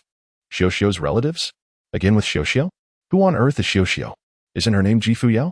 The irony struck her. He had embraced her yet did not even know her name. What a joke. Surely, there must be something amiss with him. However, Chu Ning was equally taken aback. Ah, gee. Fuyao? You mean that ruthless, indiscriminate female demon? She is my wife? Mu Li was utterly bewildered. No, my friend, you do not understand in an instant. She sensed something was amiss. Wait, your wife is not Ji Fuyao. She is Xiao. I have mistaken the person. Chapter 47, Deceiving the Lame Fox Spirit. The two before each other stared wide-eyed, and a chill ran down Mu Li's spine. This individual had undoubtedly received an invitation from the Confucians, as evidenced by the two divine weapons he bore. Furthermore, the aura of literary cultivation surrounding him indicated that not only Ji Fuyao was interested in him. The Taoists and Confucians were both observing, yet no one sought to seize him. They wished for Chu Ning to make his own choice. Though the Taoists and Confucians appeared virtuous, their reputations were commendable, preaching to the masses, far superior to that of the demon sect. In the eyes of the public, the demon realm might seem tolerable, yet upon hearing of the demon sect, fear ensued, especially since Ji Fuyao had transformed into a murderous demoness, slaying anyone in her path. Who was unaware of her notorious reputation? With such a foul name, it was unlikely that Chu Ning would dare to choose them. Perhaps Ji Fuyao had foreseen this. Showcasing the identity of the demon sect as a prelude, employing seduction, and when the allure had sufficiently entangled Chu Ning, revealing the truth, leaving him no path of retreat. And yet, the youth before her remained oblivious to the true identity of Ji Fuyao. He only recognized her as Xiao. She could discern from Chu Ning's facial expression that upon hearing Ji Fuyao's name, he resembled those who were terrified beyond measure. It seemed he had no inkling that his gentle, sweet wife was indeed the female demoness. Her presence appeared to have disrupted Ji Fuyao's scheme. Should this lad flee or refuse to align himself with the demon sect, then bringing him back would be futile. Thus, at this moment, if she were to thwart Ji Fuyao's plan, would she not face dire consequences? Thankfully, she managed to restrain herself. Indeed, she is the Xiao you mentioned. It was merely a case of mistaken identity. Chu Ning took a deep breath, his gaze still laden with uncertainty. So, who is Ji Fuyao? Mu Li was taken aback. I have no idea who Ji Fuyao's persona is. I haven't even asked her yet. If I say something wrong, it would be troublesome. Observing Mu Li scratching his head in confusion, Chu Ning felt a surge of amusement within. Aha! I've managed to play you. The background had been meticulously laid out. His identity and value clearly presented, alongside his daily interactions with his beloved and his innate talents. From the moment he sensed the enchanting fox spirit fixating on them, he began to subtly guide the conversation. After establishing the groundwork, he proceeded to enumerate events, asserting, "You belong to the demon sect. I certainly won't harm you. For my beloved Xiao is also of the demon sect. You are one of our own." However, regarding Ji Fuyao, he confessed ignorance, only knowing her as his wife. In your understanding, why does such a formidable cultivator call me husband with such fervor? Can you ascertain whether Ji Fuyao is truly amnesiac or merely feigning it? The former is seldom contemplated by ordinary individuals, while a crafted persona and background would encourage her to expand her thoughts. This was the most genuine thought Chu Ning harbored about encountering the fox spirit. On one hand, it was a matter of self-preservation. On the other, it was about rendering the situation plausible. Mu Li's reaction was already a testament to her acceptance. At this moment, Mu Li was frantically scratching his head, performing calculations with his fingers, yet the esteemed sage had long since established a divine barrier around the two, rendering it impossible for anyone to deduce their circumstances. Damn it. Who is Ji Fuyao? How should I know who Ji Fuyao is? Why did I even mention her name? Shouldn't I just ask who Xiao is? The crux of the matter was that this person's identity was of paramount importance. She truly dared not take liberties.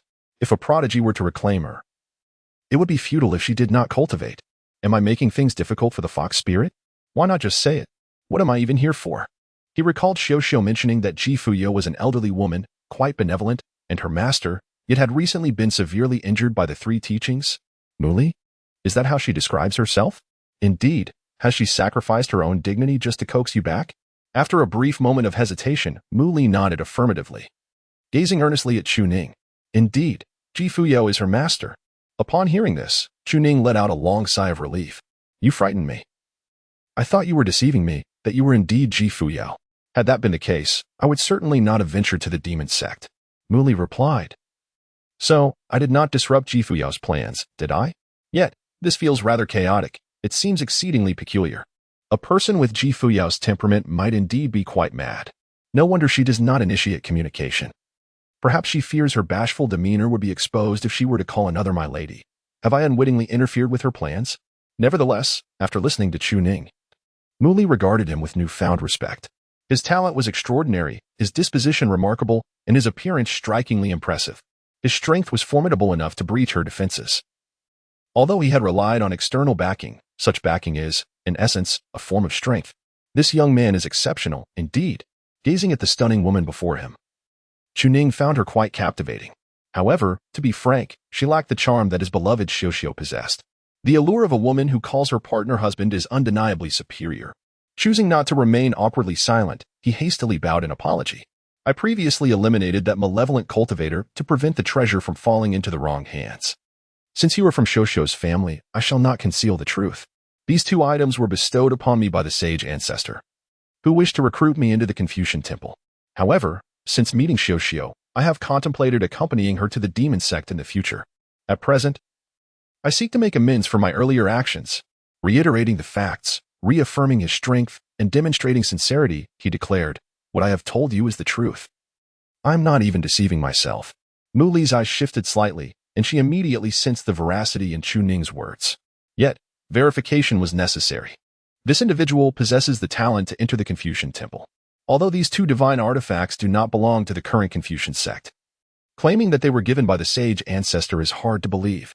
The sage ancestor transcended to a higher realm millennia ago, suddenly recalling the malevolent cultivator. Without a moment's hesitation, she swiftly refined the soul of Luo Tianyu. Gaining more insight from this, her mind was soon flooded with Luo Tianyu's memories. For the sake of heaven and earth, to establish a heart for the people, to carry on the legacy of the ancients, and to usher in peace for all generations. The woman felt a chill run down her spine, her eyes widening in shock. The Confucian tenets of establishing a heart and articulating profound thoughts embody principles that encompass the entirety of the world, applicable to any sect. That these words were spoken by this youth. In an instant, Muli comprehended Chu Ning's status in Luo Tianyu's eyes. He was the nemesis of Luo Tianyu's son. It seemed that Luo Tianyu's son had attempted to violate a woman and was slain by Chu Ning, who now faced the dual challenge of seeking treasure and enacting revenge, only to encounter an unparalleled prodigy. Indeed, the treasure was bestowed by the sage ancestor, but has the sage ancestor ever manifested in the past 10,000 years? Not even once. She regarded Chu Ning with grave seriousness. Everything was clear. There was no need for further inquiry. This individual could enter the Confucian temple and become the 4th sage of Confucianism. If he so desired, these 4 statements alone were sufficient. Moreover, the formidable literary fortune he had invoked was meant to aid Chu Ning in achieving sainthood. She felt overwhelmed. Not only had she nearly disrupted that woman's plans, but she had also squandered the literary fortune that would lead to his sainthood. If he were to attain sainthood, his prowess at the 7th realm would undoubtedly be astounding. Adding yet another celestial figure to the demon domain within a century, if not 300 years, she felt a twinge of embarrassment, uncertain how to approach the situation or what to say. Yet, if Fuyao were to learn of this, she might face dire consequences. I do not know. Oh dear. I am merely an ignorant fox concerned for that woman, and I never intended to clash with you, my little husband. The truth is, I was the one who got beaten. Taking several deep breaths, Muli finally managed a smile. I am well aware of the situation. May I inquire what brings you here? Muli was momentarily taken aback, but her eyes soon brightened. I am here to fulfill the command of her esteemed teacher and to conduct an inspection. Chu Ning regarded the woman before him with a face full of confusion. Is this merely a visit? Did she not bring along any resources for cultivation? Chu Ning inquired with a perplexed expression. After all, the demon sect is such a significant faction. Muli responded with an awkward smile. Surely, there must be some connections. Wait a moment while I search for you. Chapter 48. Muli visits Fuyao. Chu Ning took a deep breath. Indeed, it is far more challenging to deceive a grand cultivator than to mislead a spouse. Yet, one does so for the sake of survival. If you were to learn that your formidable enchantress was, on the 1st day, beguiled to the point of lameness, on the 2nd day coaxed into submission, and on the 3rd day indulged in affectionate exchanges, would you not be incensed? It would be a wonder if I emerged unscathed from such an ordeal. Previously, Chu Ning felt a pang of regret, considering himself rather pathetic. However, it was evident that he could not halt this course. Alas, what choice did he have? Whenever he slightly neglected Fuyao, she would wail, lamenting that he no longer desired her. What was he to do? At this juncture, he resolved to embrace the error and procure some resources. By the way, I overheard my magical statue mention that the 3rd realm seems to allow the cultivation of the divine soul. Is there any technique for such practice? Indeed, there are techniques. I possess 9 volumes of such methods. Just wait for me. Wait. Mu Li's gaze suddenly sharpened as she turned to Chu Ning. Could it be that she lacked resources and techniques? What a jest. How then did she ascend in her cultivation? Moreover, the storage ring she possesses contains more than half of the resources from the demon sect. Do you comprehend how much she hoards? She has stockpiled an excessive amount of resources. If you claim she has not provided you with any, I find that hard to believe. There is something amiss with that statement.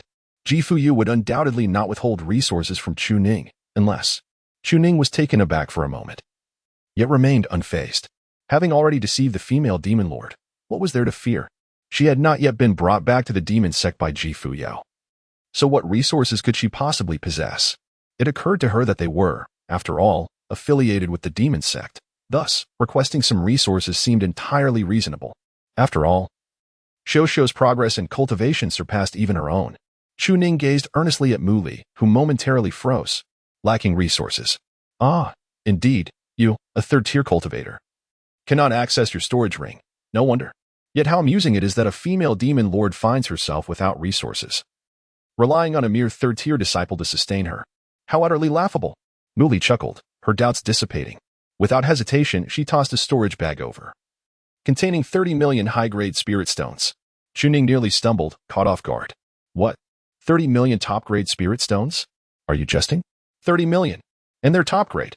Is your demon sect truly that affluent? Upon witnessing Chu Ning's astonishment, Mu Li smirked slightly. You remain unaware of how many spirit stones your wife possesses, having plundered for a millennium. What do you think? After all, she is the mistress of the monster court. Is 30 million truly excessive? Once a cultivator reaches the 7th realm, spirit stones become obsolete. She has no need for them, as one must absorb the power of the heavenly Tao to cultivate oneself.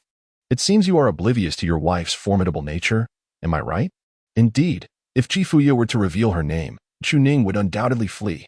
This youth is remarkably innocent and sincere. After a moment of contemplation, she formulated her words. These spirit stones, when utilized by the two of you, can be attributed to the demon sect's leader, Fuyao. She will undoubtedly comprehend. Moreover, these spirit stones hold little significance in the demon domain. Subsequently, she produced a scroll containing a cultivation method, presenting it with grace. Inscribed upon it were the profound teachings of the supreme mystical method. You have condensed that demon figure, indicating your understanding of soul cultivation in the 3 realms, which suggests you are no ordinary individual. Mu Li quirked an eyebrow, recalling the previous day's incident when that lecherous boy proclaimed, "You're my vixen." How could he possess such knowledge? However, a demon figure with intelligence must exist above the celestial phenomena to warrant such awareness. Within the demon sect, only a handful can condense a sentient demon figure. Soul cultivation is categorized into 7 realms: human, profound, spiritual, celestial, immortal, divine, and emperor. Your innate talent is commendable. Your soul currently resides in the profound realm, while my soul has ascended to the immortal realm. Mu Li cautioned, this method allows for the cultivation of the soul to the pinnacle of the immortal realm. Beyond that, no one in this realm can achieve. Chu Ning seemed to comprehend the limitations of the cultivation technique. Upon opening it, he quickly absorbed its essence. Technique, supreme profound divine scripture of the celestial grade. As it belongs to the celestial grade, does it imply that one can only cultivate to the celestial grade? Chu Ning clasped his hands in a gesture of respect. Truly, the demon sect possesses an impressive aura. Mu Li chuckled awkwardly, saying, "Hee, if anyone inquires in the future, be sure not to mention my name. Above all, do not reveal it to your wife, or I shall be doomed. She would undoubtedly give me a thrashing. Consider it a form of bribery. After all, you did strike me today, did you not? 30 million spirit stones and a celestial grade cultivation technique. What a grand display. This is not something either Mu Li or the demon sect values, yet it is precisely what Chu Ning and Fuyao require.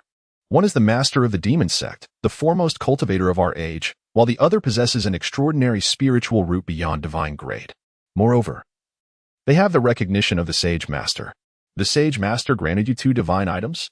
I shall offer you 30 million spirit stones to whet your appetite. There will be more upon your arrival at the demon sect. You must understand, the demon sect holds not only your wife but also abundant resources. Yet, that Fuyao, in her current state, truly shatters Mu Li's worldview. Oh dear, she even calls him husband, which is utterly absurd. That woman hardly speaks a word usually, and it seems she might genuinely have developed feelings. Immersing herself in the situation, it's no wonder she has become the foremost figure of our time. She possesses a courage that is unmatched. Chuning smiled warmly as she gathered her belongings. Then I must express my gratitude to you. Shall I say it was as Fuyao mentioned? Muli also lifted the corners of his mouth slightly. In a peculiar manner, the two had successfully forged an alliance. However, in the next moment, Muli's expression suddenly changed, and a glint of murderous intent flickered in his eyes. A Confucian has arrived. I shall slay him for you. No. There is no need for speculation regarding Chuning. It is likely that the Confucian Academy, always a step behind, has merely deduced that Luo Tianyu has fled to seize treasures. Muli wore a perplexed expression. Those of the Confucian sect are not known for their virtue yet. At that moment, he was met with Chuning's piercing gaze. Muli offered an awkward smile. I did not imply that it was one of Luo Tianyu's accomplices. How could you be so certain that individual was Luo Tianyu? I probed his soul and unearthed quite a bit of information. Chuning's gaze became slightly fixed, and his heart trembled. The soul-searching technique could still be employed even after death. What extraordinary means did the great cultivator possess? If he were to be subjected to soul-searching, would he not be doomed to die today without a doubt? However, Muli paid no heed to the change in Chuning's expression. Instead, he directed his attention towards the Confucian cultivator who lay countless miles away. If he were an ally, I would assist in vanquishing him. Is that person clad in scholarly robes, of middle-aged appearance? Oh, Muli found Chuning even more admirable. He could deduce this? Chuning nodded slightly. This person is an acquaintance of mine, of commendable character. Previously, all the resources we cultivated were provided by him. I kindly request that you refrain from any aggressive actions. Upon hearing this, Muli merely curled the corners of his mouth in a smirk. Such are the ways of fickle alliances. Even the demon sect's leader has attempted to lure you in, and yet you remain unmoved? A mere provision of resources has rendered you content? Nevertheless, the choice ultimately resides with Chuning. If his heart does not truly belong to the demon realm, then even taking him away would be futile. Thus, I shall take my leave first. Do remember to honor your promise to me. With that, Muli's figure vanished without a trace. Chuning let out a long sigh of relief. Oh my back is all wet. But it's quite good indeed. I have acquired the technique. And I possess the spiritual stones as well. Fuyao, is she not the one gifted by his and his wife's master? Chuning considered herself an absolute genius. She had managed to deceive the enchantress to the point of bewilderment. Ahem, as long as she claimed she would not meet Fuyao alone, everything would be fine. As long as the two of them did not encounter each other, there would be no issues. Wait, Chuning suddenly had a thought. Had he failed to set a trap, allowing this vixen to feel free to visit Fuyao? He abruptly turned to look at the small courtyard. At that moment, within the courtyard, Fuyao was leisurely enjoying her blissful life. The days here were truly wonderful, and she even had a husband, though he was far too concerned with pride. So what if his cultivation progressed swiftly? Humph. You still can't surpass me in the end. A figure clad in white suddenly appeared, settling into a reclining chair not far from Fuyao. Muli narrowed her eyes slightly. Oh, calling him husband so smoothly, have you forgotten who you truly are? Fuyao snapped back to attention, her gaze locking onto the woman nearby. The stranger was breathtakingly beautiful, her eyes brimming with provocation, exuding an air of seduction, clearly no good. In an instant, Fuyao gripped her sword. Here to covet my husband, are you? She had always known. Every time Chuning stepped out, trouble followed. But surely her husband wouldn't be entangled with such a woman. After all, she was far more beautiful. Then this must be an intruder, attempting to steal him away. To force her into retreat. Absolutely impossible. Vixen, what are you doing here? Muli's eyes sharpened before she suddenly smiled. So, it really is Fuyao. She had wondered if Fuyao had lost her memory. After all, one shouldn't believe everything they hear verification was necessary. Your little darling has been dealt with, no slip-ups. Now, I must ask you. Hey, what do you think I'm here for? Chapter 49, A Conversation Across Frequencies. Meanwhile, on the other side, Chuning was utterly paralyzed with dread. Damn it, you better not go over there. Please, I beg you, don't go. If they discovered Fuyao's amnesia, even if he exhausted every trick in the book, there would be no escape. His only option would be to kneel and kowtow an apology. Though he had no shame to speak of, a man's dignity was precious, and now was the time to cash it in. If you spare me, I'll acknowledge you as my sworn elder and cultivate under your guidance. Just don't kill me. He immediately turned to rush back. But a tense voice called out from behind. Taoist Master, are you all right? Chuning was utterly devastated. How could you arrive so late? I am truly exasperated. I must return to ascertain whether that vixen has approached my wife. However, Zhao Ziming also serves as a pivotal point in validating Fuyao's character. so Chuning naturally refrained from revealing any vulnerabilities. He could only resign himself to fate. Turning his gaze towards Zhao Ziming, he noticed that Zhao Ziming had also spotted the traces of the battle on the ground, as well as the bisected figure of Luo Tianyu. A surge of elation washed over him. Could it be that the Taoist personally executed this individual, despite sustaining injuries? Chuning pondered momentarily before sealing his blood flow, abruptly spitting out a mouthful of fresh blood and collapsing to the ground. This individual utilized a secret technique to break through. It took considerable effort for me to slay him. Zhao Ziming remarked, "This cannot be right. I just saw you in good health. Your complexion appeared quite fine." However, he soon discerned the truth. It was blood manipulation, the breaking yuan pill. Indeed, it was the use of forbidden techniques and illicit substances. That Taoist Master Chu, with his third-tier cultivation, is indeed quite troublesome. Taoist, are you all right? Chuning felt an overwhelming urge to express his frustration. If I were merely a mediocre practitioner of the third realm, I would be in dire straits by now. Do you truly believe that a mere practitioner of the demonic path could be vanquished by such an inferior and chaotic cultivator? However, it must be said that your Confucian scholars are rather unreliable. Zhao Ziming's eyes were filled with urgency as he hastily retrieved a medicinal pill to administer to Chuning. This incident falls upon the shoulders of our Confucian school. Yesterday, this individual confessed his misdeeds, and according to our customary protocols, he should have faced a reduction in his cultivation level. Yet, he resorted to blood rituals to elevate his powers and evade punishment, while those in our academy, fearing repercussions, chose not to report the matter and pursued him privately, resulting in several sustaining grave injuries. Only today did I realize his destination, and I immediately deduced he would come here. Fellow Taoist Chuning, this is indeed a fault of our Confucian school. Sensing Zhao Ziming's near collapse, Chuning paused in surprise. This sentiment is somewhat understandable, yet it seems your Confucian scholars have placed themselves in a precarious situation, always relying on luck. A silver-horned maiden, and now it is I. It feels as though your Confucian school is incapable of accomplishing anything. All I seem to do is bask in the spoils of fortune. I have achieved MV. Complaints are certainly warranted, but they are of little consequence. Zhao. Director Zhao, I have sustained grave injuries and will likely require some spiritual stones. Upon hearing this, Zhao Ziming swiftly scooped up Chuning, dismissing the sight of the severed corpse entirely. I shall take you to the academy for your healing. Chuning grasped Zhao Ziming's hand firmly. There is no need for that. I merely feel a slight stagnation in my vital energy. Zhao Ziming responded with a puzzled expression. It is not a grave injury, it is merely a blockage in my energy. However, he sensed not only a disturbance in the vital flow but also the presence of Confucian scholarly aura. It seemed he had narrowly escaped death by wielding the sacred sword of the great sage, yet his injuries were not severe, merely a sense of exhaustion. Fortunately, nothing catastrophic had occurred. Otherwise, he might have truly considered plunging into the river. So, Taoist Chu, what is the current situation? Chuning lamented. It seems my internal organs are in dire need of spiritual energy infusion. A few more elixirs would be most beneficial. Zhao Ziming paused, his lips twitching in disbelief. Enough of the charade. I can see through your ruse. You are yearning for spirit stones and elixirs, are you not?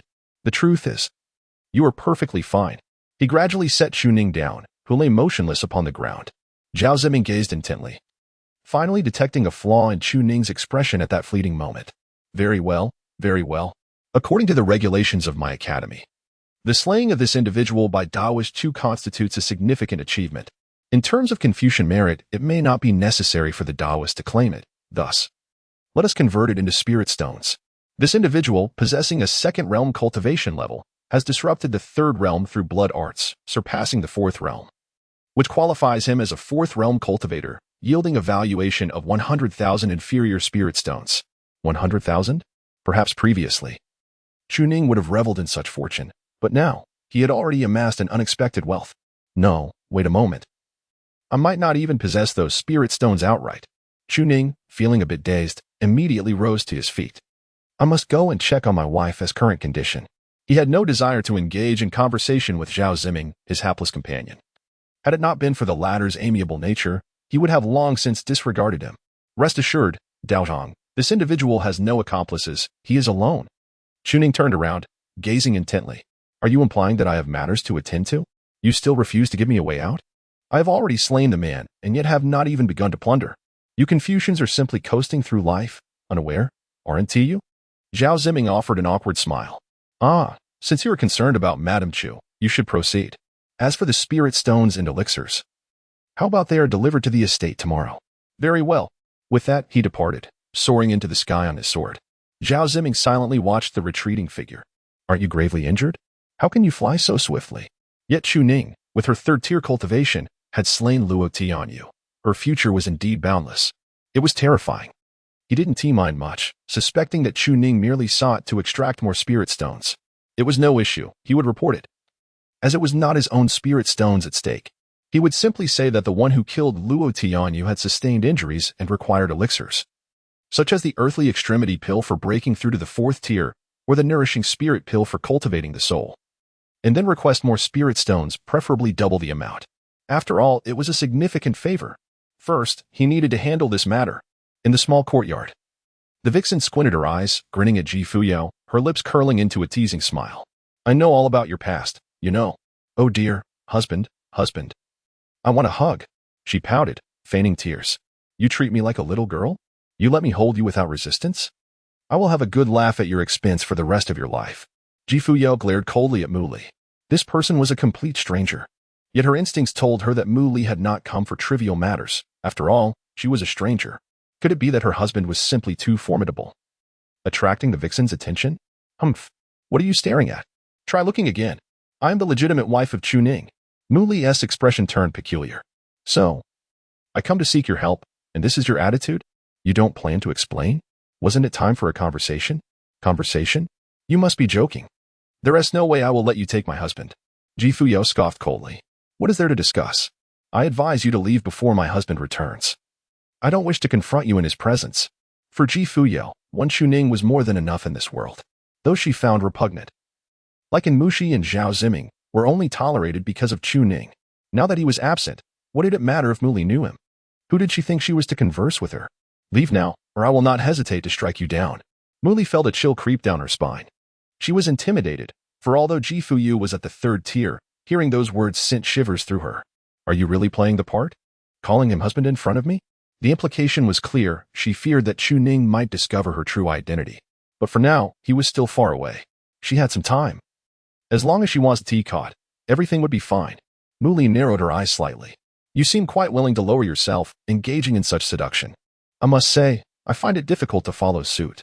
Yet she still had questions, her expression growing increasingly serious. This is a matter of great significance, otherwise I wouldn't have come to find you so hastily.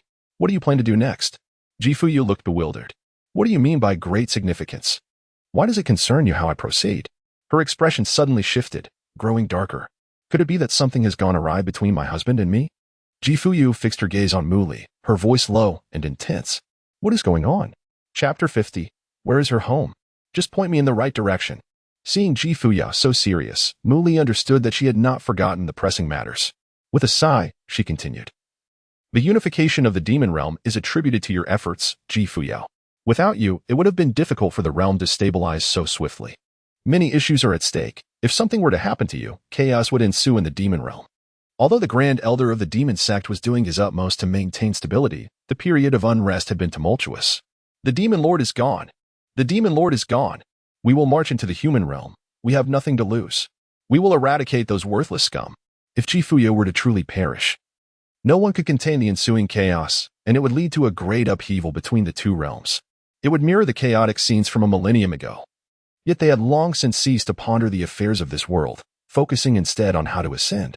After all, the celestial realm was the pinnacle of this world. Ascension might be the only path forward. Originally, Ji Fuyao had intended to discuss collaboration in exploring the ancient ascension relics, which appeared once every 10,000 years. The last ascendance occurred with the demon ancestor and the saintly master. Now, with a year left until the next occurrence, they needed to begin their research. However, within the three sects, treachery abounded. A flicker of hatred appeared in Mu Li's eyes, yet there was little she could do. The three sects had fallen into disarray. The only solution was to eradicate them and seek their own path to ascension. Naturally, this was the matter that weighed most heavily on her mind. Universal harmony, the pursuit of ascension. Her past experiences had left her weary of the deceitful nature of the cultivation world, shaping her into the person she was today. Although Mu Li had been convinced by Ji Fuyao, she was also deeply drawn to her charismatic persona. Ji Fuyao sought to transform this world, striving for equality between the realms of cultivation and the mortal world. This ideal had been practiced in the demon realm for over a century. The demon sects suppressed the chaos within the realm, and the major sects dared not act recklessly. A prosperous era of coexistence between mortals and immortals had emerged. She held great admiration for Fuyao. Upon hearing this, Fuyao froze, her eyes revealing her displeasure. The matter you consider most significant? My husband, I presume. Then why speak of great significance in relation to my relationship with him? Why seek me out? A vixen. Did she intend to steal her husband? And she had the audacity to confront her.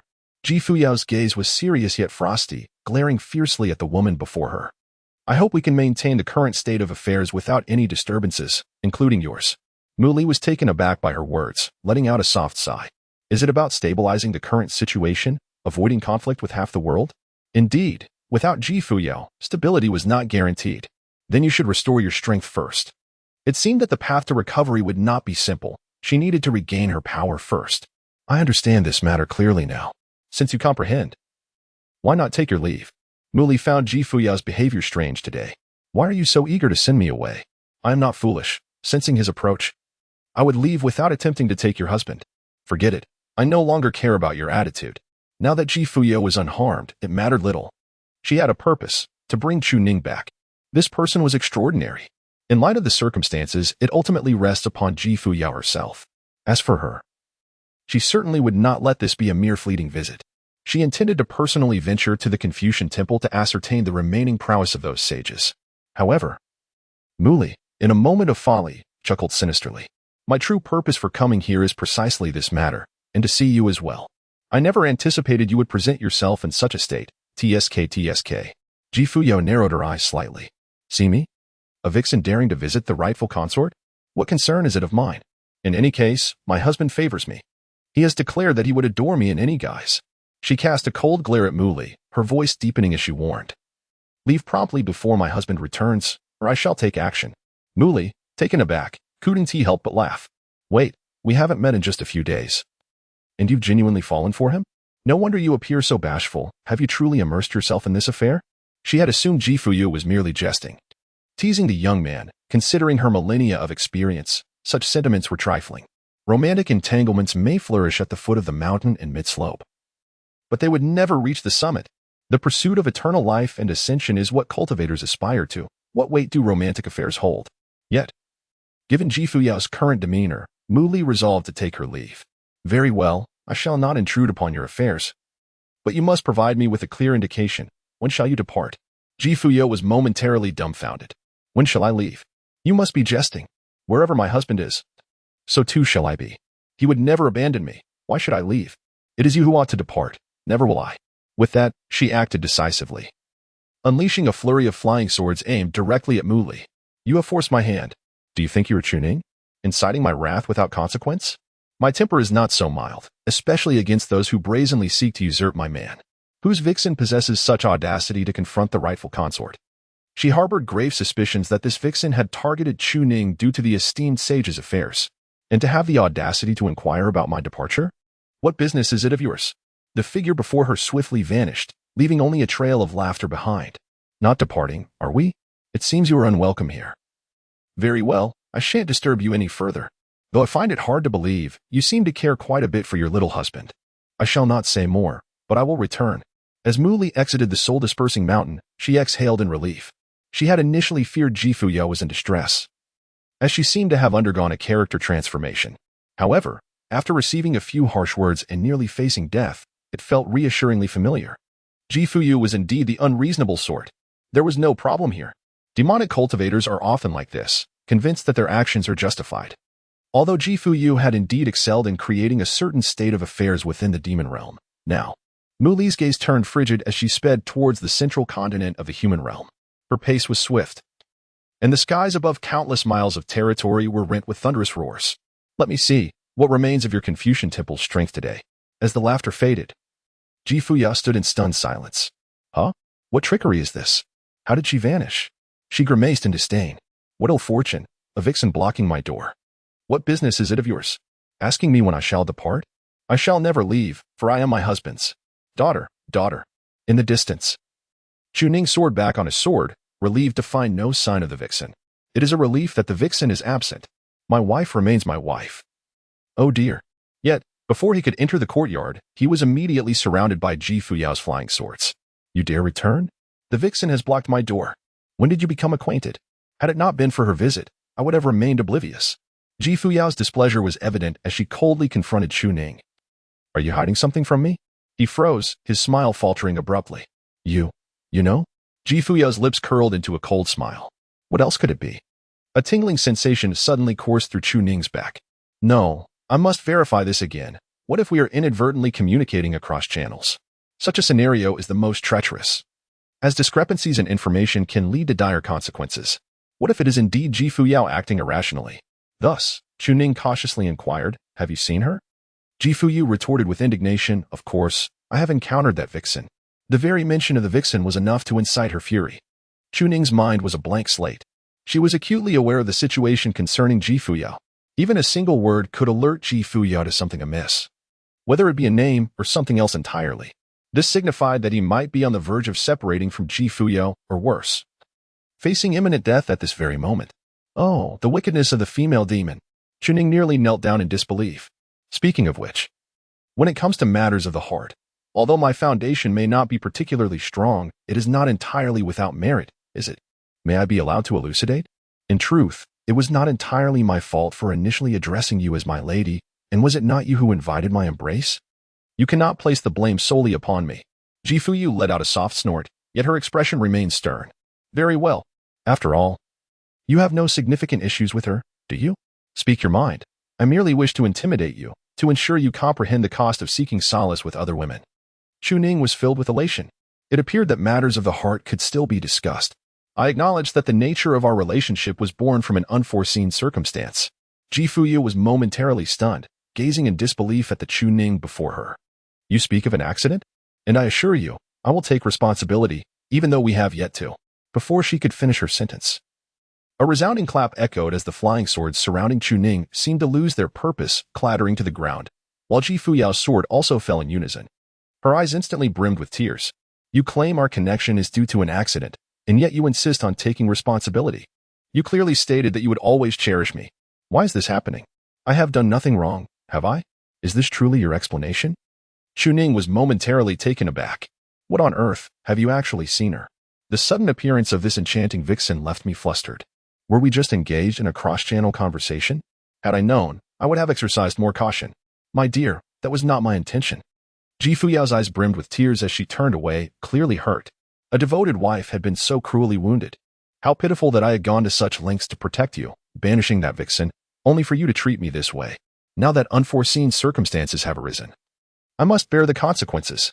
This is your explanation. You were seeking someone else. I do not want you to have anyone but me. Suddenly, she paused, realizing. Why am I leaving? That is my man. I will slay her. Ji Fuyao seized her sword, gripping Chu Ning by the collar, her eyes glinting with a fierce intent. Where does she reside? Point me in her direction. Chapter 51. Reasonable and justifiable? In that fleeting moment, gazing at the cold glare and murderous intent on Ji Fuyao's face, an expression so uncharacteristic of her, Chu Ning genuinely feared that the vixen had divulged something. So, the vixen has arrived? What purpose does she serve? Did she not utter a single word to you? However, upon witnessing Ji Fuyao's current expression, Chu Ning could ascertain that she remained his devoted wife and had yet to transform into a vengeful spirit. The blade was a mere millimeter from Chu Ning's throat. Ji Fuyu had ceased her tears, her eyes now merely reddened. She realized that the solution to her dilemma lay in eliminating the one who posed the problem. I cannot allow anyone to take a subordinate role. As for Chu Ning, I shall address him later. Where is that vixen now? Wait. Why is there blood on you? Ji Fuyu, belatedly aware, had been so preoccupied with thoughts of the vixen that she failed to notice the bloodstains on Chu Ning's robe. Yet, it seemed not to originate from him. There were stains not only on his robe but also on his face. You harmed her, but this amount of blood does not add up? Chu Ning, what nonsense are you spouting? Ji Fuyao suddenly furrowed her brows. No, a normal person wouldn't lose such a significant amount of blood. That is akin to murder. This is the sin of human blood. She discerned immediately that only the blood of a human would appear in such a manner. The blood of other beasts does not resemble this. In other words, Chu Ning did not engage in relations with any other women. The mention of practicing swordplay earlier surely indicates an encounter with someone. However, it is inconceivable that anyone could be present in the ethereal soul-drenching mountain. The alluring enchantress had just departed and borne no wounds, implying that Chu Ning's conflict involved another individual. Nevertheless, her husband possesses a commendable temperament and is not one to take a life without just cause. If there are adversaries pursuing him, it could very well be that the Confucian Academy of Observing the Sea covets his treasures, or perhaps it is the kin of Luo Wenqing, whom he had previously silenced. Ji Fuyao scrutinized Chu Ning before her, arriving at a decisive conclusion. Chu Ning was taken aback, nearly rendered speechless. My wife is exceptionally astute. So why would she assume I had engaged in relations with someone else? It seems I inadvertently suggested as much. I was merely concerned for my own safety. This individual is the father of Luo Wenqing, who has come in pursuit of treasure. Originally, he was imprisoned, but through cunning means, he managed to escape and has since cultivated a dark and sinister technique, elevating his prowess to the fourth realm. Now, Mr. Zhao Ziming is on the trail, dealing with matters over there. If my wife harbors doubts, she may certainly inquire further. Chu Ning slowly began to speak, affirming Ji Fuyao's assertion, and then added, I was concerned that there might be accomplices pursuing you, which prompted my immediate return. Now that I see you safe and sound, I am finally at ease. After saying this, he calmly pressed down on the tip of Ji Fuyao's sword and gently pushed it away, a smile gracing his face. My dear, seeing you unharmed brings me great relief. Upon hearing this, Ji Fuyao was momentarily taken aback. The scene before her aligned with her deductions and corroborated Chu Ning's words. He returned out of worry for her, yet she was now confronted by a practitioner of the fourth realm. Had she misunderstood her husband? What is the story with that fox? What is your relationship with the vixen? Are you responsible for her? What gives you the right to be responsible for her? What is she to you? Have you two engaged in something inappropriate? Do you think me easily deceived, that I would fall for your illusions and embrace you without question? That is the crux of the matter. If you cannot clarify this issue, then you are no longer my husband. I will deal with her first. Then sever your little entanglement, leaving you to ponder your thoughts. Ji Fuyao's gaze remained icy, her eyes locked onto Chu Ning's with unwavering intensity, as if she would notice even the slightest change in expression. You would do well to speak the truth. Otherwise, you shall take me to her. Either you kill her, or I will. For a fleeting moment, the image of Ji Fuyao merged with that of a fierce enchantress, in terms of temperament. Yet at this moment, the vixen's presence felt as though it had no impact, for Ji Fuyao was still uncertain of her own identity. But what had been said? Jealousy? Did the vixen claim to have an interest in me, stirring your jealousy? Or was it something else? That vixen is terrified of you. I merely wield the fox's pretense of power, and she dares not strike at me. My talent and strength are evident, promising a bright future. Yet it is Ji Fuyao who truly intimidates Mu Li.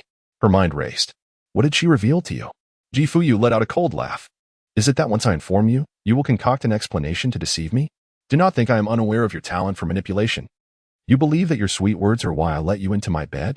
It is because I hold affection for you. Yet how can I continue to feel that way when you treat me thus? If you cannot provide me with a satisfactory explanation for today's events, then you shall answer to my sword. Chu Ning was instantly drenched in sweat, utterly at a loss for words. However, one thing was certain, Ji Fuyao was completely oblivious to her true identity. She merely perceived that woman as a source of jealousy. To acknowledge being the mistress would mean the end, yet if she refrained from admitting it, what guise could she adopt to arrange a persona for Mu Li? A single lie inevitably demands a multitude of subsequent lies to sustain it. Once Mu Li's identity was firmly established in Ji Fuyao's mind, any refusal from Mu Li to acknowledge it would inevitably lead to discrepancies. Chu Ning is now acutely aware of the complications inherent in such matters. Beyond the identity of Ji Fuyao, nothing else can be altered. One must remain true to their nature. This individual belongs to the demon sect. Ji Fuyao, who had initially displayed a countenance filled with wrath, suddenly froze in astonishment. The demon sect? Chu Ning gazed sternly at Ji Fuyao before her. This individual, the ruler of the demon realms, had previously crossed paths with her. Ji Fuyao was momentarily taken aback. The alliance of the demon realm, and that could indeed imply a connection to Ji Fuyao and her master. Yet, that was not the case. The vixen had distinctly expressed her covetous intentions, urging Ji Fuyao to depart, to leave. Could it be that she was beckoning her to the?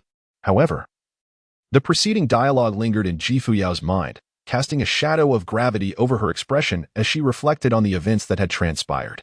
The matters that weighed heavily on her heart were undeniably linked to her husband. There was no ambiguity in this. How to proceed? The solution was, naturally, to remain by her husband's side. Yet, she sensed a peculiar urgency in her master, Ji Fuyao, as though she were being pressed to inquire when she would take her leave.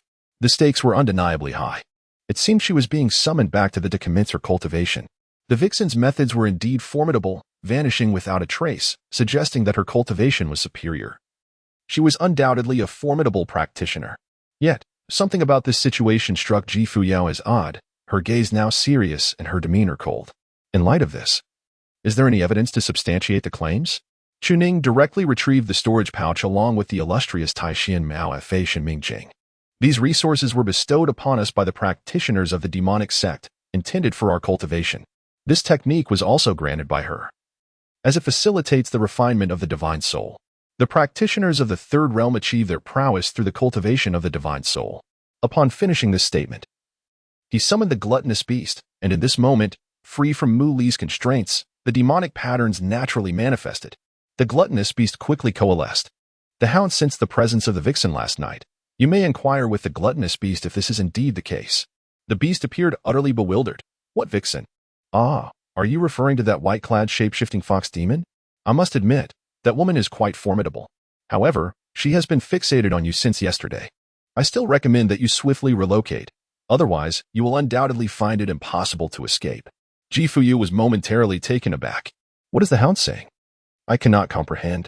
Yet, gazing at the storage pouch, contemplating the technique, and listening to the gluttonous beast's words, she recalled Mu Li's earlier actions. It was as if she had known him all along without even inquiring about her name. Fuyao's eyes suddenly brightened with clarity. It is not as I presumed. I have misunderstood. Yet, there remains a pressing question. Fuyao, now irate, exclaimed, what do you mean by taking responsibility? Chuning let out a sigh, his gaze reflecting sincerity. As we were engaged in a conversation across channels, I mistakenly believed you were referring to the arrival of the demonic sect cultivators. Their presence signifies that you and I must part ways. Fuyao, with a vacant expression, exclaimed in bewilderment. What is the reason for this? With a deep sigh, Chuning approached and took Fuyao's hand, who was utterly perplexed. My talents are destined to be inferior to yours, for mortals. It matters little to become husband and wife. However, should one be an immortal, especially a great cultivator, the entanglements of the mortal realm can disturb one's heart. Hence, only one of us may pursue this path, and that person is destined to be you. When I said I would take responsibility, I meant that I would always follow behind you, my dear wife. Is that true, my husband? Then I shall not go to the demon sect. Even if I do not cultivate there, I do not wish to be apart from you. I do not wish to part either, my dear. Then we shall not go. Indeed, we shall not go. Nearby, Tauta held a blade of grass in its mouth, standing upright with one hand resting on the leg of a chair. Huh? Still pretending? This dog has seen through everything. This woman is clearly not your wife. Her physical cultivation has already reached the heavenly manifestation realm. Yet her magical cultivation is stuck at the third realm, having fallen from grace and starting anew. As a mere third realm cultivator, you likely lack the opportunity. But what is the true situation? Tauta had limited understanding, but sensed that matters were far from simple. Yet, it found this quite amusing. This young man had quite the audacity. No wonder he was chosen by me. If only I had a watermelon. Once the misunderstanding was clarified, Fuyao immediately embraced Chuning, weeping softly. Husband, I was too suspicious. You just engaged in a life and death battle with a fourth realm cultivator to save me, and yet I reacted this way. Chuning smiled as she gently rubbed the corners of her eyes. What are you saying, my dear? That mere despicable evil cultivator is merely at the fourth realm. Even if he were at the fifth realm, what difference would it make? Mr. Zhao has promised me that 100,000 spirit stones will be delivered tomorrow as a reward. However, I feel I've caused you too much trouble. But have you seen me leave? No, you haven't. And I haven't been with anyone else because my heart holds only you. The female demon immediately ceased her tears, aware that her crying was rather unbecoming. She hurriedly wiped her tears away and revealed a smile. You are the best, my husband. Then let us not rely on the resources of the demon sect. If we refuse their aid, we shall remain together forever.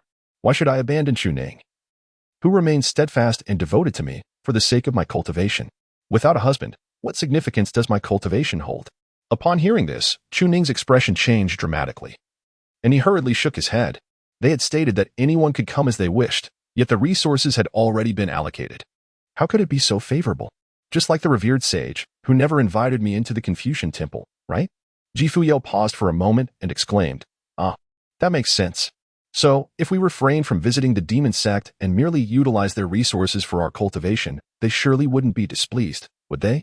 Chuning silently gazed at the woman before him for a considerable time. Surely, it cannot be. Chapter 52. I believe I should do something for my husband as well. The small courtyard once again settled into tranquility. The emergence of various factions made Chuning acutely aware that he had become ensnared in a quagmire. The woman he had encountered possessed an exalted status, drawing the attention of many. While other matters were somewhat manageable, the most troubling aspect was the demon sect. It seemed unnecessary for a saintess to be embroiled in such complexities. Presently, Chuning faced numerous predicaments, the need for the three teaching saints to avoid encounters, the arrival of practitioners from the demon realm, and the continual restoration of Fuyao's memories. The inadequacy of Chuning's cultivation is evident. Although achieving the 3 realms in 3 days is astonishing, it still falls short. There remains a significant gap. Now, Fuyao's memories from before the 3 realms have resurfaced, and inevitably she will come to realize that she is indeed Fuyao. How shall this be explained? Chuning remained oblivious. Yet he understood that no secret remains concealed forever. The truth will inevitably surface. The only remedy for this predicament lies in diligent cultivation. To attain the literary endowment bestowed by the sage ancestor and enter the realm of the enlightened, however, requires a considerable passage of time. Alternatively, he could take Fuyao to bed and conceive a child, leaving no room for regret. Yet, the latter option would only exacerbate the situation further. Chuning would naturally refrain from taking such actions. He was already in a precarious situation and could not afford to descend further. While a gentle kiss on the cheek might be permissible, anything more intimate would undoubtedly lead to dire consequences. He was acutely aware of the troublesome predicament he found himself in, yet he felt powerless to withdraw. Humph. My dear. Allow me to prepare some water for you. I possess a rather swift method using spirit condensation water combined with controlled flames for heating. You may take a bath first, and then we shall converse at our leisure. The sun was at its zenith, casting intense rays overhead. The whereabouts of Muli remained a mystery, likely far from this place. Beside him, the dog lay sprawled out, basking in the sun, while Fuyao busied herself with her tasks. Everything seemed deceptively tranquil. Yet this calmness was merely a fade. Eventually, you shall recall this experience. Whether it be deemed good or ill, whether you choose to accept me, eliminate me, or simply disregard my presence, the conclusion is an inevitability that must be confronted. 30 million high-grade spirit stones, a staggering quantity indeed. Chuning once offered a considerable sum, amounting to nearly tens of thousands, to the gluttonous beast. Take it. The cultivation derived from refining this substance will be returned to me. The gluttonous beast chuckled. Naturally, I am well aware. Otherwise, why would you generously bestow upon me these spiritual stones? It continued, high-grade spiritual stones, quite delightful. The gluttonous beast took a piece and savored it, the crunch echoing with each bite. Indeed, your wife possesses a remarkable identity. Yet I would advise you this. Appearances can be deceiving. At that moment, the gluttonous beast's expression grew serious, conveying a solemn warning. In any matter, cultivation is the key to resolution. If it cannot be resolved, then higher cultivation is required. With your formidable literary fortune and possession of so many spiritual stones, you are on the brink of what your kind refers to as the realm of saints. With my assistance in the future, there will be no problem insurmountable. Upon hearing this, Chuning remained silent. While cultivation may resolve many issues, it cannot mend matters of the heart. What fears is that once regains her memories, everything will change. However, he will not intervene. Having acted as he did, he must naturally make amends. My lord, the water is ready. Please come and bathe. Outside the bathing chamber, a woman clad in crimson attire wore a smile, her eyes slightly reddened, yet it was evident that she was exceedingly joyful. Chuning nodded slightly.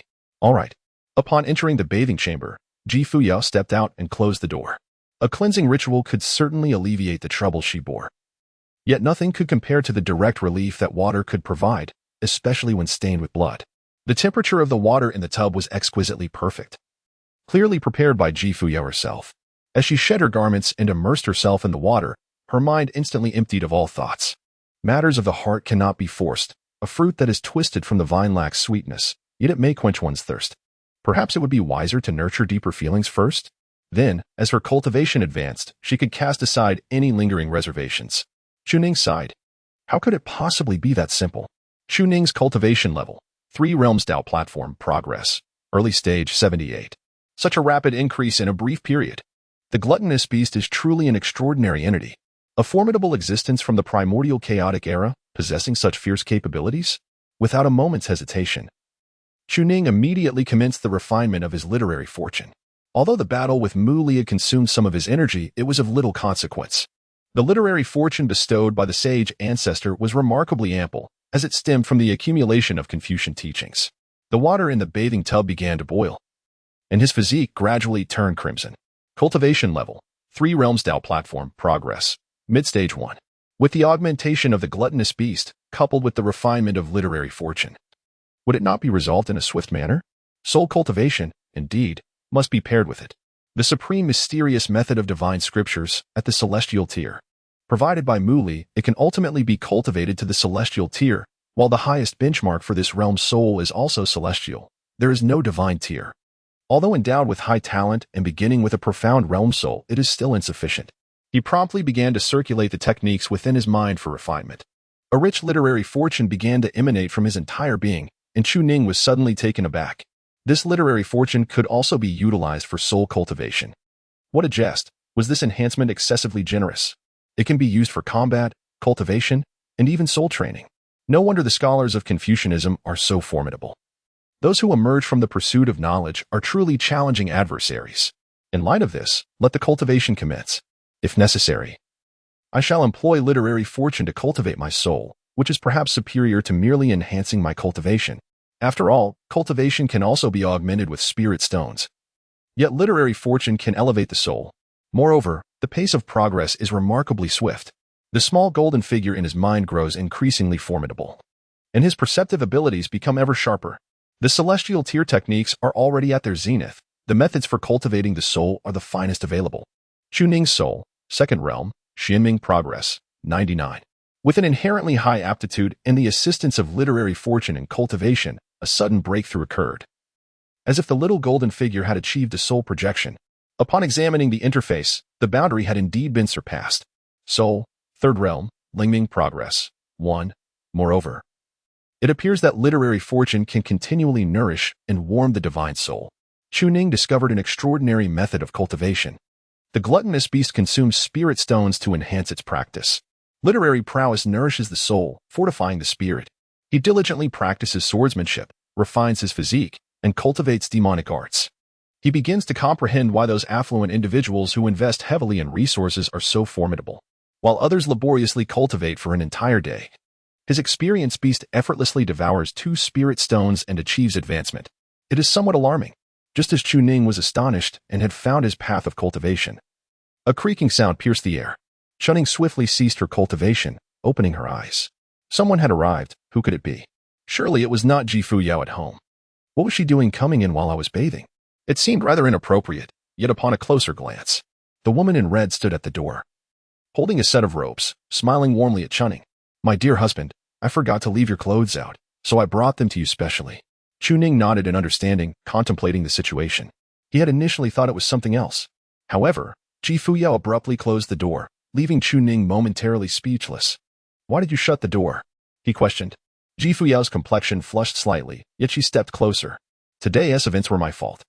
Perhaps I still harbor doubts about your unwavering loyalty, but you have indeed proven your commitment, and that is my oversight. Therefore, I believe I should do something for my husband. Chapter 53. Oh, Hu Jun. Upon hearing these words, Chu Ning was taken aback. He felt like a fool. Having fully realized his own folly, he had deceived the formidable woman, and now he was in a predicament that could lead to considerable trouble in the future. Nevertheless, it was not all bleak. He could delve into his memories to comprehend everything Fuyao had experienced, thus laying a foundation for future encounters. Simple gestures like holding hands, hugging, or even kissing seemed harmless, especially since she had also taken the initiative, hadn't she? One cannot deny their past, can they, my dear? Yet, to contemplate taking a further leap was daunting. If he were to undress Fuyao and engage in intimate relations, how could he explain such an encounter?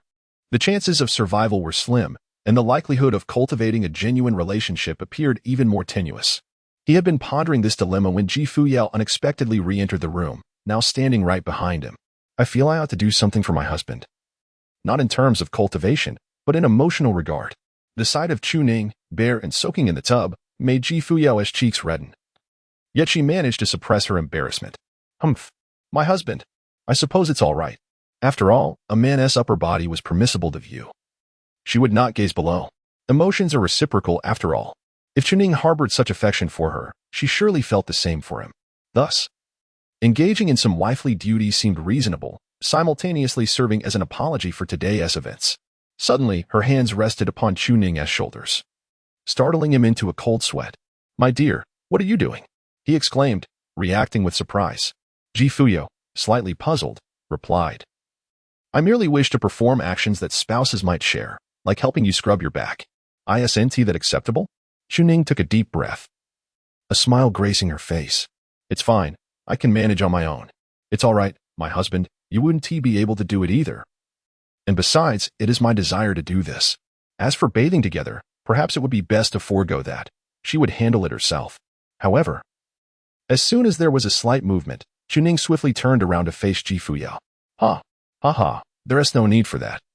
I can do it by myself, and you would likely feel uncomfortable as well, wouldn't you?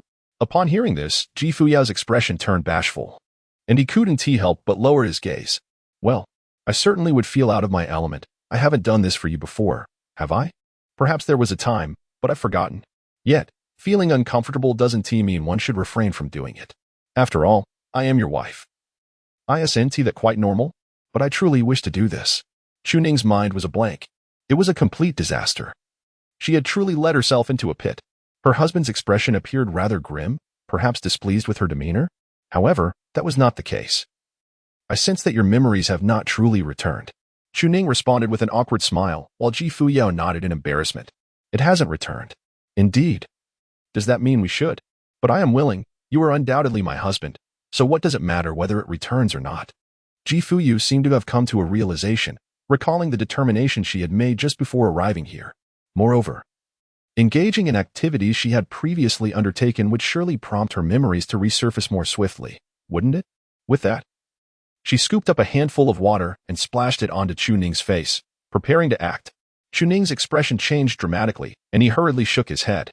"I can wash myself. Truly unnecessary, my dear." Fuyao suddenly paused, her gaze incredulous as she looked at Chuning. "You." A smile unexpectedly graced her lips. "I had thought you were quite bold. No wonder you have only held me close these past few days without daring to do anything else. Could it be that your lewd actions were merely a fade? Are you even shyer than I am? No wonder you remain untouched." Chuning dares to engage in ordinary actions, yet he does not have the audacity to go further. Upon hearing these words, Chuning's eyes widened in surprise. "What do you mean I don't dare to do anything else? You wish for me to do so, don't you?" Before Chuning could respond, Fuyao burst into laughter. "I knew it. You appear fierce, yet you truly lack the courage to act more boldly. It's no wonder you occasionally behave like a virtuous gentleman. In reality, you are simply too timid. Could it be that I could tease you a little? My dear husband, may I touch your arm? Your chest muscles are so firm. How did you achieve that? We both undergo body tempering, yet while my physique remains unchanged, you seem significantly more robust." As she spoke, she reached out without hesitation. When her delicate, almost boneless hand made contact with him, Chuning trembled all over. A young virgin would have the most pronounced reaction to such advances.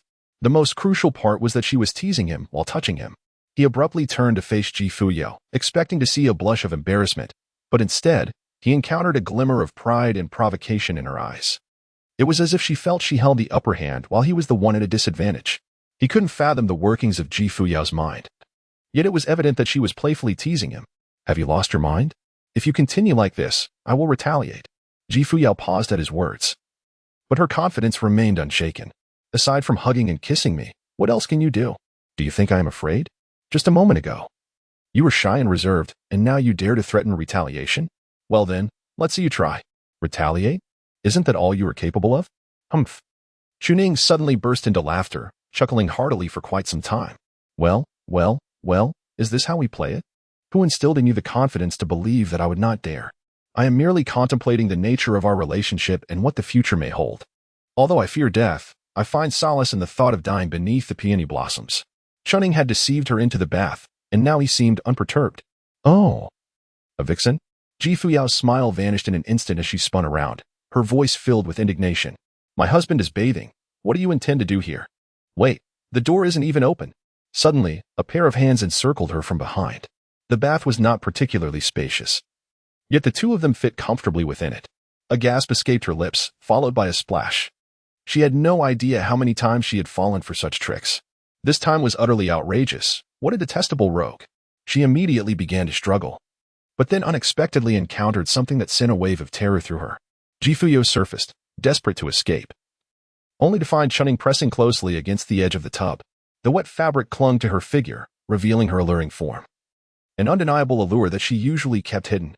So, you wish to tease me? You initiated this. I was merely ensuring a peaceful experience. Yet you have brought this shame upon yourself? Fuyao suddenly felt Chunning's body against her chest, and in shock, she looked up. The distance between them was minimal, allowing her to feel his breath. You deceived me. There is no vixen at all. Your earlier demeanor was quite reminiscent of a vixen. Fuyao trembled. And with the proximity, she could see his features clearly. Indeed, he was incredibly handsome and captivating, but at this distance, her clothes were soaked, and he was pressed against her. Chunning held her chin, preventing her from averting her gaze.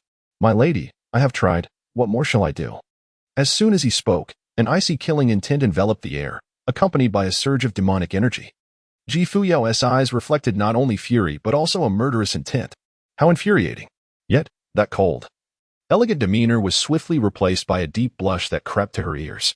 The demonic energy dissipated, and the murderous intent vanished, leaving only a flustered expression. In her delicate gaze, shyness replaced the ferocity. She was no longer the formidable female demon, but rather a soft, vulnerable lady ensnared in a bathtub, at the mercy of her husband's antics. Fuyao weakly pounded her small fist against Chunning's chest. You, lecher, let me go. With a hum, the tension in the air thickened. Chunning's mind was a complete blank, gazing at the exquisitely beautiful face before him, which was blushing to the point of shyness. He found it impossible to tear his eyes away. Fuyao also seemed to sense this, her gaze evasive, her lips trembling as if she had come to a realization. Yet, she did not flee. Instead, she merely closed her eyes gently, with a raised brow. Chunning felt a surge of horror within her. So you have agreed, have you? Countless images flashed through her mind, the scene of Fuyao, after regaining her memories. Standing atop his head, her sword poised at his heart, plunging down mercilessly. You wretched man, you scoundrel. Deceiving the amnesiac me, yet daring to act in such a manner. You shall face eternal damnation for your sins. Today, I shall make you wish for life yet find it unattainable, and long for death but be unable to escape it. Various tortures flickered in her mind, terrifying in their intensity. Yet instinctively, Chunning found herself inching closer, though she still lacked the courage to close the distance. How cowardly. Fuyao waited patiently for quite some time, yet still, Chunning remained before her. She could feel it, after all this time.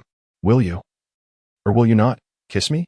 A jolt coursed through Chunning's heart, his gaze resolute. If you wish to kill, then do it. Fuyao was momentarily bewildered. What are you talking about? Before she could even open her eyes to inquire, she felt Chunning's lips press against hers. Their mouths met, both taken aback. And Fuyao's face flushed a deeper shade of crimson. After a while, they finally parted. Was she meant to leave? Yet, the sensation of their first kiss was exquisite. Perhaps, just perhaps, he could kiss her once more? A flicker of contentment danced in Fuyao's eyes, which did not escape Chunning's keen observation. How daring of you. Reveling in secret. Regardless, he pressed on, diving in for several more kisses, and then, his tongue emerged. Fuyao was utterly stunned. What is happening? She thought. We must cultivate. It's all right. We can retrieve the spirit stones from the room to practice later. You. Why go to the room to cultivate? A man innocent of wrongdoing bears the weight of suspicion. We must tread carefully, lest we be discovered. Chapter 54. Master, I am Fuyao. The Tianxin continent is divided into two realms by the abyss of the middle realm. Its heights are unfathomable, its expanse immeasurable, spanning over 300 miles. Below the sage, all are but ants. Nearing the abyss would lead to scorching demise. Even those above the sage level find it no easier. Only those who reach the celestial phenomenon realm may have the chance to cross. This realm was established a millennium ago by Fuyao alongside numerous formidable beings from the demon realm. After dedicating decades of effort akin to the depths of the ocean to create this division, ordinary individuals find it exceedingly difficult to traverse, while only those who cultivate demonic techniques can withstand the abyss's assault. Yet, without appropriate methods, crossing remains far from effortless. At the heart of the vast sect spanning millions of miles lies the demon sect's Daoji Palace, a place far grander than the white jade capital of the Confucian Temple. And it is the central hub. At that moment, 6 formidable demon lords from the demon court were present, alongside 36 of the most powerful inner elders of the demon sect and 7 direct disciples of the sect leaders. Leading them was an elder clad in black robes, exuding an overwhelming presence. The sect leader had not yet returned, but the demon lord had sent word, indicating it would take time before he would arrive. A collective sigh of relief escaped the crowd.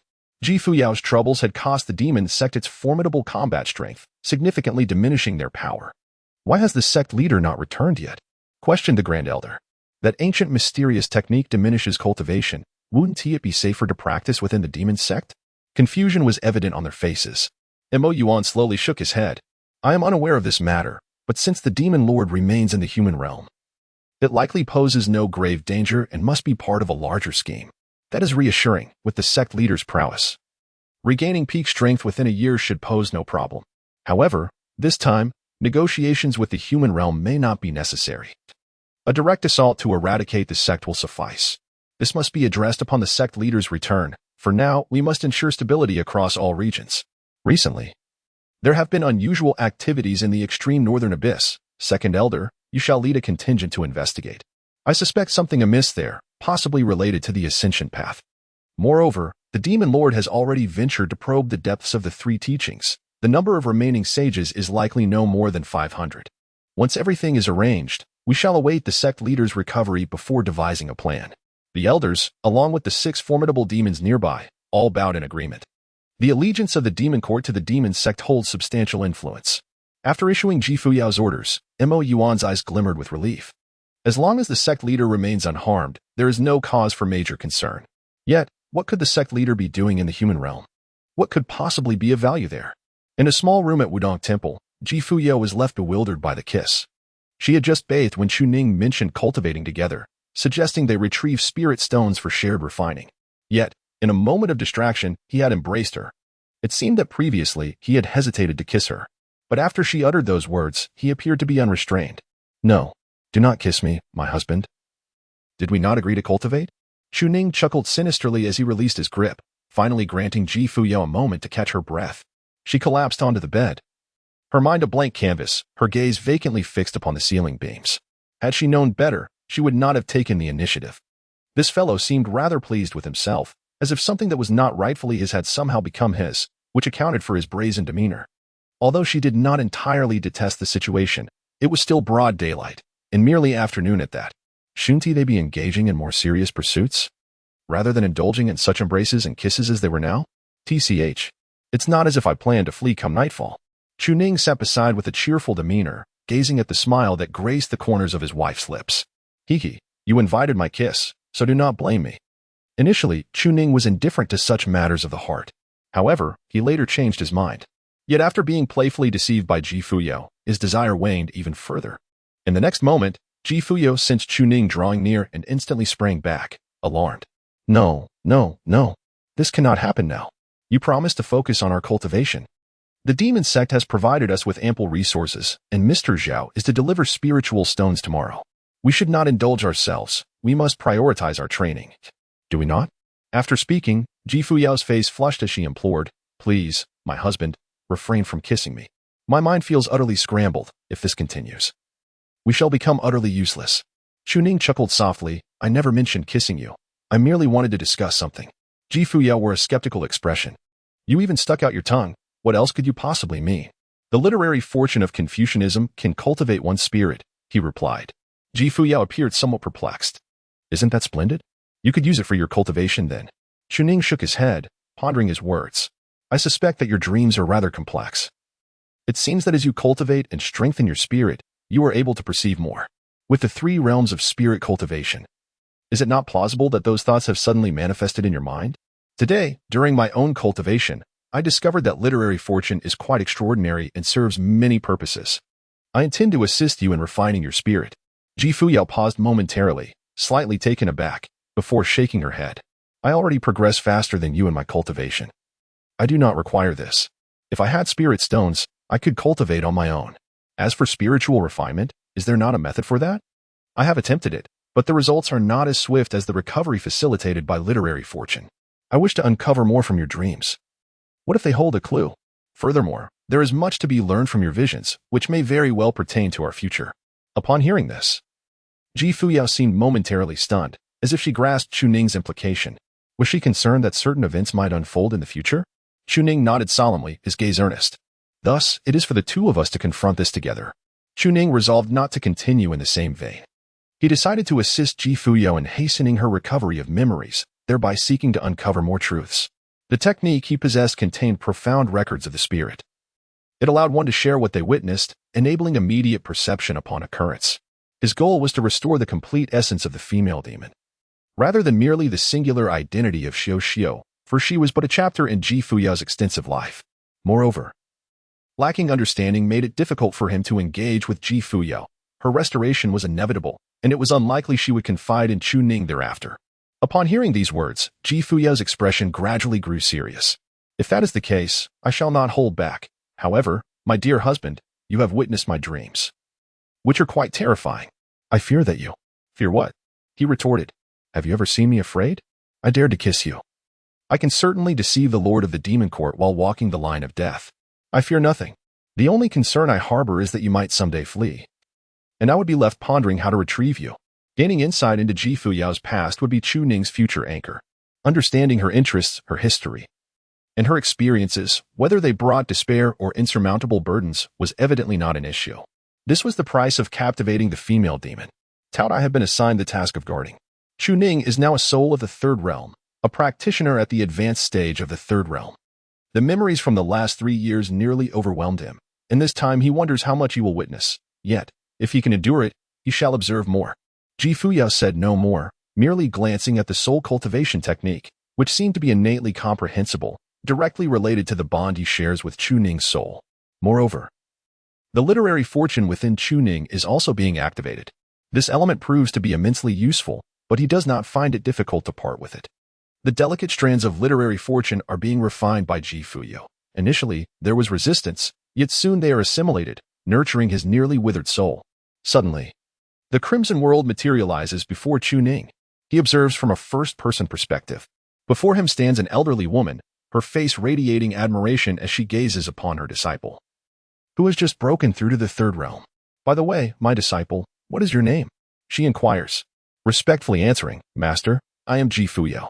Chapter 55. That woman is simply a pitiful creature.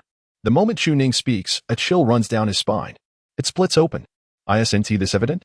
Surely he will not be directly cut down. However, upon opening his eyes to appraise Ji Fuyao, she shows no reaction, as if she is truly in a dream. What is there to fear? Given the circumstances, what is there to dread? If he were afraid, he would not have offered to assist Ji Fuyao in nurturing her soul. There are innumerable ways to manipulate her cultivation. Why deceive her just to keep her by his side? He still seeks the genuine rather than an illusory dream. Continuing to close his eyes and concentrate, it feels akin to experiencing reality firsthand. He can even sense Ji Fuyao's emotions from her perspective. At the pinnacle of the demon sect, atop the summit of inquiry, the view reveals a shattered world, yet at this moment, it appears tranquil. The elderly woman smiles faintly. Rise and soar, ascend to enlightenment, a splendid name indeed. Did your parents bestow it upon you? Respectfully answering, Master, indeed they did. Well then, cultivate diligently and do not disappoint the expectations of those who have perished within the demon sect. Only by achieving a higher realm can you avenge your parents. For your journey transcends mere personal cultivation. Chuning sensed something amiss. Is there truly a distinction between urging a child to diligently study in order to gain admission to a university and the pursuit of knowledge for one's own sake? The issue is not particularly grave, such as the nature of traditional Chinese education, which often neglects the emotional well-being of children. He perceived a glimmer of resolve in Ji Fuyao, who vowed to devote herself to her cultivation. After a prolonged period of seclusion, 6 months swiftly passed, and Ji Fuyao broke through to the fourth realm, ascending the tower. The third realm serves as the foundation for the spiritual realm, while the fourth realm, the Tower of Eternal Life, is constructed upon the spiritual platform. Only those with a 9-tiered Tower of Eternal Life are deemed worthy to enter the celestial phenomenon realm, a feat that necessitates the endowment of celestial-grade spiritual roots. Lacking such talent renders one ineligible for consideration. On this day, she emerged from her cave dwelling, as the demonic sect, having recently endured a fierce battle, began to recuperate. The young sect master had entered the fourth realm in less than 4 years, achieving 1 realm each year. An elderly man chuckled heartily, his eyes gleaming with anticipation. The sacrifices of the fallen cultivators in our demonic sect over the years have finally borne fruit. Their deaths were not in vain. Once the young sect master reaches the saint realm, she shall join us in our battles and trials. Observing the fervent expressions on the faces of the multitude, Chuning furrowed his brow. Were they all perished in the name of protecting Fuyao? That cannot be right. At that moment, Fuyao too expressed her confusion. Posing the question, did the cultivators of our sect perish because of my protective endeavors? The crowd fell momentarily silent. Chunning perceived the chaos at a glance. The tumultuous battle among the myriad factions and demonic entities was merely a struggle for territory. With an overwhelming number of cultivators, akin to an excessive population, the resources were scant, eliminating half was sufficient, and that was the essence of it. However, at this moment, the woman in the single-sleeved robe rose slowly from her seat, her expression betraying her displeasure. I have accepted you as my disciple due to your exceptional talent. You are without parents, and without a mentor, your demise is inevitable. Yet, what do your words imply? Do you believe the countless predecessors of our sect, who perished tragically, did not concern you? You are now one of us. The sanctuary you inhabit was constructed by the many who came before you in our sect. Who else in the entire realm enjoys such privilege? The cultivation techniques you practice are inherited from our progenitor, and the spirit stones you utilize were gathered by our kin. Do you still consider yourself an outsider? You are already the young master of our sect. Your cultivation is for your own benefit. Once you attain sufficient strength, restoring the glory of our sect will be for your sake. The thunderous words resonated in Chunning's ears, sending a shiver down his spine, as he could feel the terror of that woman even through the veil of memory. She resembled the ruthless mistress of extinction at this moment. Silence enveloped the crowd. No one dared to speak. They acknowledged the truth in her words, but also sensed the burden imposed upon the young master. Yet, this was the reality they faced. There was no need for explanations. All that was required was diligence and cultivation. Should you seek resources, they shall be provided. Should you require protection, there are those willing to sacrifice their lives for your path. They had already given enough. The sect leader had even severed an arm for Fuyao. To utter such words now seemed to imply that the sacrifices of the sect's members bore no significance to him. Chuning felt an overwhelming sense of oppression, accompanied by an acknowledgement of relinquishing certain things. From the first-person perspective, Fuyao nodded without uttering another word. I shall commence my cultivation now. Li Macho's expression softened, and with concern, she spoke, do not overexert yourself. If you require resources, we possess ample supplies, and if it is techniques you seek, we shall provide them. We have done our utmost. I hope you do not betray the expectations of your master and the members of our demonic sect. Fuyao turned to leave, at which point an elder pursued her. Young sect master, no need for further words. I shall cultivate diligently and will not disappoint your expectations. The elder shook his head with a smile, slowly responding, though I am merely an outer sect elder, I am aware of the nature of our demonic sect. And it bears no relation to you, young sect master. What you just said, I could have addressed, not all perish for your sake. Ah. Finally a person of reason has emerged. This is indeed the truth. How can everything be attributed to one individual? All major sects are in a similar predicament now, each feeling insecure yet compelled to engage in conflict. I am uncertain when this situation began. The young sect master possesses an extraordinarily rare innate talent for cultivation, a treasure seldom seen. Initially, this matter was to remain undisclosed, but our sect spies revealed it, prompting the major sects to besiege us. In essence, it merely provided them with an excuse to eliminate our sect. Even without you, this would have transpired. Fuyao hesitated slightly, a weight lifting from her heart. It was not solely due to her, it was the greed and strife among the major sections. If so many lives had been lost solely because of her, she could not cultivate in peace. Yet, the deaths continued, and her heart had already endured much, having witnessed too much. Imbued with a resilient despair that would not easily waver.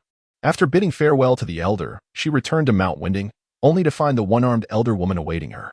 The elder wore an apologetic expression, as if she had realized the estrangement that should not exist between master and disciple, despite their limited encounters over the past 4 years, during which Fuyao had been solely focused on her cultivation. What you inquired today was inherently flawed, Li Macho began.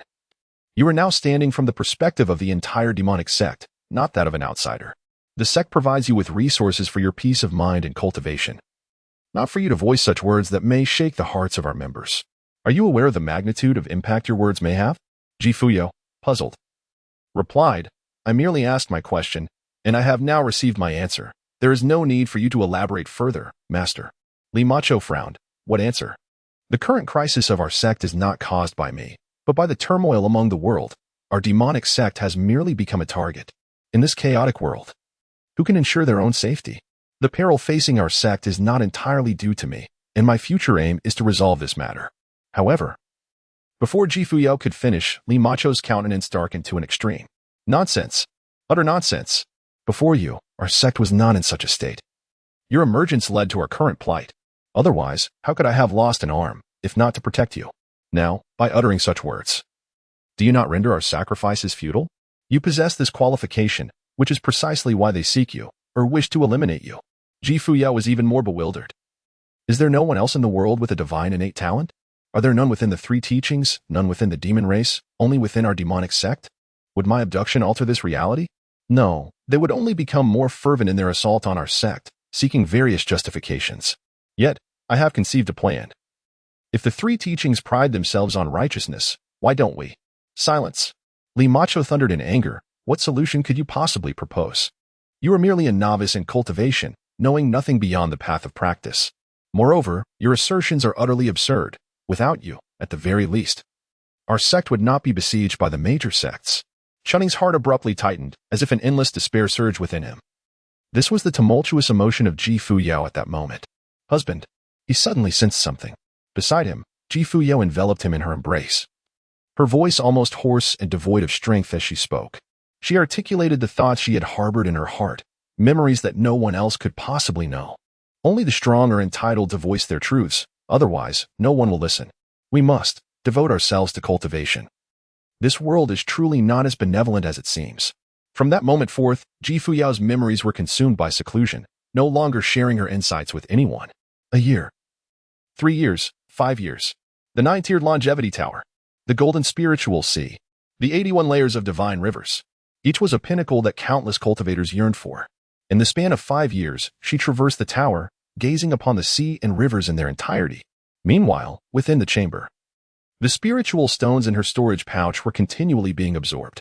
This was driven by Ji Fuyao's formidable desire for cultivation, for only those with strength could assert their truths. Enhancement was the only path forward, with no alternative. To alter everything relied solely on herself. She needed no external validation. Once she became powerful, others would naturally heed her words.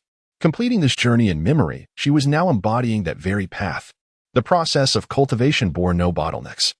Merely replenishing the depleted spiritual energy was sufficient. With a cultivation level of the 6th realm, she exuded a chilling aura of lethal intent. A lesson learned from her years of experience. Only through overwhelming strength would outsiders afford her respect. As Ji Fuyao opened her eyes once more, her expression was cold and merciless. No emotion lingered in her gaze, while Chunning, drained of half his literary fortune, nearly succumbed in that moment. The half that remained replenished Ji Fuyao's spirit. Though it was insufficient to ascend to sanctity, Chunning felt no regret. Yet now, as he beheld the woman before him, so utterly foreign, his spirit trembled. This, it seemed, was the true Ji Fuyao. At least he grasped why she had become this way. Experience shapes character. But Chunning felt as if he could perish at any moment. It appeared as though his memories only entailed cultivation. Had she fully regained her memories? In the next instant, her voice, cold and unfeeling, rang out. It seems that half of your literary fortune has been absorbed by me? Chuning's gaze suddenly became clear. Ha. Ha ha. I believe it wouldn't be an issue for you to absorb me, after all. I have taken quite a bit of advantage from you. He did not perceive any problem in allowing Ji Fuyao to absorb him.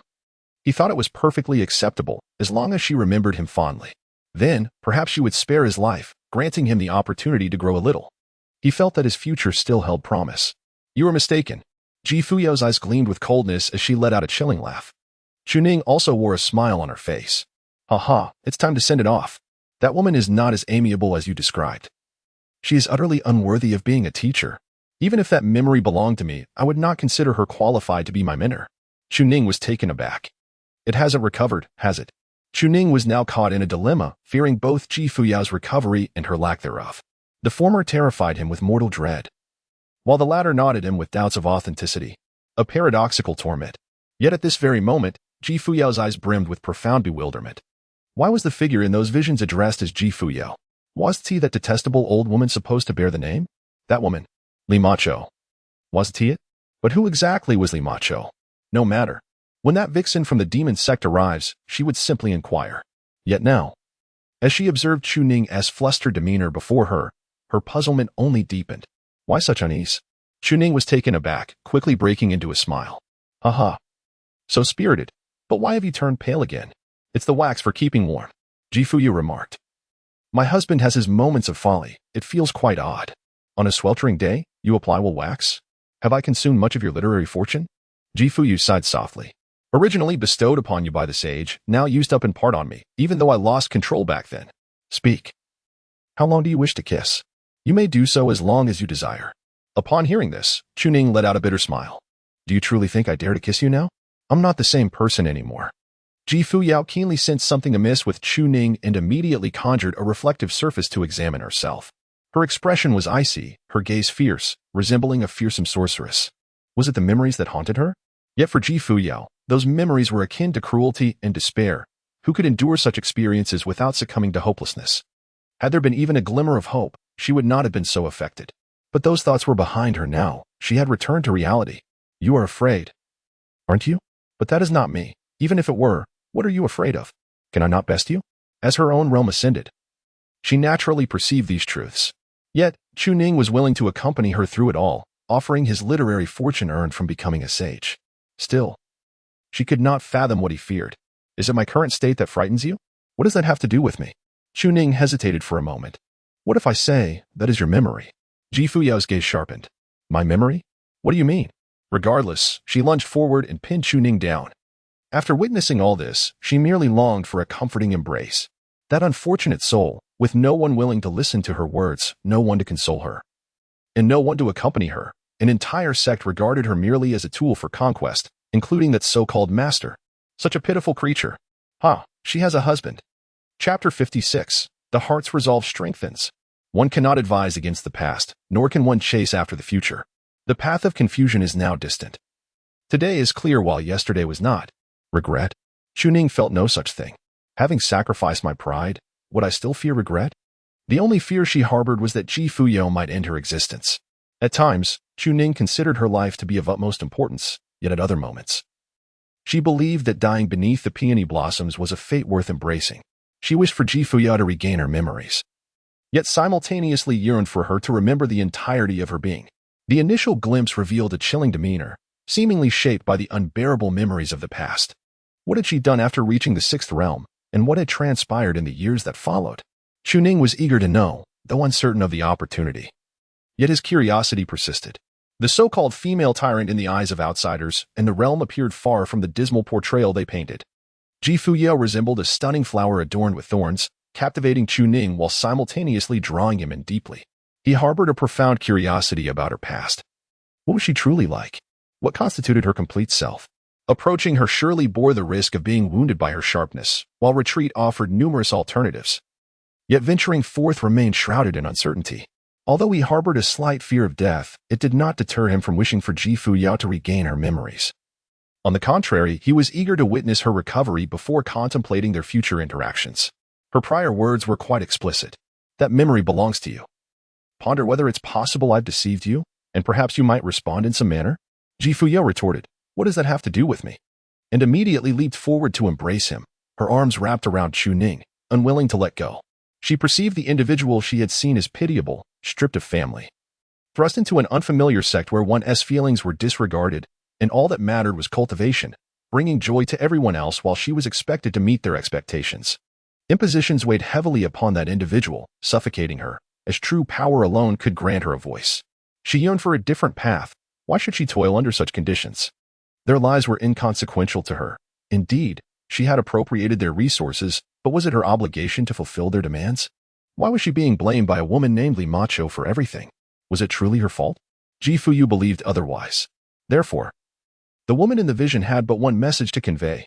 I shall ensure you listen to me quietly. Until that moment, I shall utter no more words, save for those related to cultivation. Now at the sixth realm, she found herself pondering, how have I progressed so swiftly?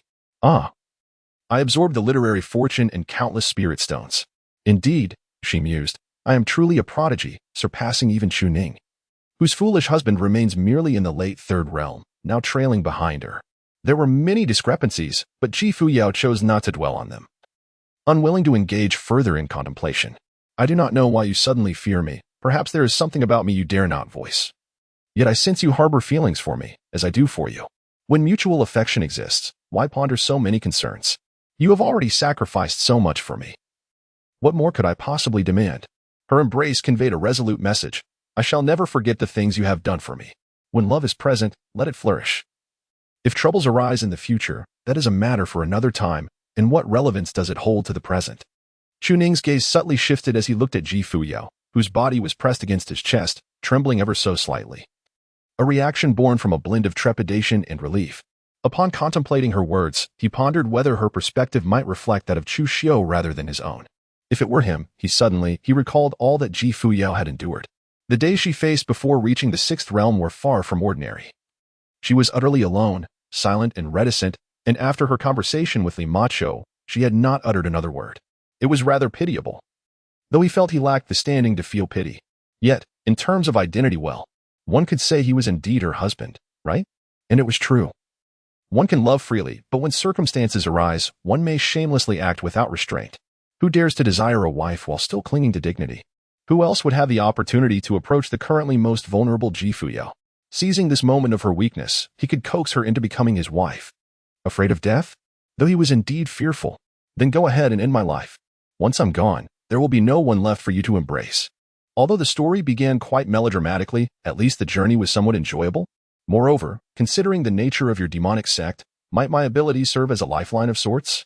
Chuning cleared his mind, liberating himself from all concerns. Hesitation is not the heart of a true cultivator. To steadfastly pursue the path of enlightenment and forge one's own will is the hallmark of a true practitioner of the dark arts. As a cultivator of the demonic path, what need have I for notions of benevolence, righteousness, propriety, wisdom, trust, and morality? I am devoid of morality. Suddenly enlightened, Chuning sensed a shift within his being.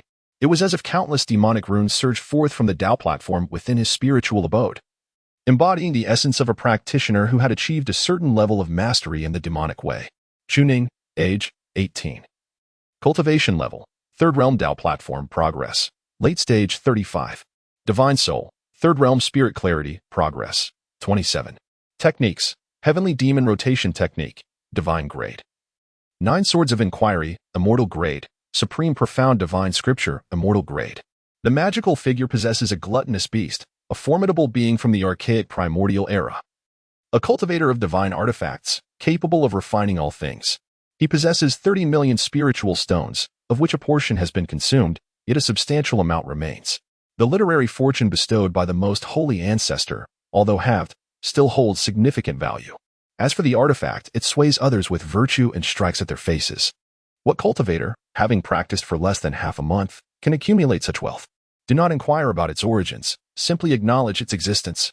There is also a soft, somewhat incomplete female demon, yet one might as well consider her as a beloved wife, at least for now. He has come to a profound realization that this is his destiny.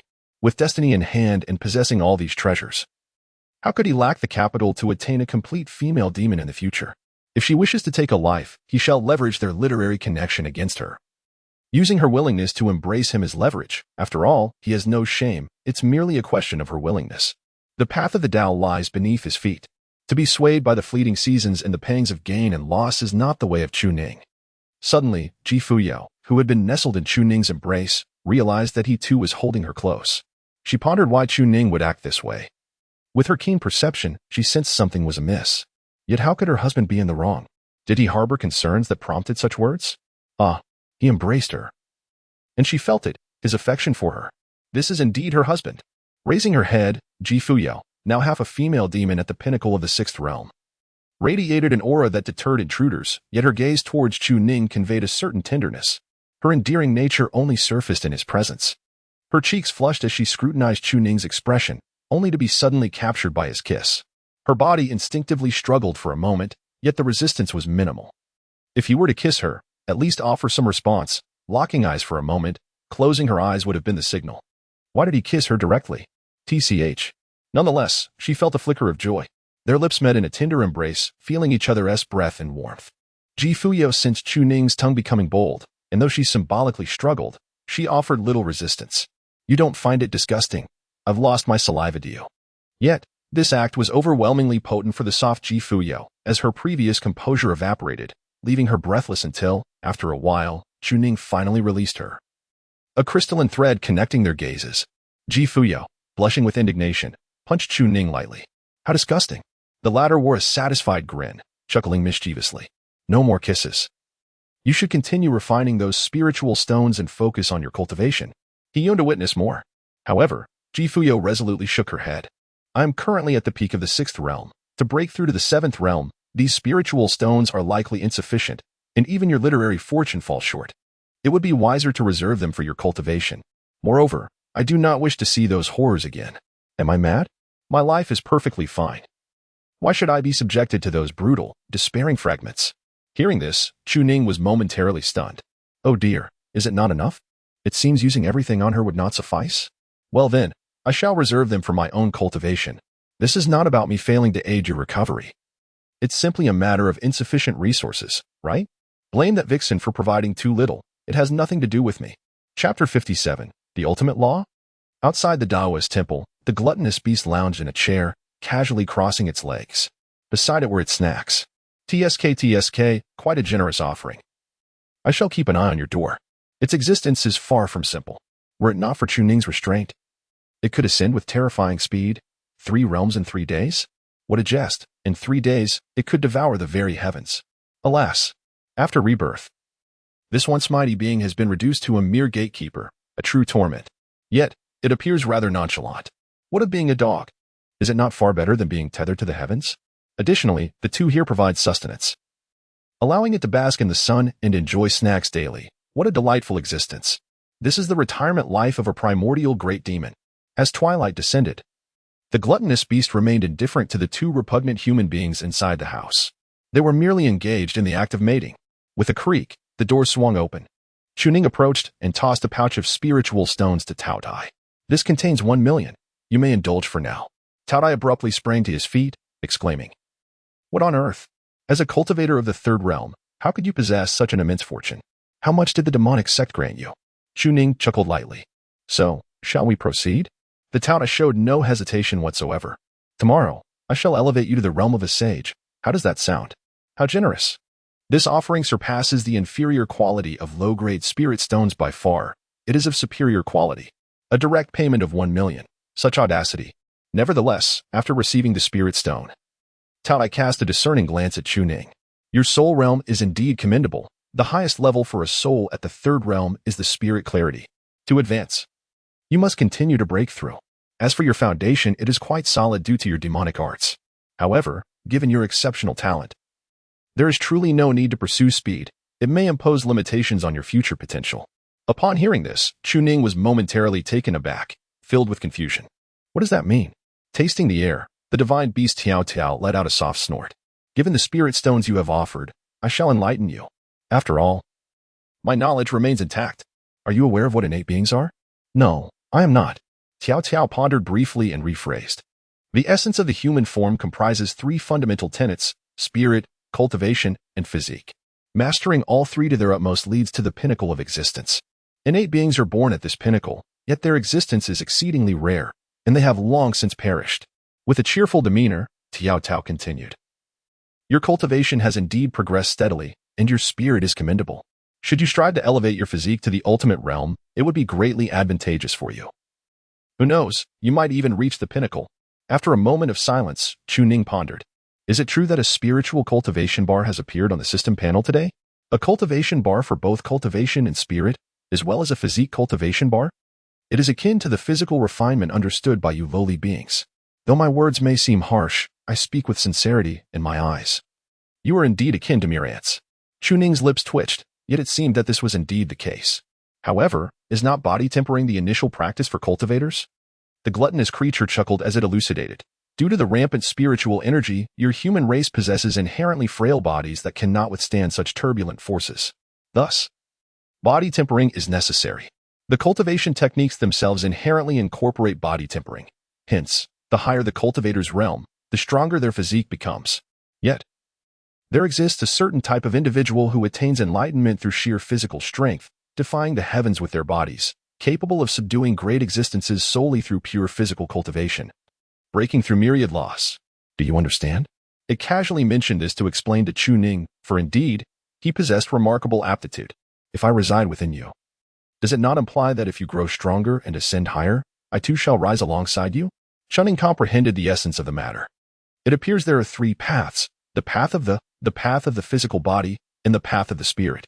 All roads lead to Rome. By cultivating all three simultaneously, one may reach the ultimate realm. The innate beings are as if born in Rome, naturally mastering all three paths to their fullest potential. This is quite remarkable. Do you consider yourself an innate being? Tao chuckled softly. What do you think? Without chunning. It could devour the heavenly principles in mere days. Do you believe I am an innate being? If it weren't for your extraordinary aptitude and spiritual roots, akin to those of innate beings, do you think I would even spare you a glance? Chuning unequivocally affirmed the existence of the Tao as a primordial being. Furthermore, is it conceivable to attain this realm through acquired means? Provide me with a tome on martial cultivation techniques. None? Then I shall offer an additional 1,000,000 spiritual stones. Upon hearing this, the Tao sighed in exasperation. Hiss. Allow me a moment to ponder. I shall add another 1,000,000. Indeed, Chuning, indeed. The Tao cackled ominously, proceeding to condense a technique imprint within a magical rune, which was instantaneously infused into Chuning's consciousness.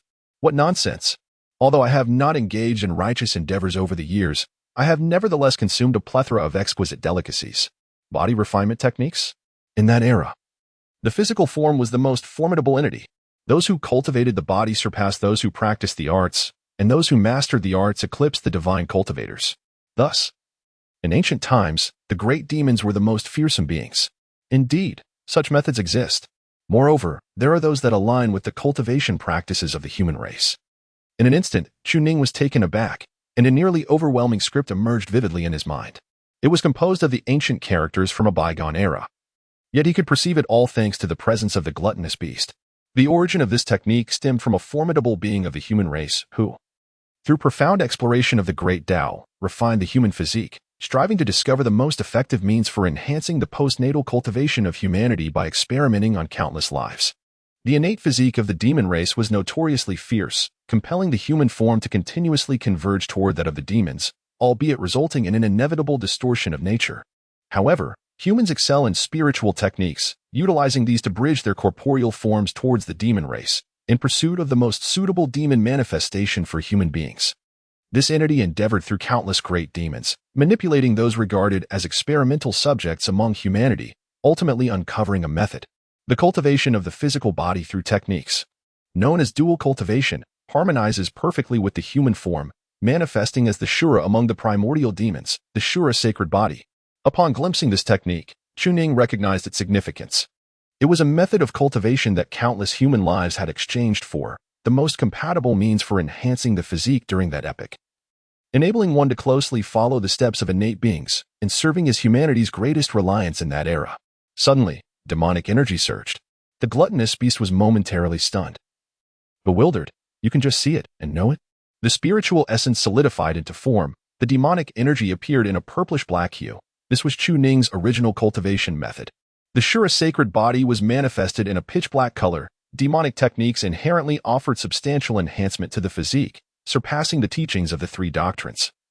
As the accumulation of the physical body now seemed to flow effortlessly, before long, a demonic form condensed around him, clinging to Chuning's body like armor. Yet far more attuned than mere armor, the human form transforming into Shura, with his physical prowess reaching the second realm of body cultivation. Chuning's cultivation, third realm Tao platform. Soul, third realm spirit clarity. Physique, second realm open meridian. The tremendous enhancement of his physical form has unblocked the power accumulated from the demonic arts, seemingly altering the trajectory of several joints and meridians, allowing his body's spiritual energy to circulate with formidable ferocity. His crimson Shura eyes exuded an immense aura of intimidation, appearing both menacing and uncanny, leaving Tao momentarily stunned. Why are yours black when everyone else's are golden? You look like a demon. But then again, your cultivation harnesses spiritual energy, while this one transforms spiritual energy into demonic energy. That works too. By the heavens, this individual is truly a prodigy. Just looking at him is enough to understand. Excellent. Tao let out a hearty laugh, directly condensing a method to suppress the realm. If you desire to reach the ultimate realm, you must practice this technique, consolidating the bottleneck of suppression before breaking through to the ultimate state. With the three methods cultivated in tandem, with my assistance, your progress will surpass that of ordinary mortals. Once you enter the realm of the saint, even typical saints will be unable to contend with you. You will be able to effortlessly slay those who transcend great realms and pursue even higher states. Before me stands the Shura sacred body, yet it resembles a demonic form more than a sacred one, In those blood-red eyes, there is only strangeness. Hee. Is this the method of cultivation for innate beings? No. I am truly unrestrained. You laugh like a wicked practitioner. This technique is the pinnacle of orthodox body refining methods. Yet your demeanor resembles that of a malevolent sorcerer. But indeed, such laughter is invigorating. Tao laughed heartily once more. Hee. Chuning also let out a hearty laugh. Hee. The sound of laughter echoed through the mountains and forests, a delightful symphony shared between man and dog. Hee. Chapter 58. Questions regarding myself within the Taoist temple. Tranquility was restored once more. The dimly lit sky hung low, and the distant sun had long since vanished, signaling that it was nearly time for dinner. Fuyao pushed open the door and was momentarily taken aback upon seeing Chuning practicing in the courtyard. What manner of cultivation is this? Turning back, Chuning observed that Fuyao was no longer soft and delicate. Her countenance was serene and ethereal, reminiscent of an immortal hermit residing atop a mountain, devoid of sentiment. It seemed as though her eyes held no emotion. Now, she had become two distinct personas. Within the confines of the room, anything was permissible, and one could not retaliate against affection, yet outside, she instinctively adopted this habitual demeanor. This was the typical appearance of Fuyao. Tao bestowed upon me a martial art technique, which appeared to involve a rather intricate physical prowess. Was it a practice for cultivating the physical body? Chuning swiftly dispersed her magical form and nodded slightly. Indeed. Understood. Tomorrow, I shall test my sword against you to ascertain the extent of your formidable physique. As for today, let it be.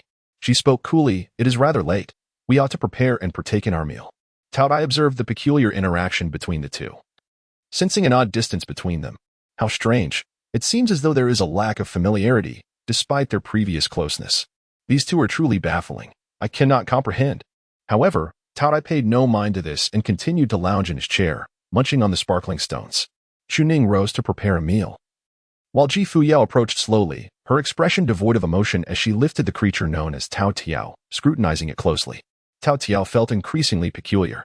Previously, when it was merely a small black orb, it had garnered her affection, yet now it seemed as though she had become an entirely different person. TSK. Fuyao smirked slightly, setting down Tao Tiao before turning to the kitchen. How did it suddenly appear less appealing? Tao Tiao fumed. It was the human race that was truly unattractive. Each and every one of them was ugly, chattering incessantly. Fuyao, however, was oblivious to Tao Tiao's complaints. Ever since she had witnessed that so-called memory earlier today, she felt a profound disconnection from many things, save for Chuning. Yet, in this moment, she was no longer the innocent and naive figure she once was. Upon entering the kitchen, she observed Chuning diligently preparing ingredients and spoke softly. Husband, what is it, my wife? Shall I do something? Scrub a pot? He understood Fuyao's transformation, a change that had accumulated over the years. Yet, he had just adapted to it. No matter how cold the female demoness appeared before outsiders, she could still blush when he kissed her. That was a source of pride. Very well. Fuyao inquired further. Shall I tend to the fire? Control the temperature. I will remind you. As night fell, a table laden with dishes was completed. The two sat side by side on a single bench, holding bowls of rice, their faces devoid of expression, entirely unlike the affectionate couple they had been earlier that afternoon. The key reason for their expressions was Fuyao's demeanor, which influenced Chuning to mirror it. This dish tastes quite good. Do give it a try. She nodded slightly. Indeed, this flavor is pleasing. You should sample it as well. Will you feed me? Open your mouth. With a soft sigh, Fuyao brought the food to Chuning's lips, then continued her culinary endeavors. There was no expression, no emotion, as if the two were complete strangers. Yet, their actions were strikingly intimate, feeding each other and sitting closely together. Had it been the previous day, Chuning would have likely hesitated to sit so near. Her past experiences shaped her present demeanor, memories influenced her affections and actions. Although she appeared somewhat restrained, her lack of expression heightened the thrill for Chuning. Ah, the half-formed female demon. How delightful. A glimpse into a future life. After finishing their meal, the two embraced while washing the dishes.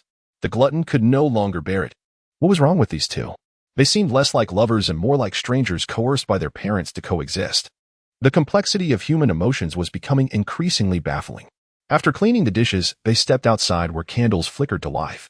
Each reclined on their respective lounge chairs, their arms entwined. Fuyao's expression showed little change despite the ordinary emotions surrounding her. She lay quietly, the only discernible shift being in her gaze. What is happening with my memories? I still cannot comprehend. Yet, she felt no issue with her actions, as if they were entirely natural. My dear, tomorrow I shall test my sword for you and impart the subsequent techniques. Very well. Chuning certainly could not maintain a stoic expression like Ji Fuyao. He lacked the experience, being merely a bystander, while Ji Fuyao could be considered a unique observer. Yet, she was fundamentally different from Chuning. She had already imprinted such behaviors and awareness in her mind. It is akin to the notion that Chuning was the sole companion who weathered all of this with her, thus affording him the opportunity to draw near. However, he simply could not resist stealing a few more glances. Previously, he hadn't felt any thrill, but now, upon witnessing that exquisite, emotionless, ascetic visage, his heartbeat began to quicken. After gazing intently for a considerable while, Ji Fuyao's brows began to tremble uncontrollably. In other respects, everything remained calm, but her husband seemed somewhat less composed in this regard. In the next moment, Chuning reached out to pinch Ji Fuyao's cheek. Hey, little demoness. You've been caught. Not satisfied with merely pinching her cheek, he then playfully squeezed her lips. The discontent in her gaze was palpable. Is your boredom truly so profound? Chuning chuckled softly, continuing to pinch playfully. Ji Fuyao let out a faint sigh, but did not intervene, as it was merely her face being pinched, after all. Could you refrain from staring at me so intently? She asked. I only gaze at those who are pleasing to the eye. Why would I fixate on someone unappealing? Then, if I were to be deemed unattractive, would you still behave in this manner? Chuning was momentarily taken aback, yet without hesitation, affirmed, indeed, no matter how you transform, I shall adore you, provided, of course, that you remain beautiful. She then posed another question, insisting on the notion of affection. Ji Fuyao smirked slightly. If I were to bear an unsightly countenance, you would undoubtedly have discarded me long ago. Perhaps you would not even consider marrying me. It is but human nature. Who among us is not drawn to beauty? She too is captivated by it. Indeed, Chuning is quite the sight to behold. Yet, I seem to possess quite an allure myself, not only in strength, but also in appearance. Ji Fuyao replied with a hint of indifference before turning her gaze away. However, this time, a blush crept onto her cheeks. Such a reaction, how intriguing. My dear? You seem rather aloof. It feels as though your affections for me have waned. Ji Fuyao sighed. If I were truly fond of you, would I allow you to lay hands upon me so freely? I cannot quite comprehend my own sentiments. It seems that many things have lost their significance. Knowing the answer yet feigning ignorance, Chuning smiled playfully. And what of me, my husband? You are my husband, and thus you hold significance in my life. There was no hesitation or ambiguity. It was a direct and unambiguous statement. Had it been before, I would have surely faltered and stammered before articulating my thoughts. This sentiment is rather intriguing. Perhaps it can be considered a half-formed expression. Chuning gently clasped Ji Fuyao's small hand, unwilling to let go. Abandon morals. Embrace the female demon. However, in her line of sight, Ji Fuyao suddenly revealed her identity token from the demon sect. Curiosity sparkled in her eyes as she examined the token. The demon sect, Ji Fuyao. There seemed to be a profound connection between them. Ji Fuyao's gaze shifted back to Chuning, as if scrutinizing him. Please elaborate on what you mentioned today regarding memory. Chapter 59. Chuning appears cowardly. That gaze was decidedly unfriendly, especially before she had grasped Ji Fuyao's memories.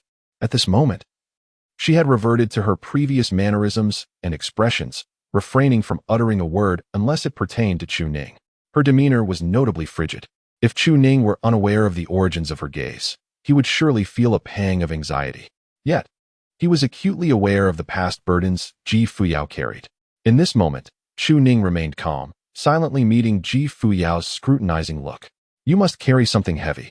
Ever since I glimpsed your memory last time, I sensed you were extraordinary. She was momentarily perplexed. Haven't we grown up together since childhood? Chuning nodded immediately. Indeed. This is not incorrect, but is it possible that those memories belong to your previous life? For instance, could you be the reincarnation of some formidable being? Why is your cultivation progressing so swiftly? I have already distinguished myself as a prodigy, am I not? In comparison, my progress in cultivation pales next to that of the revered sage. Yet, I encounter certain limitations in my cultivation, albeit minor, while you seem entirely unimpeded. During your practice today, the construction of the Eternal Life Tower, the Spirit Sea, and the Divine River encountered almost no obstacles, which surely requires time. Such matters are recorded within demonic scriptures. Chuning wore a serious expression. Therefore, I believe you are likely the reincarnation of a significant figure. And those who know you may be familiar with your past self rather than your present incarnation. Ji Fuyao's gaze sharpened. This statement. She recalled her training today, realizing that her cultivation had indeed progressed at an astonishing rate. It merely required an abundance of spiritual energy. Other considerations were irrelevant. The demonic techniques were readily available, revealing the methods of cultivation. Yet, she had not utilized them, as if she were merely flowing with the current. Moreover, the memories stirred within her were even more profound. Otherwise, why would her ascent in cultivation evoke such recollections? Are you implying that those memories belong to me, and as I elevate my cultivation, I can reclaim them? Am I, in fact, a remarkably formidable individual? Chu Ning's face bore no trace of guilt from deceiving the young lady, for in certain respects, this is, indeed, the harsh reality. Ji Fuyao took a deep breath. No wonder I possess such an abundance of knowledge and understanding. Throughout today, I have felt a disconnection from myself, yet simultaneously, I am still me. I have wrestled with my own identity for so long. Yet I choose to be myself. Upon hearing Chu Ning's words, Ji Fuyao's eyes brightened, and she murmured softly, yes, regardless of whether I am truly myself, or whether those memories belong to me, I am still undeniably me. Subsequently, Ji Fuyao contemplated Mu Li and the resources bestowed upon her by the demon sect. No wonder my cultivation progresses more swiftly than yours. Perhaps I am the reincarnation of a great being, reborn to refine my skills. That vixen did not seek a formal relationship with you. She came to me, offering resources to expedite my training. Yet, you mentioned today that cultivators seldom engage in worldly matters, seldom entangled in romantic ties. She gazed upward, her eyes betraying a hint of melancholy. If those memories are indeed mine, what purpose does my cultivation serve? For the expectations of others? For the demise of others? To burden me with responsibilities that I must fulfill? What value lies in such a path of cultivation? In this light, why should I return to the demon sect? She had no desire to part ways with Chu Ning. Regardless of the circumstances, she was resolute in her decision. She had determined that Chu Ning was her true husband. She cared not for the trivialities. Chu Ning was the one who genuinely concerned himself with her well-being. Yet that vixen's intent seemed to urge her to return. Husband, what recourse do I have? Chu Ning was unaware of Mu Li's words, yet at this moment, she comprehended their essence. After a brief contemplation, she chose not to evade the truth. As long as she pursued her cultivation and amassed strength, it would echo the sentiments you expressed to me today. Only with power would others heed her reasoning. Ji Fuyao was momentarily taken aback by this revelation. Should I continue to ascend, I would acquire even more memories. Yet, possessing the means to confront others, akin to the woman in my recollections, she held the right to assert that this was wrong. All of this was unjust. I owe you nothing. It is you who imposed this upon me. No one desires to be utilized, and she is no exception. As for cultivation, there remains much for her to discover. She must inquire of that vixen and seek answers within herself. Nevertheless, she was already firmly convinced of Chu Ning's identity. It is no wonder that I have grown indifferent to many matters. Perhaps those truly are my memories. If I were to recall everything, would I still remember Chu Ning? Certainly, but my perspective of him would undoubtedly differ. Yet, that is a matter for the future. Gazing at Chu Ning as he held her hand, a faint smile unexpectedly graced Ji Fuyao's typically serene visage. Regardless of whether the events within my memories are genuine, should they indeed represent my past life, I still believe that cultivating alongside you surpasses the burden of others' expectations. Everything I observe compels me to convey to Ji Fuyao that her aspirations are exceedingly simple: to alter everything, to cease the strife, to restore peace in tumultuous times, to establish order in the realm. However, the cornerstone for effecting such change is strength. Hence, she cultivates. And what did Chu Ning proclaim? To establish a heart for the heavens and earth, to secure a destiny for the populace, to carry forth the teachings of the ancients, and to usher in peace for countless generations. These sentiments resonate harmoniously with her own aspirations, should she revert to her former self. Such words alone would prevent her from harming Chu Ning. One who harbors a heart for the unity of the world cannot utter such phrases. Nor could they summon the revered sages to bestow divine artifacts. His innate talent is remarkable. Though my progress is swift, it is not solely due to my merits. Is it? According to my memories, she reached merely the third realm in 3 years, while Chu Ning attained it in 3 days. Ah, this is the 4th day. A prodigy. If the demon sect refuses to permit your companionship on the path to the sect, then I shall not go either. She spoke with a calm demeanor, her expression unyielding. Yet her words rang with resolute conviction. Chu Ning is currently guiding Ji Fuyao to contemplate the right path. He need not reveal everything to her, for in due time, she will naturally come to understand the truth and recognize Chu Ning as a deceiver. The manner in which she chooses to address him must be more prudent than maintaining her ignorance. Her past should not be subjected to such deception, however. At this particular moment, well, let us accumulate knowledge gradually, allowing me to speak slowly while you listen intently. The words of others will serve her better, including those of that alluring temptress. The two exchanged glances, their eyes brimming with complex emotions. Those who walk the path of darkness must possess a fearless heart. For nothing should invoke fear. Therefore, I shall embrace sincerity. Even if that temptress claims I deceive you, declaring herself my wife, I shall eventually enlighten you. Although I may still be leading you astray, I am unashamed. The night was cool and silent, with the distant rustling of insects resonating through the air. Fuyao gently parted her red lips and softly spoke. Husband, it is late.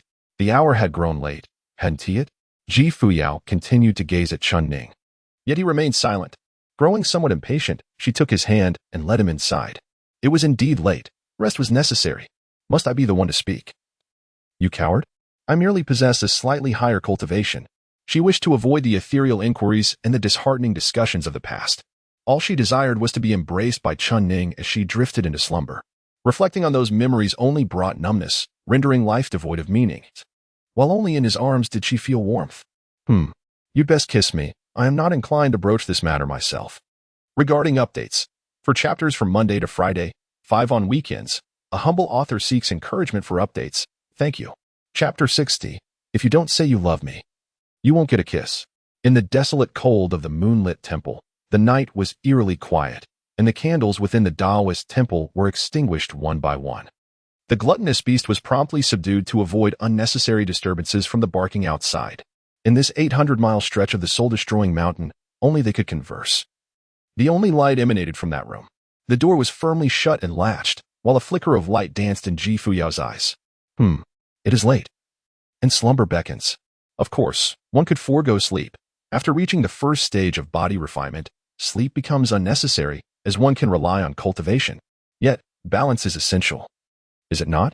However, tonight, Chun-Ning appeared somewhat pensive, perhaps sensing her unusual demeanor. Fuyu refrained from elaborating. Regardless of who I was in the past or whether those memories belong to me, I am your wife now, and shall remain so in the future. The room, though modest, radiated an extraordinary warmth. Fuyao slowly settled beside the Kong, with Chun-Ning seated beside her. Their hands intertwined, they remained silent. After a considerable pause, Chun-Ning continued to watch her, not uttering a single word. She could no longer endure it. Weren't you just shedding your clothes in a flurry and embracing me for sleep? What has changed today? Annoyed, Fuyu rolled her eyes and proceeded to untie her outer garment. Chun-Ning immediately felt amused, his mind racing. My wife possesses remarkable courage. Without the slightest hesitation, Chun-Ning swiftly shed her garments and settled beside Fuyao, her gaze fixed intently upon her. The outer layer was a vibrant red attire, a staple for Fuyao, which, despite being dampened today, dried immediately as she shattered the moisture with ease. Her reluctance to disrobe stemmed from a certain bashfulness. However, now unencumbered by reservations, she revealed a white undergarment beneath. Upon sensing Chun-Ning's ardent stare, a faint blush crept across her cheeks. One layer sufficed, originally. The undergarment was intended for sleep, rendering it unnecessary to strip down to the barest essentials. Darling, aren't you going to take yours off? Fuyao inquired coolly, her lips curling in a disdainful expression. Do you presume me to be like you, stripping down to mere underpants on the first day? Feeling the weight of Fuyao's gaze, Chun-Ning chuckled nervously and rushed forward for an embrace. The sensation of holding you without the outer layer is delightful. Alas. Her mind wandered, if only she could remove all clothing, but such an act of undressing another woman was best left to the individual herself. Clarity in future discussions would be paramount. Darling, you smell so wonderful. The thrill of being enveloped by the unclad Chun-Ning stirred a tumult of emotions within Fuyao, who struggled to maintain her composure. She longed to push her away, asserting that she had no inclination towards romantic attachments. Yet, there was an undeniable allure, a paradox that she found herself drawn to. The warmth of an embrace was simply irresistible. A subtle flush began to grace her usually frosty countenance, akin to a plum blossom blooming amidst a snowy peak, strikingly beautiful, though Chun-Ning remained oblivious to such nuances. He was indeed captivated by Fuyao's form, a truth he did not shy away from admitting. Were she less aesthetically pleasing, he would have demanded recompense. The inception of certain relationships often requires embellishments. He was rather unsophisticated in this regard. Yet, as he began to delve into Fuyao's past, his attention naturally sharpened. He came to understand the serene demeanor she now exhibited and the chill in her expression, both of which were shaped by a less than savory history. He found himself intrigued by her future as well. She was truly unique. Chu Ning yearned for greater knowledge and understanding, her curiosity extending beyond mere desire for Ji Fuyao's figure. As the evening grew late, she suggested extinguishing the lights to rest. She sensed a warmth in her cheeks, wishing to avoid any embarrassing moments. With a casual gesture, she snuffed out the flame, plunging the room into darkness, wrapped beneath the covers. It felt as though all burdens could be relinquished, leaving only herself and her husband. He held her close, nuzzling against her cheek. Why did he seem so childlike? Had he not contemplated indulging in bolder actions? Yet, here he remained, merely embracing her, instead of kissing her cheek. He was inhaling her scent. After a prolonged moment, he finally settled down, falling silent. Ji Fuyu was taken aback. It was not merely an embrace I sought. I wished for your kiss. Must I truly articulate it? When did you become so compliant? As the night deepened, tranquility enveloped them. Ji Fuyao blinked at the beams of the ceiling above. Your newfound compliance leaves me somewhat disconcerted. Although we shared a kiss by day, do you truly find me so unenticing? Or perhaps the events of today have instilled in you a sense of wariness, making you perceive me as different from the person I once was? It appeared that this was indeed the case. She had grown excessively cold, a transformation she did not desire. She longed to revert to her former self, even if just a little, yet it felt like a beginning. Husband? She could no longer contain herself and felt compelled to inquire. Initially, his docility seemed pleasant, yet his excessive compliance began to sow seeds of doubt within her. Chu Ning leaned closely to Ji Fuyao's ear, almost touching. Embracing and snuggling, he could still catch a whiff of her fragrance. Delightful. What's wrong? You. After a moment of hesitation, she inquired with a hint of uncertainty, have you perhaps lost some of your affection for me compared to before? Several question marks popped up above Chu Ning's head. Am I being honest, and you still find it unsatisfactory? Who wouldn't he perceive the actions of the two as anything but normal? This is precisely what couples do, especially when they are embracing so tightly. Yet, Chu Ning quickly comprehended. It's because of what transpired during the day. Hence, you find my honesty rather peculiar, don't you? Then perhaps I shall refrain from being completely honest. Ji Fuyao, eagerly awaiting Chu Ning's response, suddenly noticed that one of the hands no longer embraced her. With tentative curiosity, it ventured toward her chest. You compel me to act less honestly. I never claimed I was entirely honest today. But if you believe I harbor no affection for you, then I shall display some interest. With a resounding slap, Chu Ning immediately withdrew his hand. My lady. What are you doing? Ji Fuyao glared fiercely at Chu Ning. I am inquiring about your intentions. Is it appropriate for you to touch? Chu Ning chuckled softly. Are you perhaps reluctant to hear my response? Does my demeanor not convey something even more profound? With a playful smile, Chu Ning leaned in to plant a kiss on Ji Fuyao's lips, smacking his lips afterward. Who else should I touch? You are my wife. You belong to me. The anger in Ji Fuyao's eyes diminished slightly after the kiss. While his words held a semblance of truth, did he not think it wise to take things slowly? For instance, when he kissed her, it should be akin to that afternoon, a kiss so electrifying that it rendered her weak and breathless before he sought another opportunity. She would not resist. He could take the lead then. But how could she articulate her thoughts? She felt a desire for Chu Ning to be a tad more audacious. Yet she also wished for restraint, finding herself ensnared in a paradox of desire. Would it not be better to follow a sequence of steps? Yet, how could she express such sentiments? If she were to admit her longing for his embrace and kisses, what would that make her? Suddenly, she felt Chu Ning's hand exploring. This time not reaching for her chest, but rather her waist. Ji Fuyu remained silent. This seemed acceptable, did it not? Who would initiate such intimacy right away?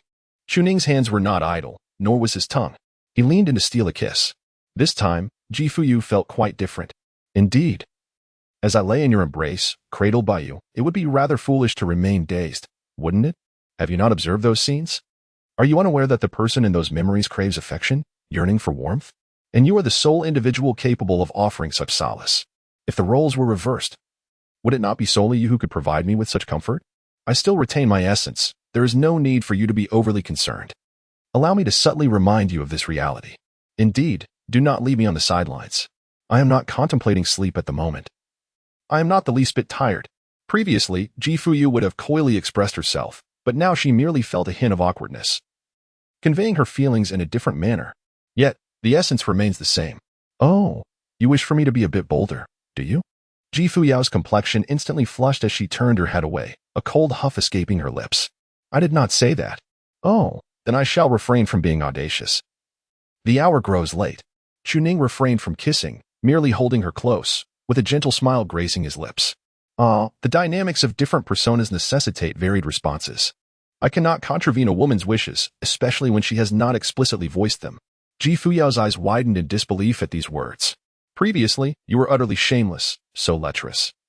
Yet now you claim to have restrained yourself. Or perhaps my current demeanor, coupled with those words, signifies a rejection for Chuning. Do you not comprehend the meaning of half-hearted resistance? This night stretches endlessly. You may as well sleep, leaving me to my solitude. She shook Chuning's arm in mild irritation. Hurry up. I am not resisting. Just kiss me. If you wish to touch me, then hold back your slumber. Do you not consider me your wife, or do you treat me like a mere comrade? It became evident to her why she remained untouched. This hardly resembled a married couple, who would engage in mutual respect and decorum under such circumstances. I yearned for embraces, for kisses. Yet, Chuning remained unresponsive. She stifled her embarrassment and the denial of her persona, leaning closer and shaking him again. Chuning, are you asleep? No response. Another shake. Husband, are you truly asleep? Still no answer. Unable to contain herself any longer, she pressed her lips against Chuning's. Her cheeks flushed, and she gritted her teeth in acknowledgement. Cease the pretense. I know you are awake. I wish you would be. Chapter 61. The helplessness of the sixth realm. She could not fathom why she uttered such words. Requiring immense courage to confront her own persona. It felt so awkward, so shameful. Chuning could simply act without needing to speak, if she had not been harmed. It implied consent, yet Chuning refrained. He understood. This rascal was being deliberate, wanting her to voice it, but she refused. If she remained silent, he would indeed not embrace her, leaving her perplexed as to who truly benefited. Ultimately, Fuyao could no longer suppress her words. The long night felt even more desolate without companionship. I do not seek decorum, I desire your indulgence. We are husband and wife, under the bright sun. We may act normally, but for now, let us abandon such propriety. The sound of Chuning's laughter echoed, causing Fuyao's face to flush with embarrassment and anger. I have already stated my position. What more do you desire? What do you hope for? In an instant, Fuyao glared fiercely, forcefully pushing Chuning away. No more embraces. I can sleep just fine on my own. If need be, I shall devote myself to my cultivation. After all, you no longer harbor any affection for me, nor do you wish to kiss me, correct? With a playful chuckle, Chuning attempted to embrace her. Yet Fuyao resolutely resisted, her tone tinged with grievance. You are well aware that I cannot refuse you. I have already settled into bed. Yet you insist that I utter those embarrassing words. I refuse. I shall sleep alone, and from now on, let us be sworn siblings. And do not lay a finger on me. Amused by the sudden turn of events, Chuning still held her close, while Fuyao struggled vehemently for a moment before ceasing her resistance. After all, it is entirely reasonable for a frail woman to be unable to escape, is it not? I am giving you an out. My dear, do not be angry. Is the issue not still with you? Fuyao was taken aback, abruptly turning around. What problem do I have? Was it not I who invited you in today? Or was it not I who suggested that we rest? You were the one who spoke first. Chuning smiled as she playfully rubbed Fuyao's cheek. Have you not realized yet that such matters are quite ordinary between couples? However, I can no longer sense your emotions. I can only perceive them through your actions. I am uncertain whether you are willing or not. Am I right? Just like earlier, had you not undressed, I would have assumed you had no intention of entering and were planning to leave me behind to pursue your cultivation. Fuyao appeared utterly bewildered. Then, when I brought you in, were you unaware of what to do? Chuckled softly, fully aware of the situation. Yet, your silence speaks volumes. Your expression suggests you might strike me down at any moment, a stark contrast to your former self. You're talking nonsense. I never offered you a hug. You insisted on embracing me. Though you refrained from hugging, you still fled. I could sense your emotions, as long as you didn't resist. It was evident you held affection for me. Now, however, that sentiment has vanished. With your silence, what am I to do? Fuyao appeared somewhat bewildered. When I struggled to escape, you claimed to feel my emotions. Now that I have invited you into my space, you say you cannot sense anything. Yet, it makes sense. Previously, I would blush and smile foolishly, but now, my demeanor has shifted. Why has my character transformed so abruptly? Nevertheless, my feelings for you remain unwavering. Yet, your silence is disheartening. With a hint of hesitation, she inquired, is it my silence that has led you to this conclusion? Not at all. Chuning simply wished to tease her, longing to hear the words of an aloof woman expressing a desire for affection. The specifics of language were inconsequential. He merely yearned to listen. Fuyao had not fully regained her memories. She merely rediscovered her persona and temperament. Consequently, her countenance often betrayed little emotion. However, she would never reject a kiss, regardless of the timing. Yet, hearing those words would undeniably be preferable. At this moment, Fuyao found herself deep in contemplation, her mind momentarily stalling. It's so complicated, but is your behavior a reflection of my transformation? Then, what do you wish for me to say? Chuning gently pressed his lips against the corner of Fuyao's mouth, murmuring with a smile, I wish for you to voice the desires that dwell within your heart. Do you yearn to be embraced by me? Do you wish for my kisses? Would you like me to be a tad more audacious? Upon uttering these words, he sensed the magical aura surrounding Fuyao begin to stir, evidently having struck a sensitive chord within the formidable sorceress. Should I speak such words? I could very well end your life, do you believe that? Yet, Chuning remained unfazed, leaning in for another kiss. So, shall we? This time.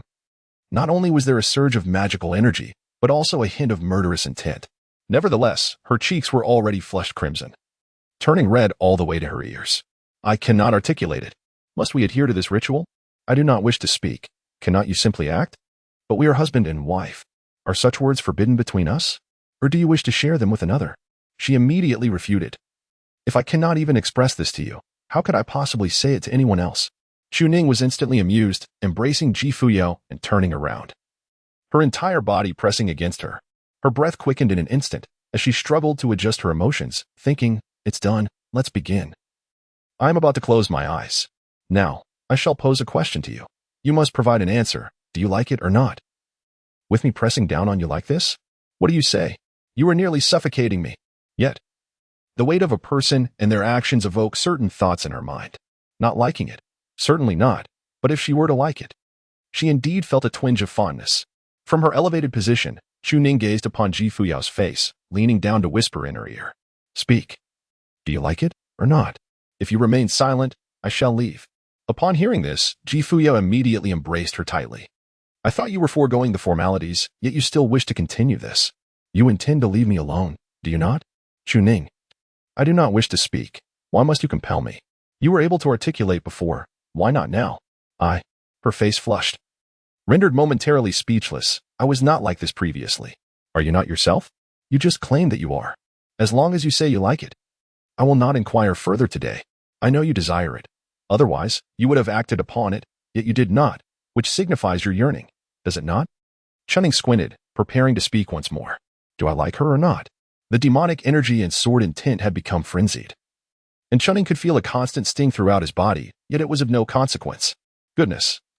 Asking the female demon to utter such words of affection was akin to asking for her life. Should we just leave it at that? At this moment, Fuyao's expression was one of utmost indignation. Yes, I like you. Is that sufficient? Must you continue to inquire? If you press me further, I shall be incensed. It has been spoken. Indeed, this does not contravene a woman's will. Chuning fell silent, enveloping her in his embrace, drawing her close. Without another word, he leaned in to kiss her. His desire far surpassed that of Fuyao. He had been restraining himself all along. The longing to kiss her had been incessant. But there was a certain protocol to follow. The murderous intent, sword energy, and demonic aura gradually faded, leaving only Fuyao's soft gasps and whimpers. Why did you kiss me just now? And now it feels as though you want to kiss me to death. A kiss lingered far too long in his tongue. Oh, woe is me. He left no room for escape. Why must I say it? I do not wish to speak. Yet, once compelled to confess her feelings, she suddenly found it not as burdensome as she had imagined. However, should such an incident occur again, she would undoubtedly slap Chuning into unconsciousness and take the initiative herself. Do you not realize who I am? A pinnacle cultivator of the sixth realm. Killing you would be akin to slaughtering a chicken. Her expression gradually softened, her body relaxed, and her mind ceased to be so taut, as she contentedly surrendered to the moment. But suddenly, her eyes widened, filled with a mixture of jealousy and embarrassment. If you have nowhere to place your hands, I shall have them severed. But then, there would be no holding hands or embracing. Woe is me. This time, you shan't inquire further, will you? Wretched man. Chapter 62. Do not dare to touch me. He sensed a shift in Fuyao's demeanor, particularly as her hands became restless, and after that, one must possess a certain degree of assurance. Once secured, confidence flourishes. She appeared to be quite sensitive, her reactions rather pronounced, chuckled with a triumphant expression. His hands tugging at the belt of Fuyao's garment. My dear husband, came a voice, sweet and pleading. Oh, I thought you had abandoned this persona. It appears that one must touch the pivotal points to provoke a response, doesn't it? It requires a gentle prodding. Fuyao quivered at the corners of her mouth, as if beseeching, you. I would not resist you in this manner, but might I beg for a moment's pause before we continue? You wish to experience me through the fabric, and I have little to say against it. After all, it serves little purpose but to entice men. Your desire to feel is not without reason, given your evident lechery. Yet, to delve deeper, might it not be too hasty? Let us discuss this further in due time. Chuning did not act recklessly, although he was indeed capable at present. He sensed that it might provoke Fuyao as resistance. He held a profound respect for his wife's thoughts. Perhaps it was best to allow a little time. Would half an hour suffice? Fuyao promptly delivered a punch to Chuning. Was it truly that short? At the very least, let me adjust before you speak. Bah. Regardless, given your current demeanor, I shall refrain from saying much, yet if you insist that I utter those words, I find myself unable to voice them. Chuning ceased his arrogance, abandoning his condescending demeanor as he embraced Fuyao tenderly. Do you like me or not? Fuyao replied without hesitation, of course, I do. Otherwise, why would I permit you such liberties with me? My innocence has been lost. Why ask further? Since you like me, why can't certain words be spoken? Is it due to a lack of affection? Upon hearing this, she was momentarily taken aback, biting her lip. It is certainly not from a lack of affection. It's just that you still have not removed your hand, have you? Are you perhaps addicted? Yet, she chose to say nothing further, pretending not to feel it. Tomorrow, I shall rid myself of those two unsightly burdens. Let us see what you dare to touch then. Ha. Flustered, she hesitated for a moment before nodding. It's just that those words are too embarrassing, chuckled as she patted Fuyao's head. We are husband and wife, after all. We will be sharing a bed in the future, and the things we do will be even more intimate. So, what is there to be embarrassed about in saying these words? But that is true, yet I find it quite awkward to voice it.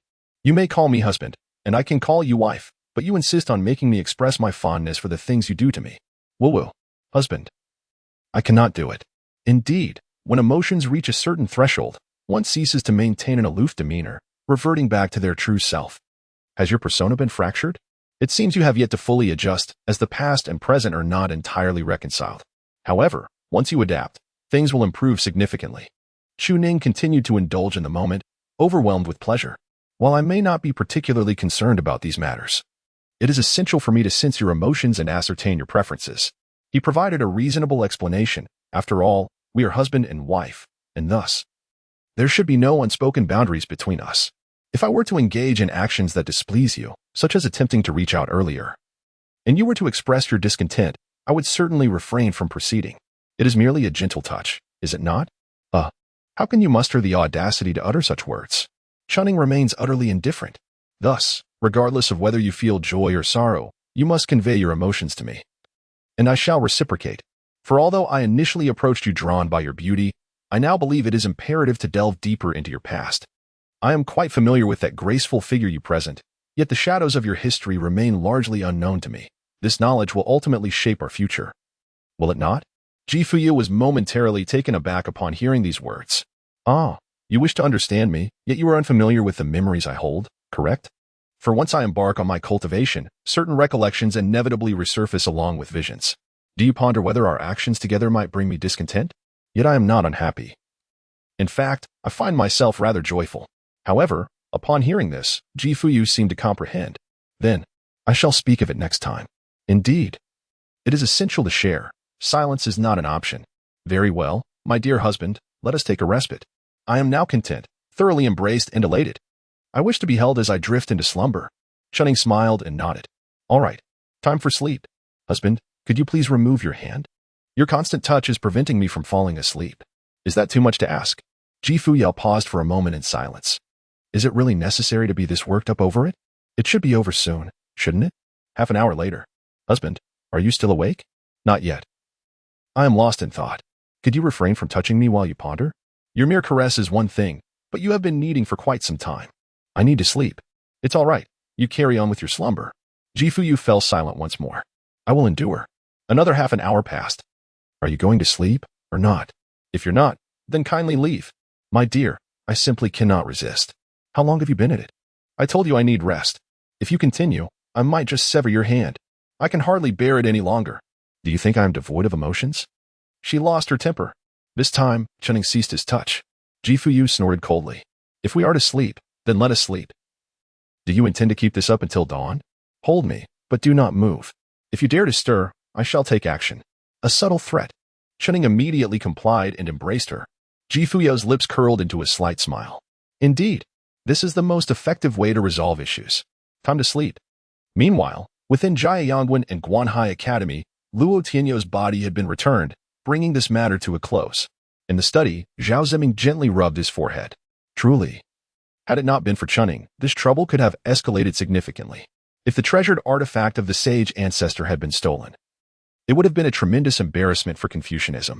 Yet this issue involved far too many complexities. He pondered briefly. Only 2 days had passed since the incident. All Confucians were aware of the sage ancestor's visit, yet it seemed they were isolated from the truth. Within the academy, there were those who knew but possessed means to handle it. After a moment of contemplation, he resolved firmly, this matter must remain undisclosed. Especially to the 2 individuals at Wudangwen. Concealing it was imperative. Chunning must not learn of it, particularly regarding their locations. Once the spiritual stone rewards were issued, he would personally visit Chunning to remind her of this situation. Furthermore, the most prudent course of action was to ensure everyone forgot, erasing all memory of the event. He ordered that everyone in the alchemy chamber receive 3 memory-erasing pills, which they must all consume, along with an additional spirit-nourishing pill as a bonus. It was best if no one knew. Just then, he suddenly sensed something, promptly stepping outside the academy and ascending into the heights. The wind howled fiercely, billowing the robes of the scholarly figure, while in the distance, the Tao of Heaven surged tumultuously. It seemed a great battle was unfolding somewhere. The chaotic celestial disturbances appeared to be emanating from the Confucian Temple. Chapter 63. The Daily Life of a Fox Spirit. The Ascension Path. What a jest. The heart of the demon sect is known to all, and if we do not eliminate that Fuyao now, when shall we wait? Absurd. How dare you come to our human domain to flaunt your power and attempt to desecrate the altar of our sage ancestor, relying solely on your strength? The Confucian Temple in Central Earth was thrown into disarray, with countless cultivators radiating golden light surrounding a colossal white 9-tailed celestial fox. By the time those from Baiyu Jing arrive, your demise is certain. Muli couldn't help but chuckle upon hearing this. I have come to the Confucian Temple today. And you Confucians still require the Taoist sect to join forces with you. Are your strengths not diminished to a mere fraction? At the forefront stood a white-haired elder, his expression rigid, holding a scholarly ruler with an indifferent gaze. Fuyao was prepared to perish alongside them, the celestial phenomena threatening to obliterate them. Having directly annihilated 30% of the saints that day, even the leading Confucian sages, the 3 Taoist celestial beings, and several divine beings from the Buddhist realm would not fare any better. Yet this is our sacred Confucian temple. We possess the advantage of time and place. They had long anticipated the arrival of demons, but they were willing to pay the price for this confrontation. Fuyao is also a celestial figure, as is Li Sheng, yet Fuyao can easily overpower a multitude of celestial beings, creating an imbalance in combat power. Celestial sword cultivators are exceedingly formidable. Especially those who practice the demon path, sword cultivation is inherently challenging, yet slaying them may incur minimal costs. Muli, even if you do not come today, soon enough, our human realm will surely shatter the abyss and eradicate you vile creatures. The demon path should have been eradicated long ago. With that, a furious shout erupted, and the remaining saints immediately drained their entire literary essence into the body of Li Sheng. Originally, they could have held out until the Taoist celestial beings arrived. But today was a prime opportunity to eliminate this demon lord. The Tao of Heaven surged wildly, enveloping them in boundless literary essence, elevating Li Sheng's power to its zenith. Among the 3 teachings, Confucian cultivators are the most terrifying, as long as they do not encounter sword cultivators. They can easily dominate. Kneel. With the heavenly decree in their mouths, like a thunderclap, golden auspicious energy descended upon them. However, despite the enhancement in cultivation, the aftereffects persisted, leaving their foundations precarious. After a brief suppression of Muli, the latter disregarded Li Sheng entirely, withstanding the celestial pressure and striking down several saints with a single palm. Without uttering another word, she summoned a magical artifact. Flee. Engaging in battle would be futile. Damn it. These Confucians are the most formidable warriors, and without sword cultivators, there is no way to counter them. Moreover, Muli was not foolish. Why would she push herself to the brink? Today, she would simply collect some interest. It was not yet time for the human realm to act. Soon enough, we shall sweep through the human realm. After declaring her intentions, she wasted no time in making her exit. Her losses were minimal, primarily coming to test the depths of Confucianism. The 3 saints of Confucianism. with the sage ancestor having long ascended, and the sub-saints did not appear, likely due to severe injuries. Li Sheng still possessed approximately the strength of the 8th realm, relying on the absorption of other saints' literary essence to reach celestial power. The only celestial force capable of contending with Confucianism was that of sword cultivators. She could not defeat them, yet she had slain 5 or 6 saints. Tomorrow, she would tour the vast Buddhist realm, probing their strength. She would not venture to Baiyu Jing, as she would undoubtedly be suppressed. Baiyu Jing itself was the greatest weapon of the heavens. Understanding the strength of her opponents was essential before awaiting Ji Fuyao's next instructions. Although Mu Li had escaped, Li Sheng did not dare to pursue. To do so would be tantamount to courting death. That individual was a genuine celestial being. He had merely been elevated and would require years to regain his celestial status. He could only seethe with impotent rage. How humiliating it was to have a demon intrude upon the human realm. Hearing the distant roars of anger, Mu Li remained unfazed. Finding a place to groom her fur before returning to the great Zhou dynasty, she needed to find Ji Fuyao to ascertain her current condition, as this person was pivotal to the relationship between the two realms. However, this individual had recently become infatuated with something other than cultivation. She acknowledged that Chunning was indeed handsome, with high cultivation talent and rapid progress, but the allure of seduction.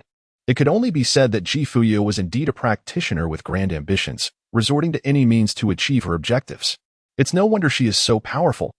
Yet, was there something slightly amiss with Ji Fuyao's persona? Mu Li sensed an anomaly. Previously cold, yet upon witnessing Ji Fuyao being embraced and kissed, the expression and tone, it sent shivers down her spine. Moreover, there was a softness to it. Her instincts told Mu Li that something was fundamentally wrong. There was surely something between them. If Ji Fuyao encountered any issues, that fellow might take advantage.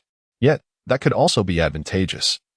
She could bring him back to the demon sect and grant him a title, allowing them to coexist perfectly.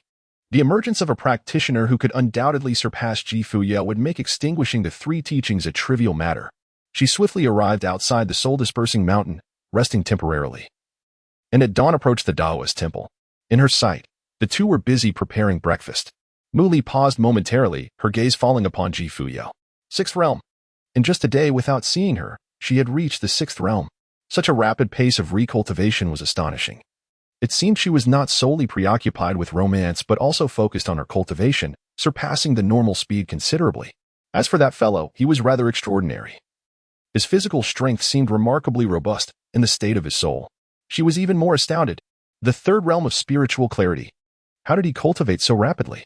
I provided the technique, and he simply practiced it? Moreover, that physical prowess seemed to have significantly strengthened. A manifestation befitting a practitioner of the 3 realms of humanity.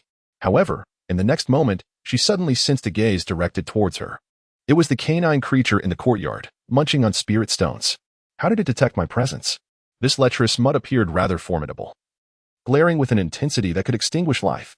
How unsightly and yet so lascivious. A demon, perhaps, further summoning can wait. The glutton was bewildered. It recognized the scrutiny, attributing it to the enchanting vixen. Yet, this esteemed being was merely observing without causing a scene. What an injustice! Mu Li took a deep breath. This individual was shrouded in secrets. No wonder Ji Fuyao exhibited such demeanor. Suddenly, she froze, noticing Ji Fuyao's expression. Those icy eyes and countenance mirrored what she had previously observed. It appeared there was no cause for concern. Presently, still in the 6th realm, things were satisfactory. Cultivation here was quite adequate. Once she ascended to sanctity, no one could pose a threat to her, but it seemed prudent for her to return.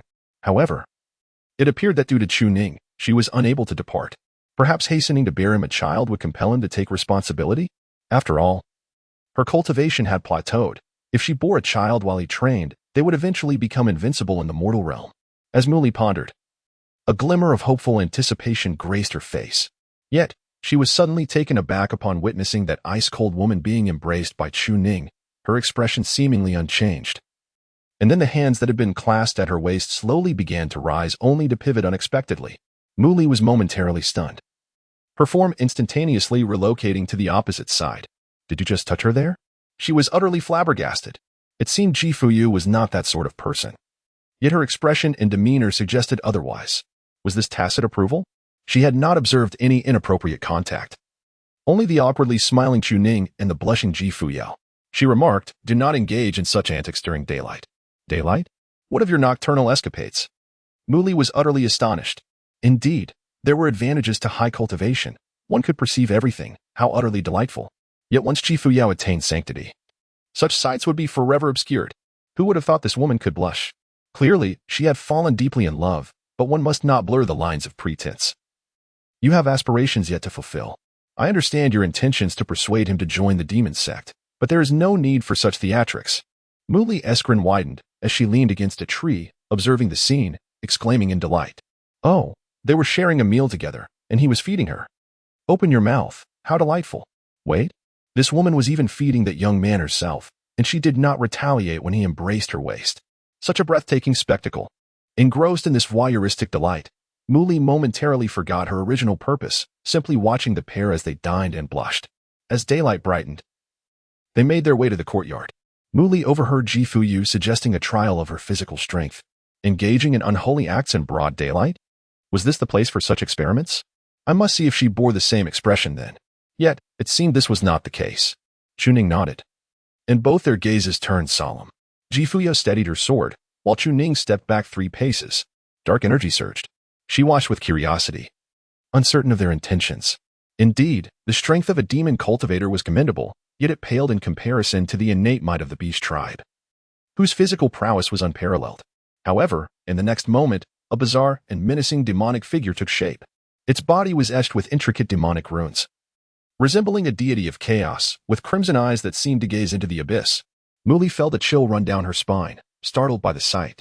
What is that? Fuyao suddenly turned to look. She had heard it. Was that vixen watching us? Well then, this is a perfect opportunity to inquire. My dear. What is it? A voice, laced with an eerie tone, echoed from behind. Fuyao's lips twitched. Please refrain from calling me my dear in such a manner. It will haunt my dreams tonight. Initially, she hesitated to act against him, considering he was her husband. Yet upon witnessing that grotesque demonic form, her affection dissipated instantly. How ugly. If Chuning were to lay a hand on her in such a guise, Fuyao would not hesitate to eliminate him. Chuning appeared utterly bewildered. What? Why, my lady? Fuyao's expression grew cold, and in an instant, she summoned her sword with lethal intent. I have already stated. Do not call me. The update is delayed today. I have yet to complete it. Chapter 64. I am filled with righteousness. How can the sacred body be like this? Muli was indeed taken aback, drawn in by that demonic figure. What entity could be so peculiar? Imbued with the aura of the demonic path. Could it be? A thought flickered through her mind in an instant. Is it a novel cultivation method that Fuyao has been comprehending during this time? Indeed, the formidable power of the physical body can serve as a foundation for cultivation. In this realm, there exist practitioners who focus solely on the purity of the physical form. However, the path of body cultivation is ultimately a dead end. Reaching the 7th realm leaves one with no predecessors or successors, rendering it a futile endeavor. Could this be a form of enhancement? Everything she witnessed continuously validated Muli's conjecture. Chuning found himself the target of scorn, as Fuyao declared him too unattractive to address her as wife, claiming it would haunt her dreams. In a fit of fury, she unleashed her sword energy upon him, seemingly displeased yet deliberately moderating her strength. Applying the full force of her 3 realms of sword energy to every corner of Chuning's being, he initially protested, requesting her to ease up, only to later urge her to unleash a more ferocious storm. Was this a peculiar inclination towards masochism? It appeared to be a method of physical enhancement through rigorous challenge. Moreover, she astutely perceived a flicker of unusual excitement in Fuyao's gaze, hinting at a certain delight in the unfolding chaos. One was reveling in the pain inflicted, while the other grew increasingly exhilarated by the blows. Muli could not help but reflect on the extraordinary nature of this pair. 2 unique individuals whose eccentricities seemed to compound with one another. Their intense training was one thing, but their personalities were equally unconventional. Deciding to retreat to the Buddhist realm, she resolved to observe their antics later that evening. In the small courtyard, Fuyao pondered deeply. Was that vixen observing their exchange? The sensation of being watched unsettled her, and suddenly a formation materialized in her mind. After a brief contemplation, she concluded that the spiritual stones could be utilized to construct a barrier that obscured perception and vision. Fuyao despised being scrutinized, even by those from the demon realm. After all, their interactions were of a notably high energy, driven by the chaotic nature of their male counterparts. At that moment, Chuning was being relentlessly pummeled. My dear, are you perhaps settling a personal score? Your strikes seem rather severe. Fuyao's expression remained impassive. Nonsense. I am merely testing your swordsmanship. You can undoubtedly withstand the 3 realms of sword energy. The sheer lethality of a sword cultivator indicates your physical prowess is remarkably high, and I believe this endeavor might even enhance your cultivation level. Upon hearing this, Chuning nodded with a bittersweet smile. While the pain was indeed palpable, the enhancement of his physique through the infusion of sword energy was remarkably swift. Chuning's physique. Second realm opened. Progress. 50. The third realm of physique is just around the corner. Once I attain the third realm, I will be able to utilize the suppression techniques bestowed by the gluttonous beast. Indeed, if that is the case, let the storm come with even greater ferocity. Jifuyu readily agreed. With a single strike, she sent Chuning flying. Indeed, I am settling personal scores. You guessed correctly. You wish to touch me? I won't strike you tonight, but I shall seize the opportunity to strike you during the day. Yet this strike was destined to leave Chuning unscathed. For her control was remarkably adept. Taking a deep breath, Chuning felt invigorated. Delightful. Let us continue. She admitted to being somewhat fond of beauty. No. Not just somewhat. She is exceedingly captivated by it. If Chuning were a burly, bald man, she would never claim to be his wife. Wasn't amnesia a splendid opportunity for escape? There is a saying, beauty begets devotion. For those less fortunate in appearance, they must toil as beasts in their next life to repay their debts. Focus on your cultivation and catch up with me swiftly. She casually cast a spell of soul control, enabling a relentless attack for 24 hours, assisting her husband in body refinement while also settling personal scores. Lying back in her chair, she hummed softly, feeling quite pleased. Meanwhile, Chuning continued to train. Fuyao, maintaining her composure, condensed a body of demonic energy to serve as a decoy and feigned rest. She intended to inquire about certain matters from that vixen. For instance, who exactly is Fuyao? Am I she? If I am, why does Chuning call me Chu Xiao, while you address me as Xiao Xiao? If I am not, then why do I perceive so clearly that the old crone is none other than Li Macho? She never doubted Chuning's identity. For as she enhanced her cultivation and strength, it was inevitable that she would uncover the memories of which Chuning was aware. If it were a deception, why permit her to cultivate? Would it not be simpler to deceive her outright? Why grant her spirit stones or even the holy texts from the sage ancestor, allowing her to absorb half? If this is not my husband, who treats me so well, then who could it be? A fraud? Even if he were a fraud, treating her with such kindness, possessing such beauty, high cultivation, and exceptional talent, she accepted it. He must be my husband, and none can take him away. Thus she pondered, though some doubts lingered to be resolved. Within the forest, Fuyao sensed everything around her. Vixen, come forth. I just heard you call out. And I have questions for you. She paused for a moment, waiting. No response? Come out. I have words for you. Still no response? Fuyao felt a twinge of confusion. She had clearly heard it, and since the gluttonous beast had vanished, clearly eradicated, that dog was no ordinary being. Where had that person gone? Fuyao surveyed her surroundings, continuing forward, her expression growing impatient. Do not hide. I see you there. With that, she struck with her sword. In truth, it was merely an intimidation tactic. Still nothing? She could not help but scratch her head. That person must be gone, right? Never mind. I shall return to set up the formation. No one shall witness what we do tonight. Familiar faces are even less permissible. Who would allow you to see such things? The corners of Fuyao's mouth curled upward. My husband may view it, but others are less fortunate. Soon returning to the small courtyard, Fuyao approached Chuning to request spirit stones. The latter retrieved a storage bag without asking her intentions. Fuyao turned and headed back inside. As joint property of the couple, naturally, he would benefit from it. Feeling the gradual enhancement of her physical strength, her spiritual perception grew ever more formidable. Cultivating the physical body seemed to progress more slowly than other forms of cultivation. Spiritual energy had little effect on the physical body. This endeavor required refinement, and literary fortune was of no use. However, within the records of the Shura sacred body, continuous refinement of the body was said to enhance one's vitality. If she could obtain some vitality, that would be splendid. Where might one find such a thing? If only she could venture to the demonic sect. Surely, there would be individuals there crafting the 10,000 souls banner, accompanying those who forged the 10,000 souls banner. The practitioners would collect souls, allowing the gluttonous beast to extract the essence of living beings' vitality.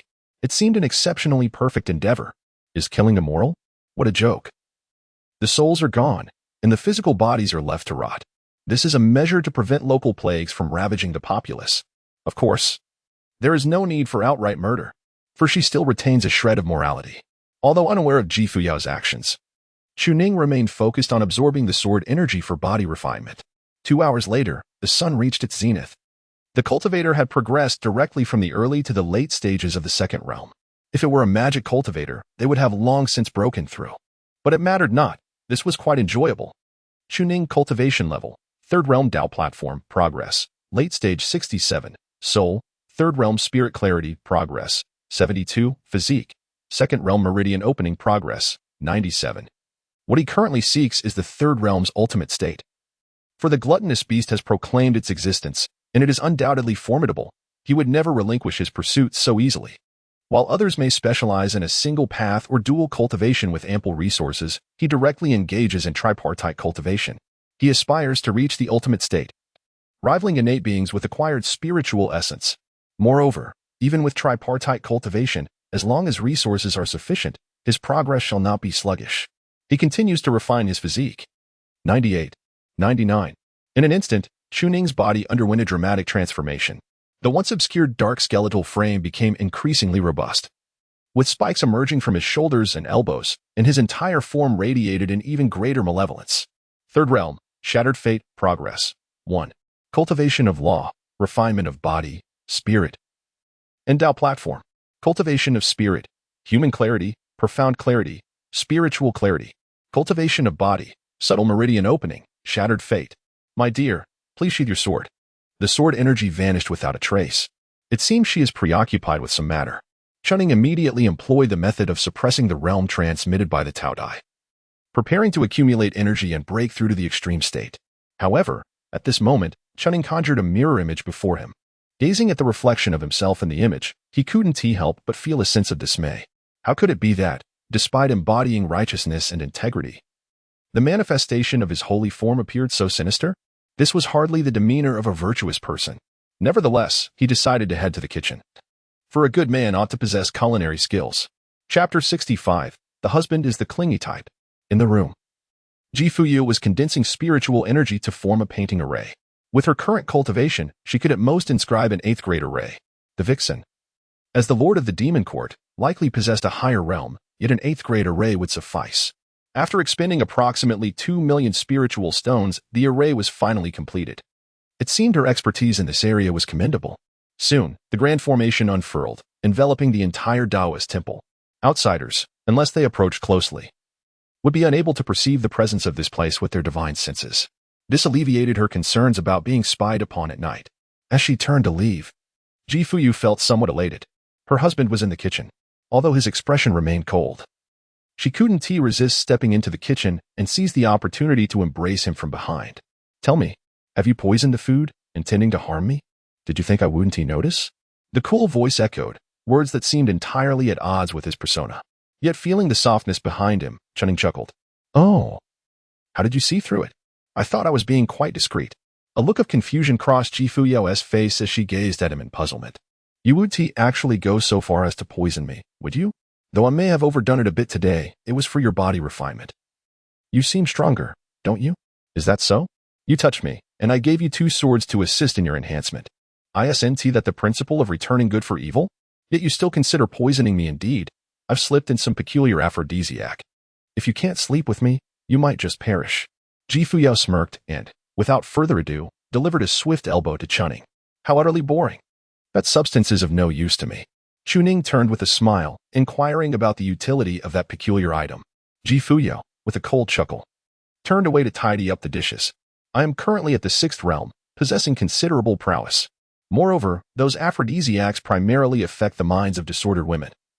They hold no efficacy for cultivators, particularly for those of advanced mastery. Poisoning a cultivator is the most ludicrous of tactics, and the use of love potions is equally absurd. What could that possibly offer you? Fuyao dismissed the query with indifference, deeming it nonsensical. External influences held no sway over her, only her own heart mattered. If I do not grant you the opportunity, what chance could you ever have? Soon, the meal was prepared, and Fuyao assisted in serving the dishes, even dishing rice for Chuning. Unconsciously, she settled beside him, and their conversation flowed casually, albeit with little substance. One could hardly blame Chuning. Every attempt at dialogue was met with a disdainful glance from Fuyao, signaling her lack of interest. Yet, she did not reject his advances to touch her leg, subtly indicating that while they had little to discuss, she rather enjoyed his company. The mutual feeding between them carried no burden. it felt like an old married couple. Initially, interacting with Ji Fuyao's character might have felt somewhat daunting, but once one grasped her thoughts, it became quite delightful. Chuning consumed only a modest amount, merely 3 bowls of rice. The remaining half-pot was entirely Ji Fuyao's, along with the leftover vegetables. She certainly had a hearty appetite. Departing was out of the question. Chuning reached out to touch his leg, emphasizing the importance of companionship without idleness. Xiao, what are you doing? A cold glare was cast in response. I advise you not to comment on the sensation of my leg, or I shall undoubtedly retaliate. Who would take advantage and then act coy? Am I unaware that my legs are quite appealing? Chuning smiled and began to speak, clarifying that it was not quite as she described. You mentioned that transitioning from the 6th to the 7th realm is exceedingly difficult, primarily due to a lack of spirit stones, correct? Ji Fuyao nodded in agreement. Indeed.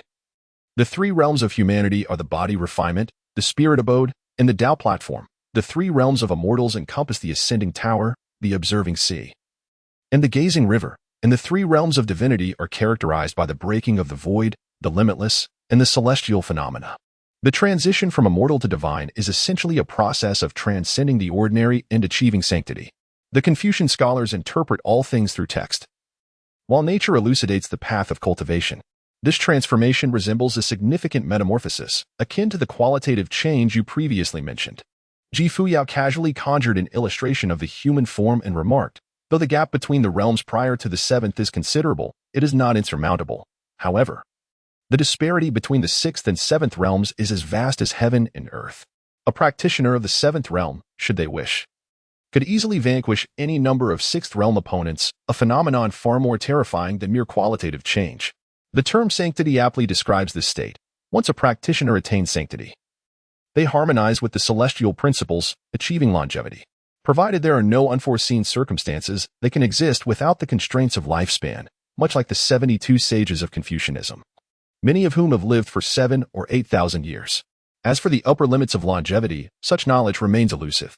Chuning has gained some understanding. What is required for your breakthrough in this realm? The Tao, the great Tao, recognized by the heavenly Tao. Ji Fuyu gazed at Chuning and slowly spoke. Do you know why the sage ancestor bestowed upon you the literary fortune that allows you to attain sainthood? Chuning shook his head, struggling to comprehend.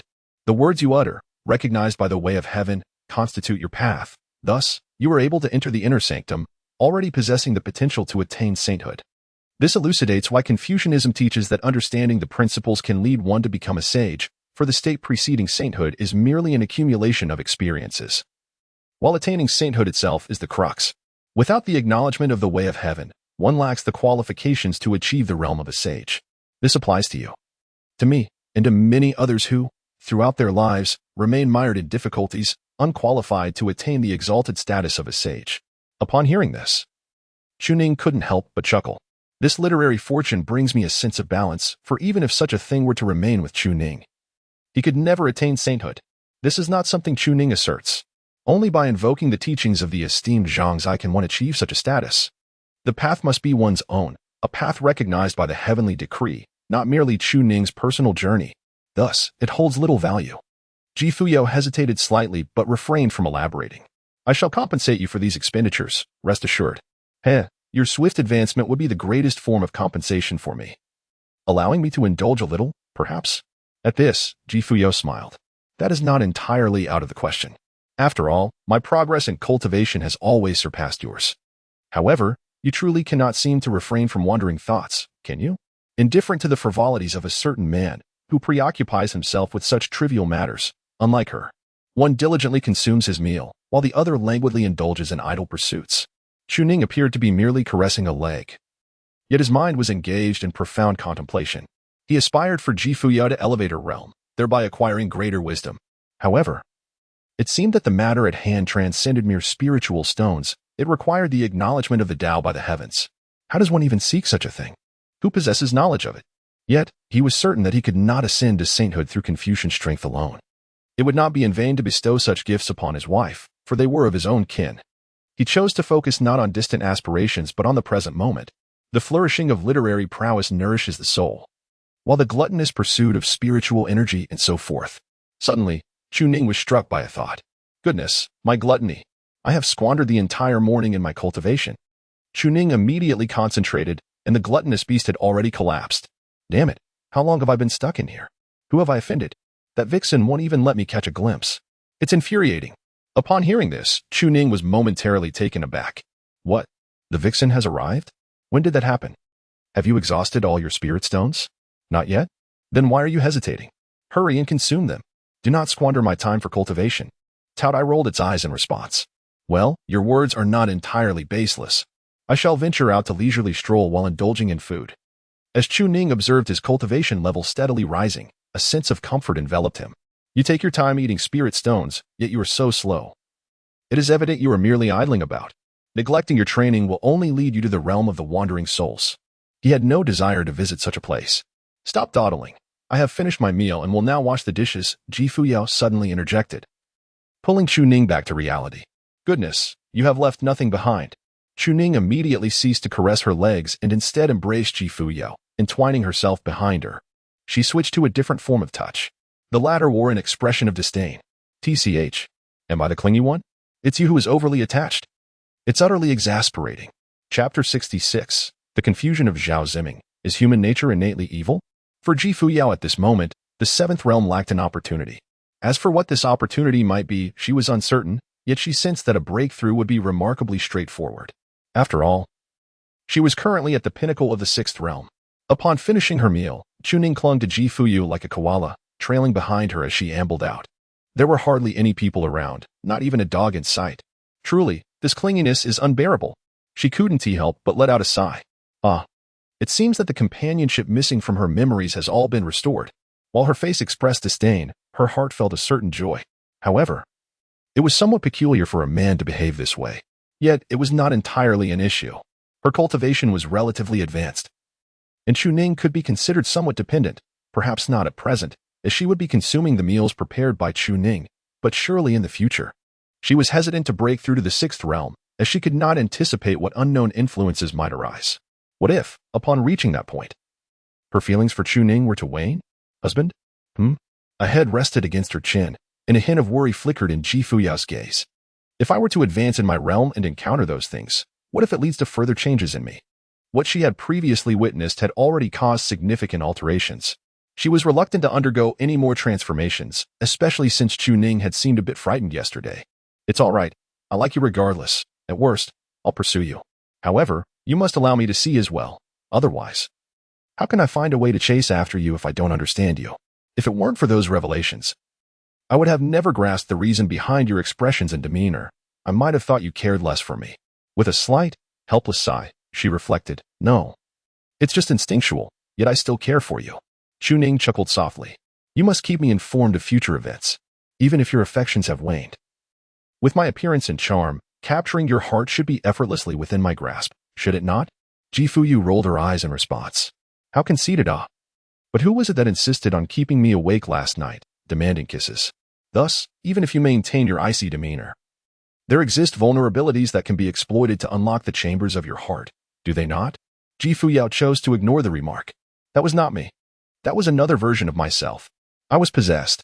Such a cool and aloof individual, she remained indifferent to all matters. It was Chu Ning's relentless persistence that led her to share a bed and bestow kisses upon her.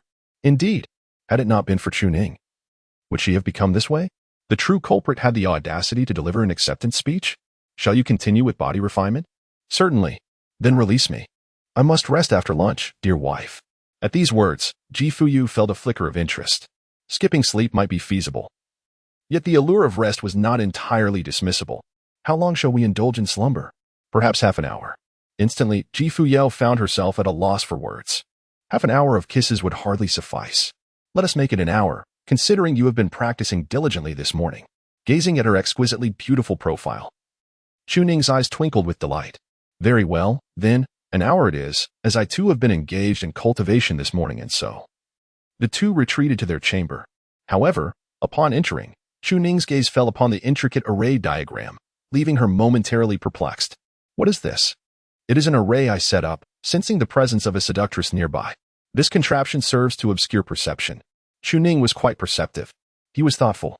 Yet he did not appreciate being observed by others. He found it difficult to let go. You are skilled in formations as well? Indeed.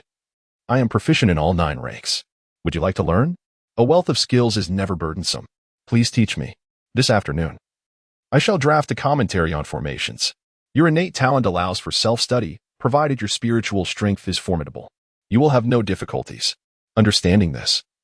Ji Fuyao said little more, and neither did Chu Ning. He simply lifted Ji Fuyao and placed her upon the bed. Yes, we shall stay up late tonight and take a nap at noon. An hour will suffice. Do not remove my clothing. I can manage it myself. No, allow me. It feels better this way. Ji Fuyao wore an expression of helplessness. What a peculiar preference. There is a sensation in removing clothing. Then I shall proceed. No undergarments. That is strictly off limits. Absolutely not. Chu Ning nodded slightly, not paying much attention to anything in particular. Subsequently, he began to embrace and caress. In this realm of traversing and cultivating, there were no videos to scroll through, leaving him to ponder what to tinker with next. Chu Ning felt that if given the chance, he could father a dozen children with Ji Fuyao, of course, provided that she was willing. However, there were no reservations at present, he chuckled to himself. A figure set forth from the Guanhai Academy. The previous day, due to the significant happenings at the Wen Temple, the director and Shiyang had returned and conveniently brought back the rewards reported to Chu Ning.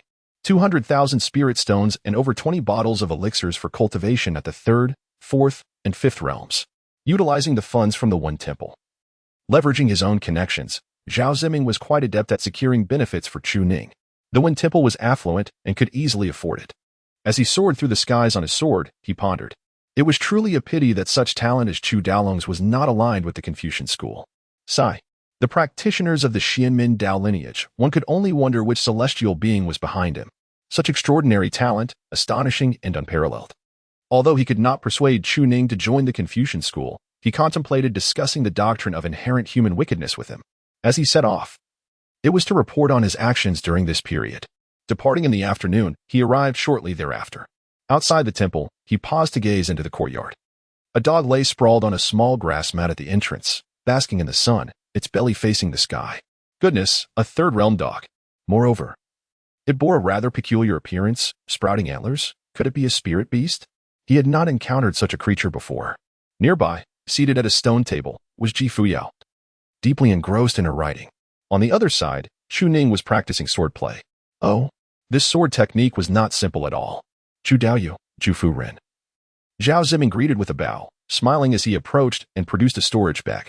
Regarding the matter of Luo Tianyu from yesterday, this was the remuneration from the academy, totaling 200,000 spirit stones, along with a substantial amount of elixirs, all of which Chu Daoyu could find useful. It appeared that Chu Daoyu had reached the pinnacle of the 3rd realm in just a day. Moreover, he seemed even more formidable than a typical peak 3rd realm practitioner. It was as though a single punch could obliterate him. How had he cultivated to attain such strength? Zhao Ziming felt a tremor in his eyelids. Upon encountering Zhao Ziming, Chu Ning immediately approached with a smile. Ah, Mr. Zhao, you needn't have brought anything, she exclaimed. I shall graciously accept it. Hiki, there is no need for such flattery, Daoist Chu. What you receive is rightfully yours. Were it not for your intervention, we might have faced grave calamity. A practitioner of the 2nd realm can wield a sword to take lives, while a 3rd realm adept is capable of slaughtering an entire city. As for the 4th realm, even if they are malevolent cultivators, they pose a significant threat. Should they reach the Great Zhou dynasty, it would necessitate the intervention of venerable cultivators. Otherwise, they could indeed devastate a city. Chu Ning smiled and nodded. Mr. Zhao, please have a seat. I shall fetch a glass of water. Zhao Ziming nodded in response before taking his seat. Not far away, Ji Fuyao was engrossed in writing. And although Zhao felt no curiosity, he greeted her politely with a smile. However, the moment Ji Fuyao cast a glance his way, he felt an inexplicable chill run down his spine. Who was this person? Her demeanor and aura had transformed entirely. Oh, Mr. Zhao, greetings. I am currently occupied. Please feel free to make yourself comfortable. Her cool voice echoed in the air, leaving Zhao Ziming in a prolonged silence. Did I err in some manner? Was the grudge regarding Luo Tianyu still held against me? Perhaps I should have requested more, but this was the utmost I could obtain. Never mind. Let me divert my attention to the dog. He rose and moved aside to alleviate the awkwardness, approaching the gluttonous creature before him. The middle-aged scholar, clad in a robe, wore a smile as he reached out to pat the dog's head. It was an odd mix of ugliness and cuteness, rather distinctive in its own right. The glutton opened its eyes, displaying a look of disdain. Do you possess any semblance of manners? Do you truly believe yourself to be appealing? Just look at that ridiculous appearance. Zhao Ziming found himself laughing even more heartily, feeling as if he were engaging in a peculiar form of greeting. Chuning approached with a bowl of water, and Zhao Ziming, filled with curiosity, inquired, "Master Chu, what is your spirit pet saying?" "Oh, Mr. Zhao, it is merely greeting you." "Haha, indeed." The gluttonous creature chose to ignore the conversation, reflecting its indifference. "With a translator like you, I could easily break 3 of your legs." Chuning smiled, suggesting that it was perhaps best if no one could comprehend the words of the gluttonous beast. This rascal's language was utterly crude, bearing no resemblance to him whatsoever. He must surely be a good person. Mr. Zhao had provided a considerable number of resources, all of which were undoubtedly useful, and gratitude had been expressed. It was nothing extraordinary, it was merely what Daoist Chu deserved. However, there were certain matters he wished to seek counsel on. Mr. Zhao spoke explicitly. Chapter 67. Modern Individuals Lured by the Demonic Path. Fuyao quietly sketched the intricate diagrams of the formation. The formation and the algorithms were essential subjects for cultivators. Strictly speaking, she was a swordsman among the practitioners of the law. A swordsman breaks myriad laws with the sword, but as Chu Ning remarked, mastery of many skills is never a burden. During her training years, she had casually observed and effortlessly practiced various techniques. The demonic sect possessed numerous methods, including many formations, all of which lingered in her memory. At that moment, she felt more akin to the Fuyao depicted in the illustration. How could I possess such knowledge? Is it truly a reflection of my past? Yet, that was of little consequence. Fuyao meticulously drew the formations she had retained in her mind, such as the minor art of transmuting stone into gold and the grand art of arranging formations for lethal purposes, including spirit-gathering formations and spirit-guiding formations, among others. In the realm of cultivation, why do the treasures of mortal empires hold little value? Cultivators can effortlessly transmute stone into gold. However, this transmutation requires spiritual energy, necessitating the involvement of a second-tier cultivator to guide the spirit in its creation. A single lower-grade spirit stone can yield approximately 1,000 taels of highly pure silver. Yet, silver cannot be transformed into spirit stones. In contrast, spirit stones are far more valuable than gold or silver. Spirit stones are naturally currency, and currency is inherently spirit stones. Upon completing her sketches, she observed Chu Ning engaged in conversation with another, choosing not to intrude. She retrieved her journal. Today, she had shared a tender moment with Chu Ning. She also intended to teach him the intricacies of the cultivation techniques. He was expounding on the nature of humanity's inherent malevolence. Zhao Ziming had his interpretations regarding himself, yet they seemed somewhat flawed, leaving Chu Ning dissatisfied. Such matters aside, compared to her previous writings, this entry bore little emotional weight. Nevertheless, for her, the act of writing it down was an infusion of sentiment. Each day, she would come to write personally. Once finished, she listened to the dialogue between the two. Daoist Chu, that day in the academy, you spoke of humanity's inherent malevolence. I initially thought it was merely a casual remark. However, your subsequent words were indeed enlightening.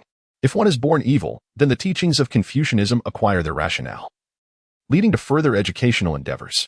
Upon hearing these words, Chu Ning felt a chill run down her spine. Who in their right mind believes that a person is born inherently evil? It is not as if they suffer from a condition akin to hypermasculinity. No. You have misdirected your research. Zhao Ziming wore a puzzled expression. Where has the misunderstanding occurred? Chu Ning let out a helpless sigh. The concepts of inherent goodness and inherent evil in human nature are merely perspectives, each accompanied by its own rationale. What accounts for the distinction between good and evil? Is it innate? Perhaps not. If humanity is innately good, then conversely, could it not also be argued that humanity is innately evil? Chu Ning, having completed university, surely understands that this is not the way to express it. Why is there a distinction between good and evil in humanity? It must undoubtedly stem from one's environment during upbringing. If an individual is nurtured in a favorable setting, they will naturally aspire to elevate themselves. Conversely, if one is born into poverty, they may be compelled to engage in actions driven by the necessity of survival. Are thieves and bandits not born as such, but rather driven to their plight by the inability to secure sustenance? Chu Ning's expression turned grave as he stated, "What I wish to discuss is the origin of human nature, both good and evil, and you must have a solid basis for this." He continued, for instance, if a person need not fret over their livelihood, they would undoubtedly not stoop to theft out of sheer boredom. However, if one is faced with starvation, would they refrain from stealing or robbing? Must one, even in the face of death by hunger, adhere to the Confucian ideals of morality? Upon hearing this, Zhao Ziming was momentarily taken aback. The words were indeed quite straightforward. Did this mean his initial line of thought was fundamentally flawed? According to Master Chu's reasoning, it seems that those who resort to theft out of necessity cannot be deemed evil, while those who condemn them based on so-called moral grounds may not be entirely virtuous either. With a resounding clap of his hands, Chuning proclaimed, "This is precisely the point. The nature of humanity, its good and evil, is not inherent. I can scarcely afford a meal, and yet I am expected to adhere to trivial moralities. In the struggle for survival, I would seize what I need to eat. Would you dare to label me as wicked? If I had enough to eat, I would not resort to theft. I could then aspire to build grand abodes, providing shelter for the weary and downtrodden." Upon hearing these words, Fuyao narrowed her eyes slightly. My husband speaks with a heart for the world, truly worthy of his title. However, perhaps it would be prudent to temper the language with less profanity. There is no need for such emotional immersion. She felt that this discourse had led her astray, and she often found herself echoing similar sentiments. Zhao Ziming instantly fell into deep contemplation. He realized that he must ponder the origins of humanity's good and evil, recognizing that the teachings of Confucianism need not be a primary concern.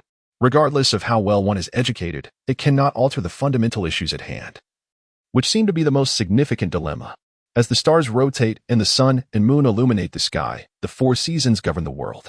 Yin and yang transform. Rain and wind bestow their gifts, and all things find their harmony to thrive and flourish. Our reflections should not be limited to mere appearances. It seems to me that the profound truths lie in the exploration of the public good, the path, and the roots of our discussions. To assert that human nature is inherently evil, leading to the necessity of education, while neglecting to delve into why human nature is deemed evil, and instead focusing solely on superficial manifestations, may indeed be misguided. It is evident that Zhao Ziming possesses a commendable character and amiable disposition. Yet, in terms of innate talent and knowledge, he appears to fall somewhat short. Chuning did not grasp these principles. Yet he possessed a superficial understanding derived from 5,000 years of Confucian teachings, which he occasionally articulated. It resembled a mere pretense to enlighten the revered sage. If Zhao Ziming were to discover a breakthrough opportunity, it would be solely his endeavor. If not, he could not blame others, as it would simply reflect his lack of innate talent. One must contemplate the methodology, for it holds greater significance than mere empirical conclusions. This assertion instantly shattered Zhao Ziming's mental defenses. However, the sage proclaimed that wisdom belongs to the learned, and the learned are those who attain insight, independent of age. He soon began to ponder deeply. The duality of human nature, good and evil, merely manifests as an expression. The root lies in the origins of good and evil. Yet, Chuning insisted on the necessity of tracing back to these origins.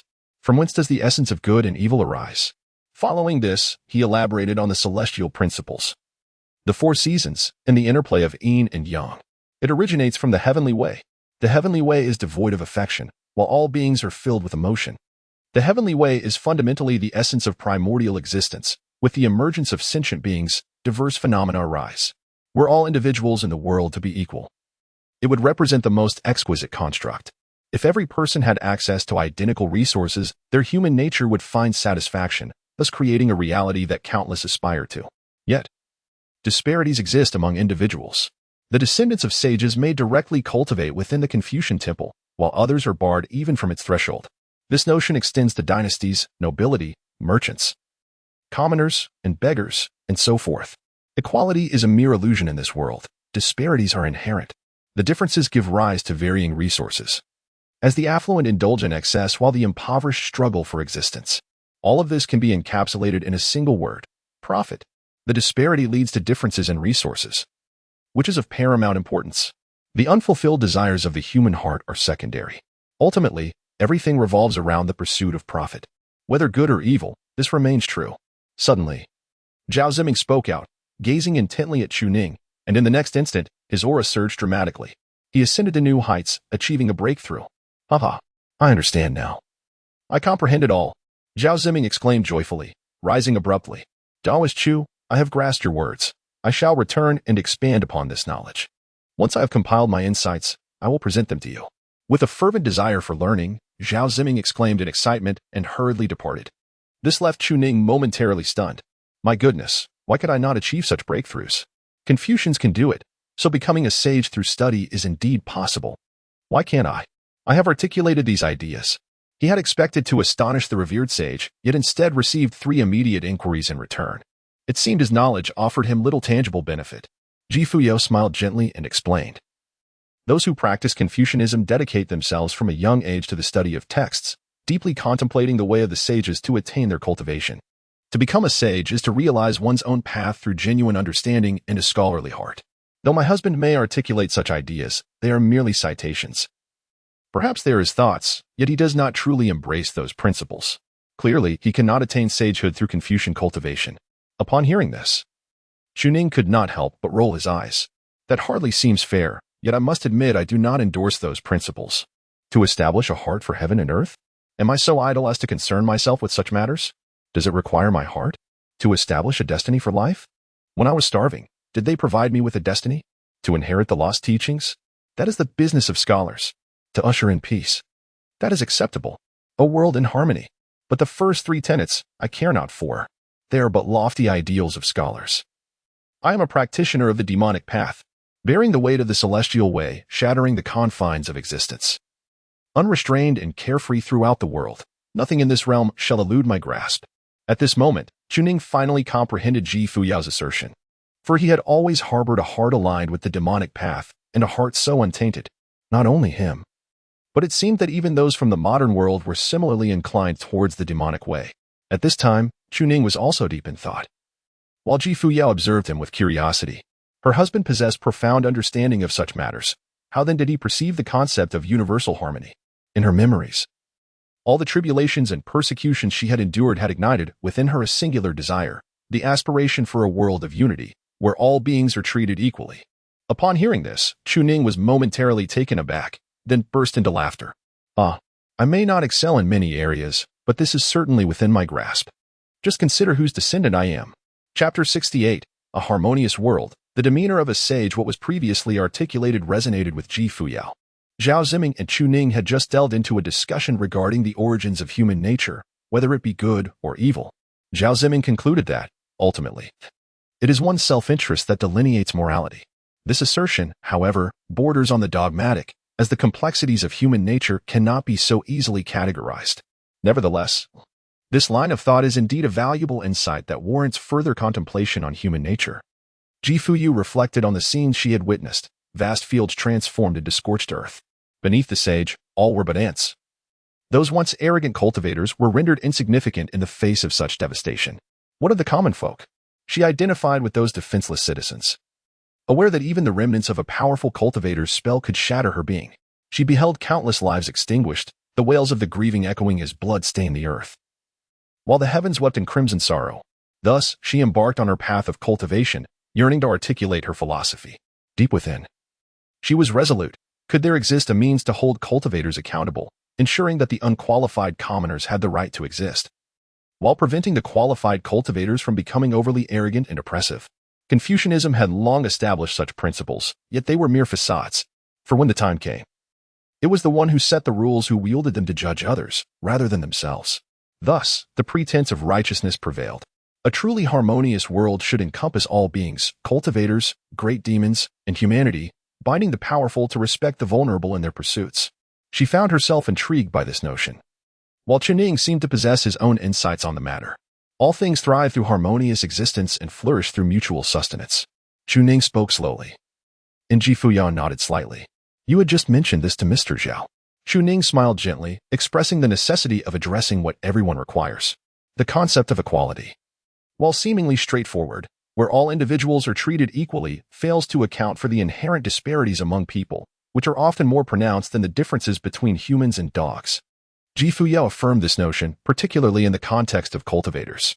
The distinction between a high-ranking cultivator and a mere mortal is so vast that they hardly belong to the same category of existence. They may share a similar appearance, yet their fundamental nature is worlds apart.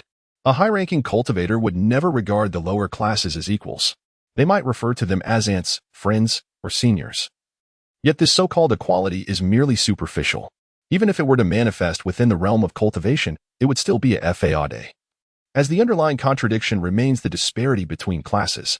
Upon hearing this terminology, Fuyao felt a sense of confusion and inquired, the disparity between classes? For instance, within a mortal dynasty, the simplest distinctions exist between nobility, bureaucracy, and commoners, or among different cultivators from various celestial factions. Is it truly feasible to consider these individuals as equals? As a prince by birth, how can someone from a humble background be compared to me? Fuyao nodded in understanding, choosing to listen quietly as the discussion unfolded. Chuning then put forth the next assertion: equality is unattainable, for all beings are inherently unequal. Stemming from the fundamental imbalance in resource distribution, different social strata receive disparate resources, further exacerbating the division among individuals. The dynamics of distribution give rise to class conflicts, which are irreconcilable by nature. This is an inevitability. Fuyao furrowed her brow, pondering aloud. According to your reasoning, my lord, does that mean that the ideal of universal harmony is fundamentally non-existent? Chuning nodded. It is indeed said that such a system exists, yet it is utterly non-existent. For even the most effective governance methods harbor imperfections, and disparities remain evident. Can one truly achieve supremacy through cultivation alone? What are the various societal strata you mentioned?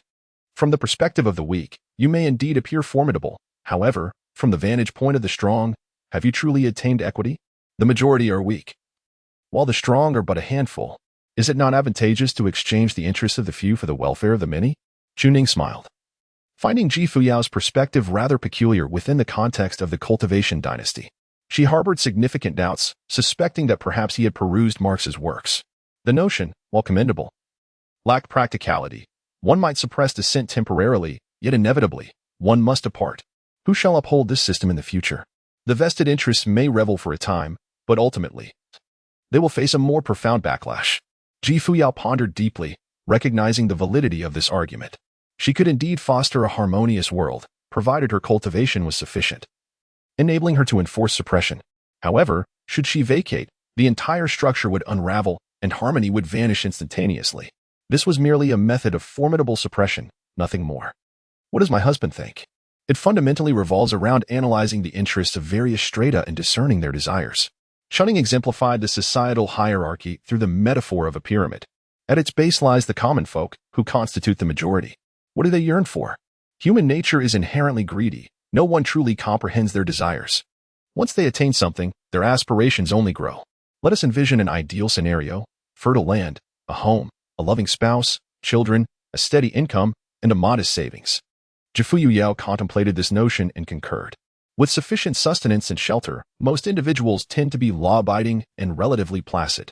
Transitioning to the middle class, scholars, and the powerful elite of the dynasty, they naturally desire more, yet they must safeguard their current possessions, such as official titles, wealth, and influence. At the pinnacle, the imperial authority seeks to maintain its status without any encroachment. As her husband aptly stated, one can observe the world and its myriad beings from this perspective. The upper echelons achieve their interests primarily by exploiting the lower strata, through oppressive taxation and land expropriation. They amass greater riches. However, this minority's best strategy is to suppress the majority's interests to secure their own. Her gaze was keen, and her resolve unwavering, while Chuning merely observed in silence. Should such actions be pursued, one would inevitably revert to the aforementioned dilemmas. If you were to depart, no one could restrain the masses. Fuyao could not help but scratch her head in contemplation. Yet, given the current circumstances, it would be exceedingly difficult to uphold the basic interests of these individuals. The lower classes' form of resistance is rebellion, but they would only resort to it when they find themselves utterly cornered. However, the dynastic upheaval that results from such revolts bears little difference from past occurrences. The fundamental contradictions remain unchanged. Thus, a solution must be sought to satisfy the interests of these three societal tiers. Her husband jested, asserting that while the needs of the common folk could indeed be met, the middle and upper classes would always lament that their possessions were insufficient. Is this not the case? Indeed, this is the reality, necessitating a profound transformation of the dynastic system and a shift in the populace's mindset to diminish the perceived disparities between social classes. Chuning illustrated, a nobleman walking down the street encounters a commoner, whose immediate reaction is to kneel. A response rooted in a mindset of subjugation and a profound awareness of class distinctions. It is essential to devise strategies to diminish the common people's perception of class disparity.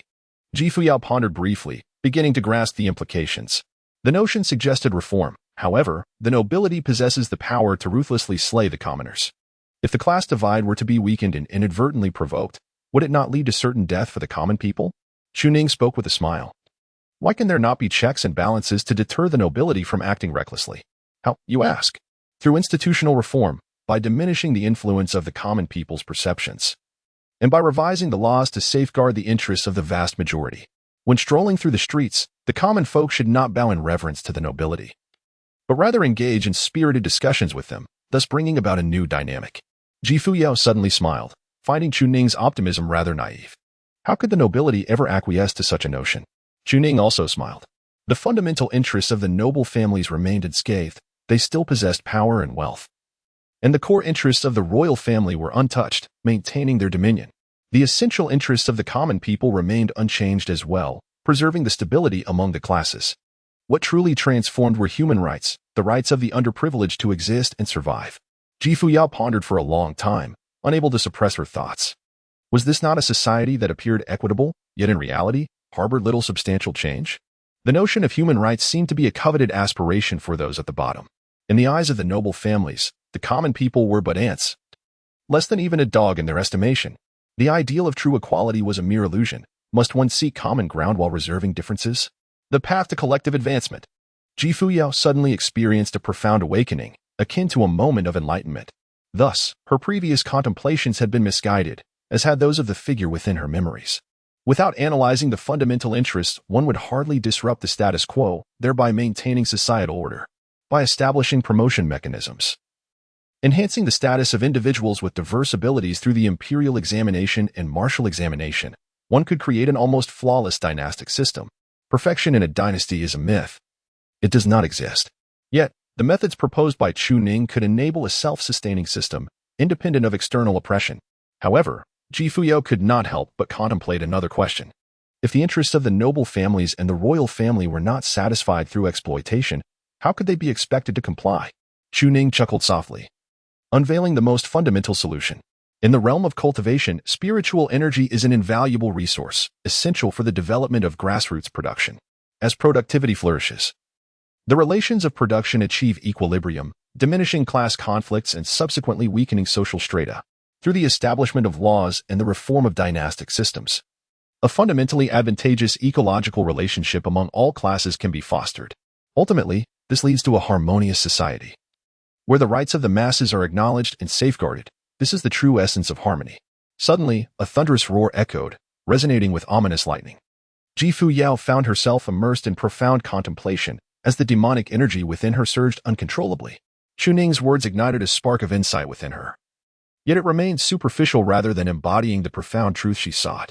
Nevertheless, the circumstances were laid bare before her. The shackles of her cultivation began to shatter, giving rise to a nascent heart of Tao that was coalescing, aiming for heights far surpassing her previous aspirations. However, this transformation would require time. It seems the heavens are about to pour, my dear. Let us seek shelter beneath the eaves. Indeed, Fuyao gradually rose, and together they tidied the little courtyard before retreating under the shelter. Suddenly, a torrential downpour descended, with raindrops as large as soybeans cascading down. While the small building beyond the mountains offered a vantage point for observing the rain, her heart of Tao tranquil and serene. A grander vision began to take shape in Fuyao's mind, steadily constructing itself and gradually consuming her once seemingly flawless ideal. A better approach, a loftier path. Husband, she suddenly spoke, turning her gaze towards Chuning. Chuning appeared puzzled. What happened? A hopeful smile emerged on her cool countenance, reflecting both a sense of nostalgia and delight. She seemed to believe that you must have encountered such a harmonious world before. Otherwise, you would not articulate it so completely. Chuning chuckled softly, jesting, do you not consider where I hail from? Could that esteemed gentleman take me along to witness it? Their shared aspirations and camaraderie as companions in pursuit of the grand path were evident. This was an invitation, a testament to Fuyao's unwavering trust in Chuning. She believed that on this journey, Chuning was indispensable, for his eyes served as the standard. Chuning smiled faintly. I will help you meet it. Indeed. This is the aspiration of both of us, to jointly pursue grand ambitions and completely transform this so-called chaotic world. Both were smiling, and at this moment, from the direction of the Ocean Viewing Academy, a magnificent literary aura soared into the heavens. Chuning was momentarily taken aback. Could it be such a coincidence? Is it Zhao Ziming? The torrential rain poured down, saturating the entire world. Within the confines of the Guanhai Academy, the literary spirit surged like a tidal wave. A middle-aged scholar, nearly driven to madness, fervently wrote about the celestial principles, the dichotomy of good and evil, the human heart, the essence of heaven and earth, the nature of life, in the pursuit of universal peace. Countless Confucian disciples braved the rain outside, their faces a mixture of astonishment, and among them was the director. In Shurong, Zhao Ziming was indeed someone he held in high regard, sincere and untainted, possessing remarkable fortitude, yet undeniably lacking in innate talent. It seemed unlikely he would ever enter the Confucian temple in this lifetime. However, just a few days apart, such a monumental transformation had occurred. What had transpired? What had he seen and heard? Above the heavens, golden characters were etched, formed by the gathering of Confucian righteousness, a celestial script that was continuously acknowledged by the universe. This was the doctrine articulated by the Confucian sages, establishing words. By establishing the words of the sage, embodying the spirit of the sage, and achieving the accomplishments of the sage, one could ascend to sanctity. Had he already taken the first step towards becoming a sage? Inside the study, no one dared to disturb the scene. Where the scholar's frenzied exclamations echoed, "Ha ha ha! I have found it! I have discovered the path of the sage, the way to govern the world. The path to everlasting peace. Daoist Chu, I have succeeded. I have truly succeeded." Chapter 69, the continuously lowering bottom line. The rain continued to pour. Yet the two individuals within the temple remained largely undisturbed. Indeed, Mr. Zhao had manifested the aura of a sage for a Confucian. Ascending to sainthood was indeed a rare occurrence, perhaps the first sage in a millennium. Chuning nodded. That is indeed a life well lived. To become a sage through study. One might consider it a stroke of good fortune. Chuning was not envious at all, not even slightly. She carried the stove out and ignited the charcoal. Fuyao instinctively planned to lean back in her chair a little, as the smoke would be quite suffocating. Chuning smiled gently and explained, "This is smokeless carbon. I have spent many years perfecting its replication, and it produces no smoke." Fuyao was momentarily taken aback, her eyes shimmering with a hint of admiration. The sugar cubes made from beets, the reclining chair, and the charcoal fire were all unfamiliar to her. They seemed rather sophisticated, although her husband had a penchant for indulgence. He excelled in every aspect, his appearance, his innate talent, his vast knowledge, all recognized by the sage Confucius himself, who acknowledged his insights and bestowed upon him a divine artifact. Scholars of the Confucian three realms, upon hearing his teachings, advanced into the fourth realm, leading to the emergence of new wisdom and a manifestation of sage-like demeanor. At that moment, she watched as Chuning roasted sweet potatoes and similar items on the iron mesh over the charcoal fire, momentarily lost in thought. The more she observed, the more captivating it became. A dog sat nearby, fixated on the unfamiliar delicacies above the fire. Indeed, it had never tasted such fare before. Not bad. The gluttonous creature chuckled with delight. Chuning, your cultivation and divine soul have reached the pinnacle of the third realm. Only your physical form remains to be perfected. Upon hearing this, Chuning nodded slightly, not overly concerned. Given the current circumstances, how could my cultivation possibly lag? You originally had no bottleneck in your realm. At the very least, your spiritual roots are undoubtedly free of it. However, the method of tempering your boundaries lies in tranquility. Once you achieve full mastery in the three cultivations and break through into the extreme realm, overcoming and defeating your foes will be a trivial matter. Upon hearing these words, Chuning's heart stirred slightly. How vibrant life can be. Beneath the eaves, the two recliners leaned against one another, while Chuning tenderly caressed Fuyao's delicate hand. The latter savored this tranquility, her gaze imbued with contemplation, as if pondering something profound. She harbored a disdain for the sages of Confucianism, however. The Confucian sage born of her husband, the first in a millennium, left her uncertain about the future. She merely hoped he would not embody the hypocritical nature of other Confucian sages. Should that be the case, they would cease to be friends. Fuyao cherished the moment spent nestled closely with Chuning, and at this moment, Chuning reciprocated the sentiment. It seemed that any form of affection was delightful, though her expression revealed little. Yet, Chuning was well aware of her current temperament and did not dwell on it excessively. As the sky darkened further, ominous clouds enveloped the night, arriving sooner than usual. They did not prepare dinner, contenting themselves with some barbecued sweet potatoes, which sufficed. Fuyao had spoken little throughout the afternoon, her mind focused on consolidating a more profound aspiration, one recognized by the heavens and earth, preparing for her ascension to sainthood. However, she required time to weave this thought into a coherent whole. Later, as the rain continued to pour, both women sensed the aura of saintliness intertwined with the downpour. This rain, perhaps a blessing occasioned by the emergence of a sage, seemed to carry a certain grace. A blessing? One that could enhance their cultivation? Fuyao chuckled softly, shaking her head. That was not the case. Rather, it offered some feedback to the cosmos and benefits to ordinary folk. But it held little promise for the likes of them. Chuning nodded slightly, gently rubbing his wife's delicate hand. Ji Fuyu seemed to understand intuitively. The two then turned their gaze towards Taodai, who, with an odd expression, lifted its head while gnawing on the last sweet potato. I have no interest in your mating rituals. Why confine me? It grumbled. It was truly perplexed. What significance does the repulsive mating of humans hold? Who cares about that? Moreover, who can perceive the formations within this temple? Nevertheless, the pair remained silent, observing. Fine, shall we wait until I finish my meal? Taodai continued. Savoring the roasted sweet potato. Once Taodai had finished its feast, Chuning promptly dispelled the magic image. Ah, now that we are alone, what shall this couple study tonight if not that? Initially, Ji Fuyao had shown some resistance when persuaded by Chuning, but now she felt no such opposition. She could not betray her true feelings. In fact, she quite enjoyed it. Inside the small room, one swiftly shed their garments while the other leisurely unfastened their clothing, hanging it on a rack.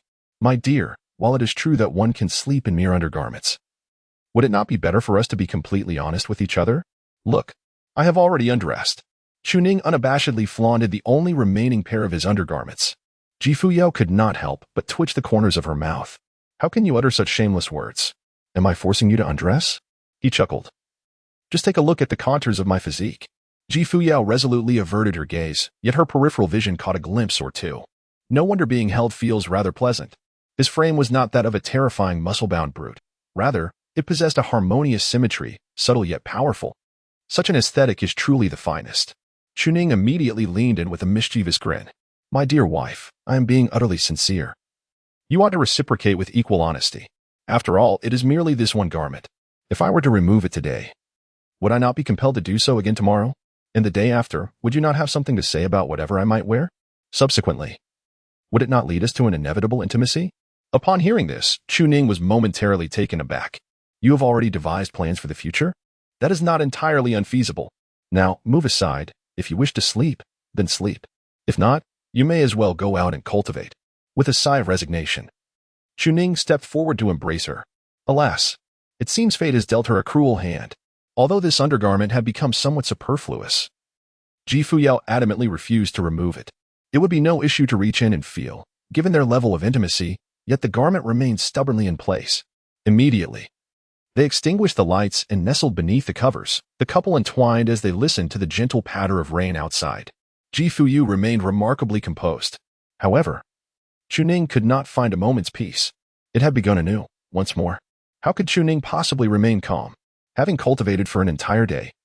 It was inconceivable to feel even a hint of fatigue, especially with the fragrant scent emanating from the woman in his embrace, which was utterly tantalizing. Her figure was quite alluring. While lacking the structured support of modern undergarments, the subtlety of her attire still allowed for an undeniable appreciation of her form. The sensation was undeniably delightful, yet as his hands wandered, a surge of exhilaration began to overwhelm him. Suddenly, Ji Fuyao sensed something amiss. For Chuning had tightened his hold on her, as if wishing to meld her into his very being. Her eyes widened in surprise, unsure whether to struggle against him. While a man's desires were indeed natural, this felt different. Just then, Chuning's voice broke the silence. My lady, to be honest, I find myself quite tempted by your physique. The moment those words left his lips, Ji Fuyu felt her mind ignite with heat. You can indulge in your own temptations. Why must you share them with me? Let go of me. You're being too forward. Is your mind consumed with such thoughts daily? How do you understand me so well? Correct. But there is no reward for you. Chuning was completely devoid of clothing, while Ji Fuyao wore only a thin garment that seemed to create no barrier or distance between them. The most genuine warmth of their bodies communicated, and the visceral reactions of their physical contact surfaced, revealing their most primal instincts without restraint. Overwhelmed with a mix of shame and indignation, Ji Fuyao began to struggle, attempting to push him away, yet Chuning found her vulnerability and pressed his advantage. As the kiss deepened, he found himself in a dominating position, with Ji Fuyu beneath him, her heated breath mingling with desire. He yearned to exercise restraint, aware that advancing further would be ill-advised. He intended to wait until Ji Fuyao regained her memories before proceeding, though it posed a challenge. He wished to avoid the implication of taking advantage of her vulnerability. Yet, it was increasingly difficult to maintain his composure. Who could resist such a situation, with a beautiful woman beneath him, not even attempting to escape? Her breath more fervent than his? If she truly wished to reject him, she would have fled long ago. Chuning made every effort to maintain her clarity of mind. the demonic energy enabling her to discern the minutest details of Fuyao's expressions, even beneath the shroud of night. A flicker of anxiety and disarray crossed her countenance. Her cheeks flushed and breaths rapid, yet deep within her gaze lingered a hint of hesitation. This demeanor was not conducive to a direct approach. It seemed she was filled with regret, which would spell disaster, in pursuit of a more prudent course. At the moment the ties of her inner garment were undone, Fuyao's eyes widened in terror, yet she resolutely bit down on her lip. How could I, a mere sixth realm practitioner, be so easily bullied? It is utterly humiliating. Why is it that I could simply push this away? I must reiterate my boundaries. No, I cannot allow my hand to venture beneath the waistband. This is the ultimate line. It cannot be crossed, absolutely not. Chapter 70. Because I sense your love. The following day dawned bright, the world outside bathed in light, and the weather was splendid. Chunning rose early today. Gazing at the woman in his embrace, who wore nothing but a delicate belly band, he chuckled softly. He pulled back the covers, allowing a sliver of light to filter in. Upon closer inspection, he was indeed captivated by her alluring figure. The purple belly band clung to her voluptuous curves, leaving him momentarily speechless as he swallowed hard.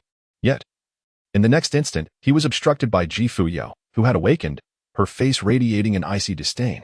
After a playful kiss, she had been coaxed into shedding the garment underneath, further igniting Chunning's desire. As he held her close, he found himself unable to contain his urges, only to be met with her sharp rebuke. Have you sunk to such lecherous depths? I shan't speak to you all day. Just look at me. And should you dare to act again, I shall not hesitate to end you. Chunning chuckled softly, leaning in to plant a kiss on her cheek. My dear, you are truly captivating. Fuyao retorted with a cold laugh. You probably care little about my looks, but rather about your own insatiable desires. Just yesterday, you refused to let me remove my undergarments for a midday nap, and by nightfall, you had me completely ensnared. How utterly shameless. While the bodice may conceal a portion, it certainly does not cover all. And that rascal, he persistently groped at the exposed areas. I nearly lost my composure. Chunning smiled faintly. If you are not attractive, how could I possibly take advantage? He possessed a clear understanding of himself. I am indeed infatuated with beauty. I am indeed captivated by appearances. However, his current interest in Fuyao was merely a superficial expression. What he truly longed to witness was Fuyao's memories after she ascended to sainthood. The latter rolled her eyes and turned away, prompting Chunning to immediately draw closer and embrace her. The two found solace in each other's arms. Yet Fuyao was unable to maintain her stern demeanor. Alas, she was much like that herself. If someone is not visually appealing, they would not be afforded any advantage. Nevertheless, he was rather decent. Moreover, which couple maintains an air of formality at all times? Is that not rather ordinary? Without indulging in moments of blushing and racing hearts, would they then sleep apart, one in the bed and the other on the floor? Despite her actions, Chunning would never acquiesce. She simply relished being embraced, even if it was rather frivolous. Each slight advance was perfectly acceptable to her. Huh, those men. She scoffed softly, reclining in Chunning's arms. Are you men inherently lecherous? Indeed, what of it? It merely prompts me to ponder, if not through lust. How would you typically convey your affection towards women? Chunning pondered slightly. What do you mean by kissing and hugging? Fuyao rolled her eyes. That is not my intention. I merely meant that men would do things for women, such as your assistance in my cultivation, prompting me to contemplate those principles. Suddenly, she shifted the conversation and spoke slowly. Do you know why I have asked so much of you lately? Is it because of the literary fortune I provide? That is but one aspect, Fuyao explained with a smile. It is because you are not the same as you once were. Back then, although you claimed to be my husband, you were purely licentious. And I could perceive that keenly, so I did not allow you to take undue liberties. However, now I sense that you truly love me. You respect my thoughts. And it is not merely about giving me literary fortune. You genuinely consider my well-being. Just as you do not constrain my cultivation, your gaze sometimes reflects contemplation. I understand your thoughts. You wonder if in the future you will still be able to relate to me as you do now.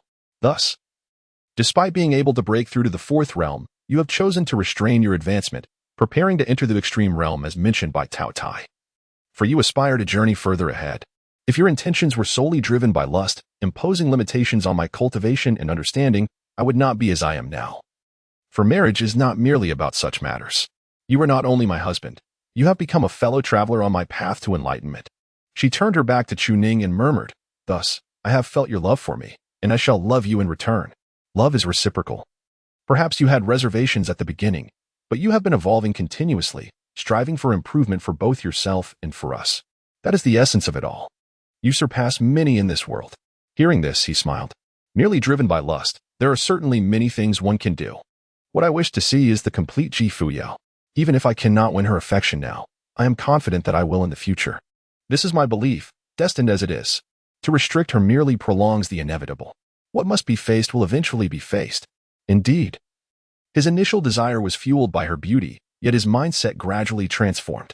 Though he feared for his life and wished to escape, he did not want to flee without resolution. The pressure weighed heavily upon him. Leaning closer to Fuyao's ear, he gently kissed her neck, and the next moment, he noticed her ears turning crimson. Upon hearing this, Chuning couldn't help but chuckle, leaning in for another kiss. Fuyao, unable to endure any longer, rose in indignation. My lord, the day is far spent. Must you persist in this manner?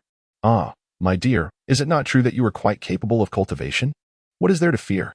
Just a few more kisses, a few more, you shameless rogue. It is already so bright outside. Fuyao's voice took on a tone of grievance, as if pleading. If you continue like this when night falls, I shall remain silent, but in broad daylight. We ought not to indulge, is this not sheer debauchery? What about during our midday slumber? Fuyao was taken aback for a moment. Well, yes, that could work. She almost forgot about this arrangement. But you should put on your clothes first. I shall wait a moment. She wore nothing but a simple undergarment, feeling quite bashful. Yet, Chuning merely gazed at her with a smile, showing no intention of moving. That won't do. I insist on watching. As if sensing his intent. Fuyao's face flushed crimson as she lowered her head, pondering for a while. Then could you pass me my clothes? Chuning chuckled softly, finding the appearance of his lady more appealing than before. Although he could tolerate her daytime attire, it felt rather frigid. Now, however, the heat was palpable. Fuyao's eyes gleamed with a mix of shame and indignation, her tone dripping with disdain. You're the only one feeling hot. She quickly donned her undergarments. Yet Chuning's gaze lingered, filled with an intensity that suggested he would devour her whole. Fuyao let out a light huff, rising to select a cerulean outer garment that exuded an ethereal charm. There's no harm in letting you see, considering you've already touched, she remarked. Moreover, the fact that he found her alluring did not displease her entirely. It signified her own desirability, a testament to her captivating essence that drew Chuning's attention. Choosing to disregard him, she stepped outside to practice her swordsmanship. Slowly donned her clothing at the back. Fuyao unlatched the door and pushed it open, but was taken aback in the next moment. In the courtyard, a woman clad in white lay on a chaise, seemingly taking a brief respite. Her garments were tattered, and her body bore numerous injuries, clearly indicative of some recent ordeal. Is that the vixen? Hey, what happened? Who did you battle to sustain such grievous wounds? She hastened forward to inspect, and at that moment, Muli, sensing someone approaching, abruptly opened her eyes. However, upon realizing it was Fuyao, she sighed in relief. You scared me. I thought that band of bald donkeys had come. Goodness, how could those bald donkeys be so formidable? The Buddhist sect must still have some hidden cards up their sleeves. Chapter 71. Fuyao must not have lost her memory. After departing from this place yesterday, Muli made a direct visit to the Buddhist nation. The vast expanse of the Buddhist realm, resplendent in gold and glitter, was indeed extraordinary.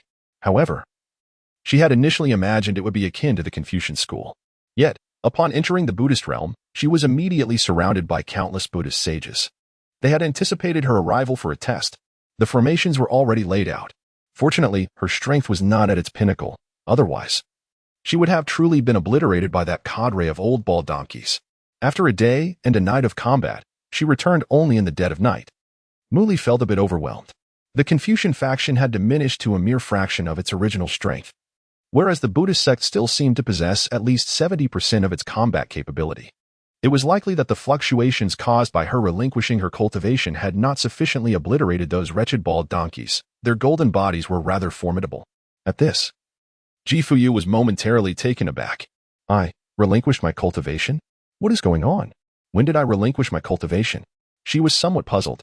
However, at that moment, the sight of Muli's injuries irked her, prompting her to retrieve a spirit stone. Yet, Muli waved her hand in refusal. Rest is all I require. It is merely superficial wounds. I have already nursed my internal injuries back to a manageable state. Upon hearing the commotion, Chuning stepped outside, momentarily taken aback. Ah, these two women have teamed up. Who wouldn't be startled? Yet, Chuning remained undaunted. At this moment, noticing the severity of Muli's injuries, He approached with a sense of curiosity. How did you sustain such grievous wounds? Where have you been? To the realm of Buddhism, to enjoy the scenery. What is the matter? Do you wish to go as well? Chuning hastily shook his head. Perhaps it's best to forget it. Those bald monks are not of good character. Fuyao was momentarily taken aback. Just a moment ago, you spoke of confronting the old bald monks of the Buddhist sect. And now you have altered your phrasing? How curious. As she approached Muli, an odd sensation enveloped her.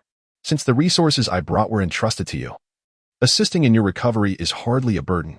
With that, she suddenly conjured an 8th-tier formation beneath her feet. You can activate this formation to absorb spiritual energy. It is quite effective for healing. Muli, seeing this, said nothing further and nodded in agreement. The array promptly coalesced, drawing upon the abundant spiritual essence of the surroundings. Muli found herself with no choice. She had initially sought a different place to hide, but exhaustion had rendered her unable to move. So she settled for a night's rest here. Her internal injuries were minor, yet the pain from the beating was quite severe. As long as your identity isn't exposed in front of them, that suffices. Observing the scene before her, Chuning contemplated for a moment. You take care of her. I shall prepare a meal. He did not linger to intervene further but listened intently. It would be best if the two of you discussed matters concerning her. Fuyao nodded and began to assess Muli's condition. They were undoubtedly acquainted, though their familiarity was limited at this moment. Yet, being a denizen of the demon realm who had provided resources, she was not unkind, which was sufficient for Fuyao. Although she had questions, they could wait. After her cultivation advanced, those memories would return naturally. Moments later, Muli's external wounds healed, and her complexion improved. She suddenly erupted in despair. It must be the Confucians who leaked information. Yesterday, I visited the Confucian temple and dispatched a few sages. They must have surmised I was probing their foundations. Knowing I dared not venture to Baiyujing, they must have preemptively ambushed me with the Buddhist sect. She shot a frantic glance at Fuyao. Xiao, you have no idea. Upon entering the Buddhist realm, I was nearly crushed. They hurled all manner of treasures at me. Their defenses were utterly shattered. And I am at a loss for when I will recover. I just want a hug. Fuyao's expression instantly soured. Why would I hug you? Muli blinked in surprise. Hey, you were comforting me by patting my head before. I risked everything for this. How can you deny me a hug? She sighed. Feeling neglected. With a husband, you forget your friends. How could you be so ruthless in battle without offering a word of comfort? Now that her injuries were nearly healed, she felt less restrained and had no intention of disturbing Fuyao further. Turning her head, she glanced at Chuning in the kitchen and immediately sent a sound transmission. At that moment, Chuning could hear nothing. The woman in white chuckled at Fuyao.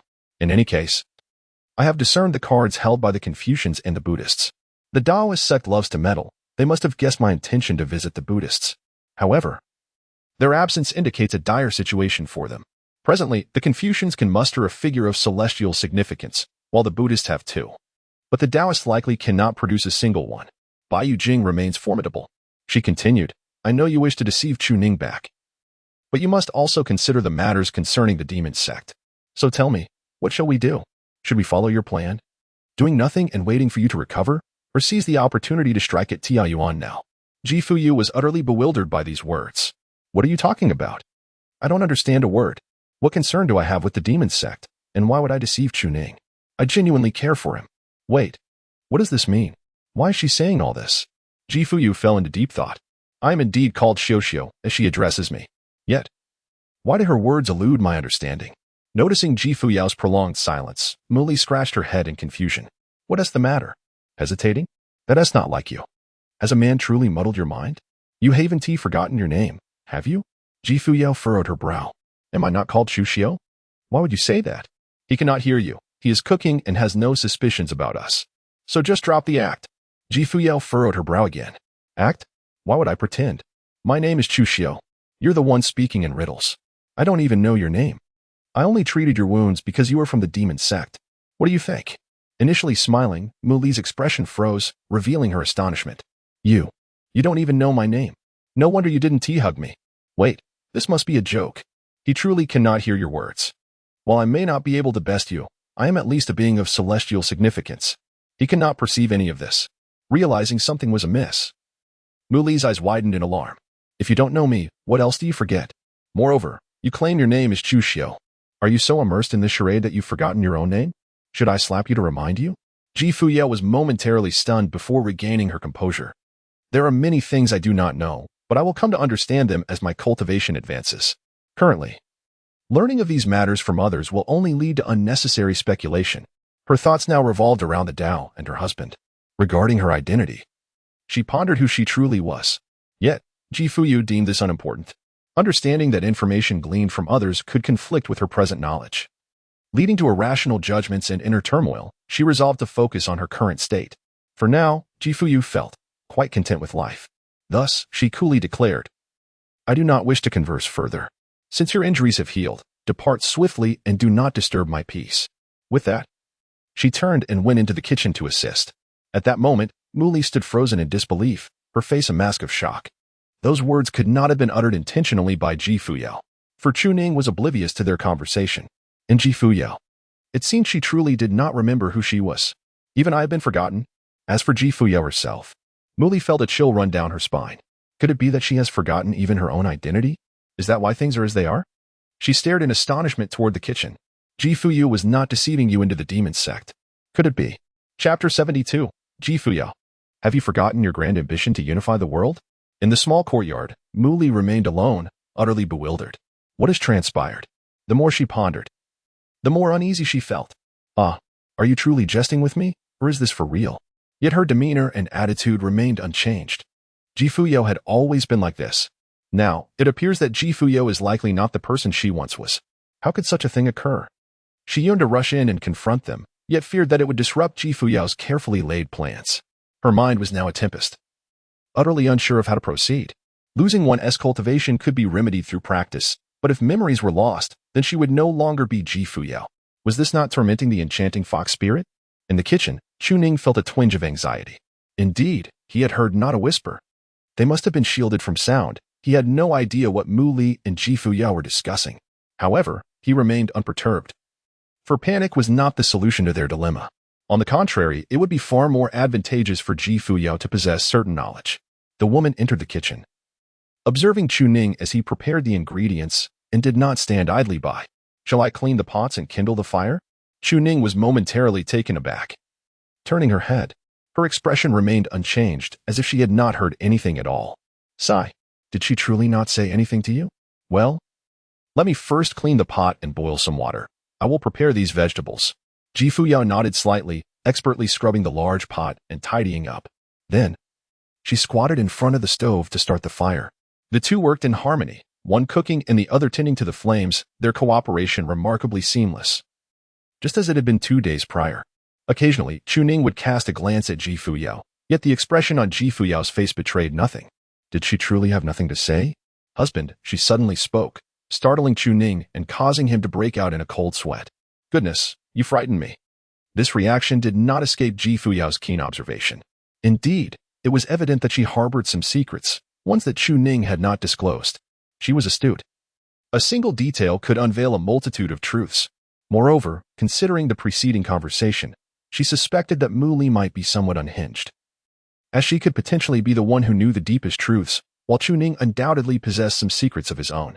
The matters that Chuning and Muli were privy to remained a mystery to her. Would this secret impact her relationship with Chuning? Certainly. Hence, Chuning's strong reaction spoke volumes, yet he refrained from uttering a single question, which was quite telling. As long as Muli spoke, Chuning would not hinder her from discovering these truths. Did he wish for her to learn the reality? She pondered this, while Chuning, who had awaited Fuyao's response for a considerable time, scratched his head in confusion. "Why are you calling me?" he asked. "Let us continue cooking, after all. I still have to practice later." Yet, immediately after, came another utterance of husband. Chuning's heart raced to her throat. "Oh dear, what is the matter? Just speak your mind." Fuyao narrowed her eyes slightly at Chuning upon hearing this. It seemed that her husband also had unspoken words. Did he not? Surely. That vixen must have said something, hadn't she? Chuning hesitated for a moment before nodding. "If there is anything unclear, feel free to ask. I am willing to share." She had only one question. Fuyao, without any hesitation, initially intended to inquire about the seductive fox spirit. However, she refrained from doing so. She understood that probing into the matter of the fox spirit would inevitably impact and fracture her relationship with Chuning. But did she truly wish to create such a rift? A husband who could offer companionship, regardless of the initial motives that brought them together. which may have stemmed from his attraction to her beauty, was invaluable. Yet, Chuning valued many things beyond that. He cherished the memories within her mind, cared for her past, and recognized the resilience she displayed during her arduous cultivation. Fundamentally, he could also present his own literary talents. Moreover, she felt that Chuning was not merely her husband but also her confidant. It was rare to find someone so well aligned with oneself, whether in appearance, character, strength, or shared aspirations. He had witnessed the greater harmony of the world, understood it, and could accompany her to witness all of it together, even if it were a facade. Could her current affection for him truly be insincere? Is it possible that Chuning's genuine affection for me is merely a facade? Moreover, Chuning neither concealed her feelings nor did she attempt to deter them. Do you believe that what I witnessed was a fragment of my past life, or merely a recollection? Her use of the term believe could be interpreted as offering a means of escape. Chuning exhibited no hesitation whatsoever. Memory. Thus, it stands to reason that my recollection should gradually be restored, correct? Indeed, with the enhancement of my cultivation, restoration is assured. Chuning was acutely aware of this. Fuyao remained composed, her expression betraying little. I understand, she replied, before turning her attention back to the water in the pot and the flames in the stove. Your meal is on the verge of burning. Could you perhaps start cooking first? Chuning was momentarily taken aback, quickly regaining his composure. There was no discernible reaction, nor any change in expression. He truly could not decipher what the emotions reflected on Fuyao's face represented, for there was simply nothing there. After a brief hesitation, he resumed cooking, yet Chuning, still uncertain, spoke up. Do you not have more questions to ask? Would you prefer me to inquire? Your hesitation indicates that you do not wish for me to ask, Chuning conceded. Then allow me to pose another question. Do you wish for me to continue my cultivation to restore my memories? This time, Chuning exhibited no hesitation. I do wish, he replied. I know, for I have observed that you have not impeded any of this. A slight smile graced Fuyao's lips. This suggests that, although you may harbor some secrets from me, you do not desire for me to remain oblivious. With the restoration of my memories, I shall inevitably uncover everything. You too wish for me to regain my memories, for you yearn to see the complete version of myself, do you not? Her words resonated deeply within Chuning, fully exposing his current thoughts. Even if she was not the complete Fuyao, her intelligence and insight were unmistakable, with a mere gesture or utterance. She could unravel the intricacies of the situation. Yet she chose not to unveil the truth, reaching a certain understanding with Chuning. Thus, regardless of the means you employ, it would be prudent to ensure that the vixen outside departs, as I do not wish to hear another word from her. Those memories belong to her. Chuning's own admission signifies that he must possess some knowledge. She feels a profound connection to those memories. Therefore, she should not be referred to as Chu Xiao, but rather as Fuyao. Who then is this Chu Xiao? And that master is certainly not ours. The old crone is namely Ma Chou, the one she detests the most. Hence, everything witnessed was a reflection of her own experiences. All the despair and the sense of being utilized as a mere tool for others' gain were indeed real. She remained unaware of what transpired thereafter. Yet, from those few years of memory, she could ascertain that even the true essence of herself was not devoid of emotion. Rather, no one had ever penetrated the depths of her heart. However, Chuning was an exception. He had somehow connected with the essence of her being, allowing her to harbor no reservations.